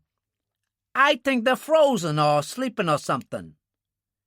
Get down, Smallwood repeated sharply. In a moment. Levin swung one of his legs over the edge of the sledge, his teeth bared with the effort. I don't seem to be able. Maybe a bullet in one of your legs will help, Smallwood said unemotionally. To get the feeling back. I didn't know whether he meant it or not. I didn't think so. Gratuitous violence wasn't in character for this man. I couldn't see him killing or wounding without sound reason. But Zagero thought differently. He advanced within 6 feet of Smallwood. "Don't touch him, Smallwood," he said warningly. No. The rising inflection was a challenge accepted, and Smallwood went on flatly. "I'd snuff you and him like a candle." No, Zagero said, softly and savagely, the words carrying clearly in a sudden lull in the wind. "Lay a finger on my old man, Smallwood, and I'll get you and break your neck like a rotten carrot if you empty the entire magazine into me." I looked at him as he crouched there like a great cat, toes digging into the frozen snow, fists clenched and slightly in advance of him, ready for the explosive leap that would take him across that tiny space in a split second of time. And I believed he could do exactly what he said. So, too, I suspected, did Smallwood. "Your old man?" he inquired. "Your father?" Zagero nodded. Good. Smallwood showed no surprise. Into the tractor cabin with him, Zagero. We'll exchange him for the German girl. Nobody cares about her. His point was clear. I couldn't see how we could offer any danger to Smallwood and Corazzini now, but Smallwood was a man who guarded even against impossibilities. Levin would be a far better surety for Zagero's conduct than Helene. Levin, half-walked, was half-carried into the tractor cabin. With Corazzini and Smallwood both armed, resistance was hopeless. Smallwood had us summed up to a nicety. He knew we were desperate men, that we would fling ourselves on him and his gun in a moment of desperate emergency, but he also knew that we weren't so desperate as to commit suicide when no lives were in immediate danger. When Levin was inside, Smallwood turned to the young German girl seated opposite him in the cabin. Out. It was then that it happened, with the stunning speed and inevitability that violent tragedy, viewed in retrospect, always seems to possess. I thought perhaps that it was some calculated plan, a last-minute desperate effort to save us that made Helene Fleming act as she did.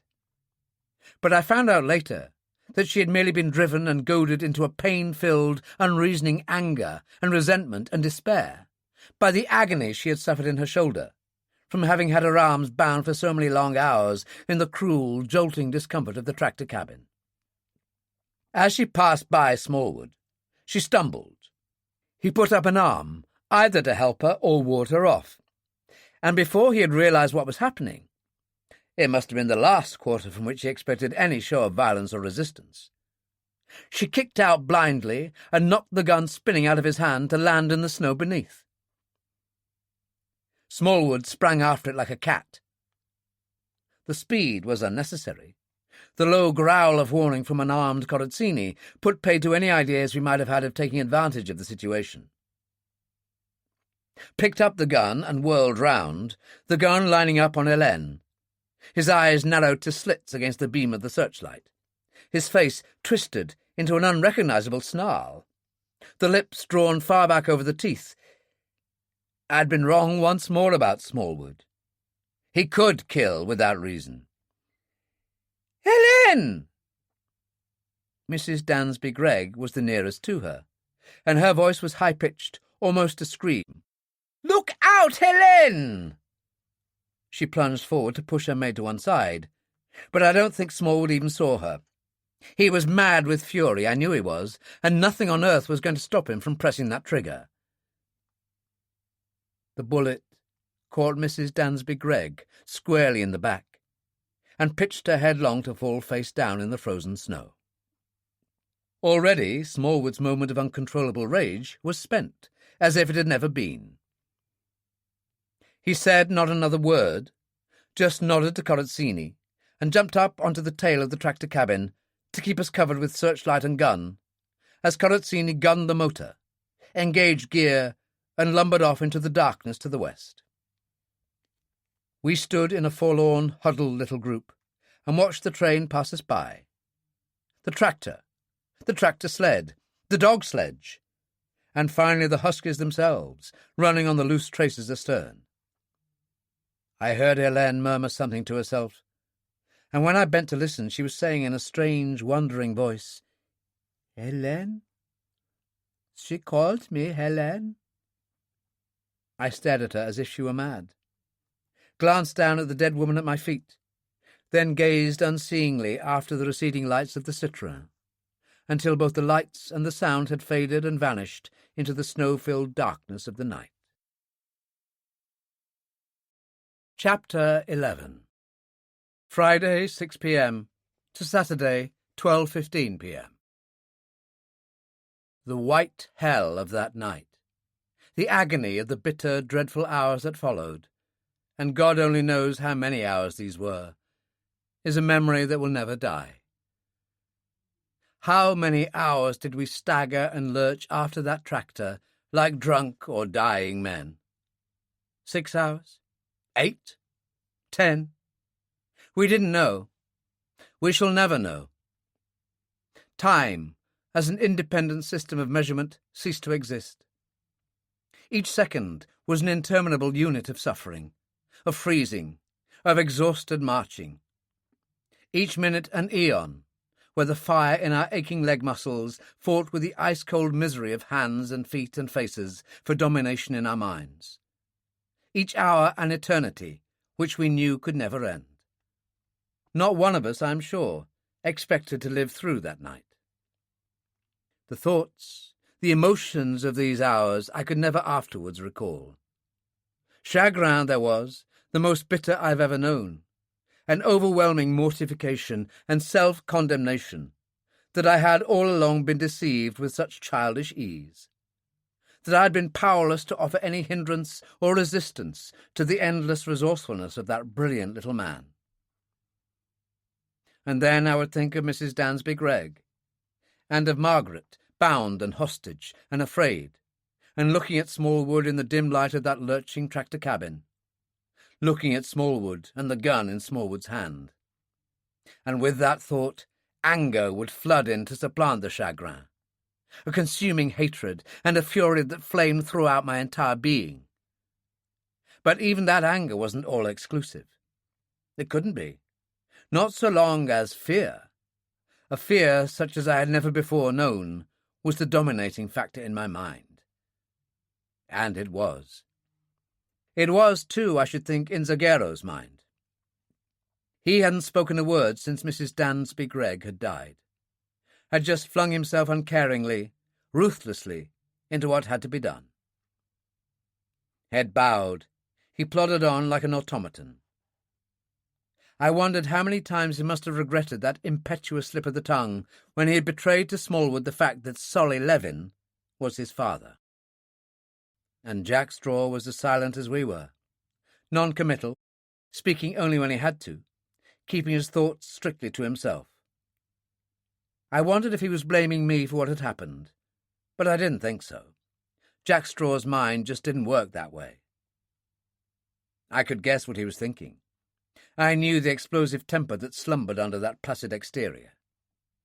Had we met an unarmed Smallwood and Corazzini then, I do not think we would have stopped short of killing them with our hands. I suppose, too, that we were all three of us exhausted as we had never been before, frostbitten, bleeding, thirsty, and steadily weakening from lack of food. I say suppose because logic and reason tell me that these things must have been so. But if they were, I do not think they touched the minds of any of us that night. We were no longer ourselves. We were outside ourselves.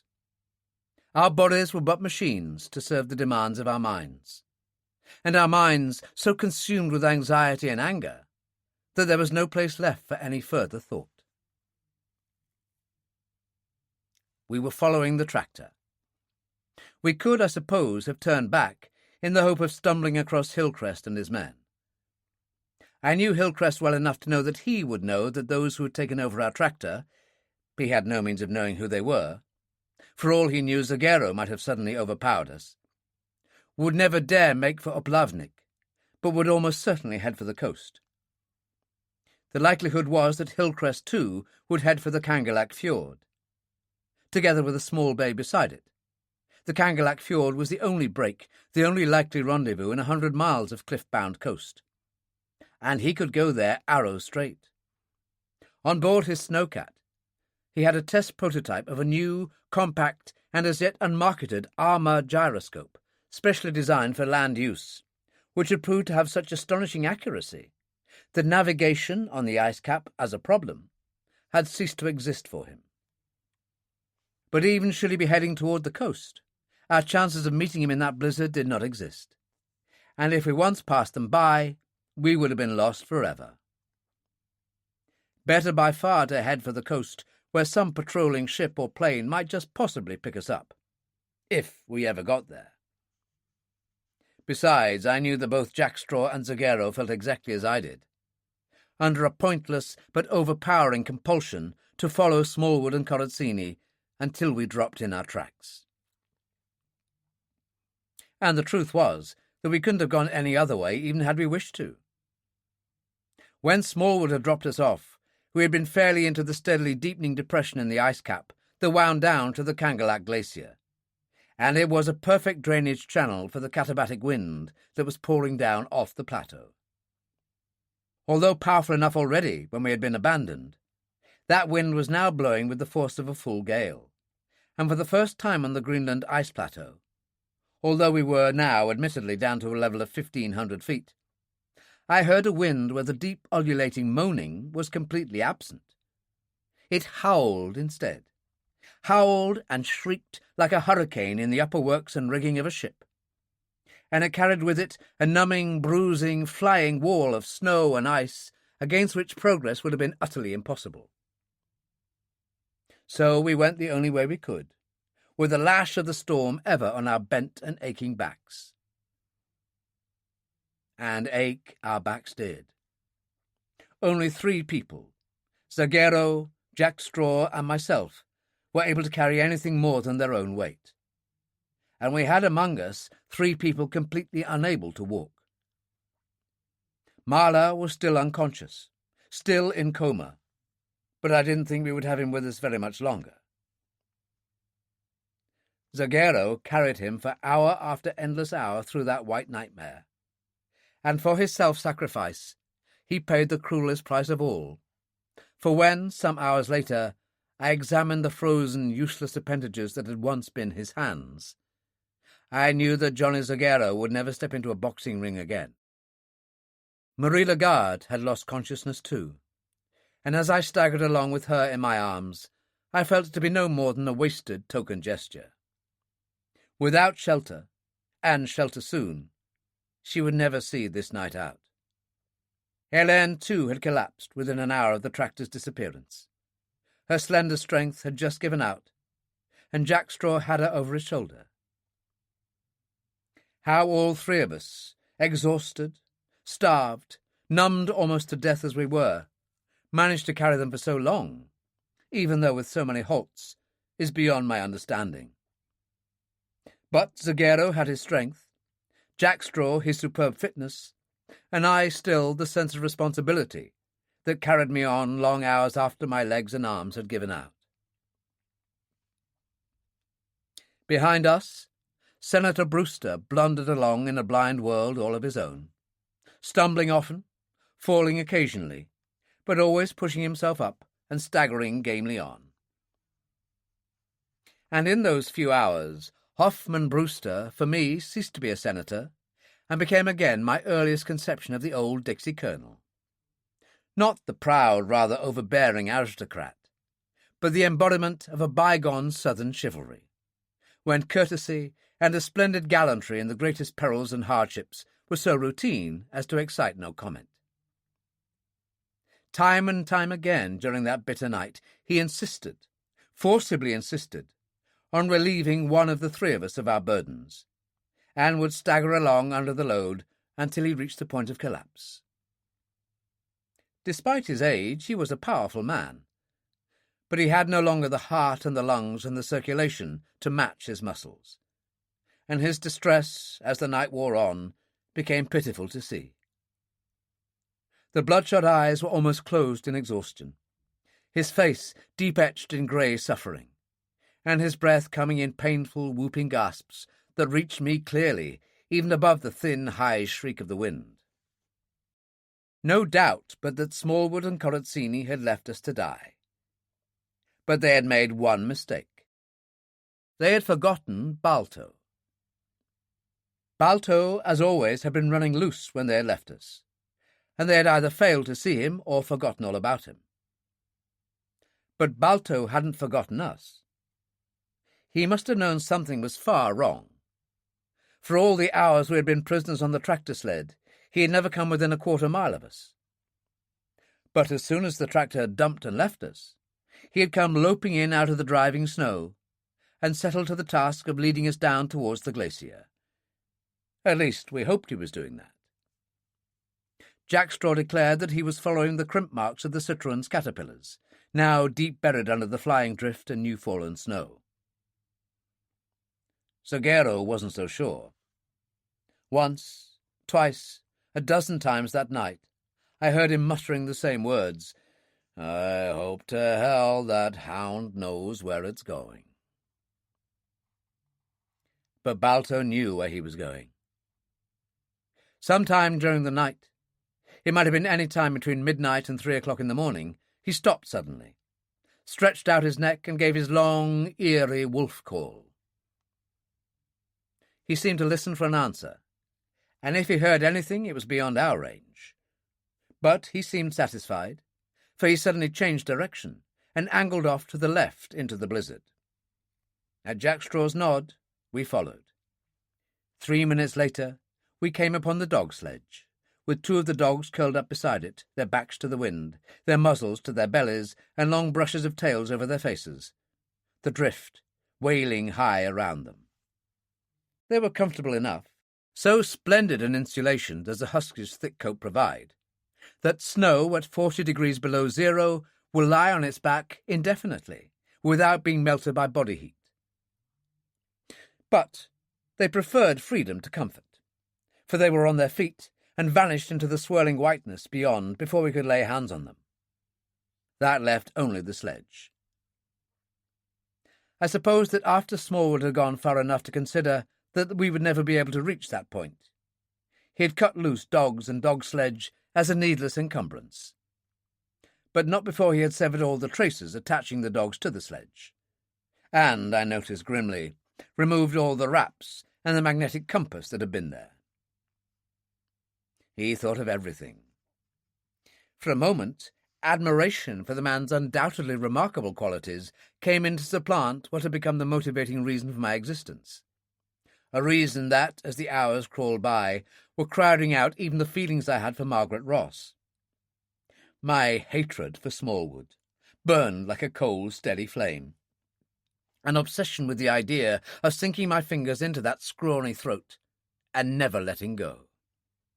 Within 3 minutes of finding the sledge, we had tied together the severed remnants of the traces, changed them to the front, and were on our way again.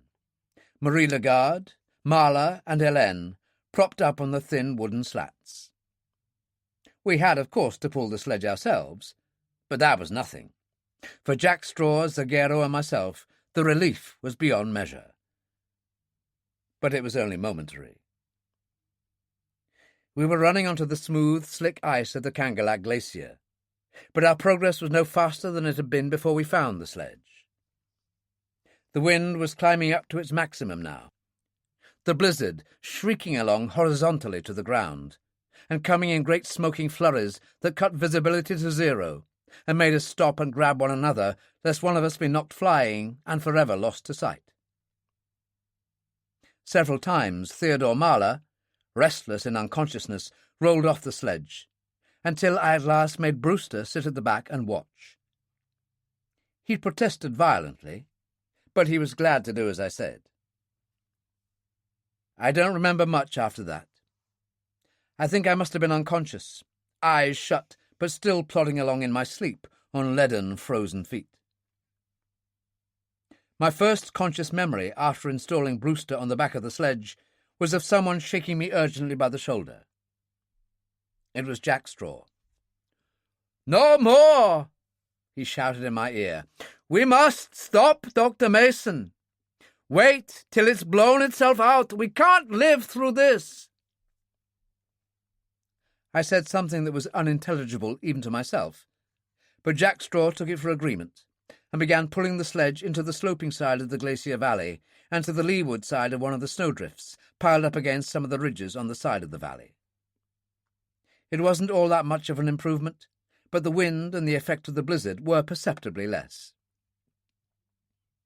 We unloaded the 3 sick people on the sledge into what pitiful shelter the ridge offered. I was just about to let my knees buckle and collapse beside them, when I realized that someone was missing. It was a fair indication of the toll taken by wind and cold and exhaustion that almost 20 seconds passed before I realized it was Brewster. "Good God!" I cried in Jack Straw's ear. "The senator! We've lost him! I'll go back and look. I won't be a minute." "Stay here." The grip on my arm was promise enough that Jack Straw meant to detain me by force if necessary. "You'd never come back. Balto! Balto!" He shouted a few Eskimo words which meant nothing to me, but the big Siberian seemed to understand, for he was gone in a moment, following the direction of Jack Straw's pointing hand. He was back again inside 2 minutes. "He's found him?" I asked Jack Straw. Jack Straw nodded silently. "Let's bring him in." Balto led us there, but we didn't bring him in.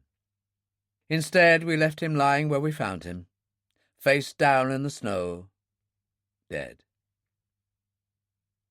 The blizzard was already drawing its concealing shroud over him. In an hour, he would be no more than a featureless white mound in a featureless white valley.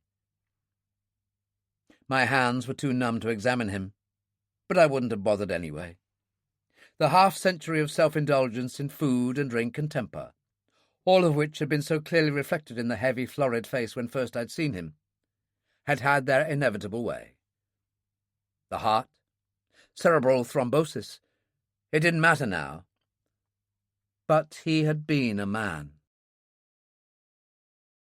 How long we lay there, the 6 of us and Balto, huddled close together for warmth, unconscious or dozing while that hurricane of a blizzard reached, then passed its howling crescendo, I never knew. Probably only half an hour, perhaps not even that. When I awoke, stiff and numbed, I reached for Jack Straw's torch. It was exactly 4 o'clock in the morning. I looked at the others. Jack Straw was wide awake. I was pretty sure he'd never shut an eye lest one of us slip away from sleep into that easy frozen sleep from which there would have been no wakening. And Zagero was stirring. That they and I would survive, I didn't doubt. Hélène was a question mark. A 17-year-old, though short on endurance, was usually high on resilience and recuperative powers, but Hélène seemed to have deserted her. After the death of her mistress, and up to the time she had collapsed, she had become strangely withdrawn and unresponsive, and I guessed that the death of Mrs. Dansby Gregg had hit her far more than any of us would have guessed. The previous 48 hours apart, it seemed to me that she had had little enough to thank Mrs. Dansby Gregg for in the way of affection and warmth. But then she was young. Mrs. Dansby Gregg had been the person she had known best, and as a foreigner, she must have regarded Mrs. Dansby Gregg as her sole anchor in an alien sea. I asked Jack Straw if he would massage her hands, then turned to have a look at Marla and Marie Lagarde. "They don't look so hot to me." Zagero, too, was studying them. "What's their chances, Doc?" "I just don't know," I said wearily. "I don't know at all." "Don't take it to heart, Doc. It's no fault of yours." Zagero waved a hand towards the snow-filled emptiness and desolation of the glacier. "Your dispensary ain't all that well stocked." "No." I smiled faintly, then nodded at Marla. "Bend down and listen to his breathing. The end's coming pretty close. Ordinarily, I'd say a couple of hours. With Marla, I don't know. He's got the will to live, sheer guts, his beliefs, the lot. But in 12 hours, he'll be dead." "And how long do you give me, Dr. Mason?" I twisted round and gazed down at Marie Lagarde. Her voice was no more than a weak, husky whisper. She was trying to smile, but the smile was a pitiful grimace, and there was no humour in either the eyes or the voice. "Good Lord, you've come too." I reached out, pulled off her gloves, and started to massage the frozen, wasted hands. "This is wonderful. How do you feel, Miss Lagarde?" "How do you think I feel?" she said, with a flash of her old spirit. "Don't try to put me off, Peter. How long?" "About another 1,000 curtain calls at the old Adelphi." The light came from the torch that had been thrust butt down into the snow, and I bent forward so that my face was shadowed, my expression unreadable. "Seriously, the fact that you've recovered consciousness is a good sign." "I once played a queen who recovered consciousness, only to speak a few dramatic words before she died. Only I can't think of any dramatic words." I had to strain to catch the feeble whispered words. "You're a shocking liar, Peter. Is there any hope for us at all?" "Certainly," I lied. Anything to get away from that topic. "We'll be on the coast, with a good chance of being picked up by ship or plane tomorrow afternoon. This afternoon, rather. It can't be more than 20 miles from here." 20 miles, Zagero interjected. "In this little lot." He raised a cupped hand significantly to his ear, a gesture superbly superfluous in the ululating shriek of the blizzard. "It won't last, Mr. Zagero," Jack Straw put in. "These wheelie wars always blow themselves out in a short time. This already has gone on longer than most, and it's easing a lot. Tomorrow will be clear and calm and cold." "The cold will be a change," Zagero said feelingly. He looked past me. "The old lady's off again, Doc." "Yes."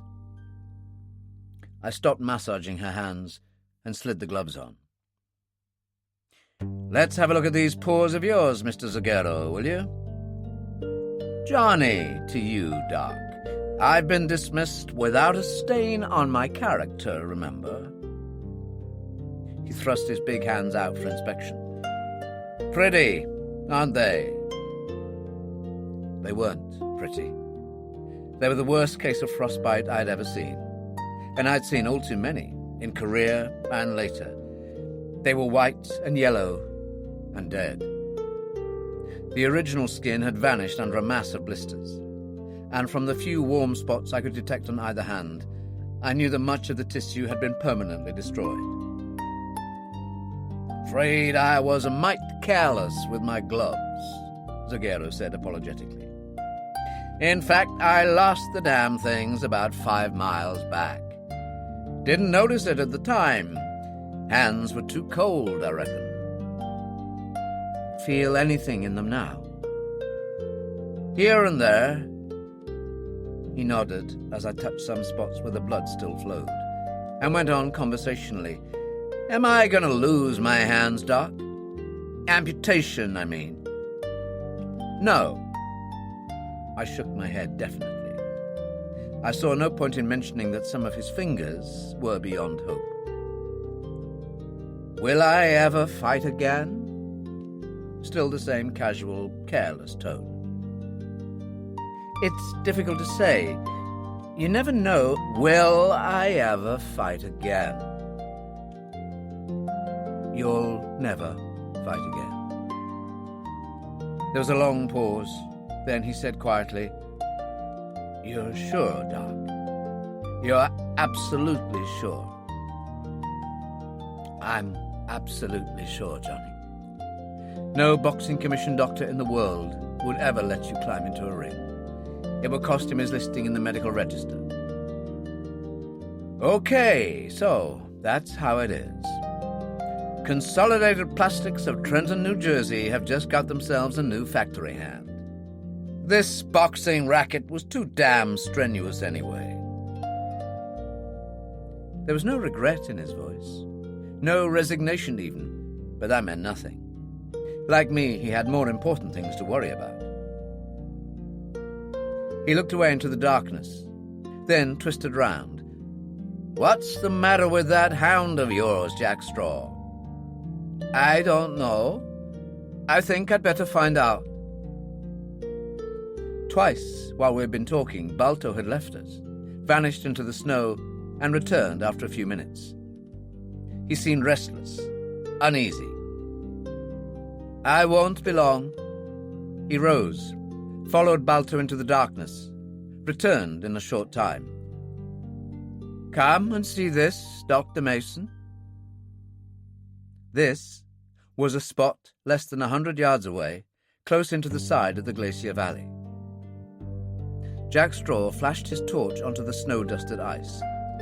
I stooped, made out a black circular patch on the ground, and a few feet away, a smaller discolored area where the surface snow had frozen solid. "Oil from the gear case or sump? Water from the radiator," Jack Straw said briefly. He altered the torch beam. "And you can still see the crimp marks of the caterpillars." "And very recent," I suggested. The drifting snow, the scouring effect of the flying ice particles, had scarcely begun to obliterate the traces left by the treads. "I think so. And they were stopped here a long time, Dr. Mason. Look at the size of that oil patch." "Mechanical trouble?" I hazarded. I didn't really believe it myself. "Riding out the storm. Corazzini must have been blind," Jack Straw said definitely. "If the engine had stopped on that pair, they'd never have got it started again." I knew he was right. Neither Smallwood nor Corazzini had shown any mechanical ability at all, and I was convinced that it had been no act. Perhaps they were still here when we arrived back there. My God! If we'd only carried on another 100 yards. "Spilt milk, as you say, Dr. Mason. Yes, I'm sure they were here then. We wouldn't have heard their engine. Not in this wind." Jack Straw. A sudden thought, a flash of hope. Jack Straw. "Did you sleep back there?" "No." "How long were we stopped?" "Half an hour, maybe less." "And you think they were still here? Good God, man, they can't be more than a mile away." "The wind's dropping right away. It's getting colder, and we'll only freeze to death if we stay here. Maybe there'll be crevasses on the glacier to hold them up."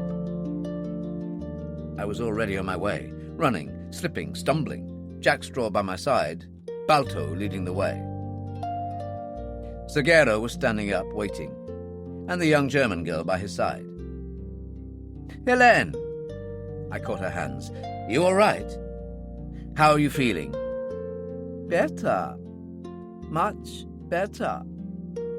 She didn't sound all that much better. "I'm sorry I was so silly, Dr. Mason. I don't know." "It doesn't matter," I cut in, rather brusquely. "You can walk? Fine. Fine."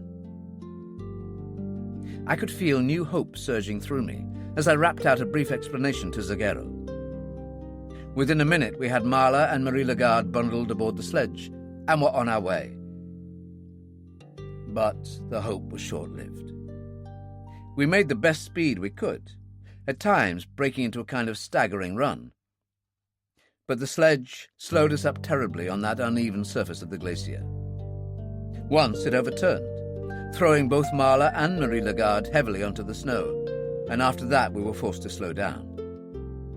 Another such violent capsizing, or even too severe a jolting, and that sledge would become a bier. From time to time, Jack Straw flashed his failing torch on the crimp marks we were following, and even to my inexperienced eye, it was obvious that the tracks in the snow were becoming progressively fainter every time we looked at them, until the time came at last when I knew we must call a halt to this pursuit, admit defeat. We had fallen so far behind now, 3 or 4 miles I was certain, that the hope and chance of overtaking them no longer existed. We were only chasing a hopeless dream and killing ourselves doing it. Jack Straw and Zagero agreed. We put Helene aboard the sledge to steady the 2 sick people, took a trace apiece over our shoulders, and plodded on slowly down the glacier, backs bent, heads bowed, each one of us lost in his own hopeless thoughts. As Jack Straw had prophesied, the storm had blown itself out. Completely. The wind had gone, so that not a breath stirred across the glacier. The snow had vanished, with the dark and heavy clouds that had carried it. The white stars stood high in a dark and frozen sky. It was cold, with the temperature well below 0, but cold was an old friend now. By 8 o'clock that morning, some 3 hours and 6 miles after we had left our resting place, the conditions for travel were perfect. The weather conditions, that was. Underfoot, they varied from the indifferent to the abominable. We were now fairly into the Kangalak Glacier, and the going was often difficult indeed. A glacier is seldom a smooth river of ice that flows evenly downhill, but much more frequently an irregularly surfaced, fissured and crevassed mass, descending as often as not in a series of rounded steps and ledges, like a sea of petrified lava. The Kangalak was no exception. Here and there we found some straight stretches, but for the most part, progress was possible only at the sides, where the rate of flow was less and the ice smoother. It was the left-hand side that we were following, but even so it was heavy work, for our path was frequently blocked by the debris of ground moraines that had been forced out on the sides. And when these were absent, we were as often as not floundering through the thick drifts that the great wind of the night just gone had piled up high against the sides. The one consolation I found was that if it were difficult for us, it was proving doubly so for the tractor, whose irregularly weaving, twisting crimp marks we were so doggedly following.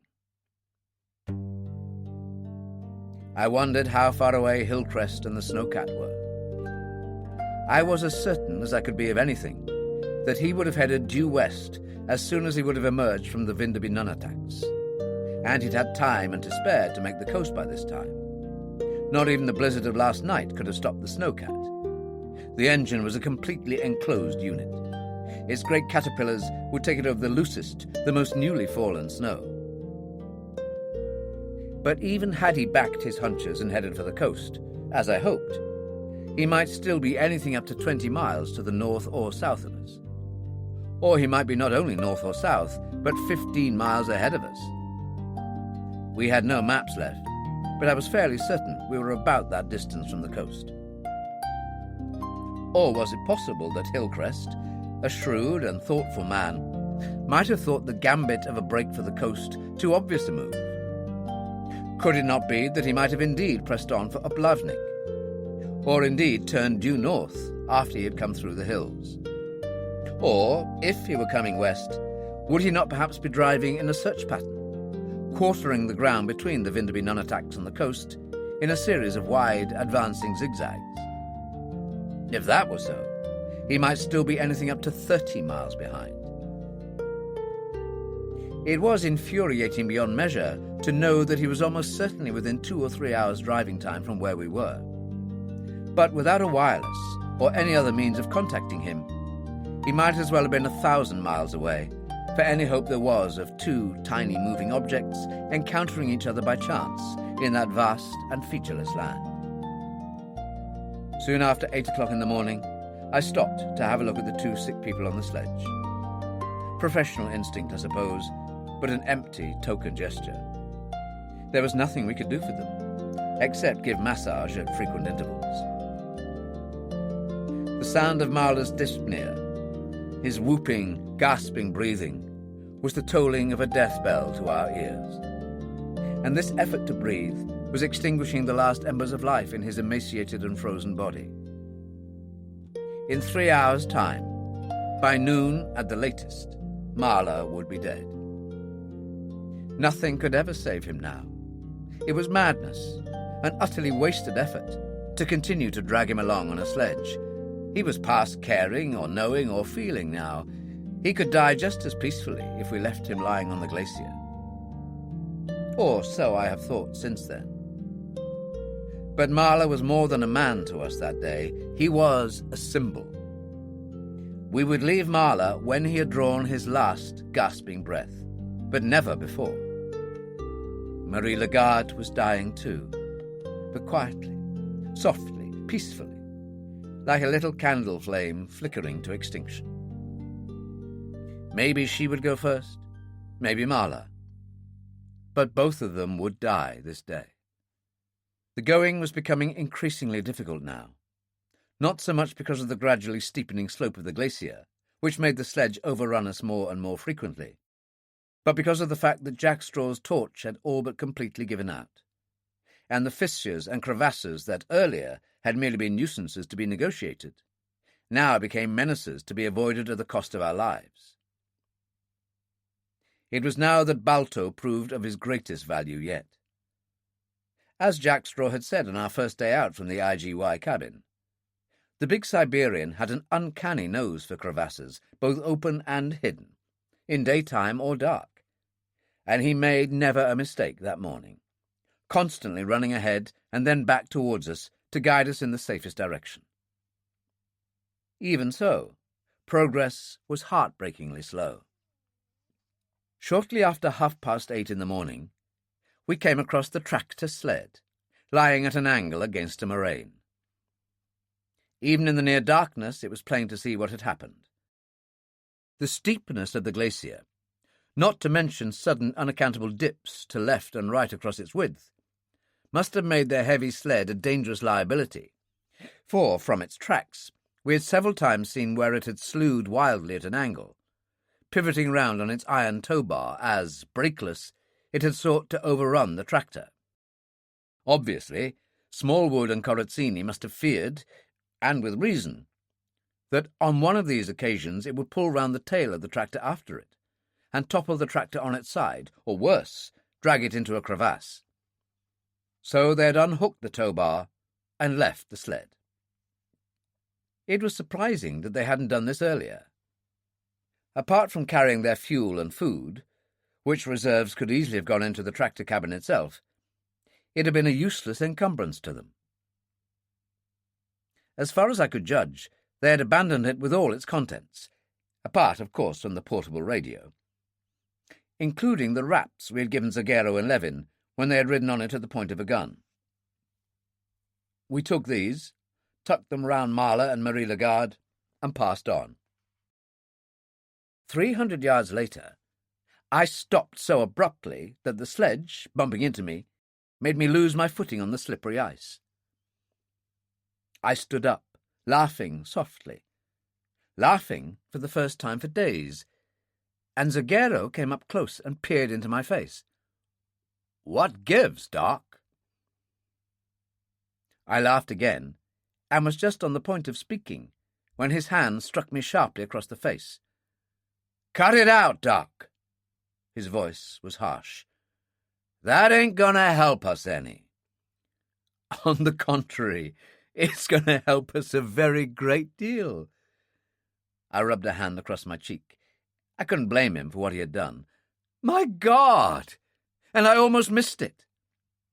Missed what? He still wasn't sure that I wasn't hysterical. "Come on back to the tractor sled and see.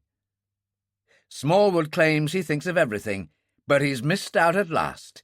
He's made his first big mistake, but oh, brother, what a mistake. And the weather's just perfect for it." I turned on my heel and actually ran up the glacier towards the sled.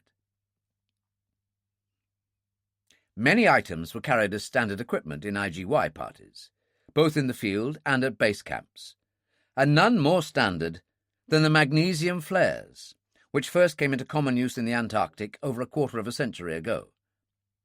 They are indispensable as location beacons in the long polar nights.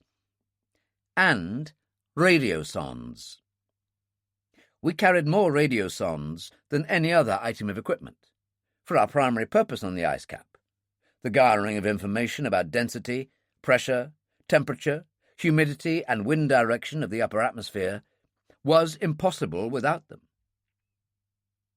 These sondes, still crated with the tents, ropes, axes, and shovels, which we had found no occasion to use on this trip, were radio-carrying balloons, which wireless back information from heights of between 100,000 and 150,000 feet.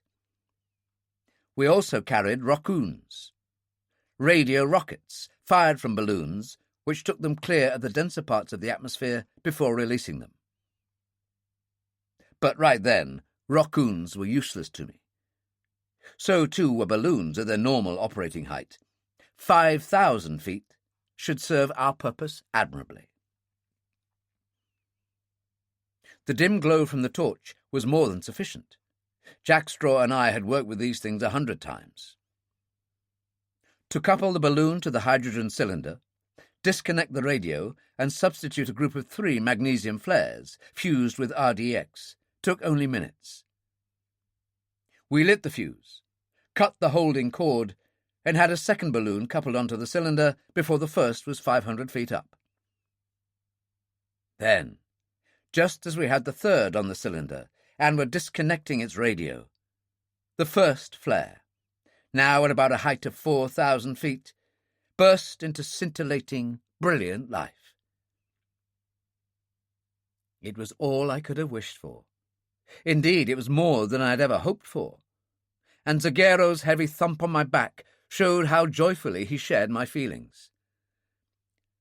"Dr. Mason," he said solemnly, "I take it all back, all I ever said about you. This, Dr. Mason, is genius." "It's not bad," I admitted. And indeed, if anyone, in those perfect conditions of visibility, couldn't see the coruscating dazzlement of those flares at any distance up to 30 miles, he would have to be blind. If they were looking in the right direction, that was. But I was sure that with Hillcrest carrying 5 men, and everybody almost certainly on the lookout for us, the chances of missing it were remote. The second flare, considerably higher, burst into life just as the first went sputtering into extinction. And the further thought struck me that if there were any ships patrolling out in the sea beyond, it would give them a bearing, the significance of which none of them could surely overlook. And then I saw Jack Straw and Zagero looking at me, and though I couldn't read their expressions in the darkness, I knew from their stillness what they were both thinking, and suddenly I didn't feel so happy any more. The odds were high that Corazzini and Smallwood, they could be no more than a few miles distant, had seen the flares also. They would know what it signified. They would know it was the first tug on the drawstring of the net that might even then be starting to close round them. In addition to being dangerous, ruthless killers, they would become frightened killers. And they had Margaret and Johnny Zagueiro's father with them. But I knew I'd had no option. Tried to thrust all thought of the hostages from my mind.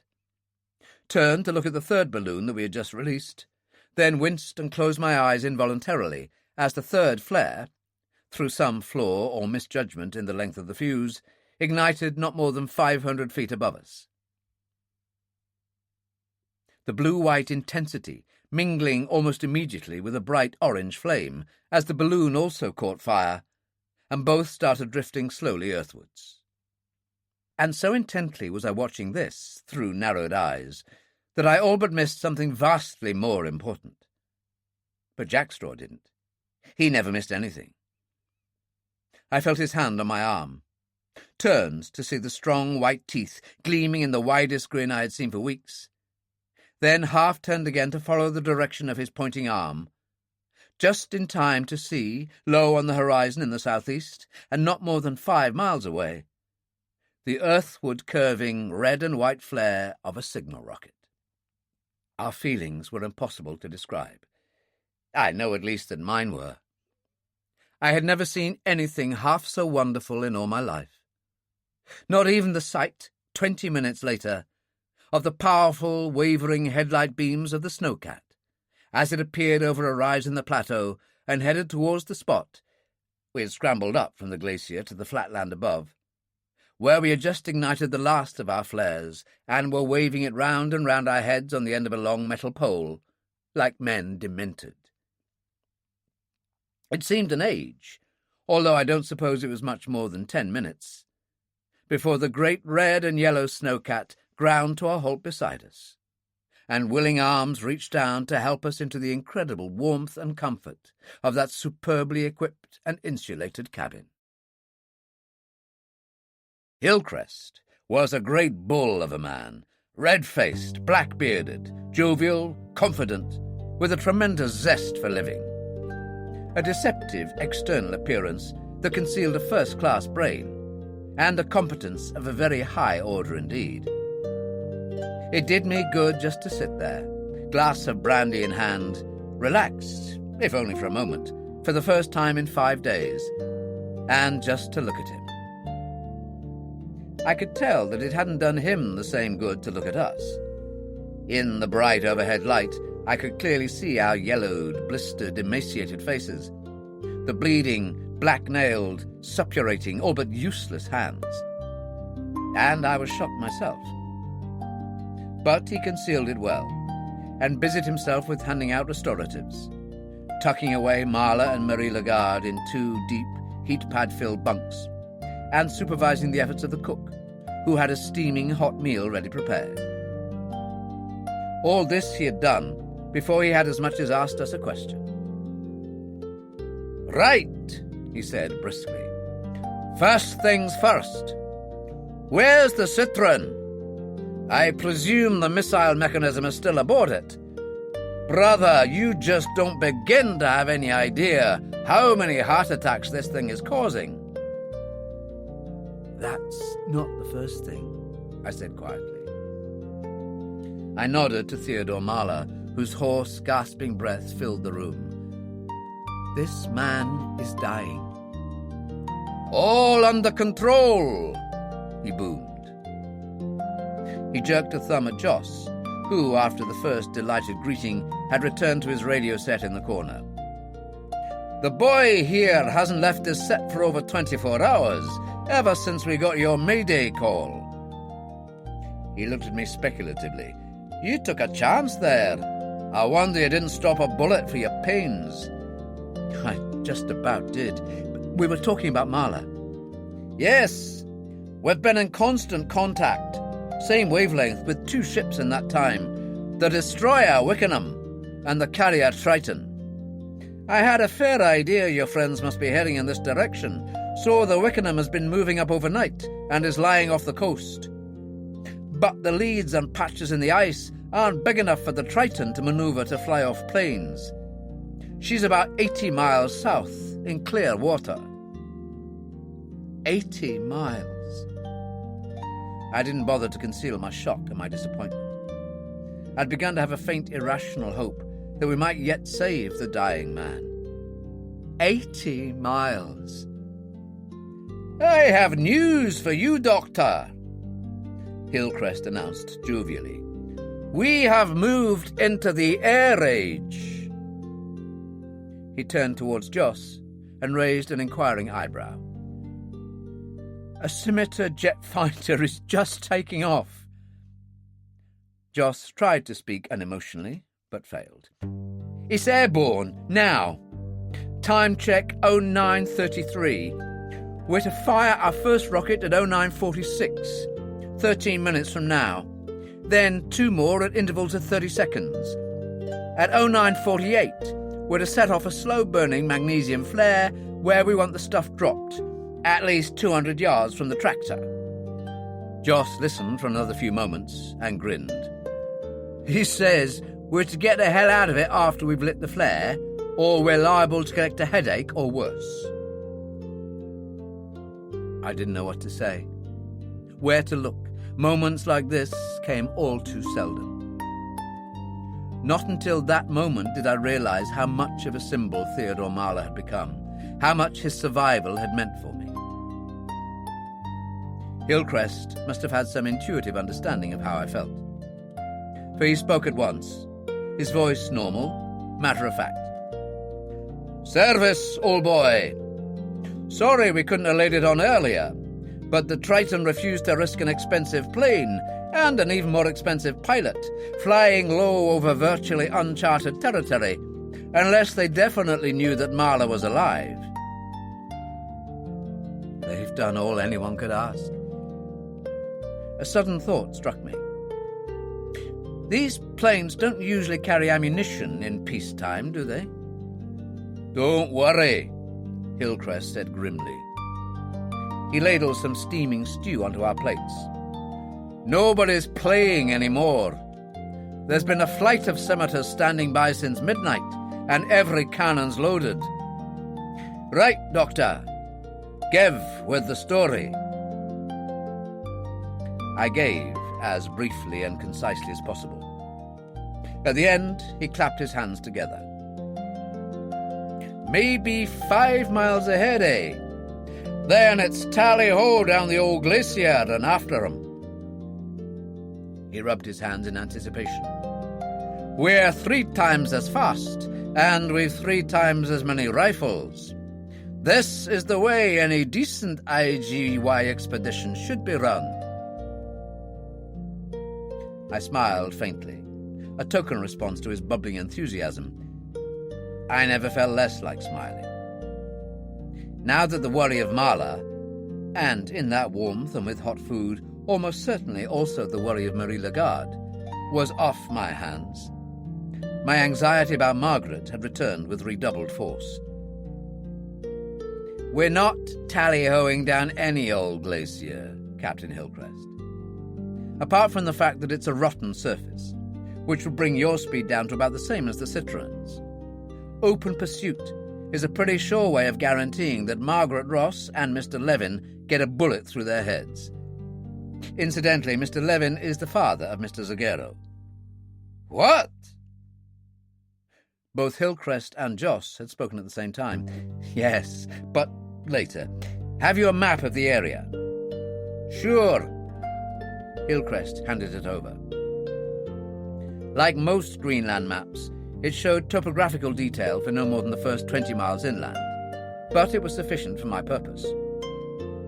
It showed the twisting Kangalak Glacier debouching into the Kangalak Fjord, the wide, deep bay beyond the southern headland of the fjord, the northern headland continuing in a wide, shallow, smooth curve for many miles to the north. Where did you say the destroyer was? I asked. The Wickenham. I'm not sure. blocking the Kangalak Fjord here, perhaps. I indicated the spot on the map. No, that I'm certain of. He shook his head regretfully. Captain said the pack ice was too heavy. He couldn't risk his destroyer in any of the leads in case they closed. Hillcrest snorted in disgust.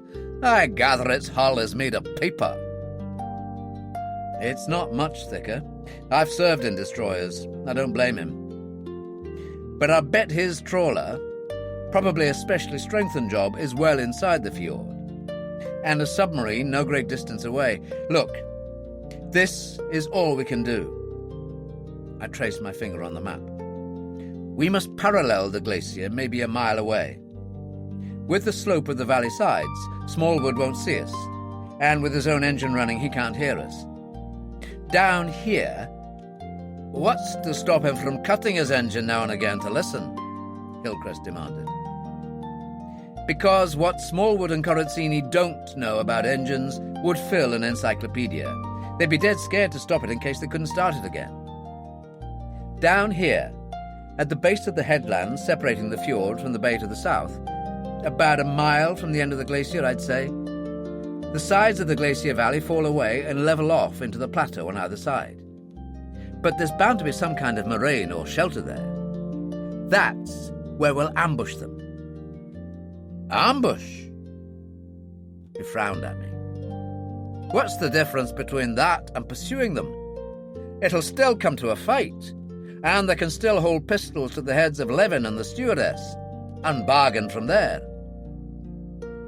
There'll be no fight, I said quietly. They've been following the left-hand side of the glacier all the way down. I see no reason why they should change. They should come into sight maybe 50 yards from where we're hiding. Farther out on the glacier, the going is impossible for tractors. I nodded at the telescopic-sighted 303 in the corner. With that, Jack Straw can hit a 3-inch target at 100 yards. A man's head at 50 yards is 6 times that size. First, he gets Corazzini, who's probably driving. And when Smallwood sticks his head out the back, as he certainly will, well, that's it.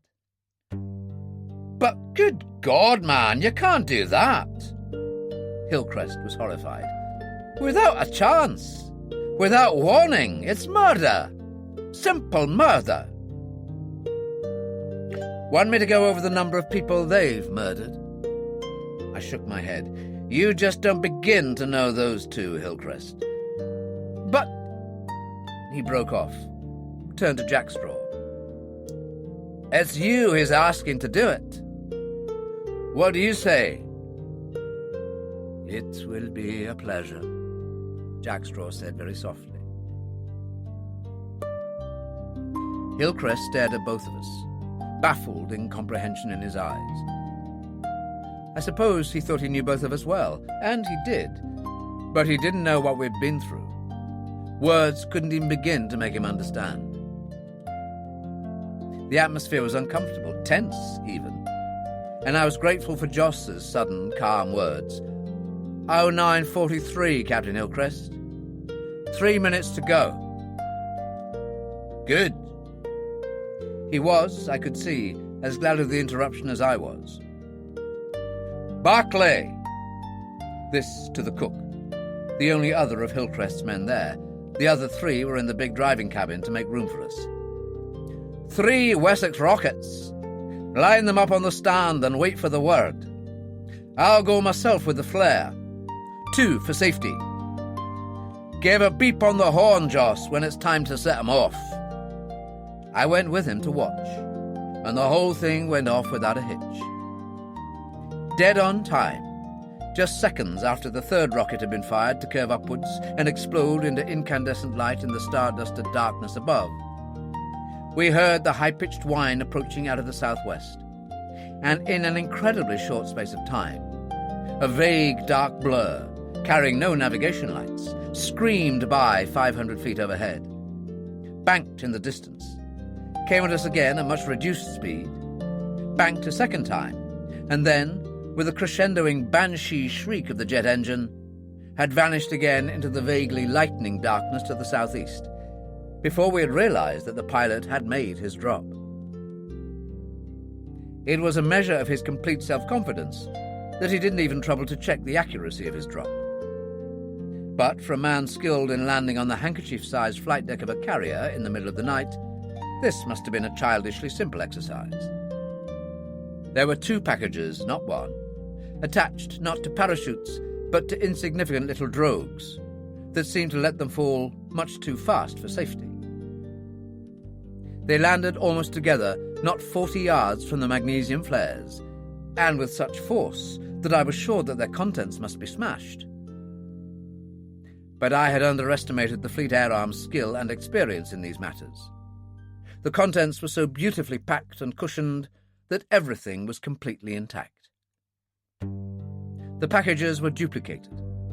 2 ampoules of insulin and 3 hypodermic syringes in each package. Whoever had packed these had been taking no chances. But gratitude was the last thought in my mind at that moment. I just tucked the boxes under my arm and made for the tractor at a dead run. For close on 2 hours, Hillcrest's driver pushed the big snowcat along at its maximum speed, and despite the inherent stability afforded by its 4 wide caterpillars, the tractor swayed and lurched in terrifying fashion. This was bad country, this was crevasse country, and we had been forced to make a wide detour that had carried us more than 3 miles away from the Kangalak Glacier. And once again, Jack Straw's big Siberian wolf proved how invaluable he was. Running tirelessly ahead, he repeatedly guided the snowcat away from dangerous territory. But even so, our route was a necessarily devious and twisted one, though the picking out of a path became considerably easier after the pale grey light of the Arctic noon spread across the ice cap. For all of us, it was a time of tension, of an ever-mounting anxiety that reached intolerable proportions. For the first half hour or so, I was busy enough in broaching the tractor's first aid kit and doing what doctoring I could to Marla. A Marla whose dyspnea was already dramatically easing. Marie Lagarde, Hélène, Jack Straw, and above all, to Zaguero's shattered hands. Then I myself submitted to Hillcrest's rough and ready ministrations. But after that, there was nothing for me to do. Nothing for any of us to do except try to avoid the bitterness of thinking what must happen if the Citroën reached the tongue of the glacier before us. Suddenly, exactly on noon, the tractor stopped abruptly. We jumped out to see what the matter was, and it became apparent soon enough the driver was awaiting instructions. We had abruptly rounded the humpback of the last ice ridge that had lain between us and the glacier itself. Even in the half-light of the Arctic day, the panorama suddenly unfolded before us was a breathtaking one. To the north, the ice sheet extended all the way down to the coast, forming vertical and, in some places, overhanging cliffs. The well-known phenomenon of the Chinese wall fronts. Nobody, nothing, could hope to land there.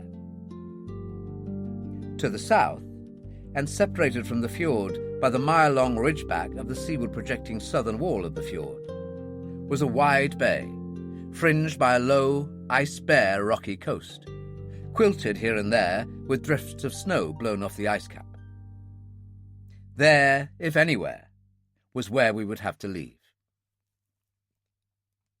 In the centre, between the low walls of the fjord, the Kangalak Glacier itself, here, at its tongue about 300 yards wide, ran down to the waters of the fjord in a great dogleg, curving sharply 30 degrees right about halfway down its length, ending abruptly with its upper surface 100, perhaps 150 feet above the pack-ice-strewn water beneath.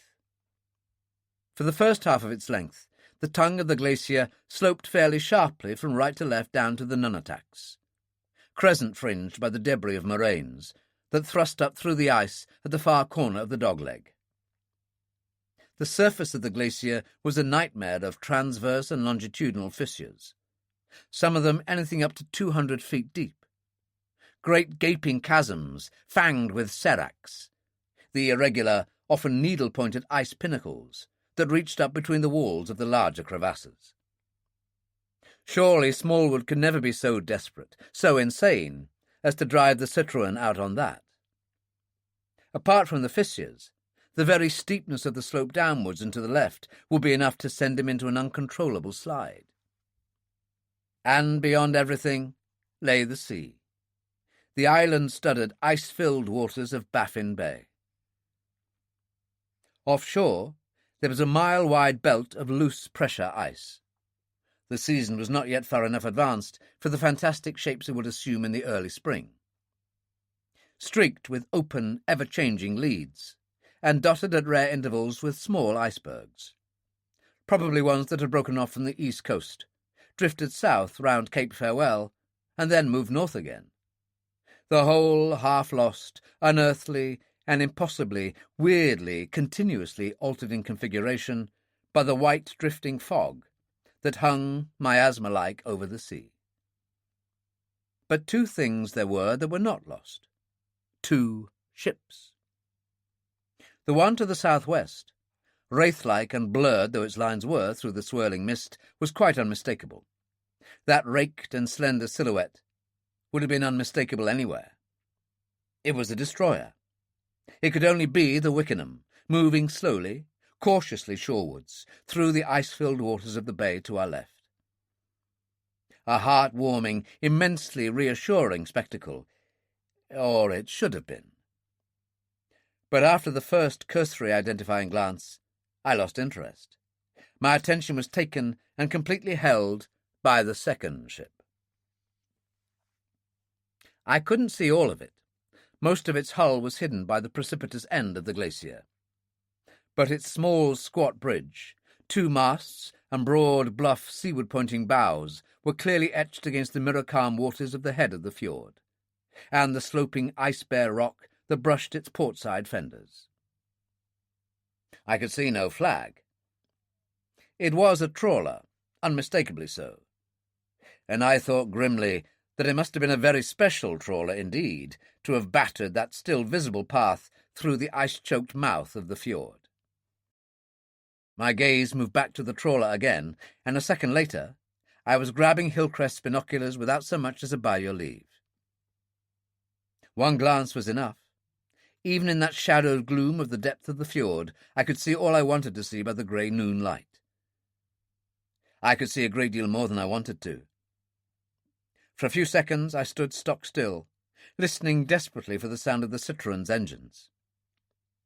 Moments later, I was in the tractor cabin, by the radio table. "Still in contact with the Triton, Joss?" He nodded, and I rushed on. "Tell them there's a group of men coming ashore from a trawler in the Kangalak Fjord. 10, 12, I'm not sure.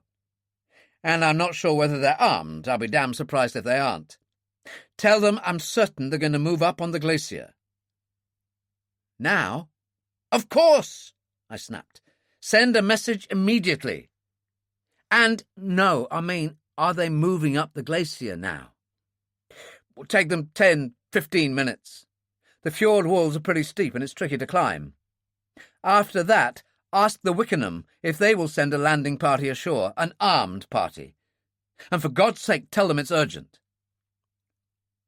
"Will they get here in time, Doc?" Segura was behind me. "By the time they lower a boat, row ashore, cross this headland, it's half a mile if it's an inch. It'll take them 15 minutes, maybe more." "I know," I said irritably. Irritably but softly, for Joss was already talking to the table microphone, in the swift, staccato yet strangely unhurried voice of the trained radio man. "If you have any better suggestions—" "It's coming!" Hillcrest's excited face had just appeared at the door of the cabin. "Come on! We can hear it coming down the glacier!" And indeed they could. The deep, throaty roar of that heavy engine was recognizable anywhere. Hurriedly, we moved about 100 yards away from the moraine ring depression where we had parked the tractor. Jack Straw, Hillcrest and I, each with a rifle in our hands. and crouched down behind the concealing protection of some ice-covered debris at the edge of the glacier. From where we lay, we could command a view of the glacier across its entire width, and up to a point several hundred yards away, where it curved sharply out of sight. We needn't have hurried. The Citroën was still some good way off, the sound of its engine being funneled down through the glacier valley well ahead of it, and I had time to look around me. What I saw seemed good. I was banking everything on the hope that the Citroën would still be on the same side of the glacier as when we had last seen it, and from what I could see, the chances were high that it still would be. The entire centre of the glacier was a devil's playground of crevasses, ranging from hairlines to chasms 20 and more feet in width, transverse, longitudinal, and diagonal, and as far as I could see they extended clear to the other wall.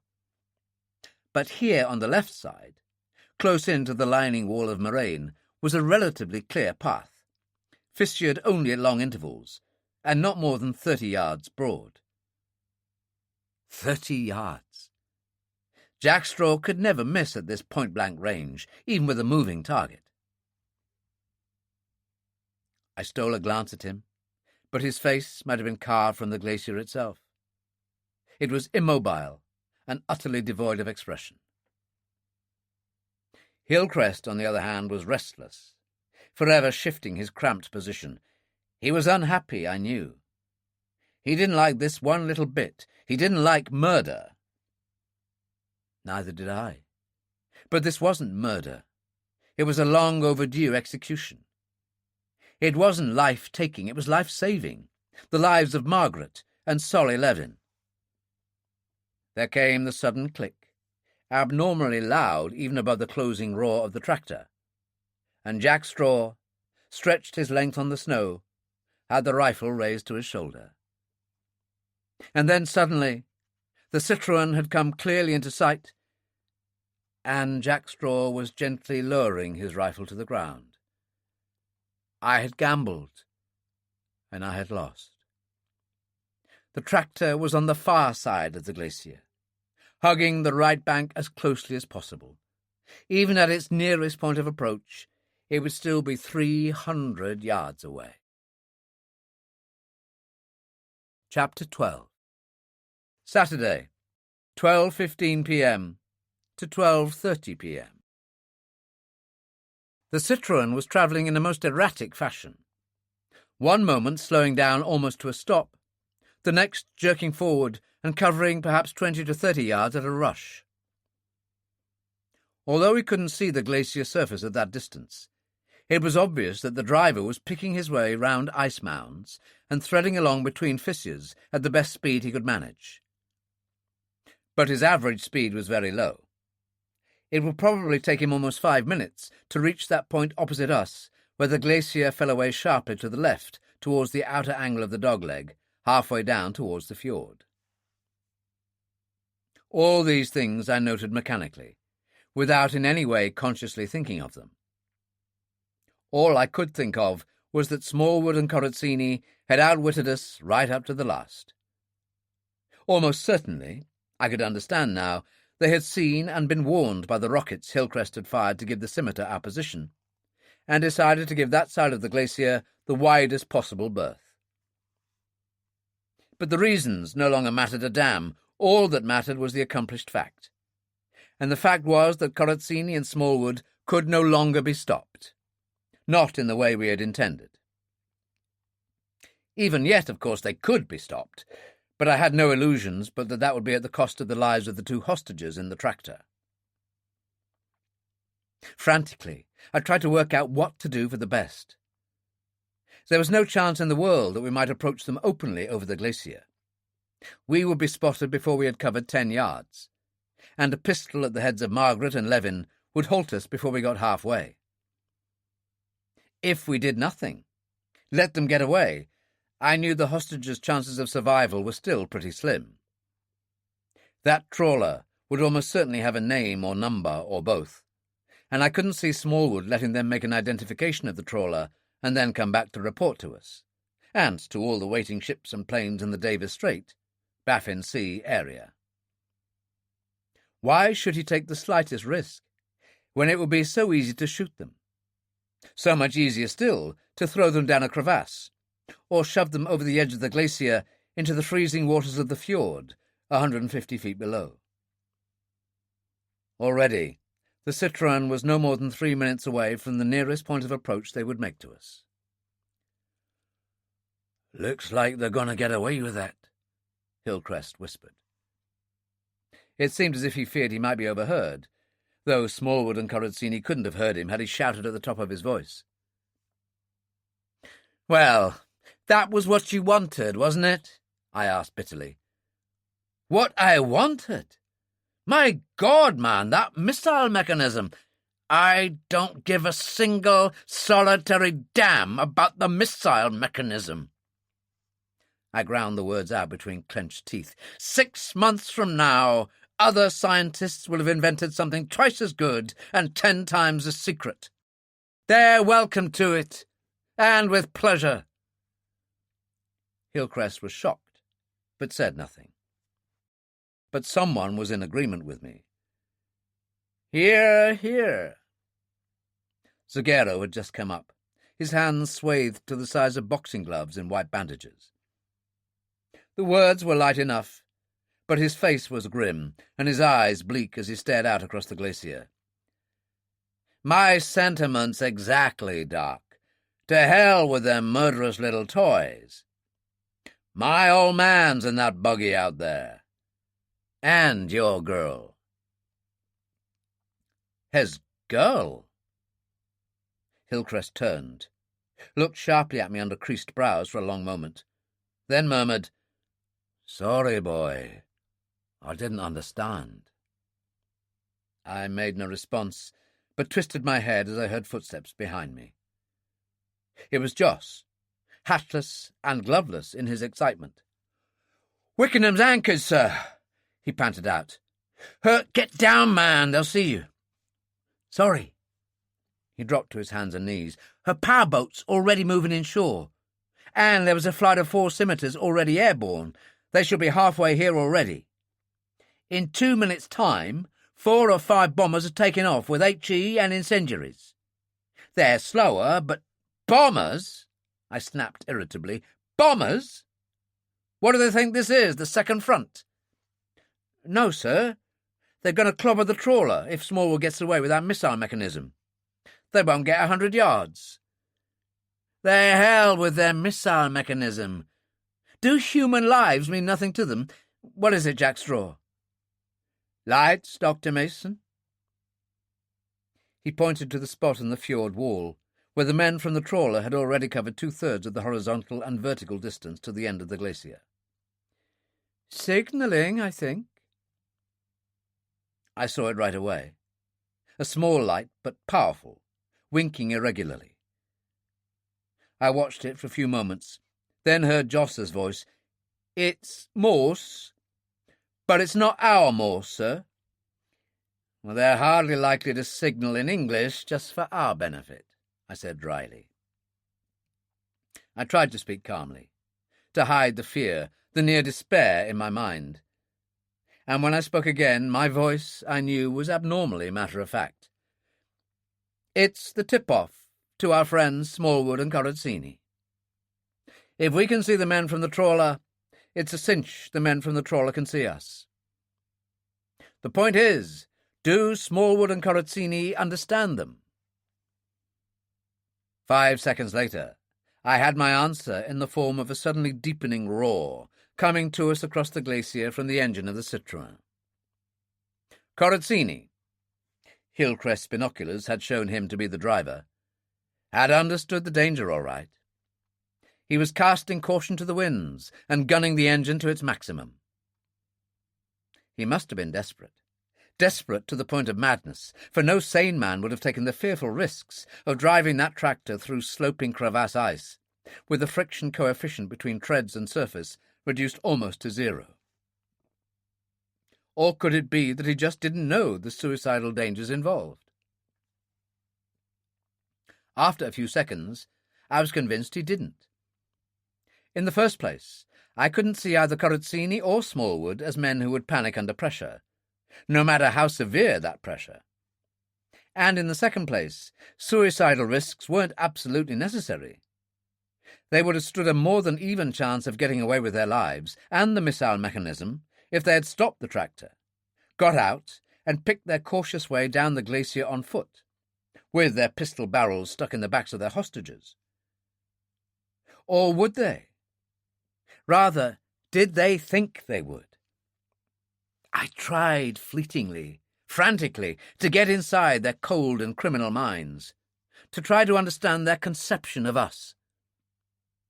Did they think that we thought, like them, that the mechanism was all important, that human lives were cheap and readily expendable?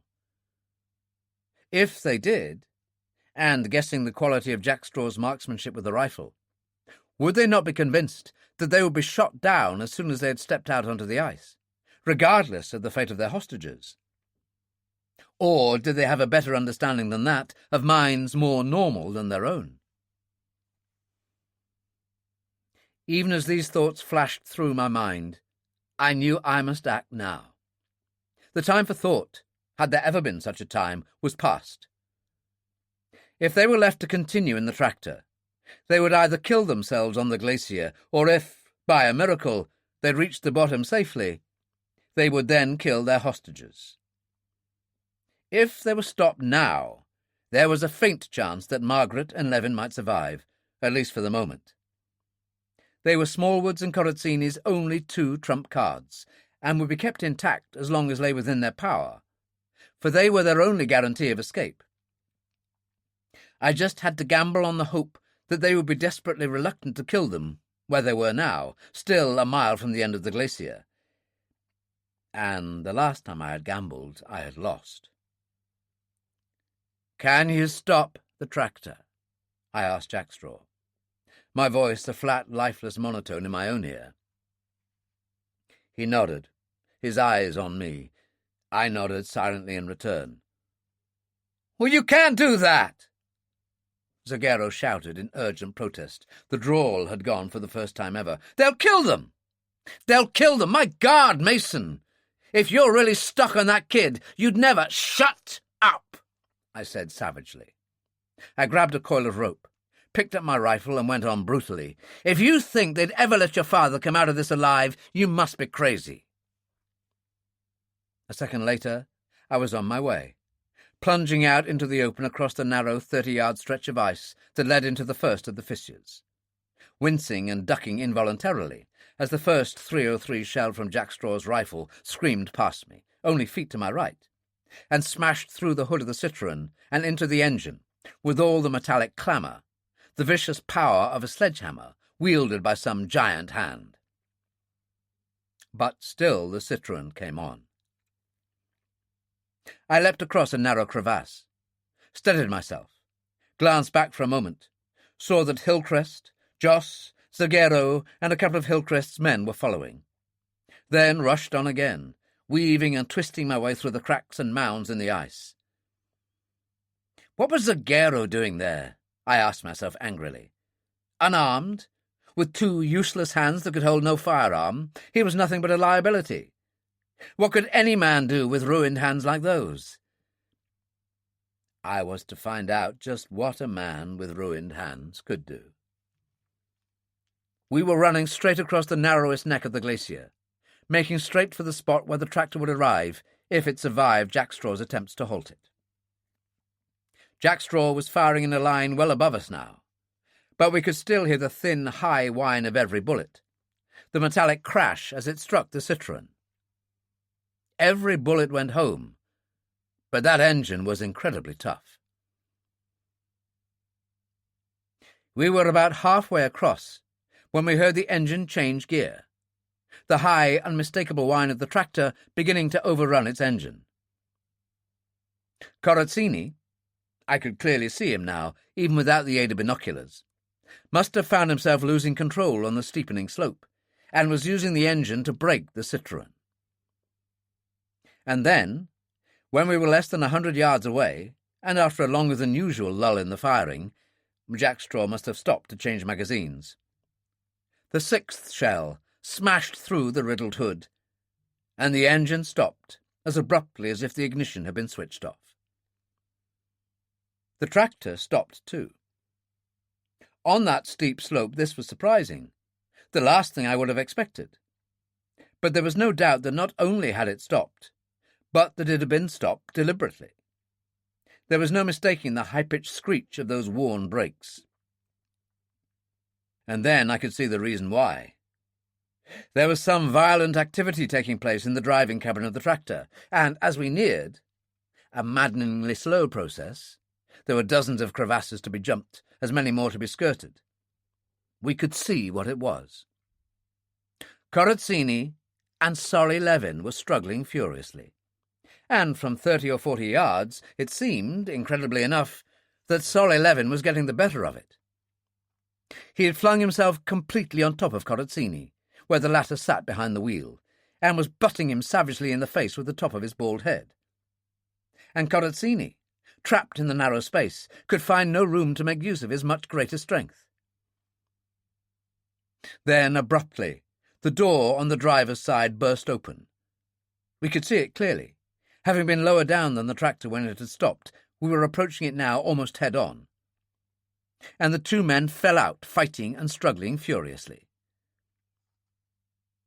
We could see now why Levin had been using his head. Both hands were bound behind his back. It had been an act of desperate courage to attack Corazzini in the first place. But the old man wasn't to get the reward he deserved for his selflessness. Even as we came up to them, Corazzini got his automatic clear and fired down point-blank at Solly Levin, who was lying helplessly on his back, but still gamely trying to get a leg lock on the bigger man. I was a split second too late in getting there. Even as I crashed into Corazzini and sent his automatic flying away to slide down the glacier, I knew I was too late. Solly Levin was a crumpled little blood-stained figure lying on the ice, even before Corazzini's gun went slithering over the edge of a crevasse. And then I felt myself being pushed to one side, and Johnny Zaguero was staring down at the outspread stillness of the man huddled at his feet. For what seemed an eternity, but was probably no more than 3 seconds, he stood there without moving. Then, when he turned to Corazzini, his face was empty of all expression. It might have been a flash of fear, of realization that he had come to the end of his road that I saw in Corazzini's eyes.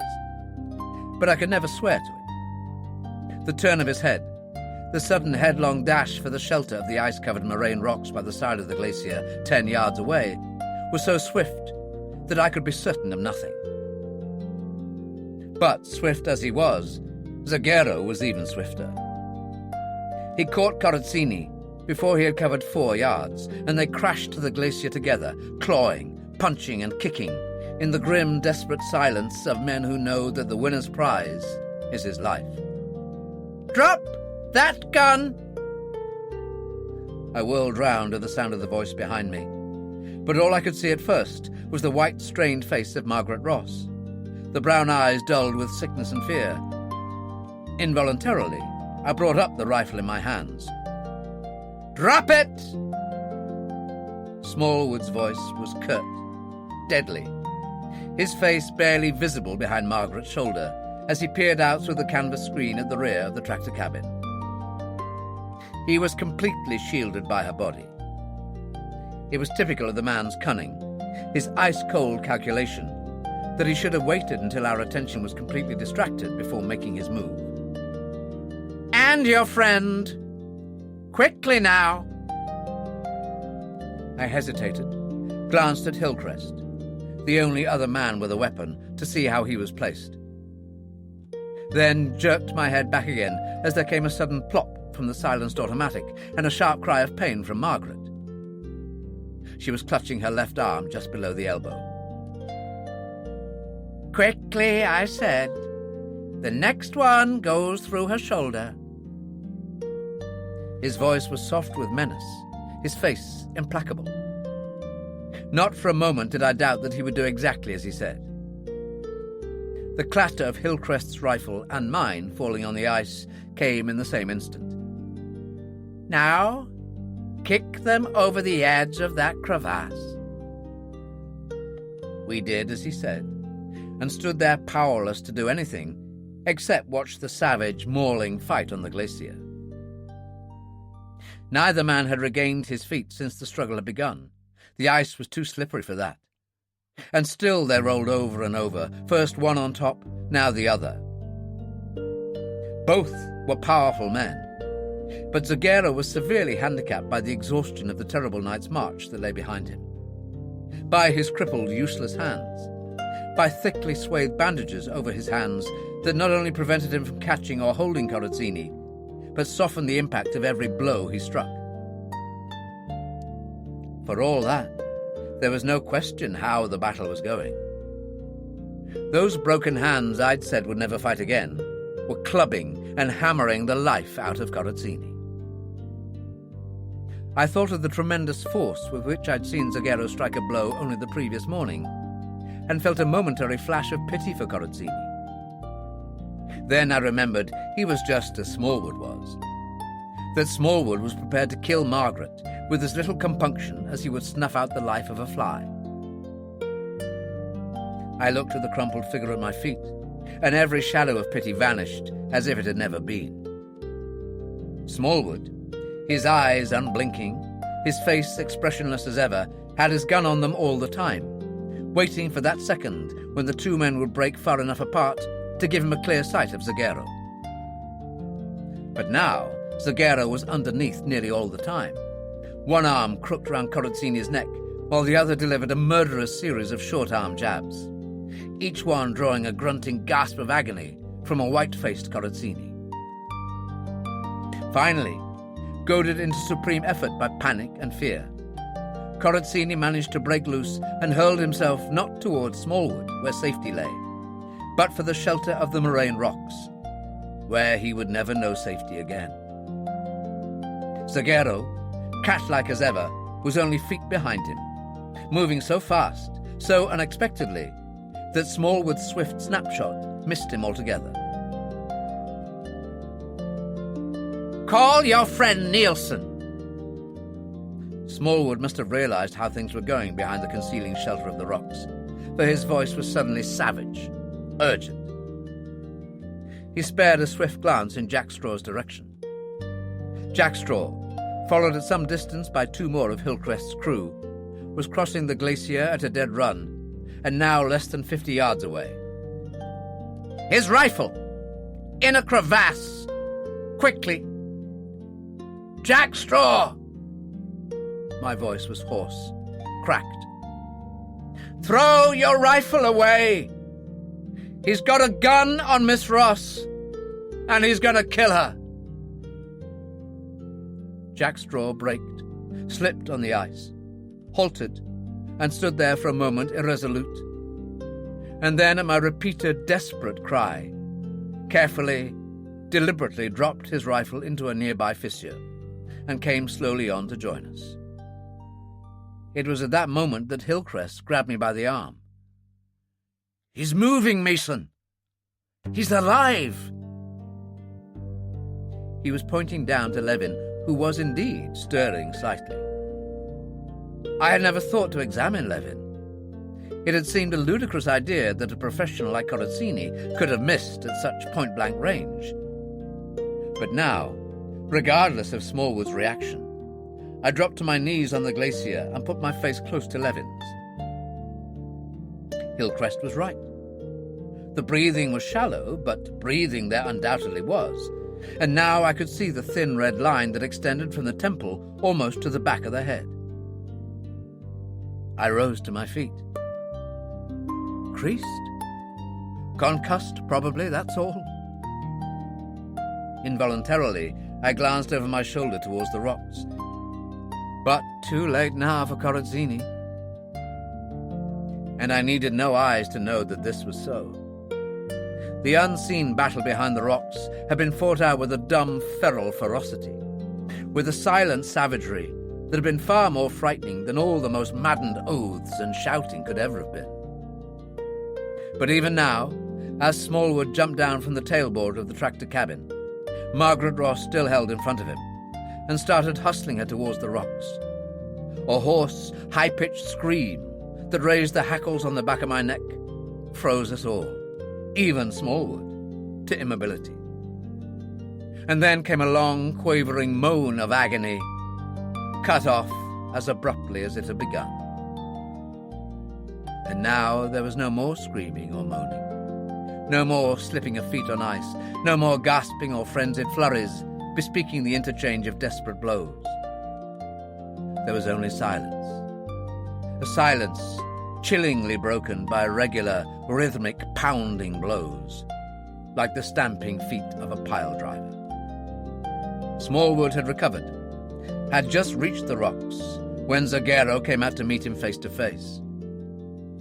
Smallwood moved to one side, his gun covering him, as Zagero came slowly towards us, his face cut and bruised, his blood-saturated bandaged hands hanging by his sides, with 2 long ribbons of red-stained bandage trailing on the ice behind him.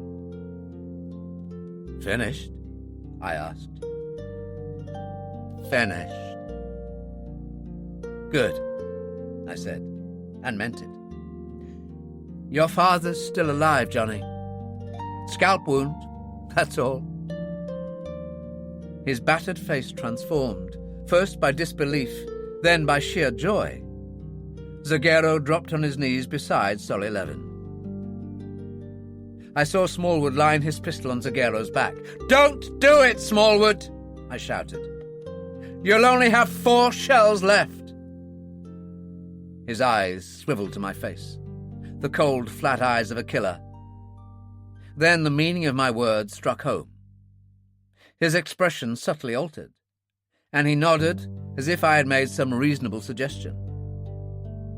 He turned to Jack Straw, the nearest man to him, and said, "Bring out my radio."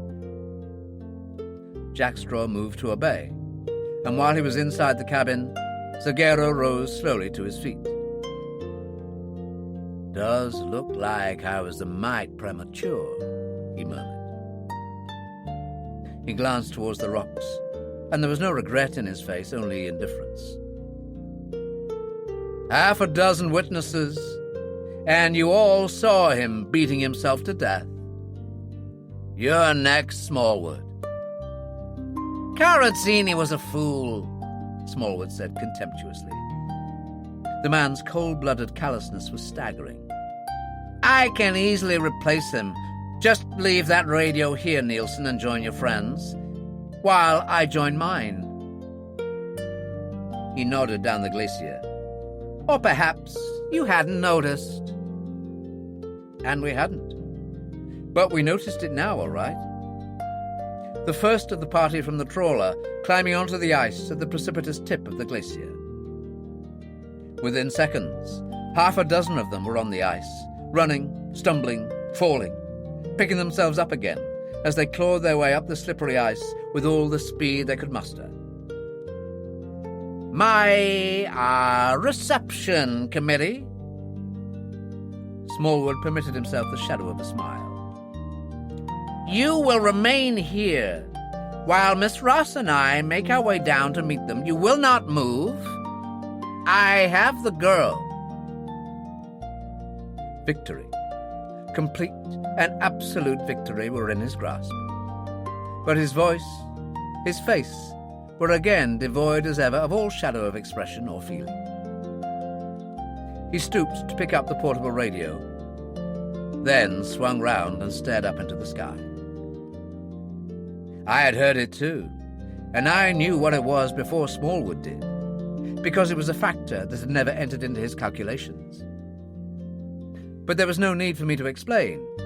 Within seconds of hearing the first high, screaming whine from the south, a flight of 4 lean, sleek, deadly scimitar jet fighters whistled by less than 400 feet overhead, banked almost immediately, broke formation and came back again, speed reduced, flying a tight circle over the tongue of the fjord.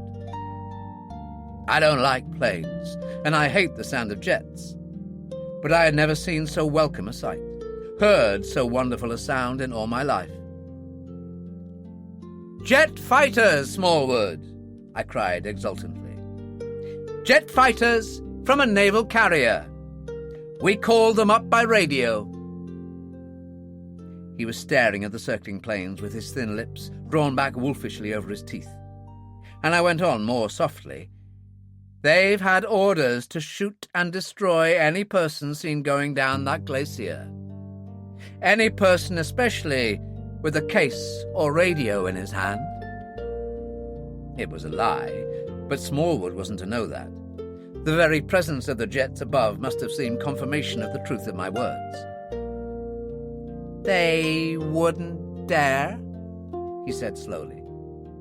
"They'd kill the girl too." "You fool," I said contemptuously.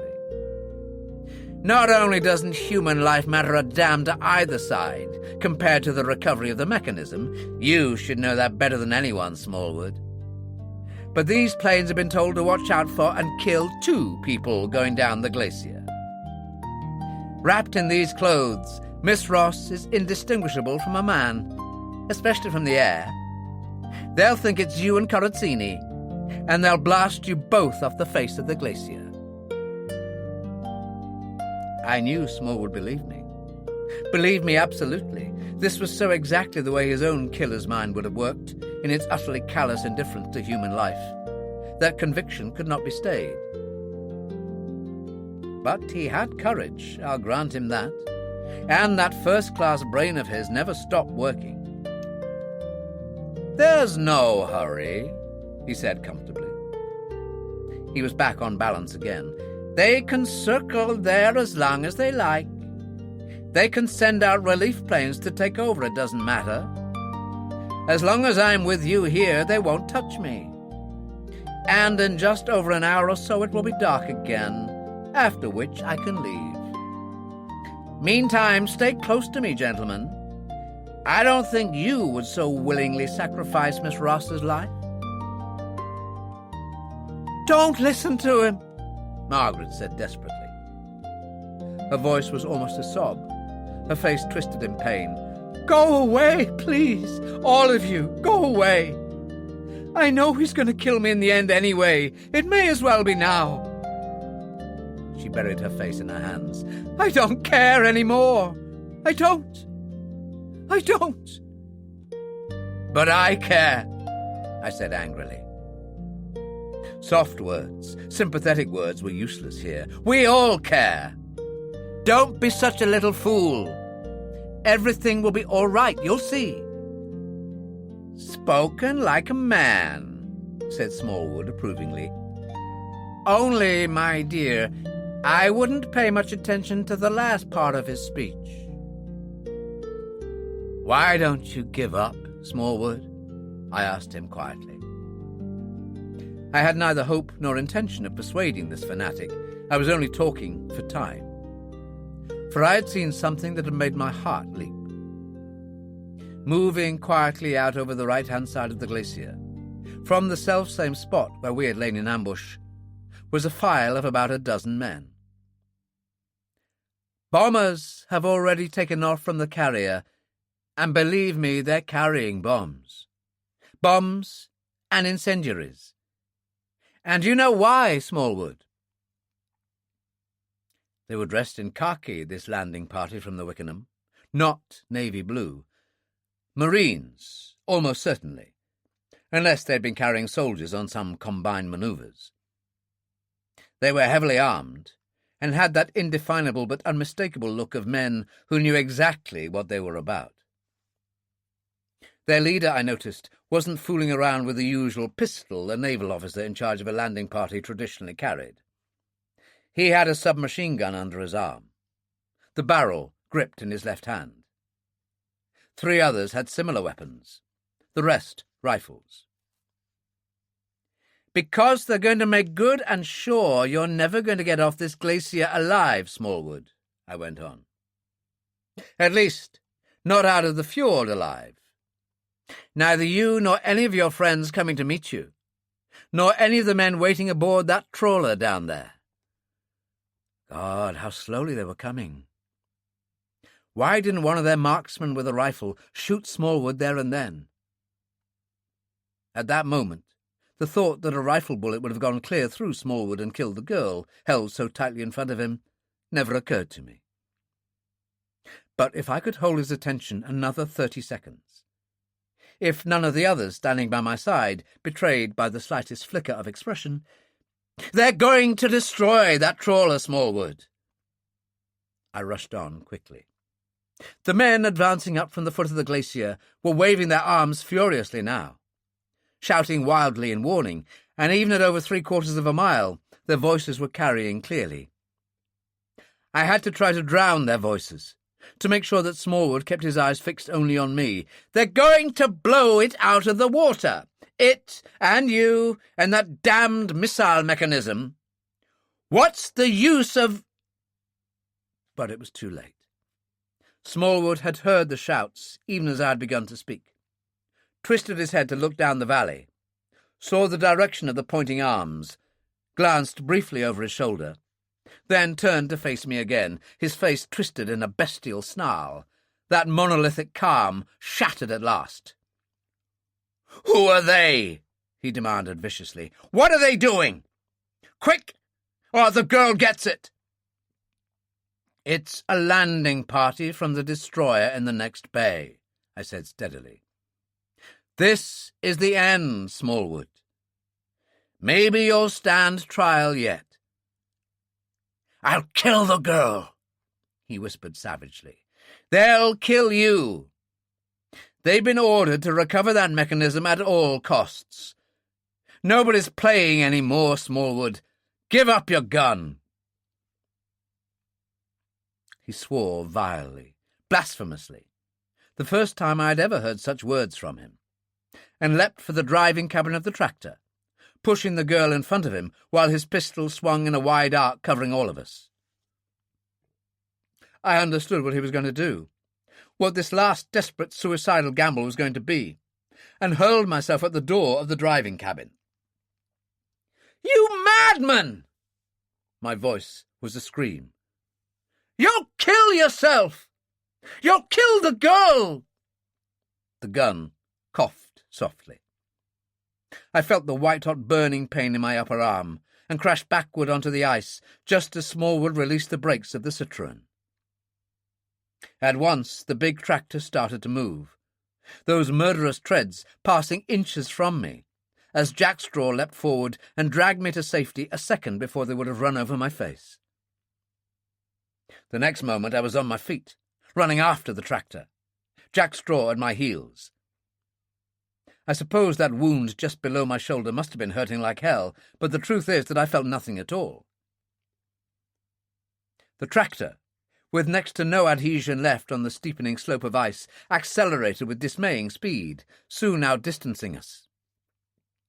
At first, it seemed as if Smallwood was making some attempt to steer it, but it was obvious almost immediately that any such attempts were utterly useless.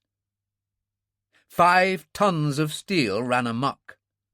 It was completely out of control, skidding violently first to one side, then the other, finally making a complete half-circle, and sliding backward down the glacier at terrifying speed, following the slope of the ice which led from the right-hand side, where we had been standing, to the big nunataks thrusting up through the ice on the far left-hand corner of the dogleg halfway down. How it missed all the crevasses! It went straight across some narrow ones, thanks to its treads, and all the ice mounds on the way down, and across the glacier, I shall never know. But miss them it did, increasing speed with every second that passed, its treads screeching out a shrilly metallic cacophony of sound as they scored their serrated way across and through the uneven ice of the glacier. But then I shall never know either how Jack Straw and I survived all the crazy chances we took on our mad headlong run down that glacier, unable to stop, leaping across crevasses we would never have dared attempt in our normal minds, pounding our sliding way alongside others where the slip of either foot would have been our death. We were still 200 yards behind the tractor when, less than 50 yards from the corner, it struck an ice mound, spun round crazily several times, and then smashed, tail first, with horrifying force, into the biggest of the nunataks. a 50-foot pinnacle of rock at the very corner. We were still over 100 yards away when we saw Smallwood, obviously dazed, half fall out of the still upright driving cabin, hat-box in hand, followed by the girl. Whether she flung herself at him or just stumbled against him, it was impossible to say. But both of them slipped and fell together, and next moment had disappeared from sight against the face of the nunatak. Still 50 yards away, already trying all we could to break ourselves, we heard the staccato roar of cannon shells seemingly directly above us, and as I flung myself flat on the ice, not to avoid the fire, but to stop myself before I, too, plunged into the crevasse by the nunatak, where I knew Margaret and Smallwood must have disappeared, I caught a glimpse of two scimitars hurtling low across the glacier, red fire streaking from their guns. For a moment, rolling over and over, I saw no more. Then I had another glimpse of the lower part of the glacier, of exploding cannon shells raking a lethal barrier of fragmenting steel across the glacier's entire width, and about 60 or 70 yards lower down, the men from the trawler lying flat on their faces to escape the whistling, flying shrapnel. Even in that brief moment, I had time to see a third scimitar, screaming down out of the north, exactly following the path of the other two. They were making no attempt to kill the trawler men. Obviously, they were under the strictest instructions to avoid any but the most necessary bloodshed. And it wasn't necessary. If ever anything was crystal clear, it was the fact that we weren't going to have any trouble at all from those trawler men. Both men and trawler could depart now unmolested. With the missile mechanism beyond their reach, they no longer mattered. 10 yards ahead of Jackstraw, sick to the heart and almost mad with fear, I reached the crevasse by the nunatak. No more than a 3-foot wide gap between ice and rock. Peered down over the side, and as I peered, I felt faint from the wave of relief that swept over me. The crevasse, narrowing as it went down to not much more than 2 feet, ended about 15 feet down in a solid shelf of rock, a ledge sculpted by thousands of years of moving, grinding ice. Margaret and Smallwood were still on their feet, shaky, I could see, but seemingly unharmed. It had been a short drop, and they could have slowed their descent by pressing against both sides of the crevasse as they fell. Smallwood, flattened lips drawn back over his teeth, was staring up at me, his pistol barrel pressed savagely against Margaret's temple. "A rope, Mason," he said softly. "Get me a rope. This crevasse is closing. The ice is moving." And it was. I knew it was. All glaciers moved, some of them on this West Greenland coast with astonishing speed. The great Upernivik Glacier, farther north, covered over 4 feet every hour. As if in confirmation of his words, the ice beneath my feet groaned and shuddered and slid forward a couple of inches. "Hurry up!" Smallwood's incomparable nerve held to the last. His voice was urgent, but completely under control. His face tight-lipped, but calm. "Hurry up, or I'll kill her." I knew he meant it absolutely. "Very well," I said calmly. My mind felt preternaturally clear. I knew Margaret's life hung on a fraying thread, but I had never felt so cool, so self-possessed in my life. I unwound the rope round my shoulders. "Here it comes." He reached up both hands to catch the falling rope. I took a short step forward, and then, stiff-legged and with my hands pressed close to my sides, fell on top of him like a plummeting stone. He saw me coming, but with the tangle of the rope and the narrowness of the crevasse, he had no chance to get clear. My feet caught him on the shoulder and outstretched arm, and we crashed onto the ledge together. He was, as I have said, phenomenally strong for his size, but he had no chance then. True, he was partially numbed by the shock of my fall, but that was more than cancelled out by my weakness, by the loss of blood from my wounded shoulder. But he still had no chance.